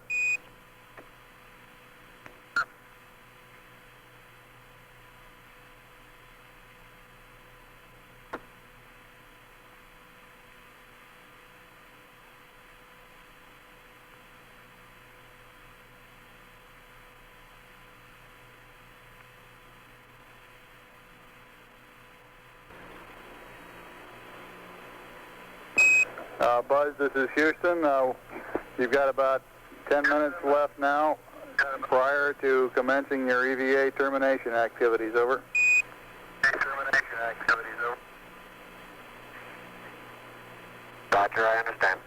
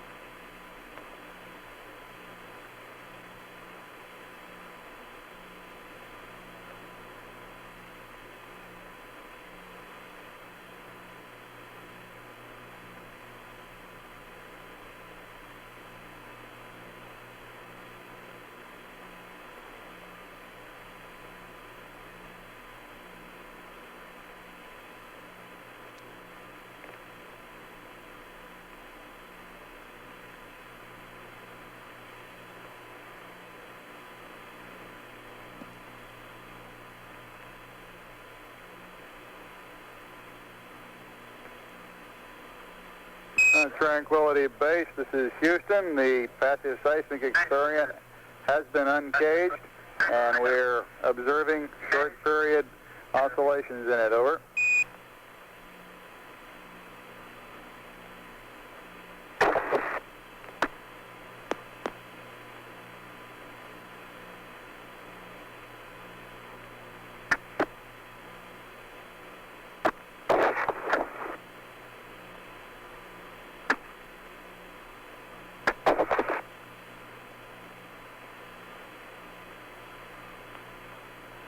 Neil Armstrong has been on the surface now about an hour and 50 minutes.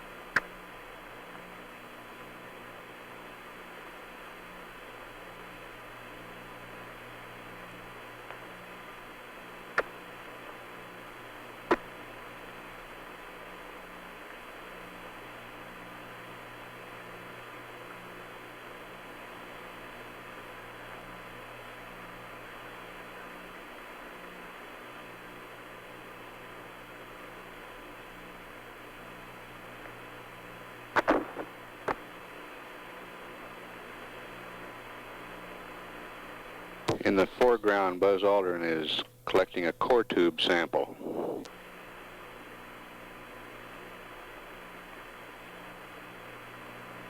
I hope you're watching how hard I have to hit this into the ground to the tune of about 5 inches, Houston. Roger.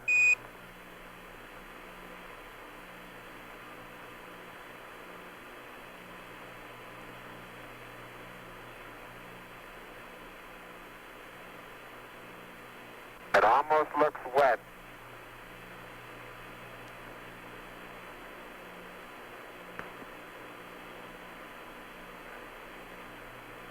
Got it. Sample.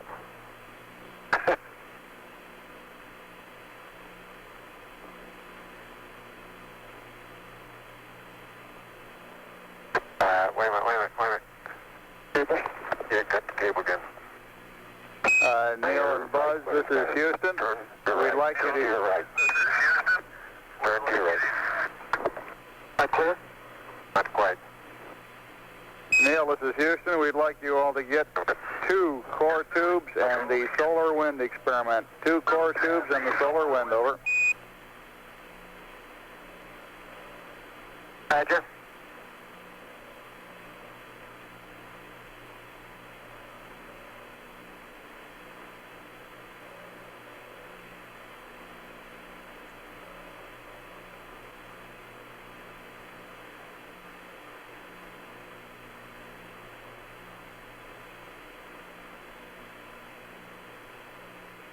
The core tubes provide material. Get the next one. Maybe you can turn away the box a little bit.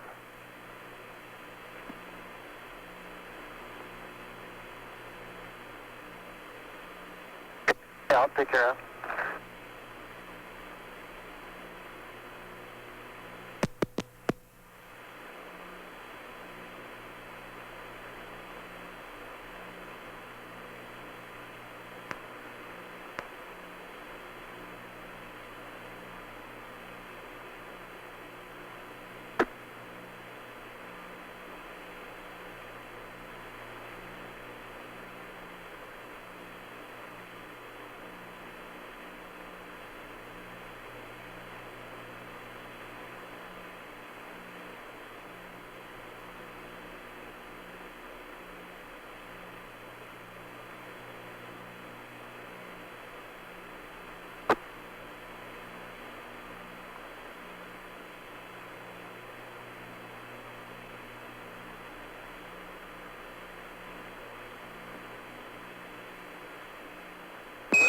Buzz, this is Houston. You have approximately 3 minutes until you must commence your EVA termination activities. Over.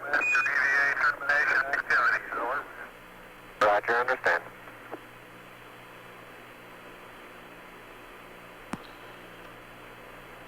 Columbia, this is Houston. Approximately 1 minute to LOS. Over. 1 minute. Columbia, roger. And do you plan on commencing your sleep on the backside this pass? If so, we'll disable uplink to you while we're talking to the LEM. Over.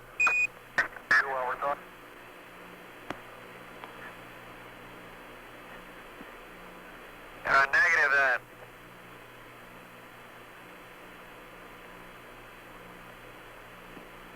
Houston, were you able to record in a documentary way where the two core tube samples were taken?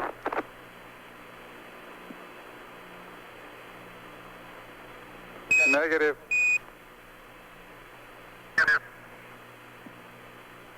Now, I didn't get a stereo pair of those groups, but they're right in the vicinity of the solar wind.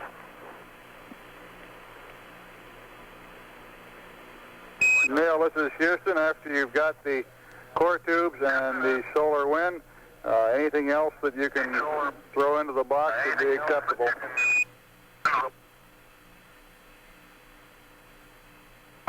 I do.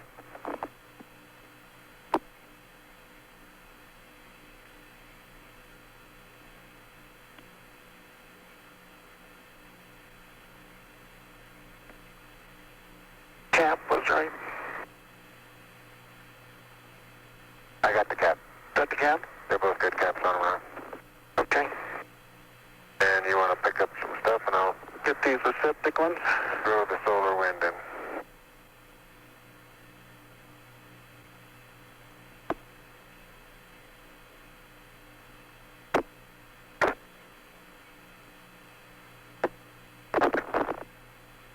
Buzz Aldrin retrieving the solar wind experiment.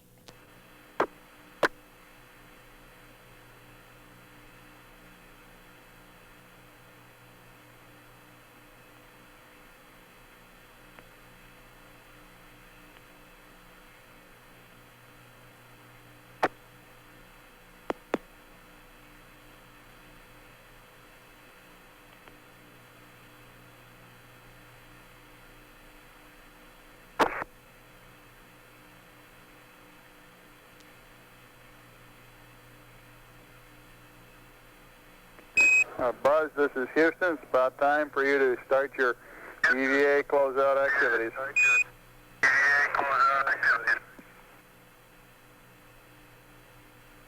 Roger.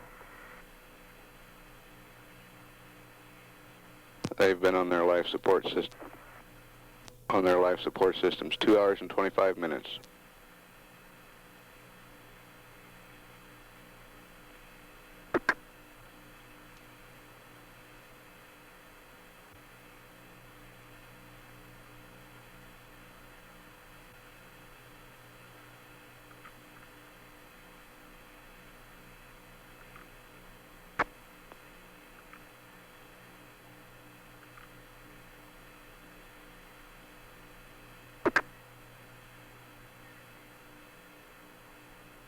Neil appears to be picking up rocks to the right of the screen.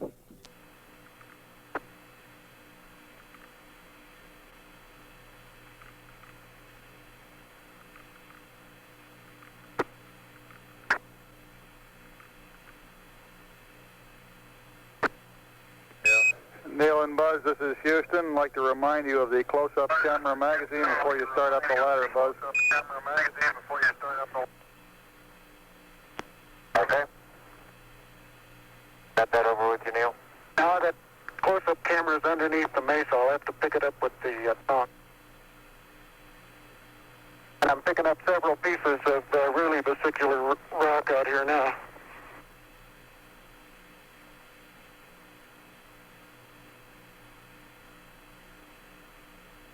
You didn't get anything in those environmental samples, did you? Not yet. No, I don't think we'll have time.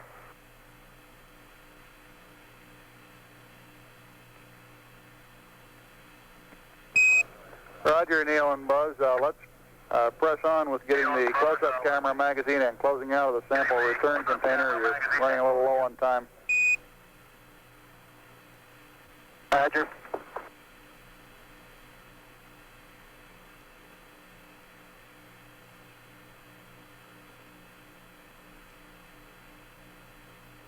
We want to keep a good margin in those portable life support systems.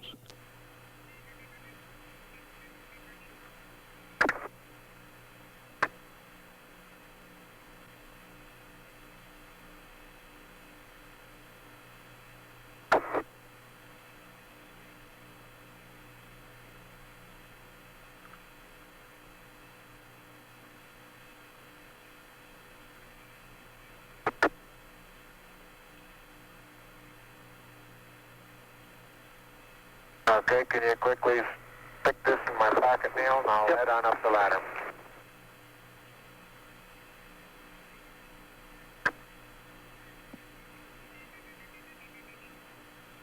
I'll hold it. You open the pocket up.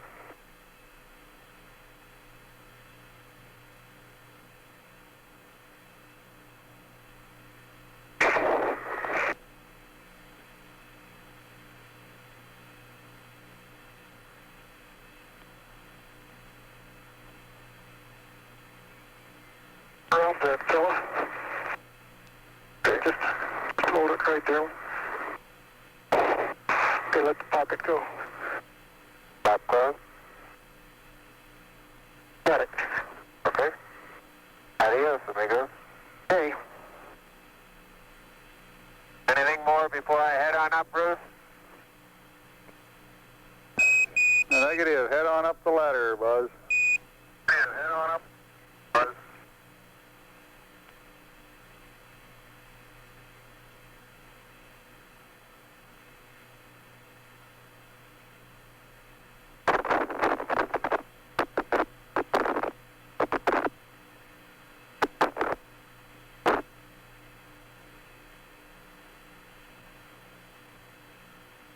That white dot right above the horizon on the right is a phosphorus spot from the TV converter in the Park Station in Australia.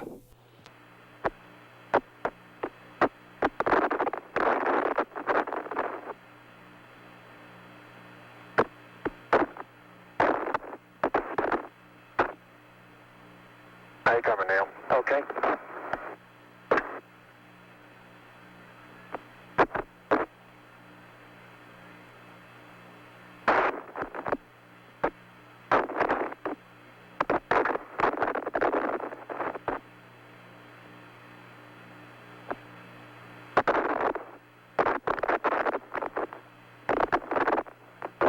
You get the solar wind rolled up there? Right, that's it right there. Okay.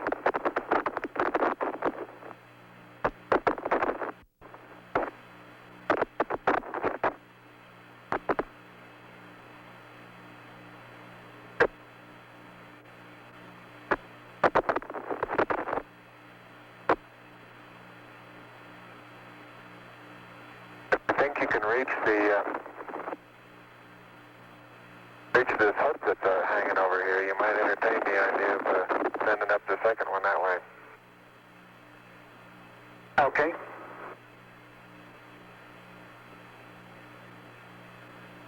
Get the film off of that. Oh well. Better. Yeah.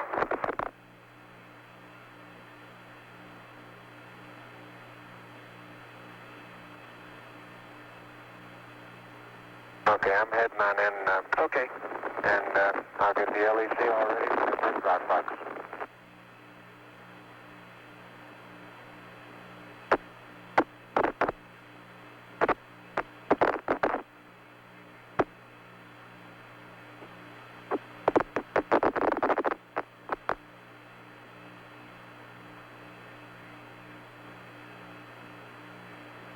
Neil's been on the surface a few minutes longer than 2 hours.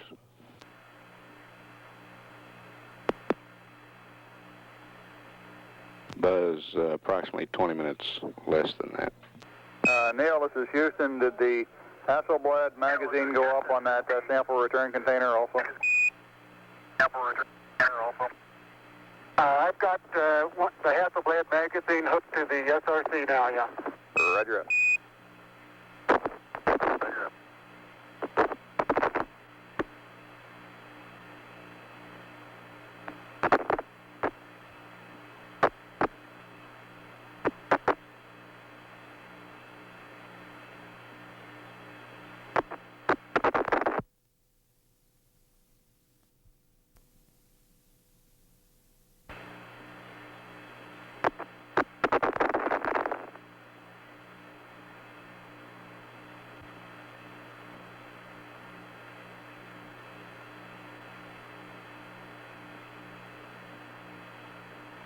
How you doing, Buzz? I'm okay.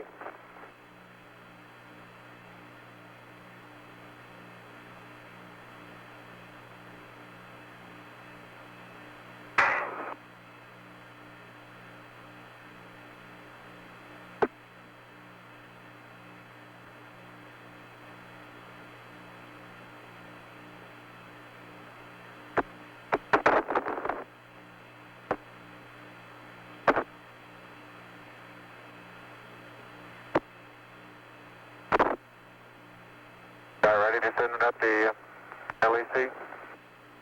Yeah, just about.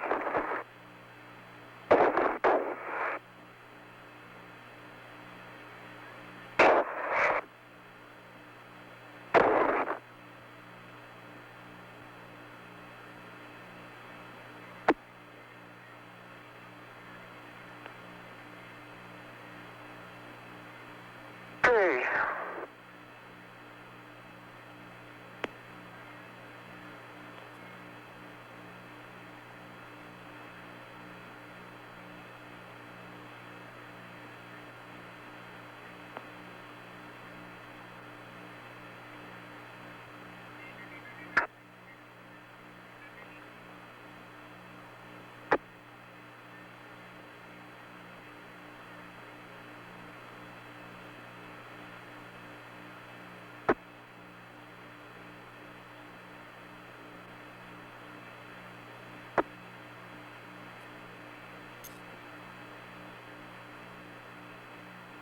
Okay, that's got it clear.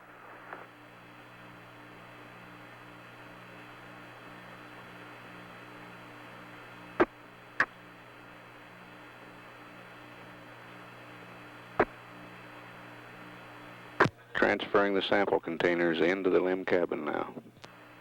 Uh-oh. Camera came off. I mean, the film pack came off.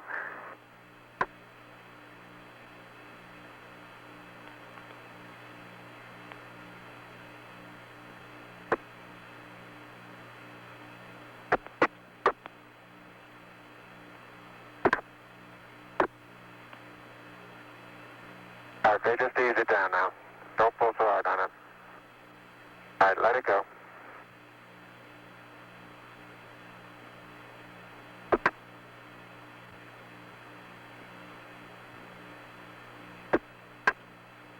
You're getting that. I've got to get this camera.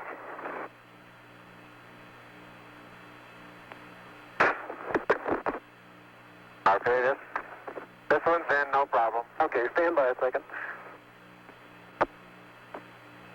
Neil, this is Houston. Request an EMU check over. Houston, EMU check over. Roger, got 3.8.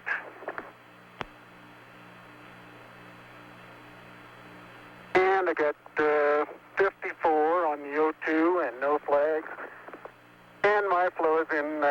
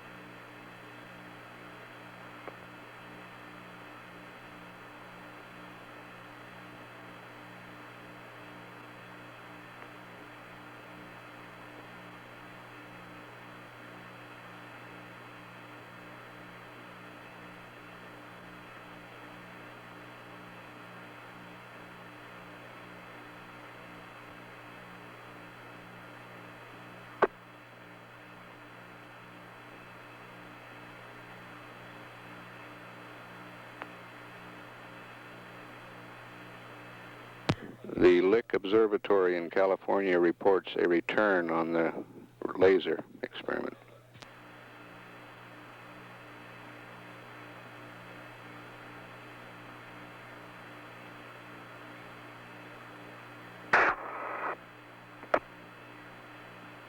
Neil and Buzz, for your information, your consumables remain in good shape. Out. Roger. That's coming, Neil. Okay, I've got one side hooked up to the second box, and I got the fuel side on. Okay, good.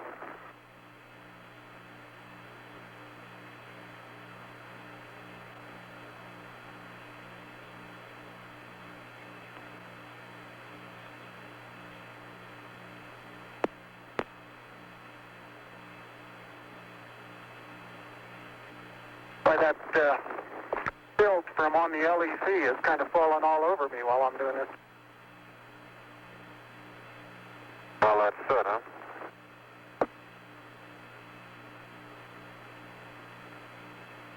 It looks like down here.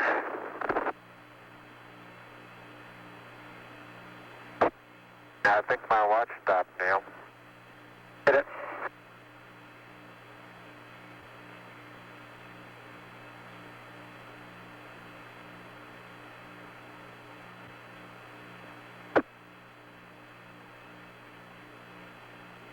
No, it didn't either. Second hand.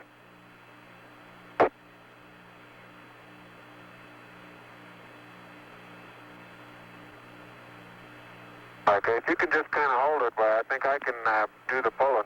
Okay. Stand by a minute. Let me move back.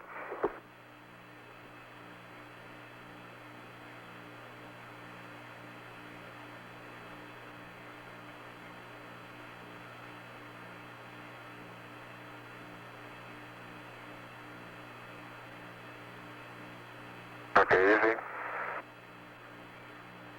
All right, easy on the hatch now.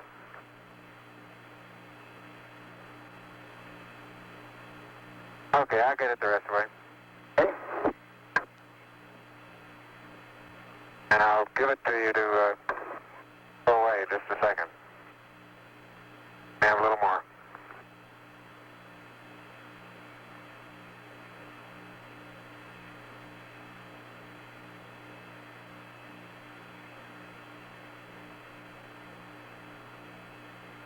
Two hours, 40 minutes on the PLSSs.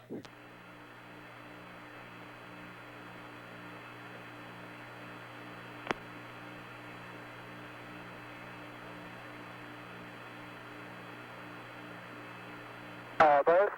Okay, it's unhooked. How about that package out of your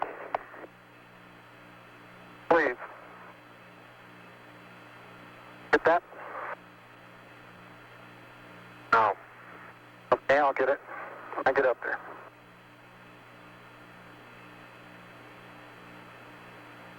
Got it now? That's all.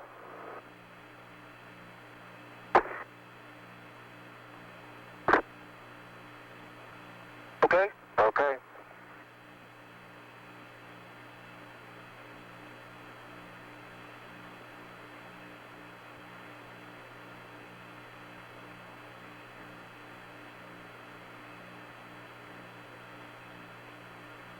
Neil, this is Houston. Did you get the Hasselblad magazine? Yes, I did. And we got about, I'd say, 20 pounds of carefully selected, if not documented, samples. Houston, roger. Well done. Out. The second box.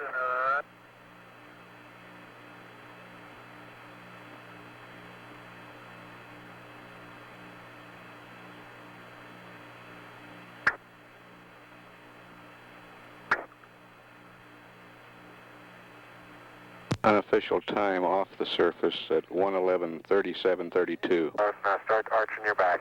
That's good. Plenty of room. Plenty of room. All right, arch your back a little. Your head's up against it. Now, roll right just a little bit. There you go. And in good shape. Thank Thank you. I'm bumping now. Now you're clear. You're rubbing up against me a little bit. Okay. Turn right. That's right. Turn to the left. Okay. Now move your foot and I'll get the hatch.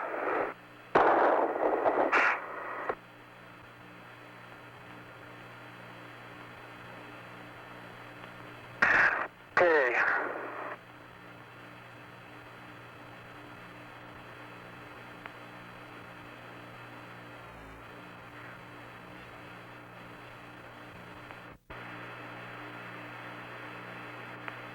Okay, the hatch is closed and latched.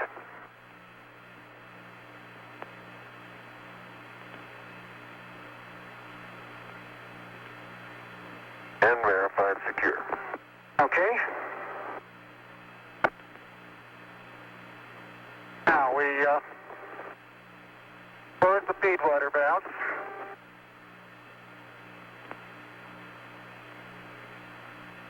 Close.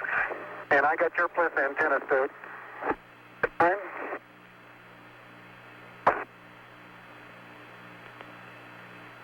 Okay, feed water valves closed.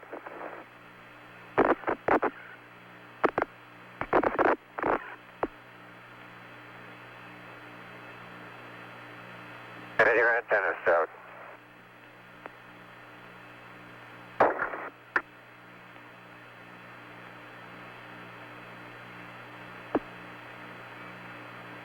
Okay.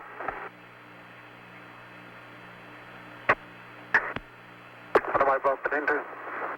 Okay. That's out. Now we snap the good night bucket. Okay.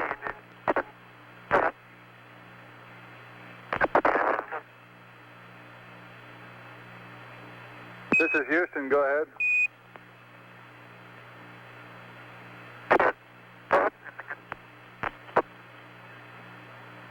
You're cutting out, Neil. You're not readable. I understand you said something about contingency sample container on the SN engine.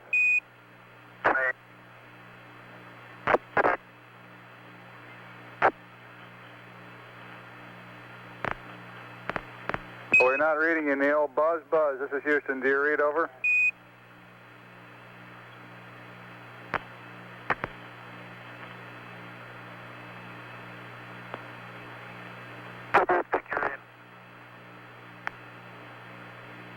Tranquility Base, this is Houston. We're reading neither one of you, but standing by.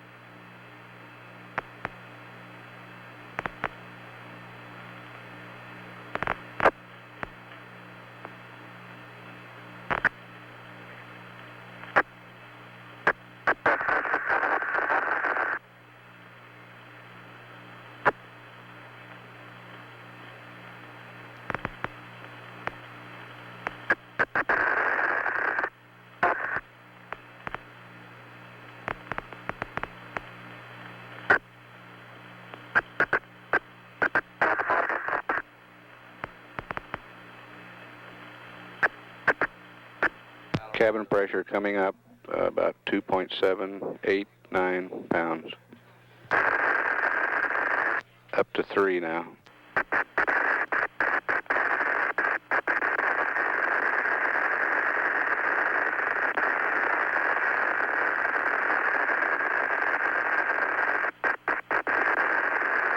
PSI now.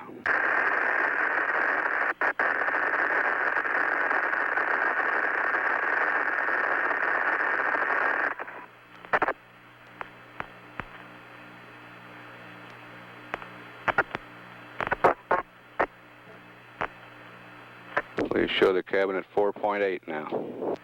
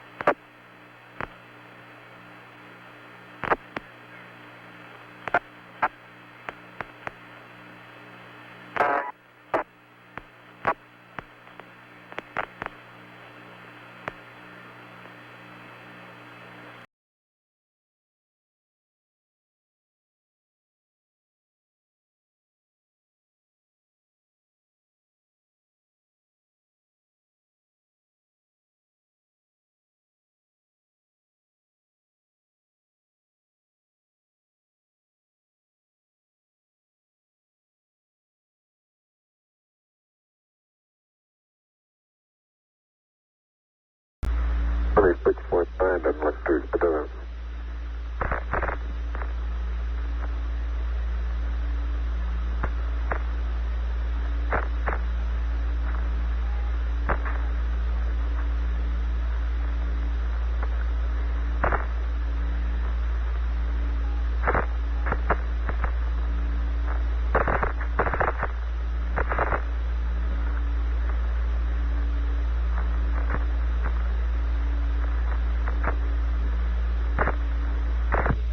Coming up on 2 minutes. Mark, minus 2 minutes. Got your guidance steering in the ag.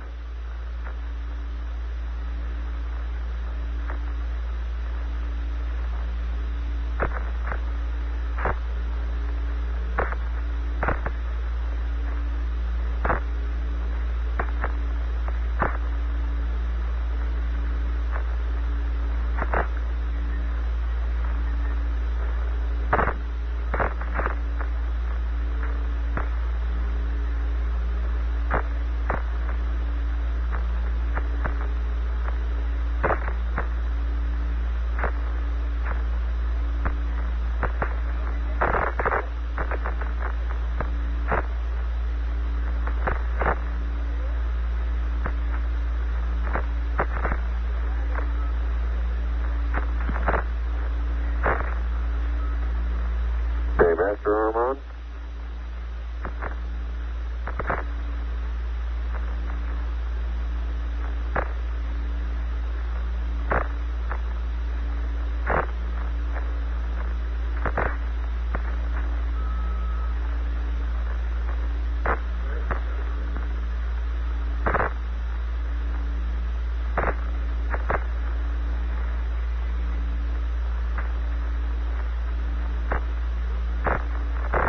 Guidance reports both navigation systems on Eagle are looking good. Whiskey blank.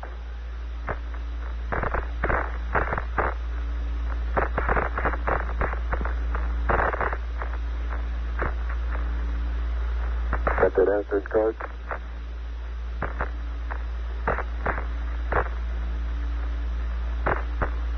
Yep. 9, 8, 7, 6, 5, port stage, engine arm ascent, proceed.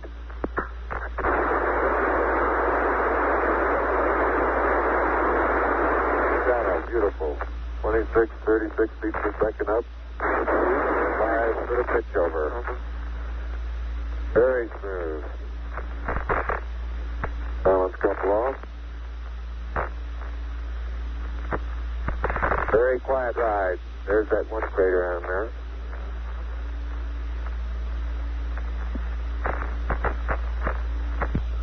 Feet high, 80 feet per second vertical rise. Eagle Houston, to request manual start override.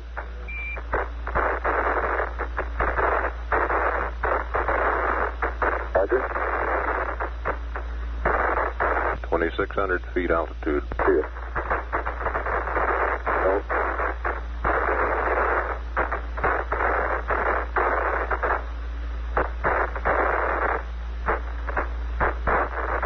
Eagle Houston, 1 minute, you're looking good.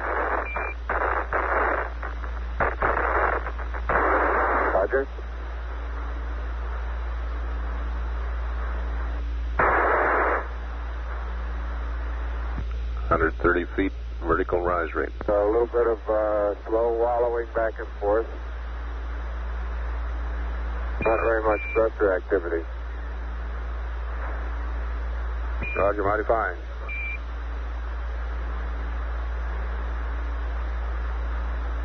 $700, 150 up, beautiful. 9,000. AG degrees within a foot per second.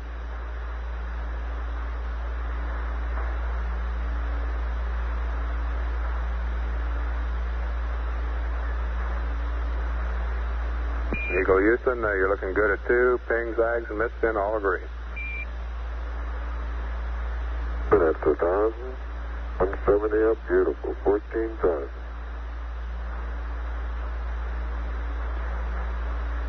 And a foot per second again, Ags to ping.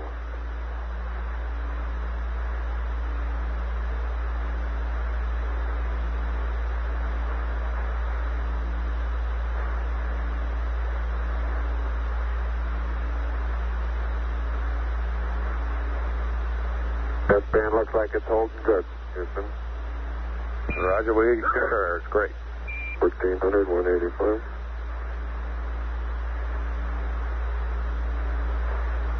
Aldrin is reading the horizontal velocity first, and then the vertical velocity. It's now 1,424 feet per second. Vertical velocity, 187 vertical velocity.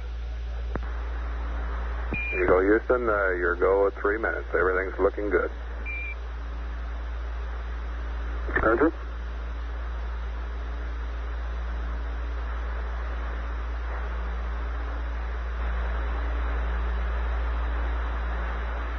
Right on H-dot.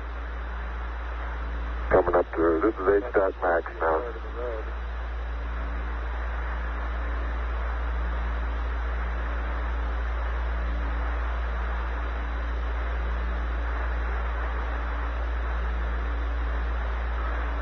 I'm going right down US 1.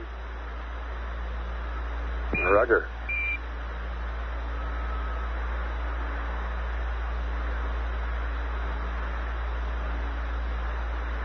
Height now approaching 32,000 feet.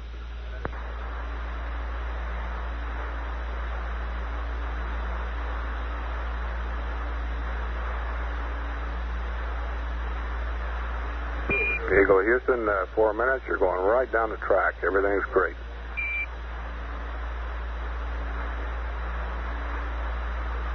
Horizontal velocity approaching 2,500 feet per second.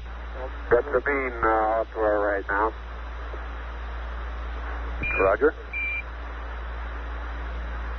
Some 120 miles to go until insertion.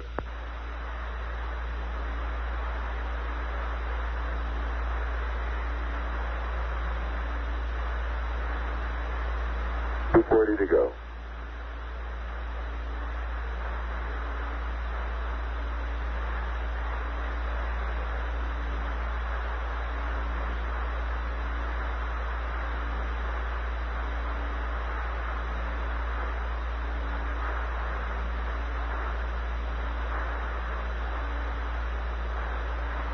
There's Ritter off there. And there it is, right there. There's Schmidt. And that's impressive looking, isn't it?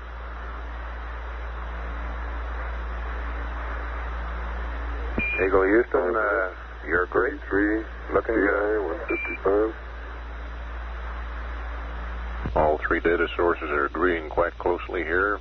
The 3-color plot board on the front of mission control here is almost superimposed as each of the 3 colors are scribed on the scribing plotter.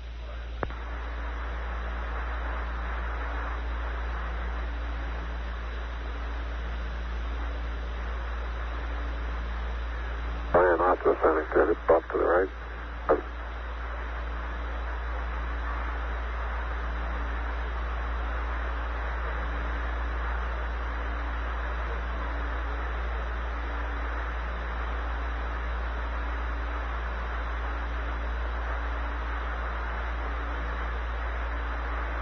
Eagle Houston, you're still looking mighty fine.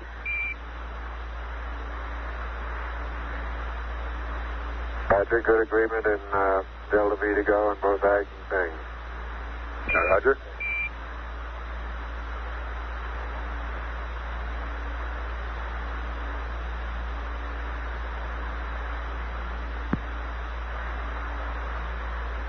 One minute to go in the burn.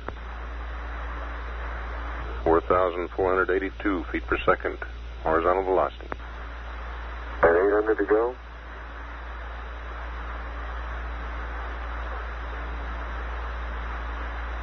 To go.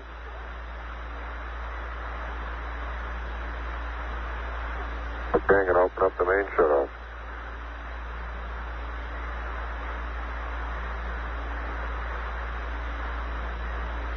SMC closed, pressure's holding good, cross speed off. 350 to go.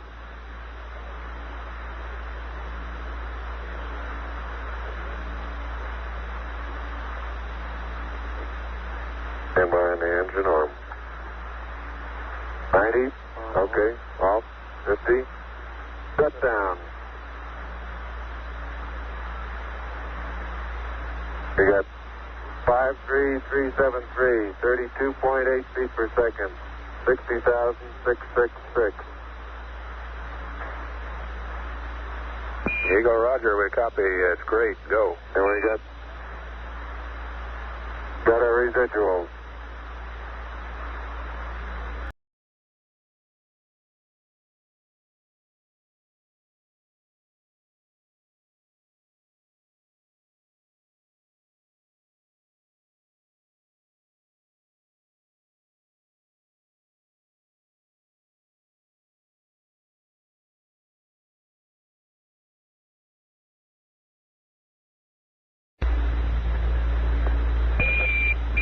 Columbia, Houston, we need the sex arm circuit breakers closed.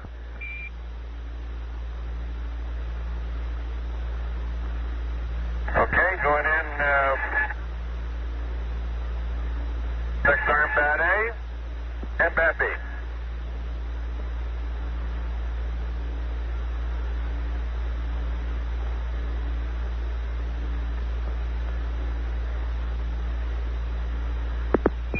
Columbia, Houston, logic looks good. You can arm your pyros at your convenience. Thank you.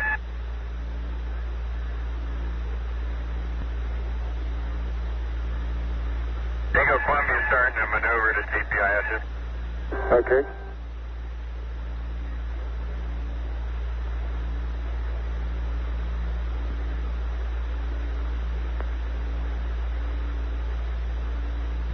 This is Apollo Control, about 6.5 minutes to ignition on the terminal phase maneuver, in which the crew of Eagle will thrust along the line of sight toward Columbia.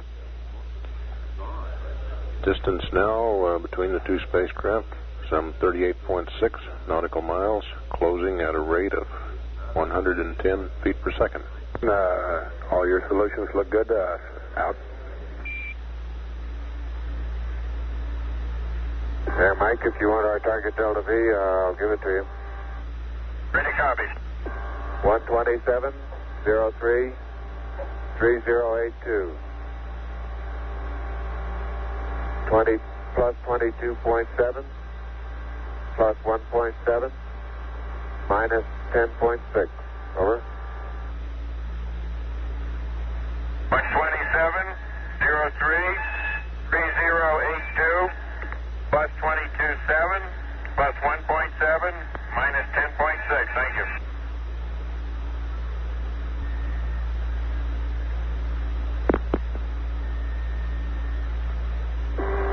I'm showing a good bit out of plane velocity on my cross-planers, Mike. Right, I have no indication of it. Coming up on 1 minute to take, Neil. How's it looking? Pretty good. Good. That out of plane was in the Ags, not in the radar. Roger that. burning. Attaboy.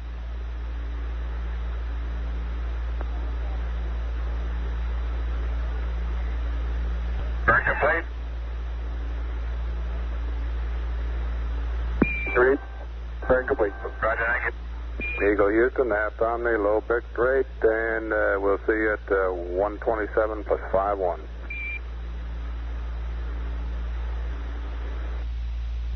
This is Apollo Control. We've apparently had loss of signal with Columbia and Eagle as they went behind the moon on the 26th revolution. Next maneuver scheduled for about 33 minutes from now. While both vehicles are behind the moon, this will be the braking series of maneuvers coming down to docking, or station keeping first, and then docking at about 128 hours ground elapsed time.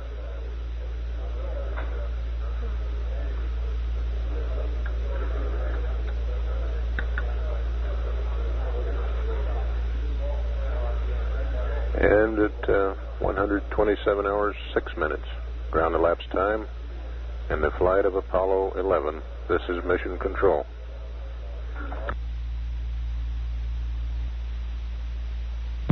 This is Apollo Control. 127 hours 50 minutes ground elapsed time. Less than a minute now away from acquisition of the spacecraft Columbia. Hopefully flying within a few feet of it will be Eagle. Docking should take place about 10 minutes from now, according to the flight plan. However, this is a crew option matter. We're standing by for word that data is coming in from the two spacecraft.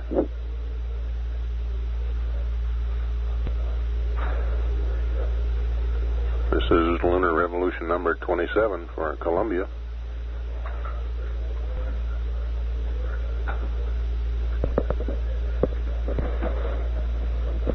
I have LEM AOS.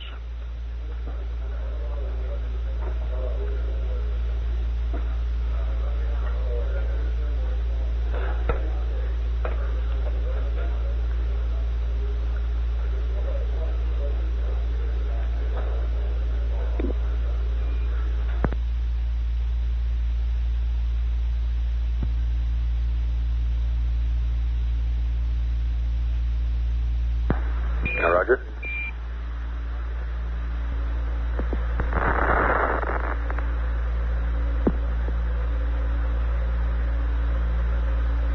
Okay, Mike. I'll try to get in position here, and then you got it.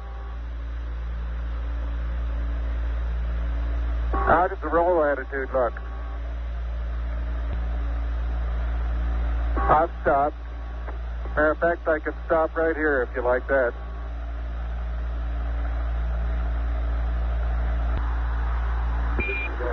Eagle Houston, middle gimbal, and you might pass the Columbia. We don't have him yet. That's right.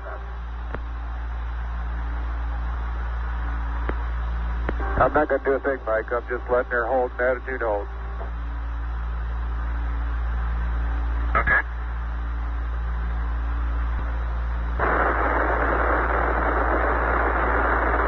You great?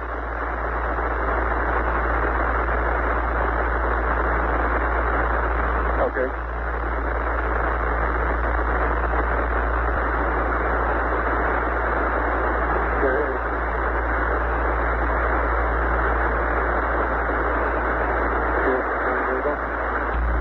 Okay, we're all yours.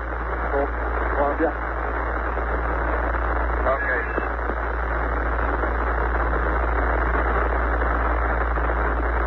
Okay, I have thrusters B3 and C4 safety. Okay.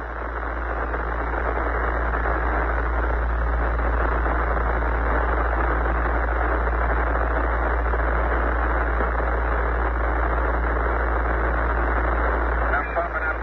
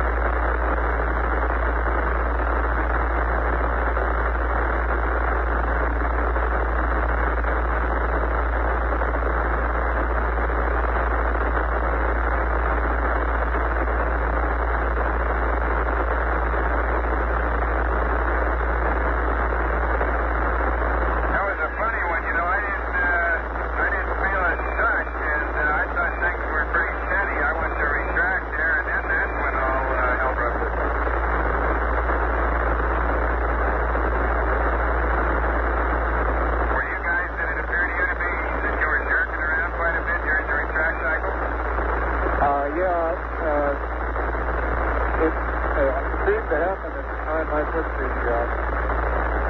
the plus express to it. Apparently it wasn't finished because somehow or other that's when we got off in attitude, and then the attitude hold system started firing. Yeah, I was sure busy there for a couple of seconds.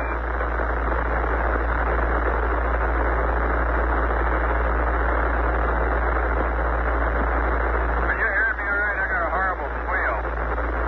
Yeah, I agree with that, but we hear you okay.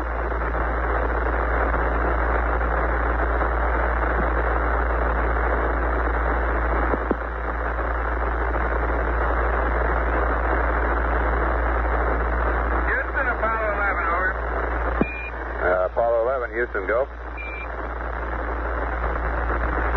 Roger, I'm supposed to adjust the oxygen flow in this thing to 0.6 pounds per hour, but being as how this transducer is not working right, can you give me an updated number?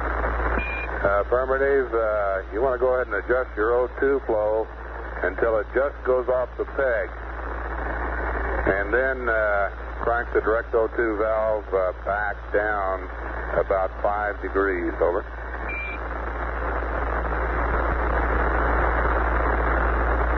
Well, you're really waiting for that one, weren't you? Okay, Ron, thank you.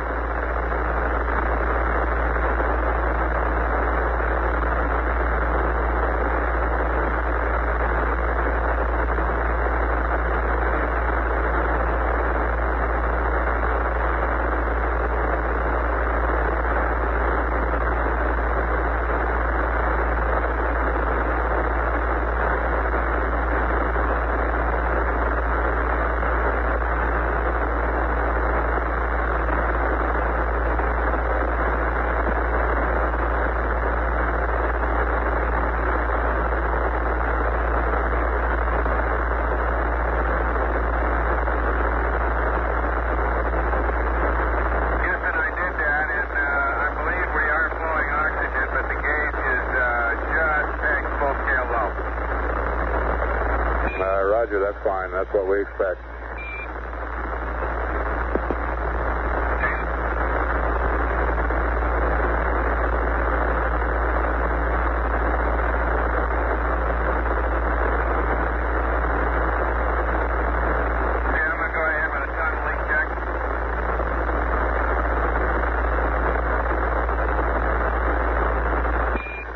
Columbia, Houston, I have a new LEM wait for you whenever you're ready to copy.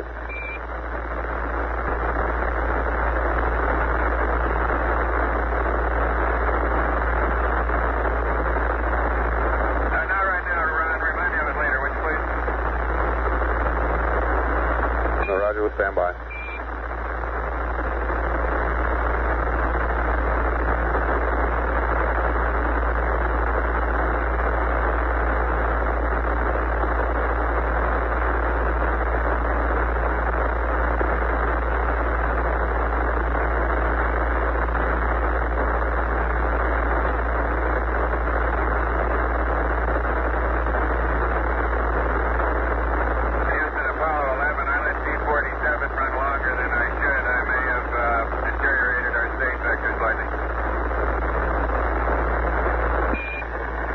Roger, Apollo 11, that's okay, we'll get it later.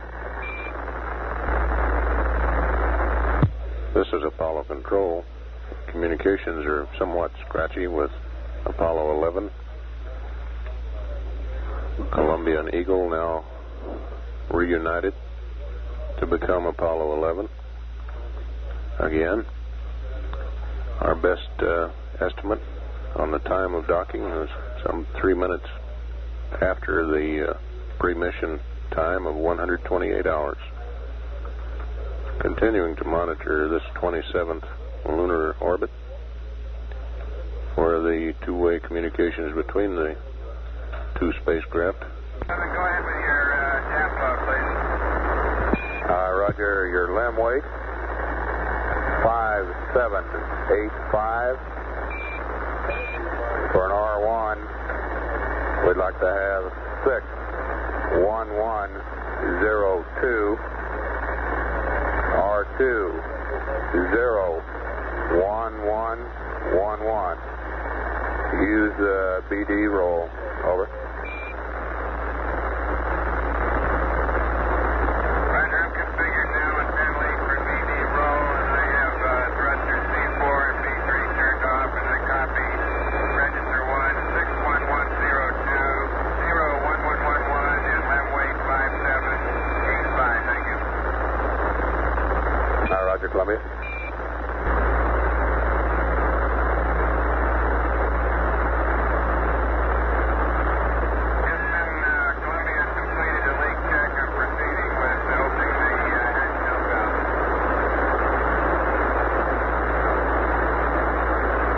Columbia, I understand you're doing a leak check. Missed anything after that? The leak check is complete, and I'm proceeding with opening the hatch dump valve. This is Apollo Control at 75 hours 26 minutes. We're 15 minutes away from loss of signal. Apollo 11 is 966 miles from the moon. Velocity 6,511 feet per second. We're 23 minutes away from the LOI burn.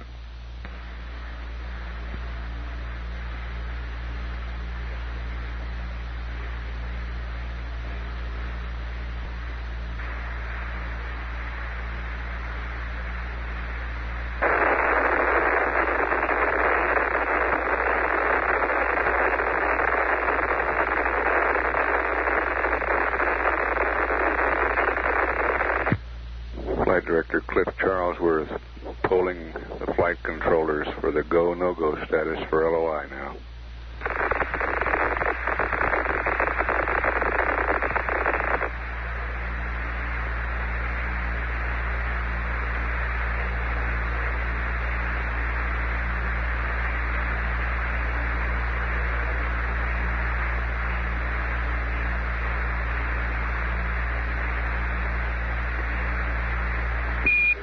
Apollo 11, this is Houston, over.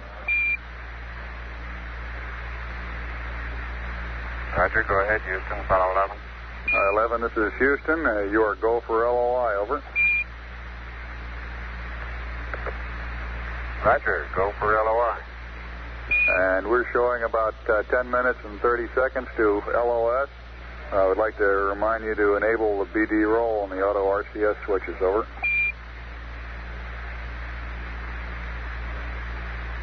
Roger, and confirm you want PCM low going over the hill, over. It's affirmative, 11. Roger.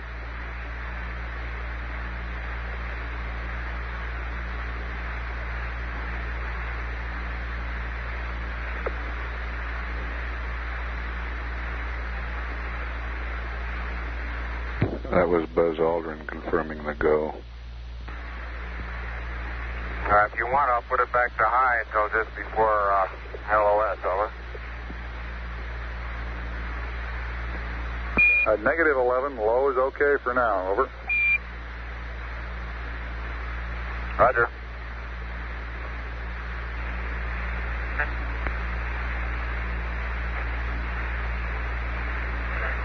Houston, you want to give me a time check, please?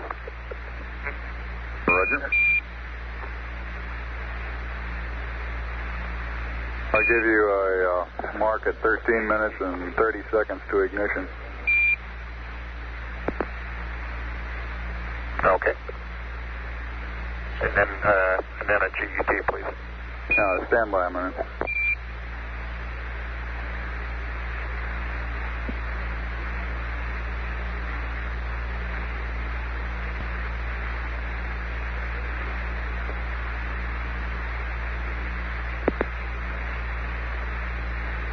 I'll give you a time hack on GET at 75 hours, 37 minutes, and I'll try to bias it about a second and a half to allow for the time of flight. Okay. Stand by. Mark, 75 hours, 37 minutes GET. Thank you. And I'll give you a time hack on the time to ignition at 12 minutes to ignition, over. Okay.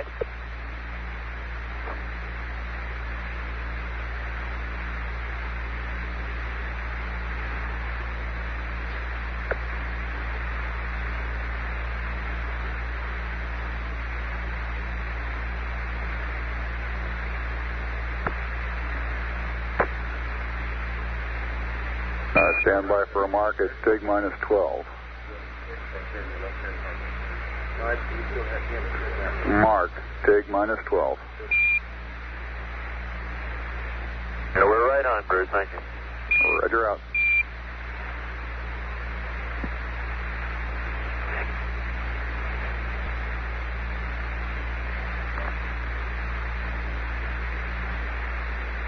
We're 3 minutes away from loss of signal. Apollo 11 is 425 nautical miles from the moon.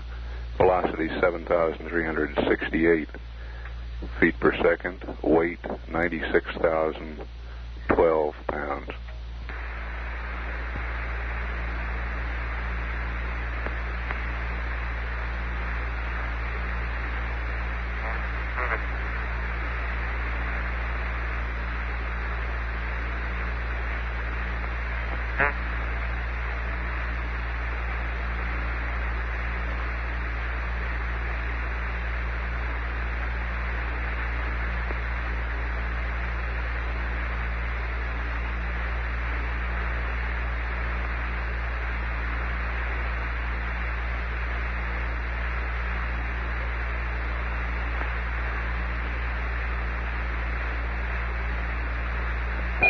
It's 2 minutes to LOS.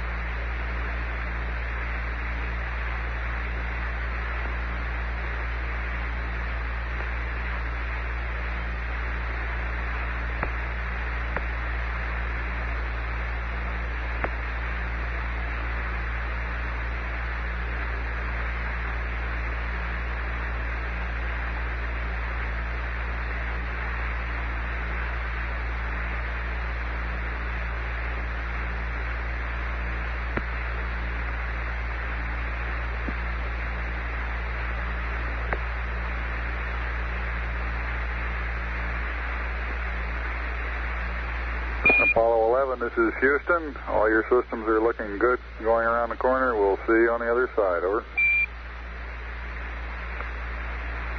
Roger.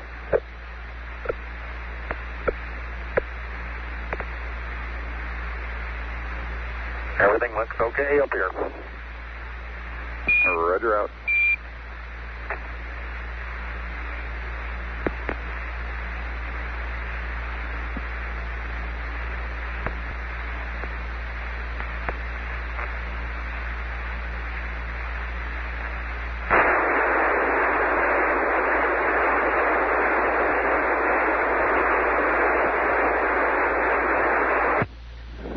And we've had loss of signal as Apollo 11 goes behind the moon.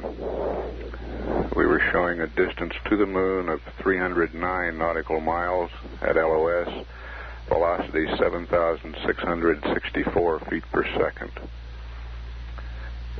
Weight was 96,012 pounds.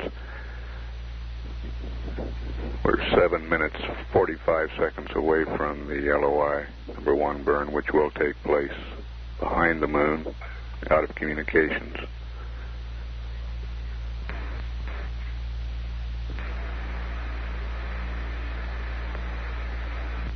Here in the control center,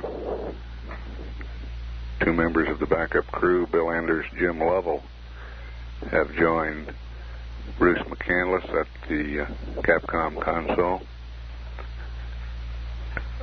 Fred Hayes, the 3rd member of the backup crew, has just come in too, and Deke Slayton, Director of Flight Crew Operations, is at that console. The viewing room is filling up. Among those we've noticed on the front row in the viewing room are astronauts Tom Stafford, John Glenn, Gene Cernan, Dave Scott, Al Worden, and Jack Swigert.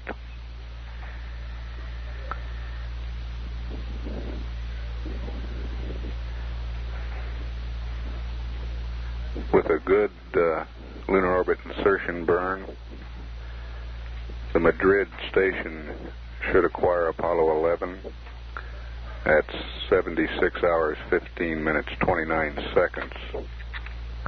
Acquisition time for no burn, 76 hours, 5 minutes, 30 seconds.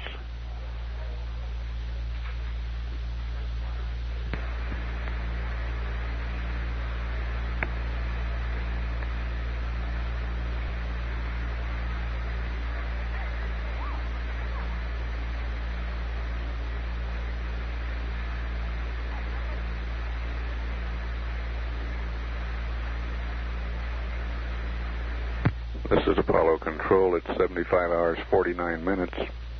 Apollo 11 should have started this long burn.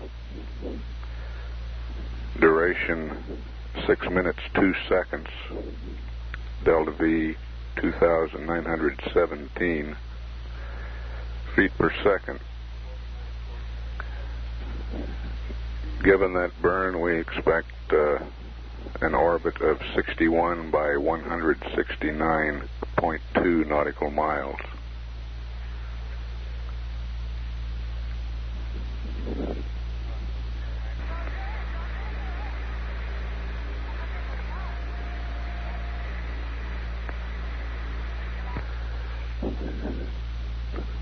We're 24 and a half minutes away from acquisition of signal with a good burn. Well, the clock has not yet started counting for the other acquisition time. We'll take this line down now, come back up just prior to the acquisition time for no burn. This is Mission Control, Houston.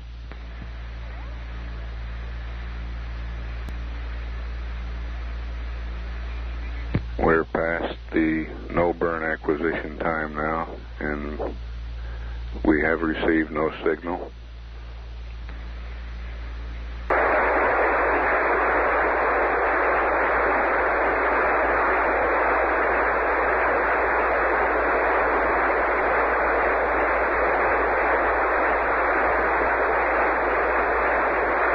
Madrid AOS.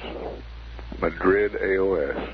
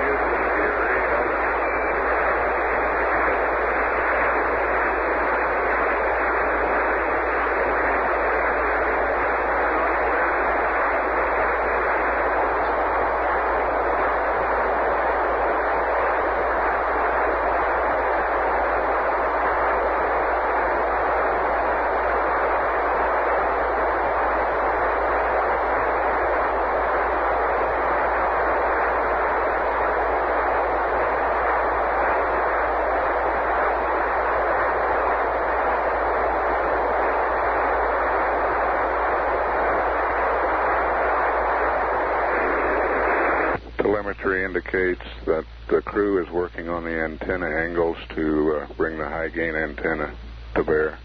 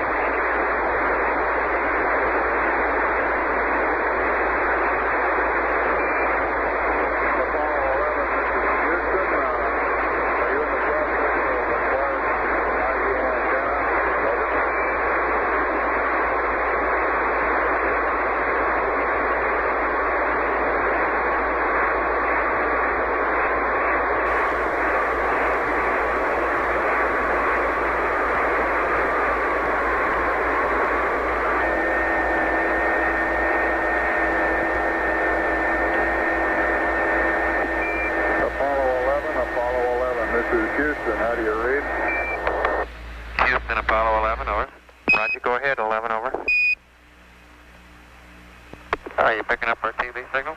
That's affirmative. We have it up on the IDA-4 now. The focus is a little bit out. We see the Earth in the center of the screen. Still have a little white dot in the bottom of the camera, apparently. And see some land masses in the center. At least I guess that's what it is. It's very hazy at this time on our IDA-4, over. Let me change. I believe that's where we just came from. It is, well, I'm really looking at a bad screen here. Stand by one. Hey, you're right.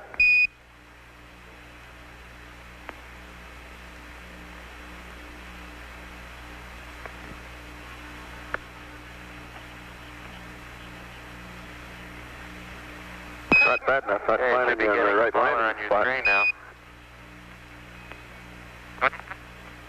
It's not bad enough not finding the right landing spot. We haven't got the right planet.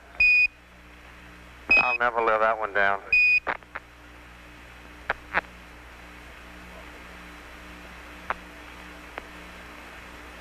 We're making it get smaller and smaller here to make sure that it really is the one we're leaving. Oh, that's enough, you guys.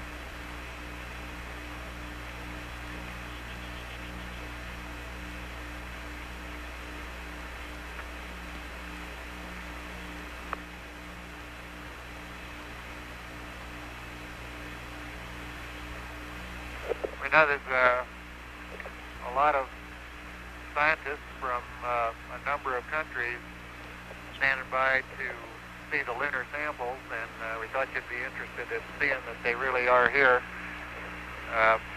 These two boxes are the sample return containers. They are vacuum-packed containers that were closed in a vacuum on the lunar surface, sealed, and then brought inside the LEM and put inside these fiberglass bags, zippered and resealed around the outside, and placed in these receptacles in the side of the command module.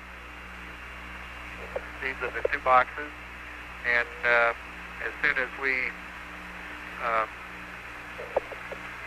get onto the ship, I'm sure these boxes will immediately be transferred and delivery started to the Lunar Receiving Laboratory.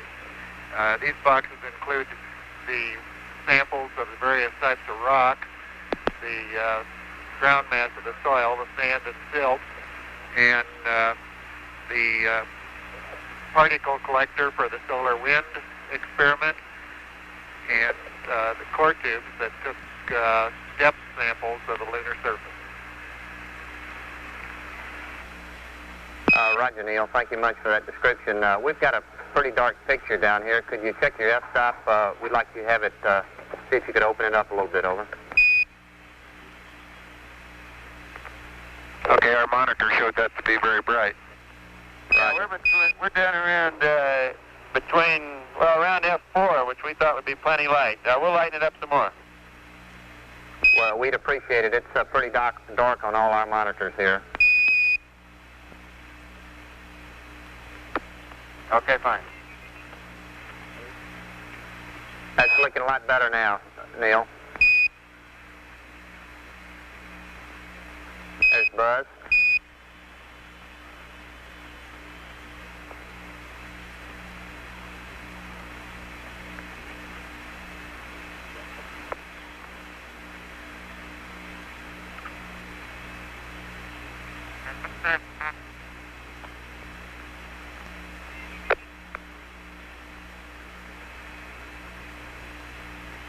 Houston, we have an excellent picture now, over. Yeah, how do you read me, Charlie?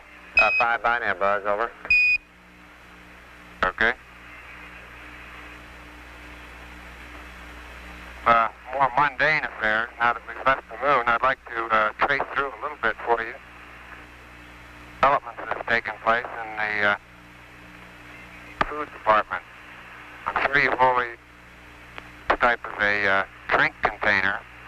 A little later, Mike will show you how the water gun operates with its new filter to take out hydrogen. Essentially, this water gun is put in this end and filled up this bag with water, and the drink then dissolves in the water, and this end of the mouth feeding. Likewise, we have other foods that are more solid nature. You can probably see this shrimp cocktail meal.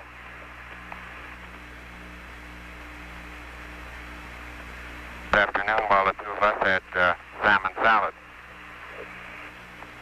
Another early development was the use of bite-sized food. 11, Houston, Buzz, you're breaking up badly. Would you check your Vox, over?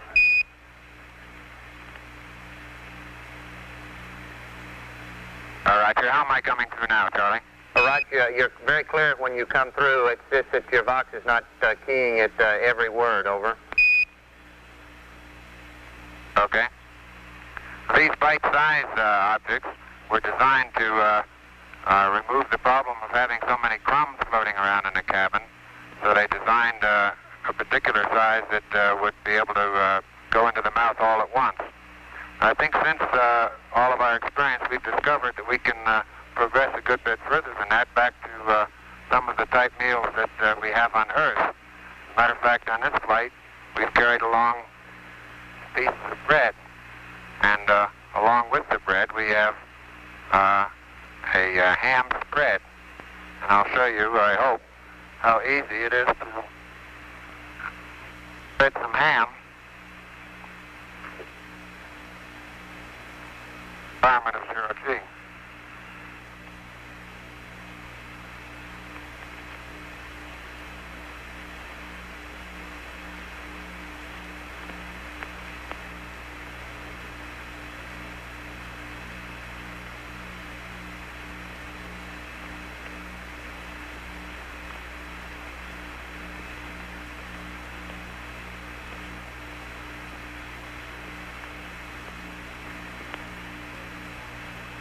We've discovered that it is quite easy to all very familiar with.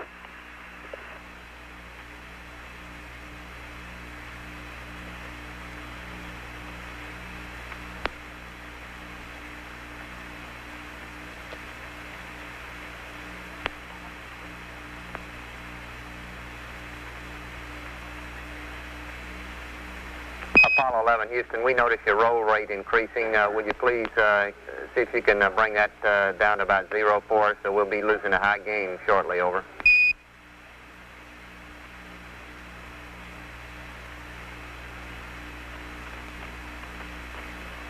We can also use zero gravity to demonstrate many things that we've all learned in school. I'd like to demonstrate briefly how easy it is to explain the action of a gyroscope.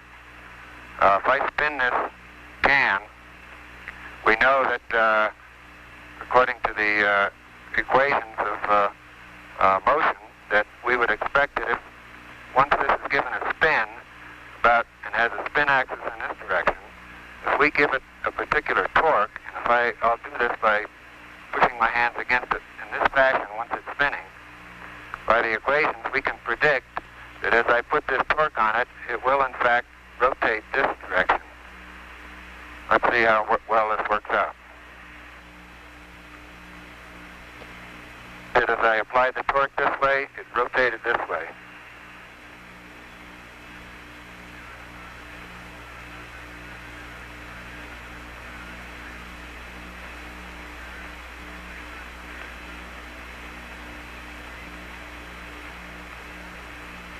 Too close, I think.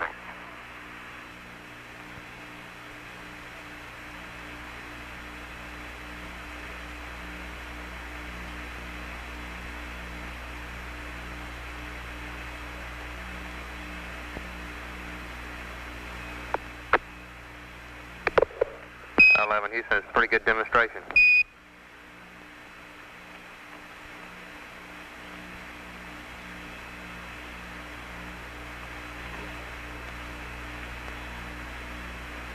Houston, this next is a little demonstration for the kids at home, all kids everywhere for that matter. I was going to show you how you drink water out of a spoon, but I'm afraid I filled the spoon too full, and if I'm not careful, I'm going to spill water right over the sides. Can you see the water slopping around in the top of the spoon, kids? That's affirmative, 11. Okay, well, as I say, I was going to show you, but I'm afraid I filled it too full, and it's going to spill over the sides. I tell you what, I'll just turn this one over and get rid of the water and start all over again, okay? Okay.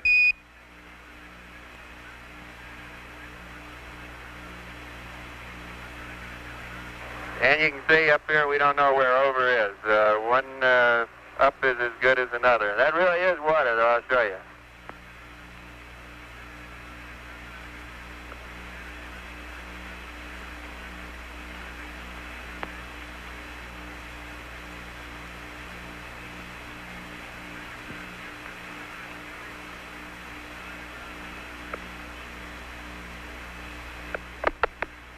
That's really not the way we drink. We really have a water gun, which I'll show you.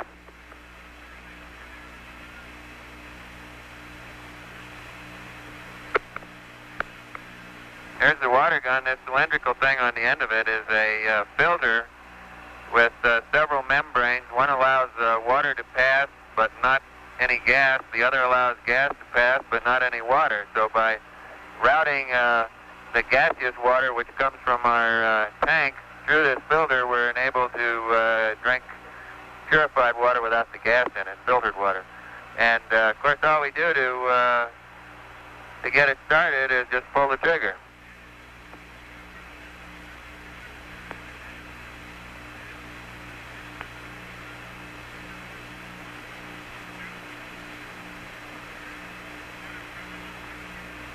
Sort of messy. I haven't been at this very long. It's sort of the same system that the Spaniards used to drink out of wineskins at bullfights. Only I think this is even more fun. Well, be seeing you, kids. Thank you from all the kids in the world here in the Moker who can't tell the Earth from the Moon. All right, just stand by one and we'll get you that Earth for you.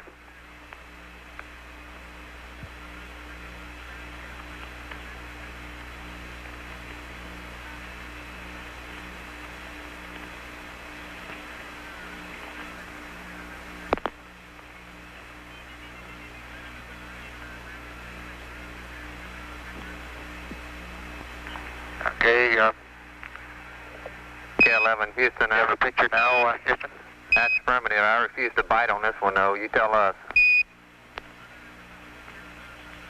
Okay, this should be getting larger, and if it is, it's the place we're coming home to. Roger.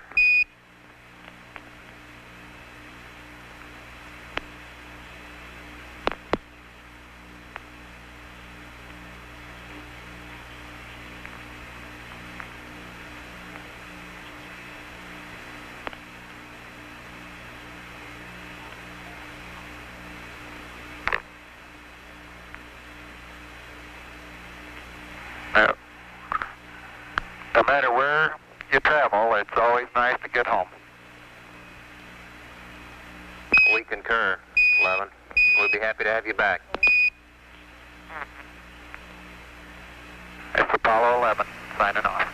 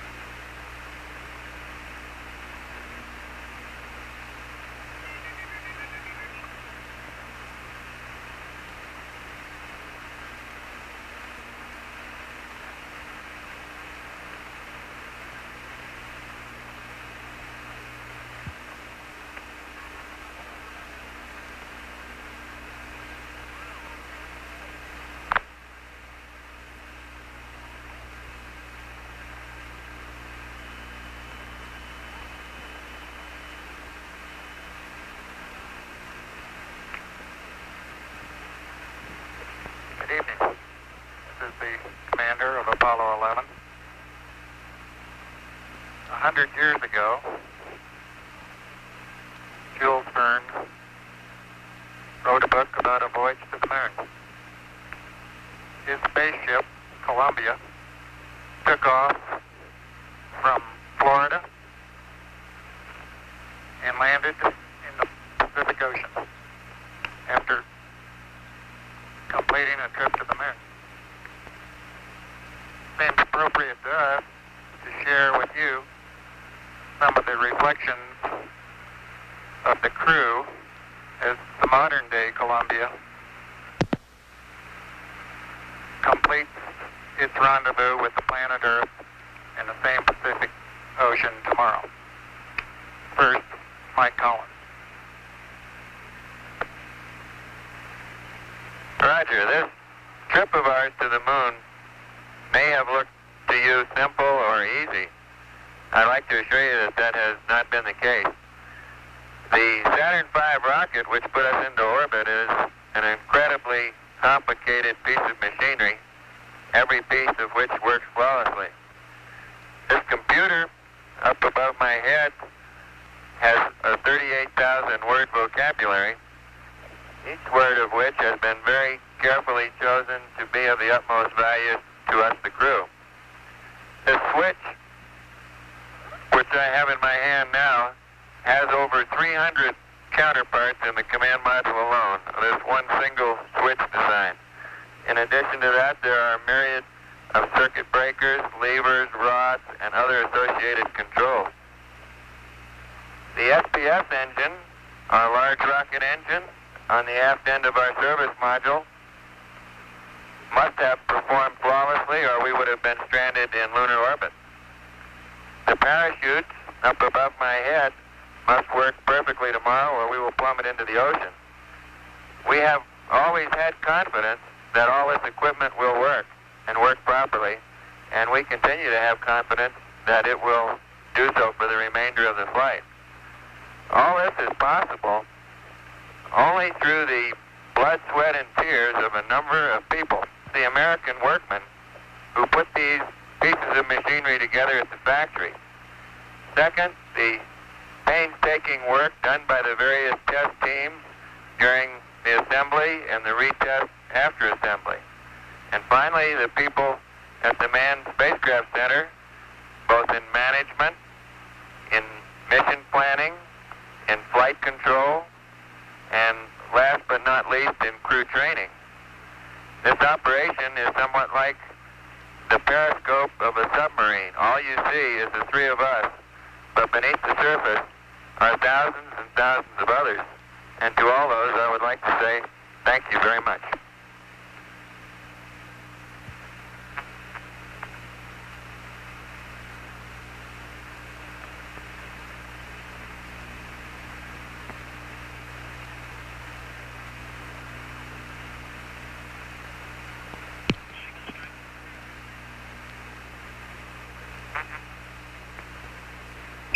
This is Houston. We're getting a good picture of buzz now, but no voice modulation. And would you open up the f-stop on the TV camera? Try A22, please.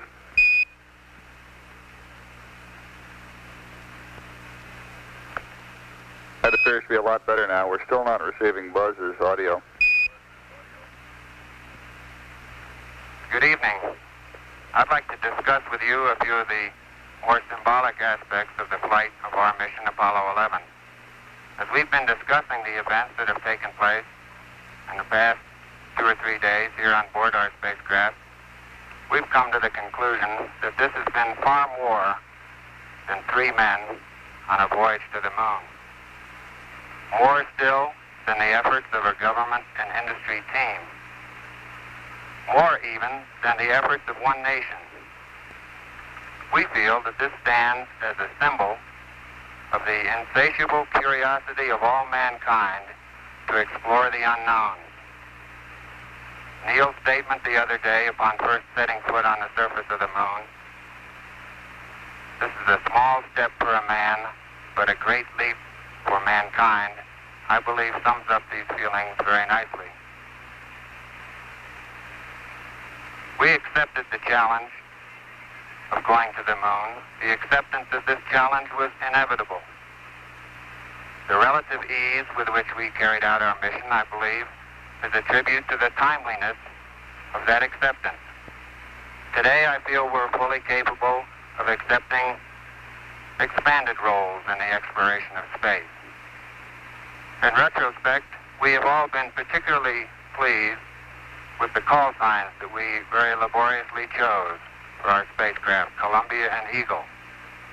We've been particularly pleased with the emblem of our flight, depicting the U.S. Eagle, bringing the universal symbol of peace from the Earth, from the planet Earth, to the moon, that symbol being the olive branch. It was our overall crew choice to deposit a replica of this symbol on the moon. Personally, in reflecting the events of the past several days, a verse from the Psalms comes to mind to me. When I consider the heavens, the work of thy fingers, the moon and the stars which thou hast ordained, what is man that thou art mindful of him? The responsibility for this flight lies first with history and with the giants of science who have preceded this effort. Next to the American people, who have, through their will, indicated their desire. Next to 4 administrations and their Congresses for implementing that will. And then to the agency and industry team that built our spacecraft. The Saturn, the Columbia, the Eagle, and the little EMU, the spacesuit and backpack that was our small spacecraft out on the lunar surface. We'd like to give a special thanks to all those Americans who built those spacecraft, who did the construction, design, the test, and put their heart and all their abilities into those craft. To those people, I already put it to command. tonight we give a still have special microphone thank on the tape. you. And to all the other people that are listening and watching tonight, Okay, God bless that'll you. be fine. Good night. 225 there, if you can reach it, Buzz. The last 2 circuit breakers and the second row from the bottom, punch those in. 11, this is Houston. We're getting a zoom view out the window now. 36,000 feet per second. And 11, Houston, don't mess around with that 225 there. Okay.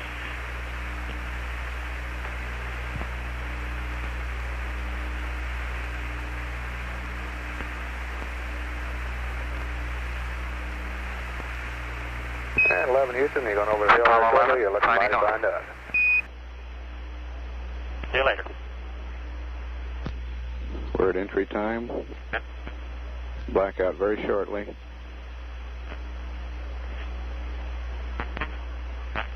Range to go to splash, 1,533 nautical miles. There's blackout.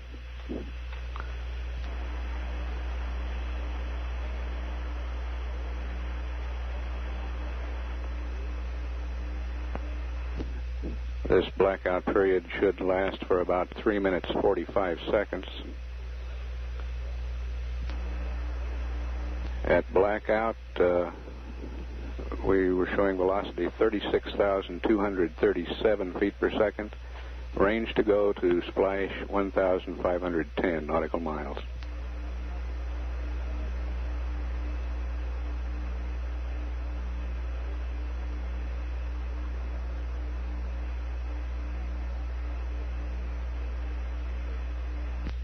The elapsed time for end of blackout, 195 hours, 7 minutes even.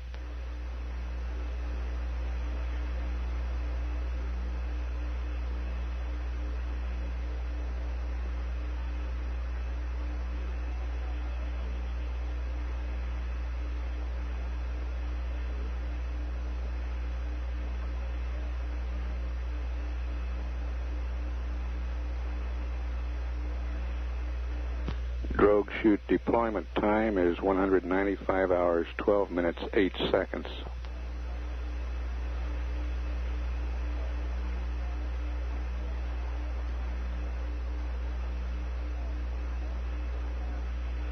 And the control center will not attempt to communicate with Apollo 11 after drogue deploy time. We will leave the airwaves clear for the recovery forces.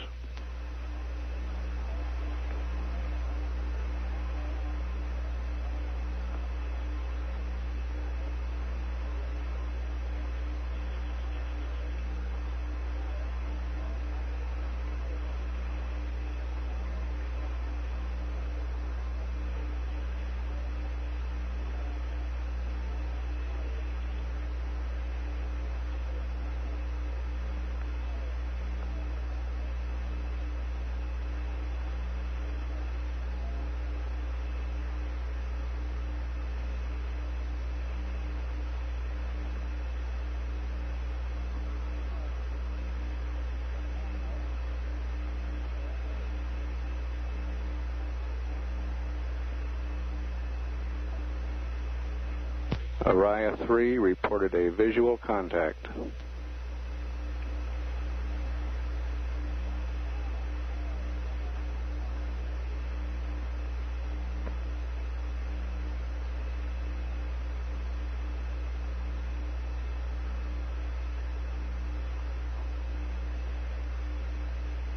We're at 3 minutes 20 seconds since entry. Blackout should end about 3 minutes 53 seconds after entry.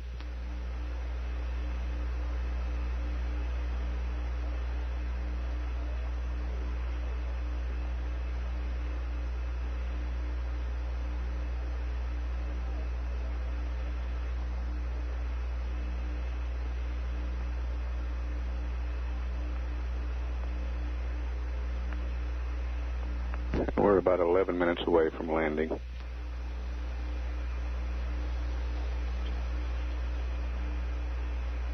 Araya 3 is the uprange Araya aircraft.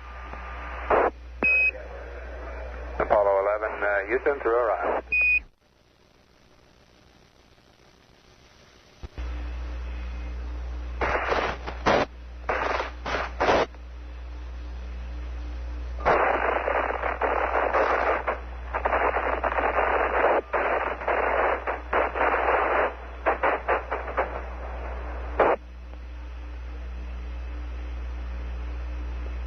Apollo 11, Houston through Araya 4.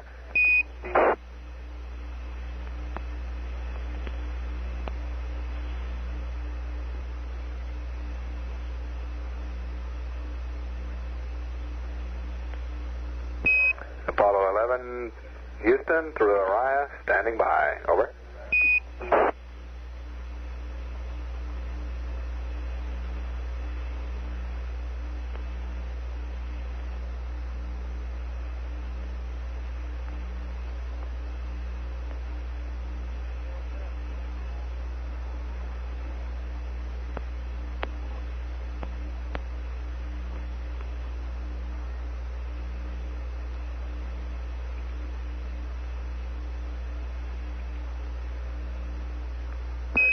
Apollo 11, Houston, in the blind, Airboss has a visual contact.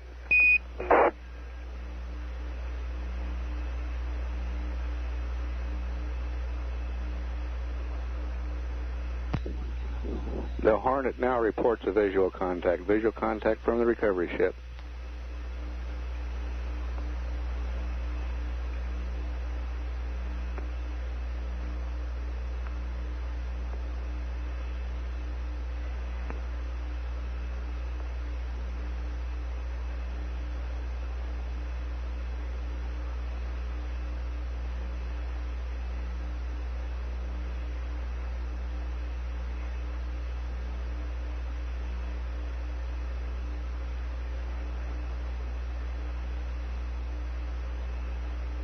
Hornet reports momentary visual contact has now disappeared behind clouds.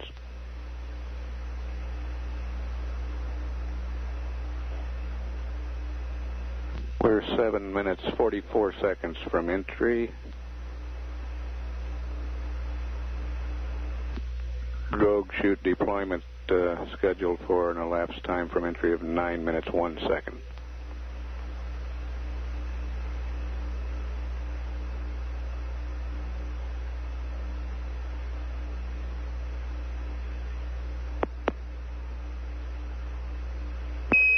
Apollo 11, Houston, standing by for your DSKY reading, over.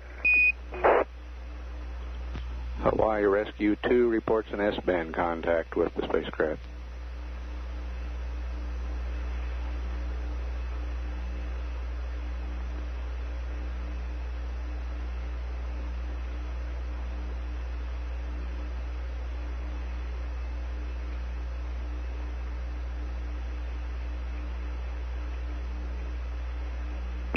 Apollo 11, Houston, stand by for your missed distance, over.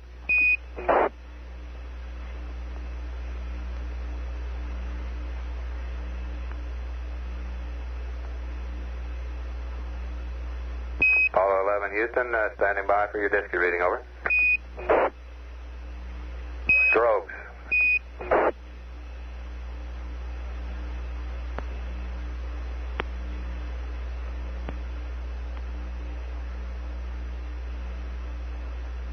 Apollo 11, Houston, your DSKY reading, please, over.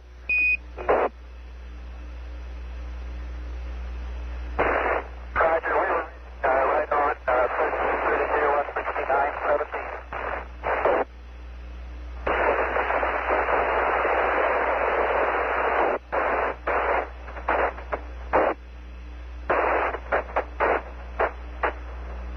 Apollo 11 reports right on. We take that to mean that the drogue deployed on time. 169.15.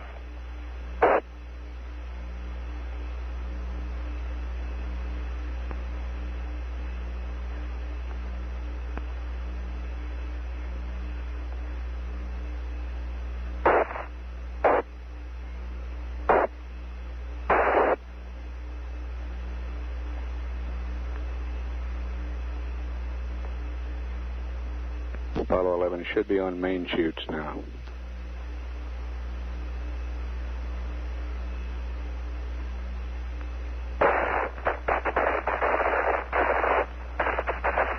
Hornet reports a sonic boom a short time ago.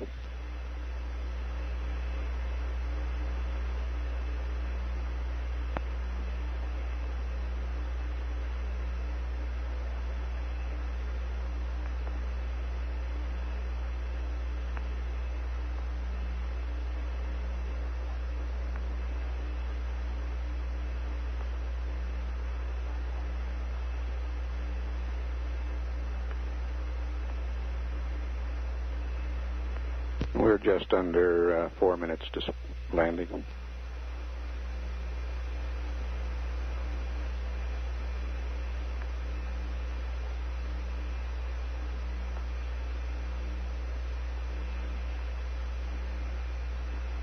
We will continue to monitor for any conversation between the spacecraft and recovery forces, but we will not initiate a call from now on to the spacecraft from the control center.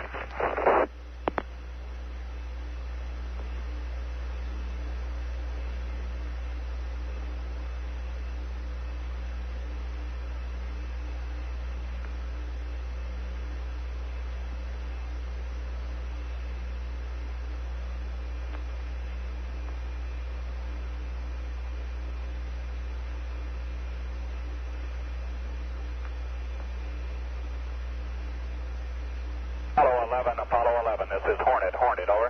Apollo Hornet, this is Apollo 11, reading you loud and clear.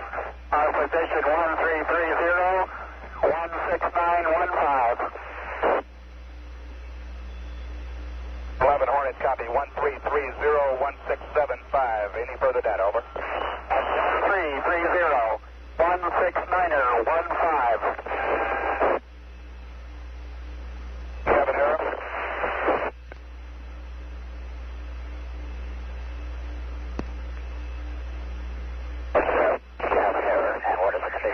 Hornet has voice contact. Aircraft reports visual with 3 full chutes. Down and condition of crew, over. Okay, condition of crew, 3,500 feet on the way down.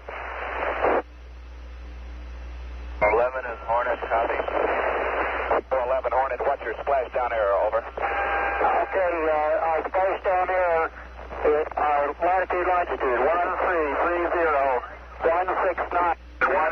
That's, come on. Hornet, roger out.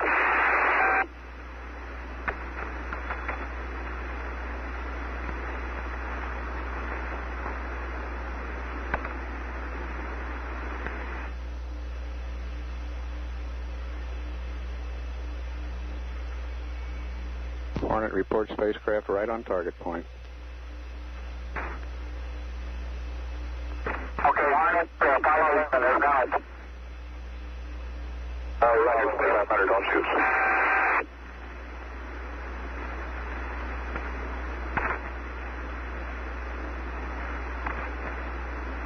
Swim 1 has Sarah contact bearing 150 holding.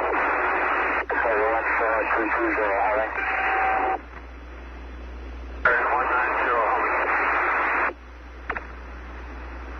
Roger up.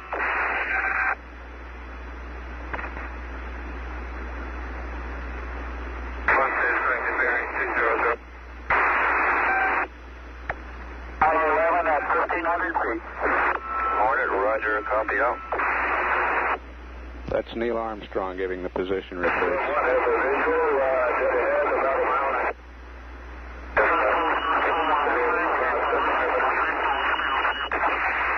Hornet, roger. Spacecraft. Roger, this is Swim 1, Apollo 11. 800 feet. Roger. Yeah, looking real good.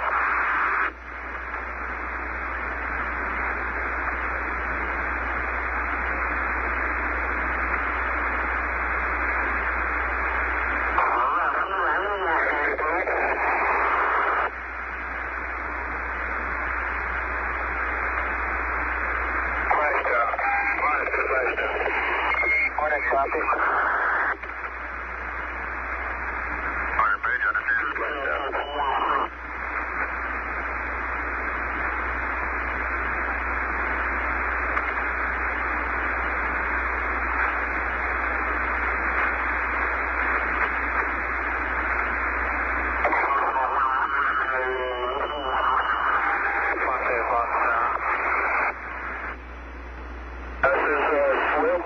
The command module is in staple 2, over. Hornet, roger. Okay, Hornet, this is Airboss. I'm presently orbiting the scene at 1,000 feet. I am on the commander. Hornet, roger. Stable 2 is upside down. The flotation bags will right to spacecraft. The command module is in swimmer, is in stable 2. The dive marker is deployed and functioning. The chutes appear to be detached and are downwind from the command module. Hornet, roger.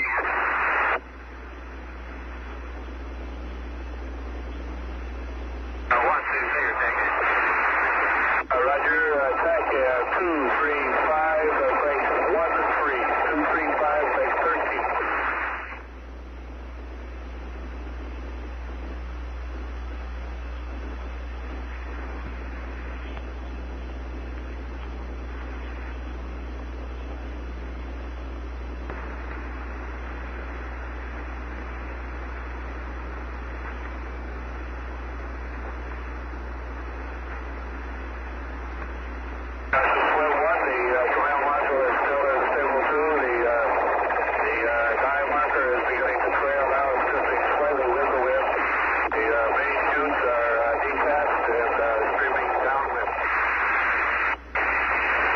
Copy.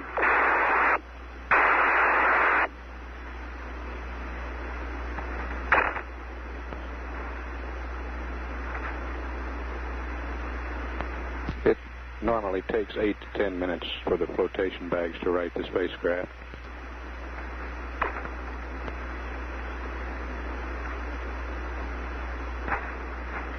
Swim 1 is getting ready to deploy swimmers.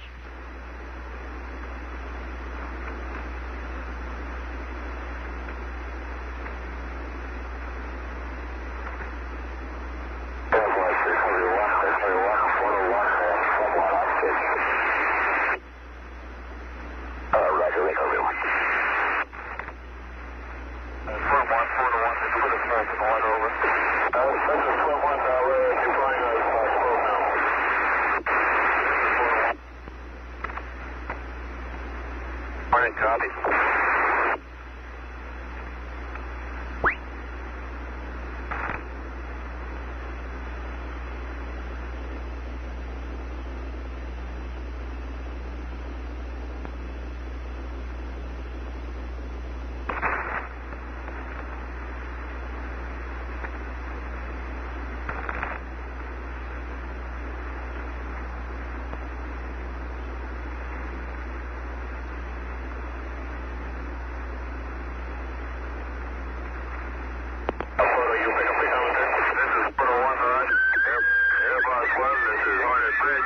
Request commentary is available, over. Visible trailing.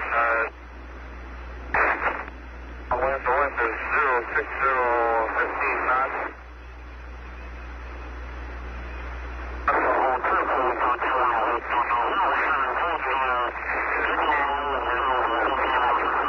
Approximately 30 degrees. The vertical toward the downwind side.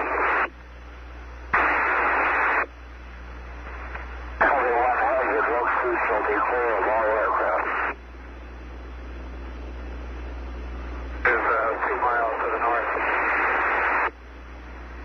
This is Air Boss. We currently have 3 helos on the scene. The drogue shoots a splash down approximately 1,500 yards on a bearing of 240 from the command module.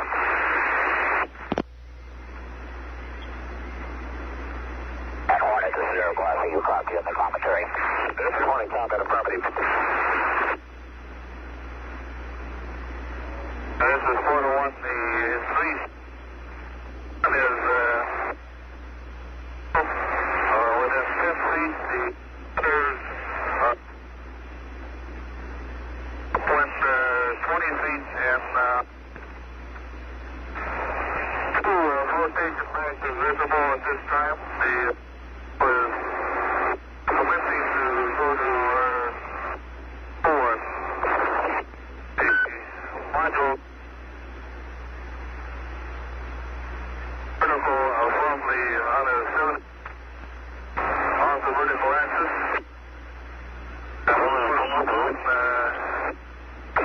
See the up. On station.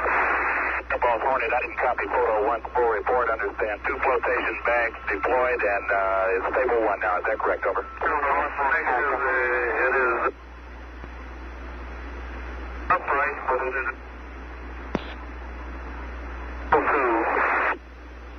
Understand, still stable 2.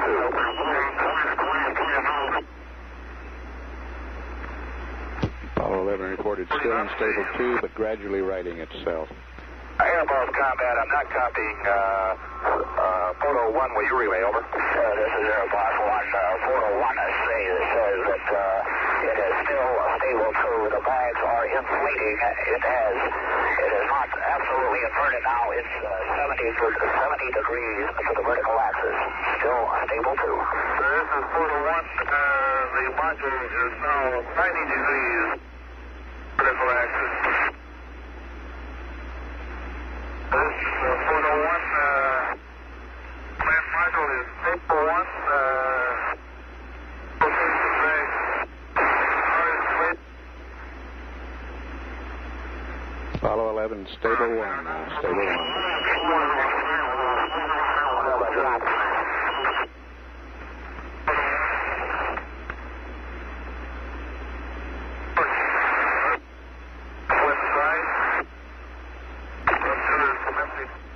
Put the first one in the water.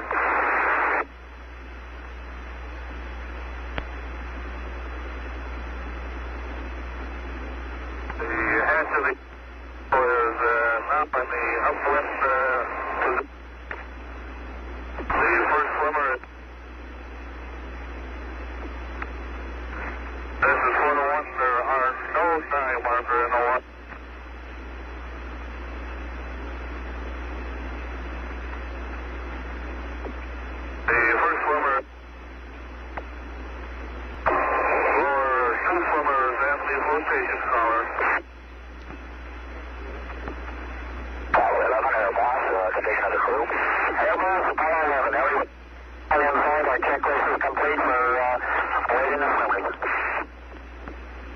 3 swimmers in the water from Swim 2 helo.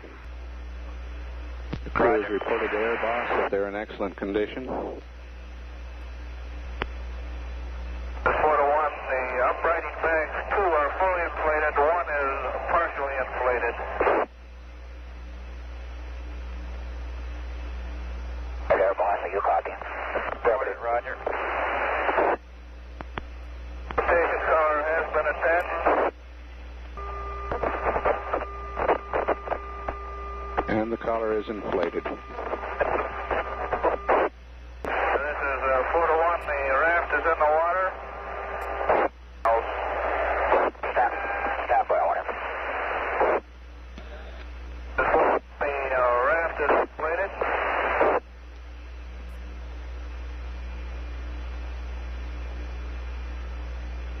The second raft upwind. This is Air Boss 1. We hold the command module on the radar bearing up 244 from Hornet back to 12 miles. When the second raft is in the water, 75 feet upwind.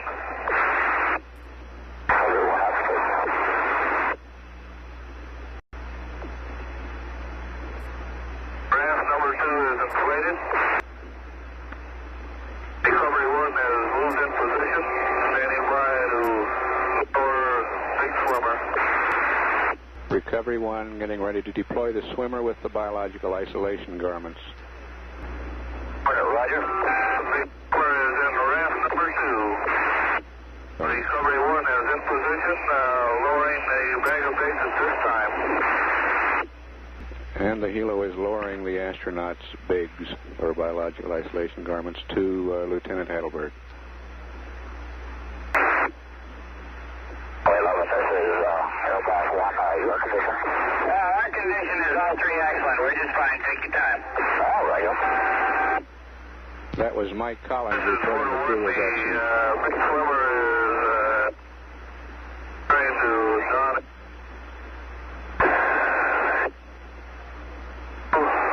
One swimmer in raft number 1. This is Apollo 11. So everybody take your sweet time. We're doing just fine in here. It's not quite as stable as the Hornet, but all right.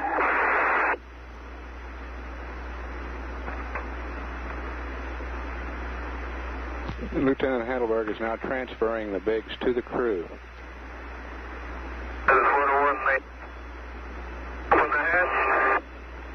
Hornet now estimates they are 4 3/4 miles away from the spacecraft.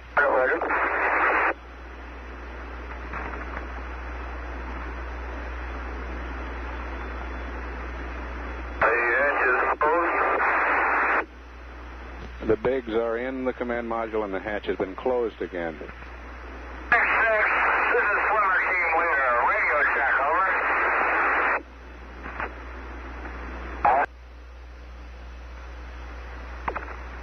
For the 1, the astronauts open the hatch.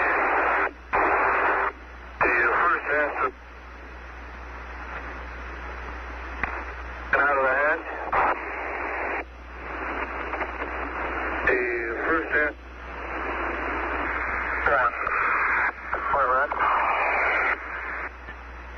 Astronaut number 2 coming out the hatch now. The third astronaut is out of the hatch.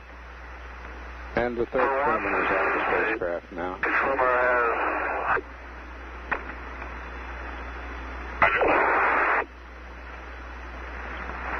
Hornet now reports that the swimmer is having some difficulty securing the hatch and one of the astronauts is helping him. All 3 astronauts are in for 1.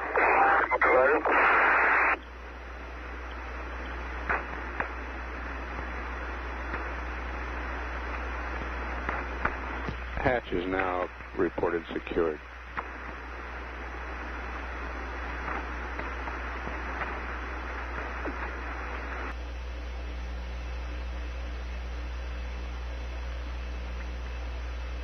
The swimmer has now started scrubbing the astronauts' biological isolations garments with the decontaminant.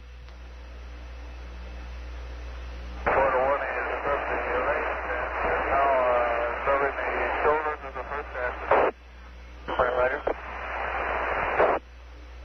estimates distance 3/4 of a mile now.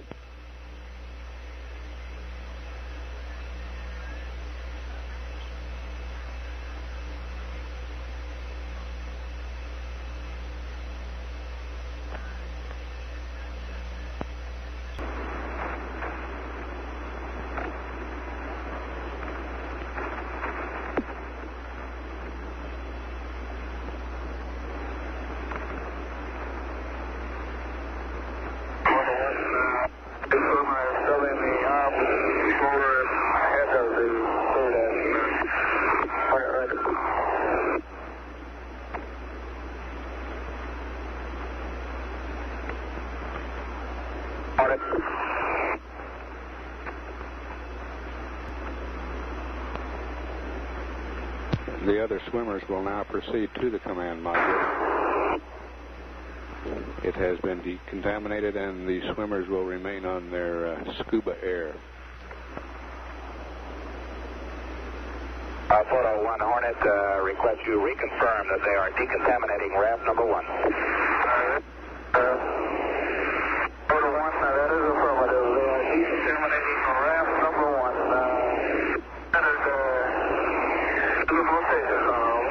This is Hornet, roger up.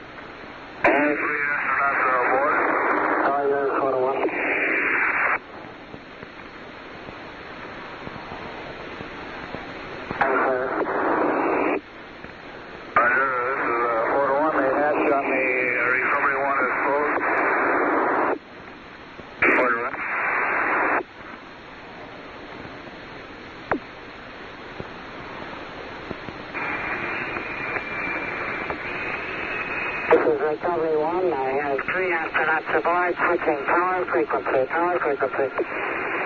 All right.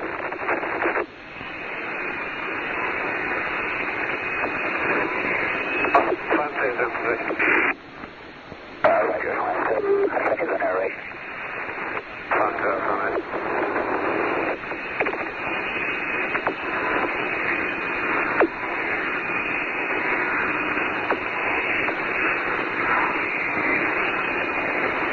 This is 1 2 along. Dispatch Command Module, the big swimmer is decontaminating the module. This time the three swimmers are in the raft. Now there's the raft and the command module riding very well. Order, Roger.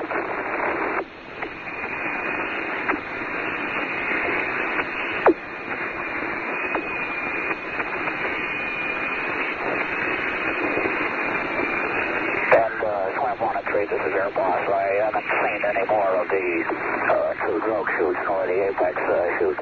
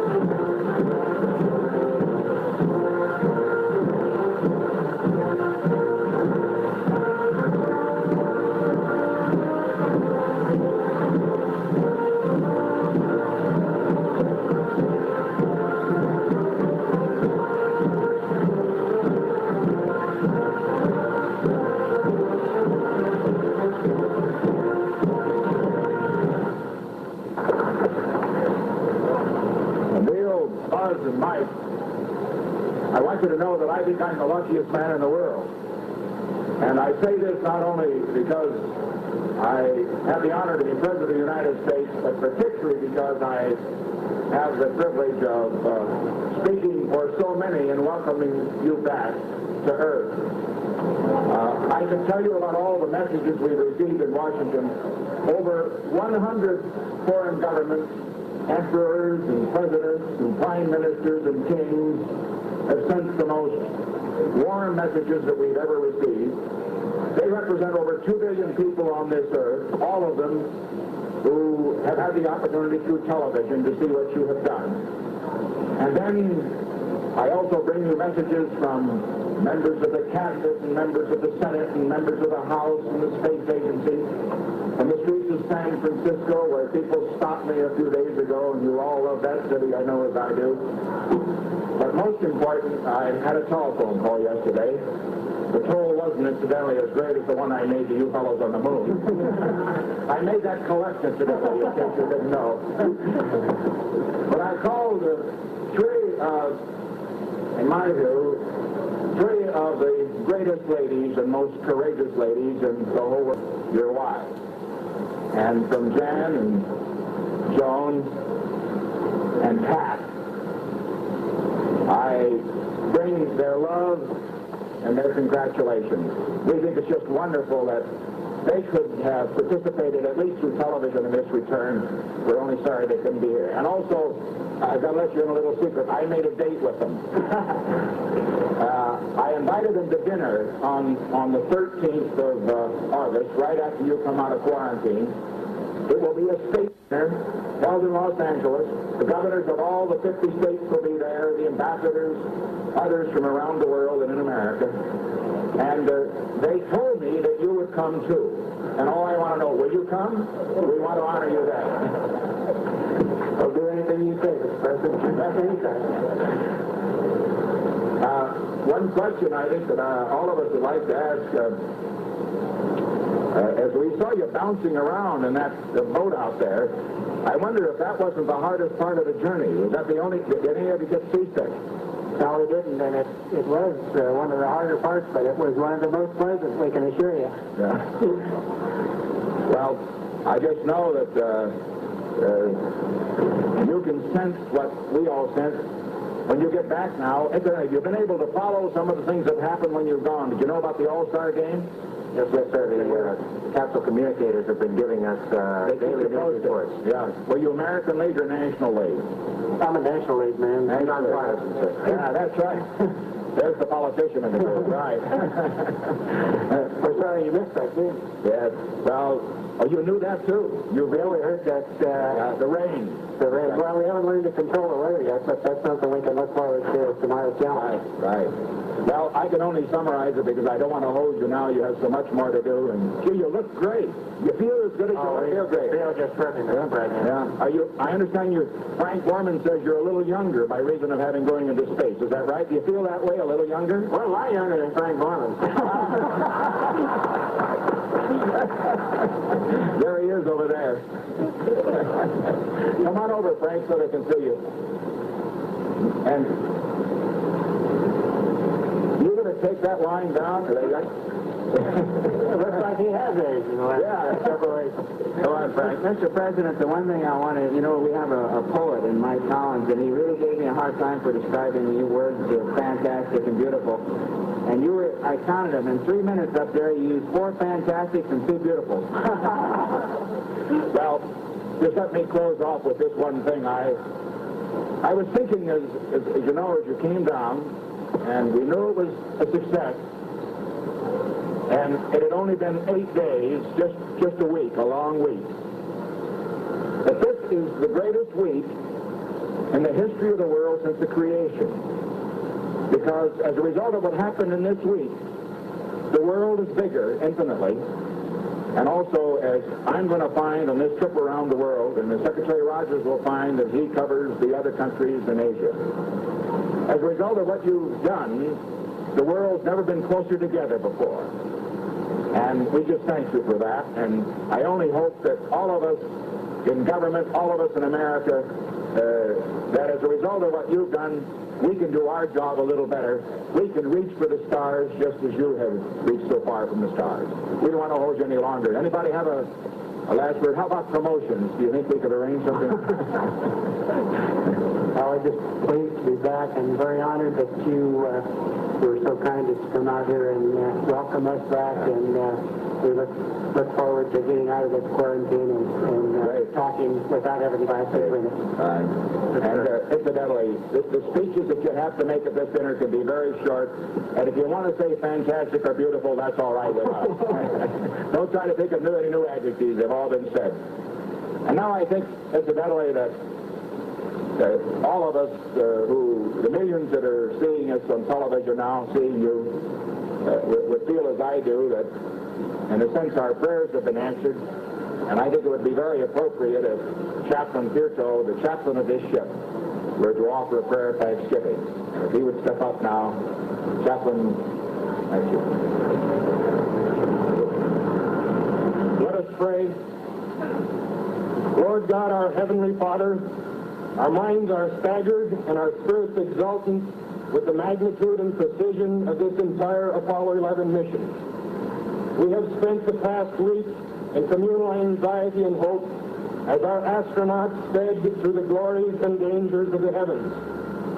As we try to understand and analyze the scope of this achievement for human life, our reason is overwhelmed with abounding gratitude and joy, even as we realize the increasing challenges of the future. This magnificent event illustrates anew what man can accomplish when purpose is firm and intent corporate. A man on the moon was promised in this decade, and though some were unconvinced, the reality is with us this morning in the persons of astronauts Armstrong, Aldrin, and Collins. We applaud their splendid exploits, and we pour out our thanksgiving for their safe return to us, to their families, to all mankind. From our inmost beings, we sing humble yet exuberant praise. May the great effort and commitment seen in this Project Apollo inspire our lives to move similarly in other areas of need. May we, the people, by our enthusiasm and devotion and insight, move to new landings in brotherhood, human concern, and mutual respect. May our country, afire with inventive leadership, and backed by a committed followership, blaze new trails into all areas of human care. See our enthusiasm and bless our joy with dedicated purpose for the many needs at hand. Link us in friendship with peoples throughout the world as we strive together to better the human condition. Grant us peace, beginning in our own hearts, and a mind attuned with goodwill towards our neighbor. All this we pray as our thanksgiving rings out to Thee, in the name of our Lord. Amen. Amen.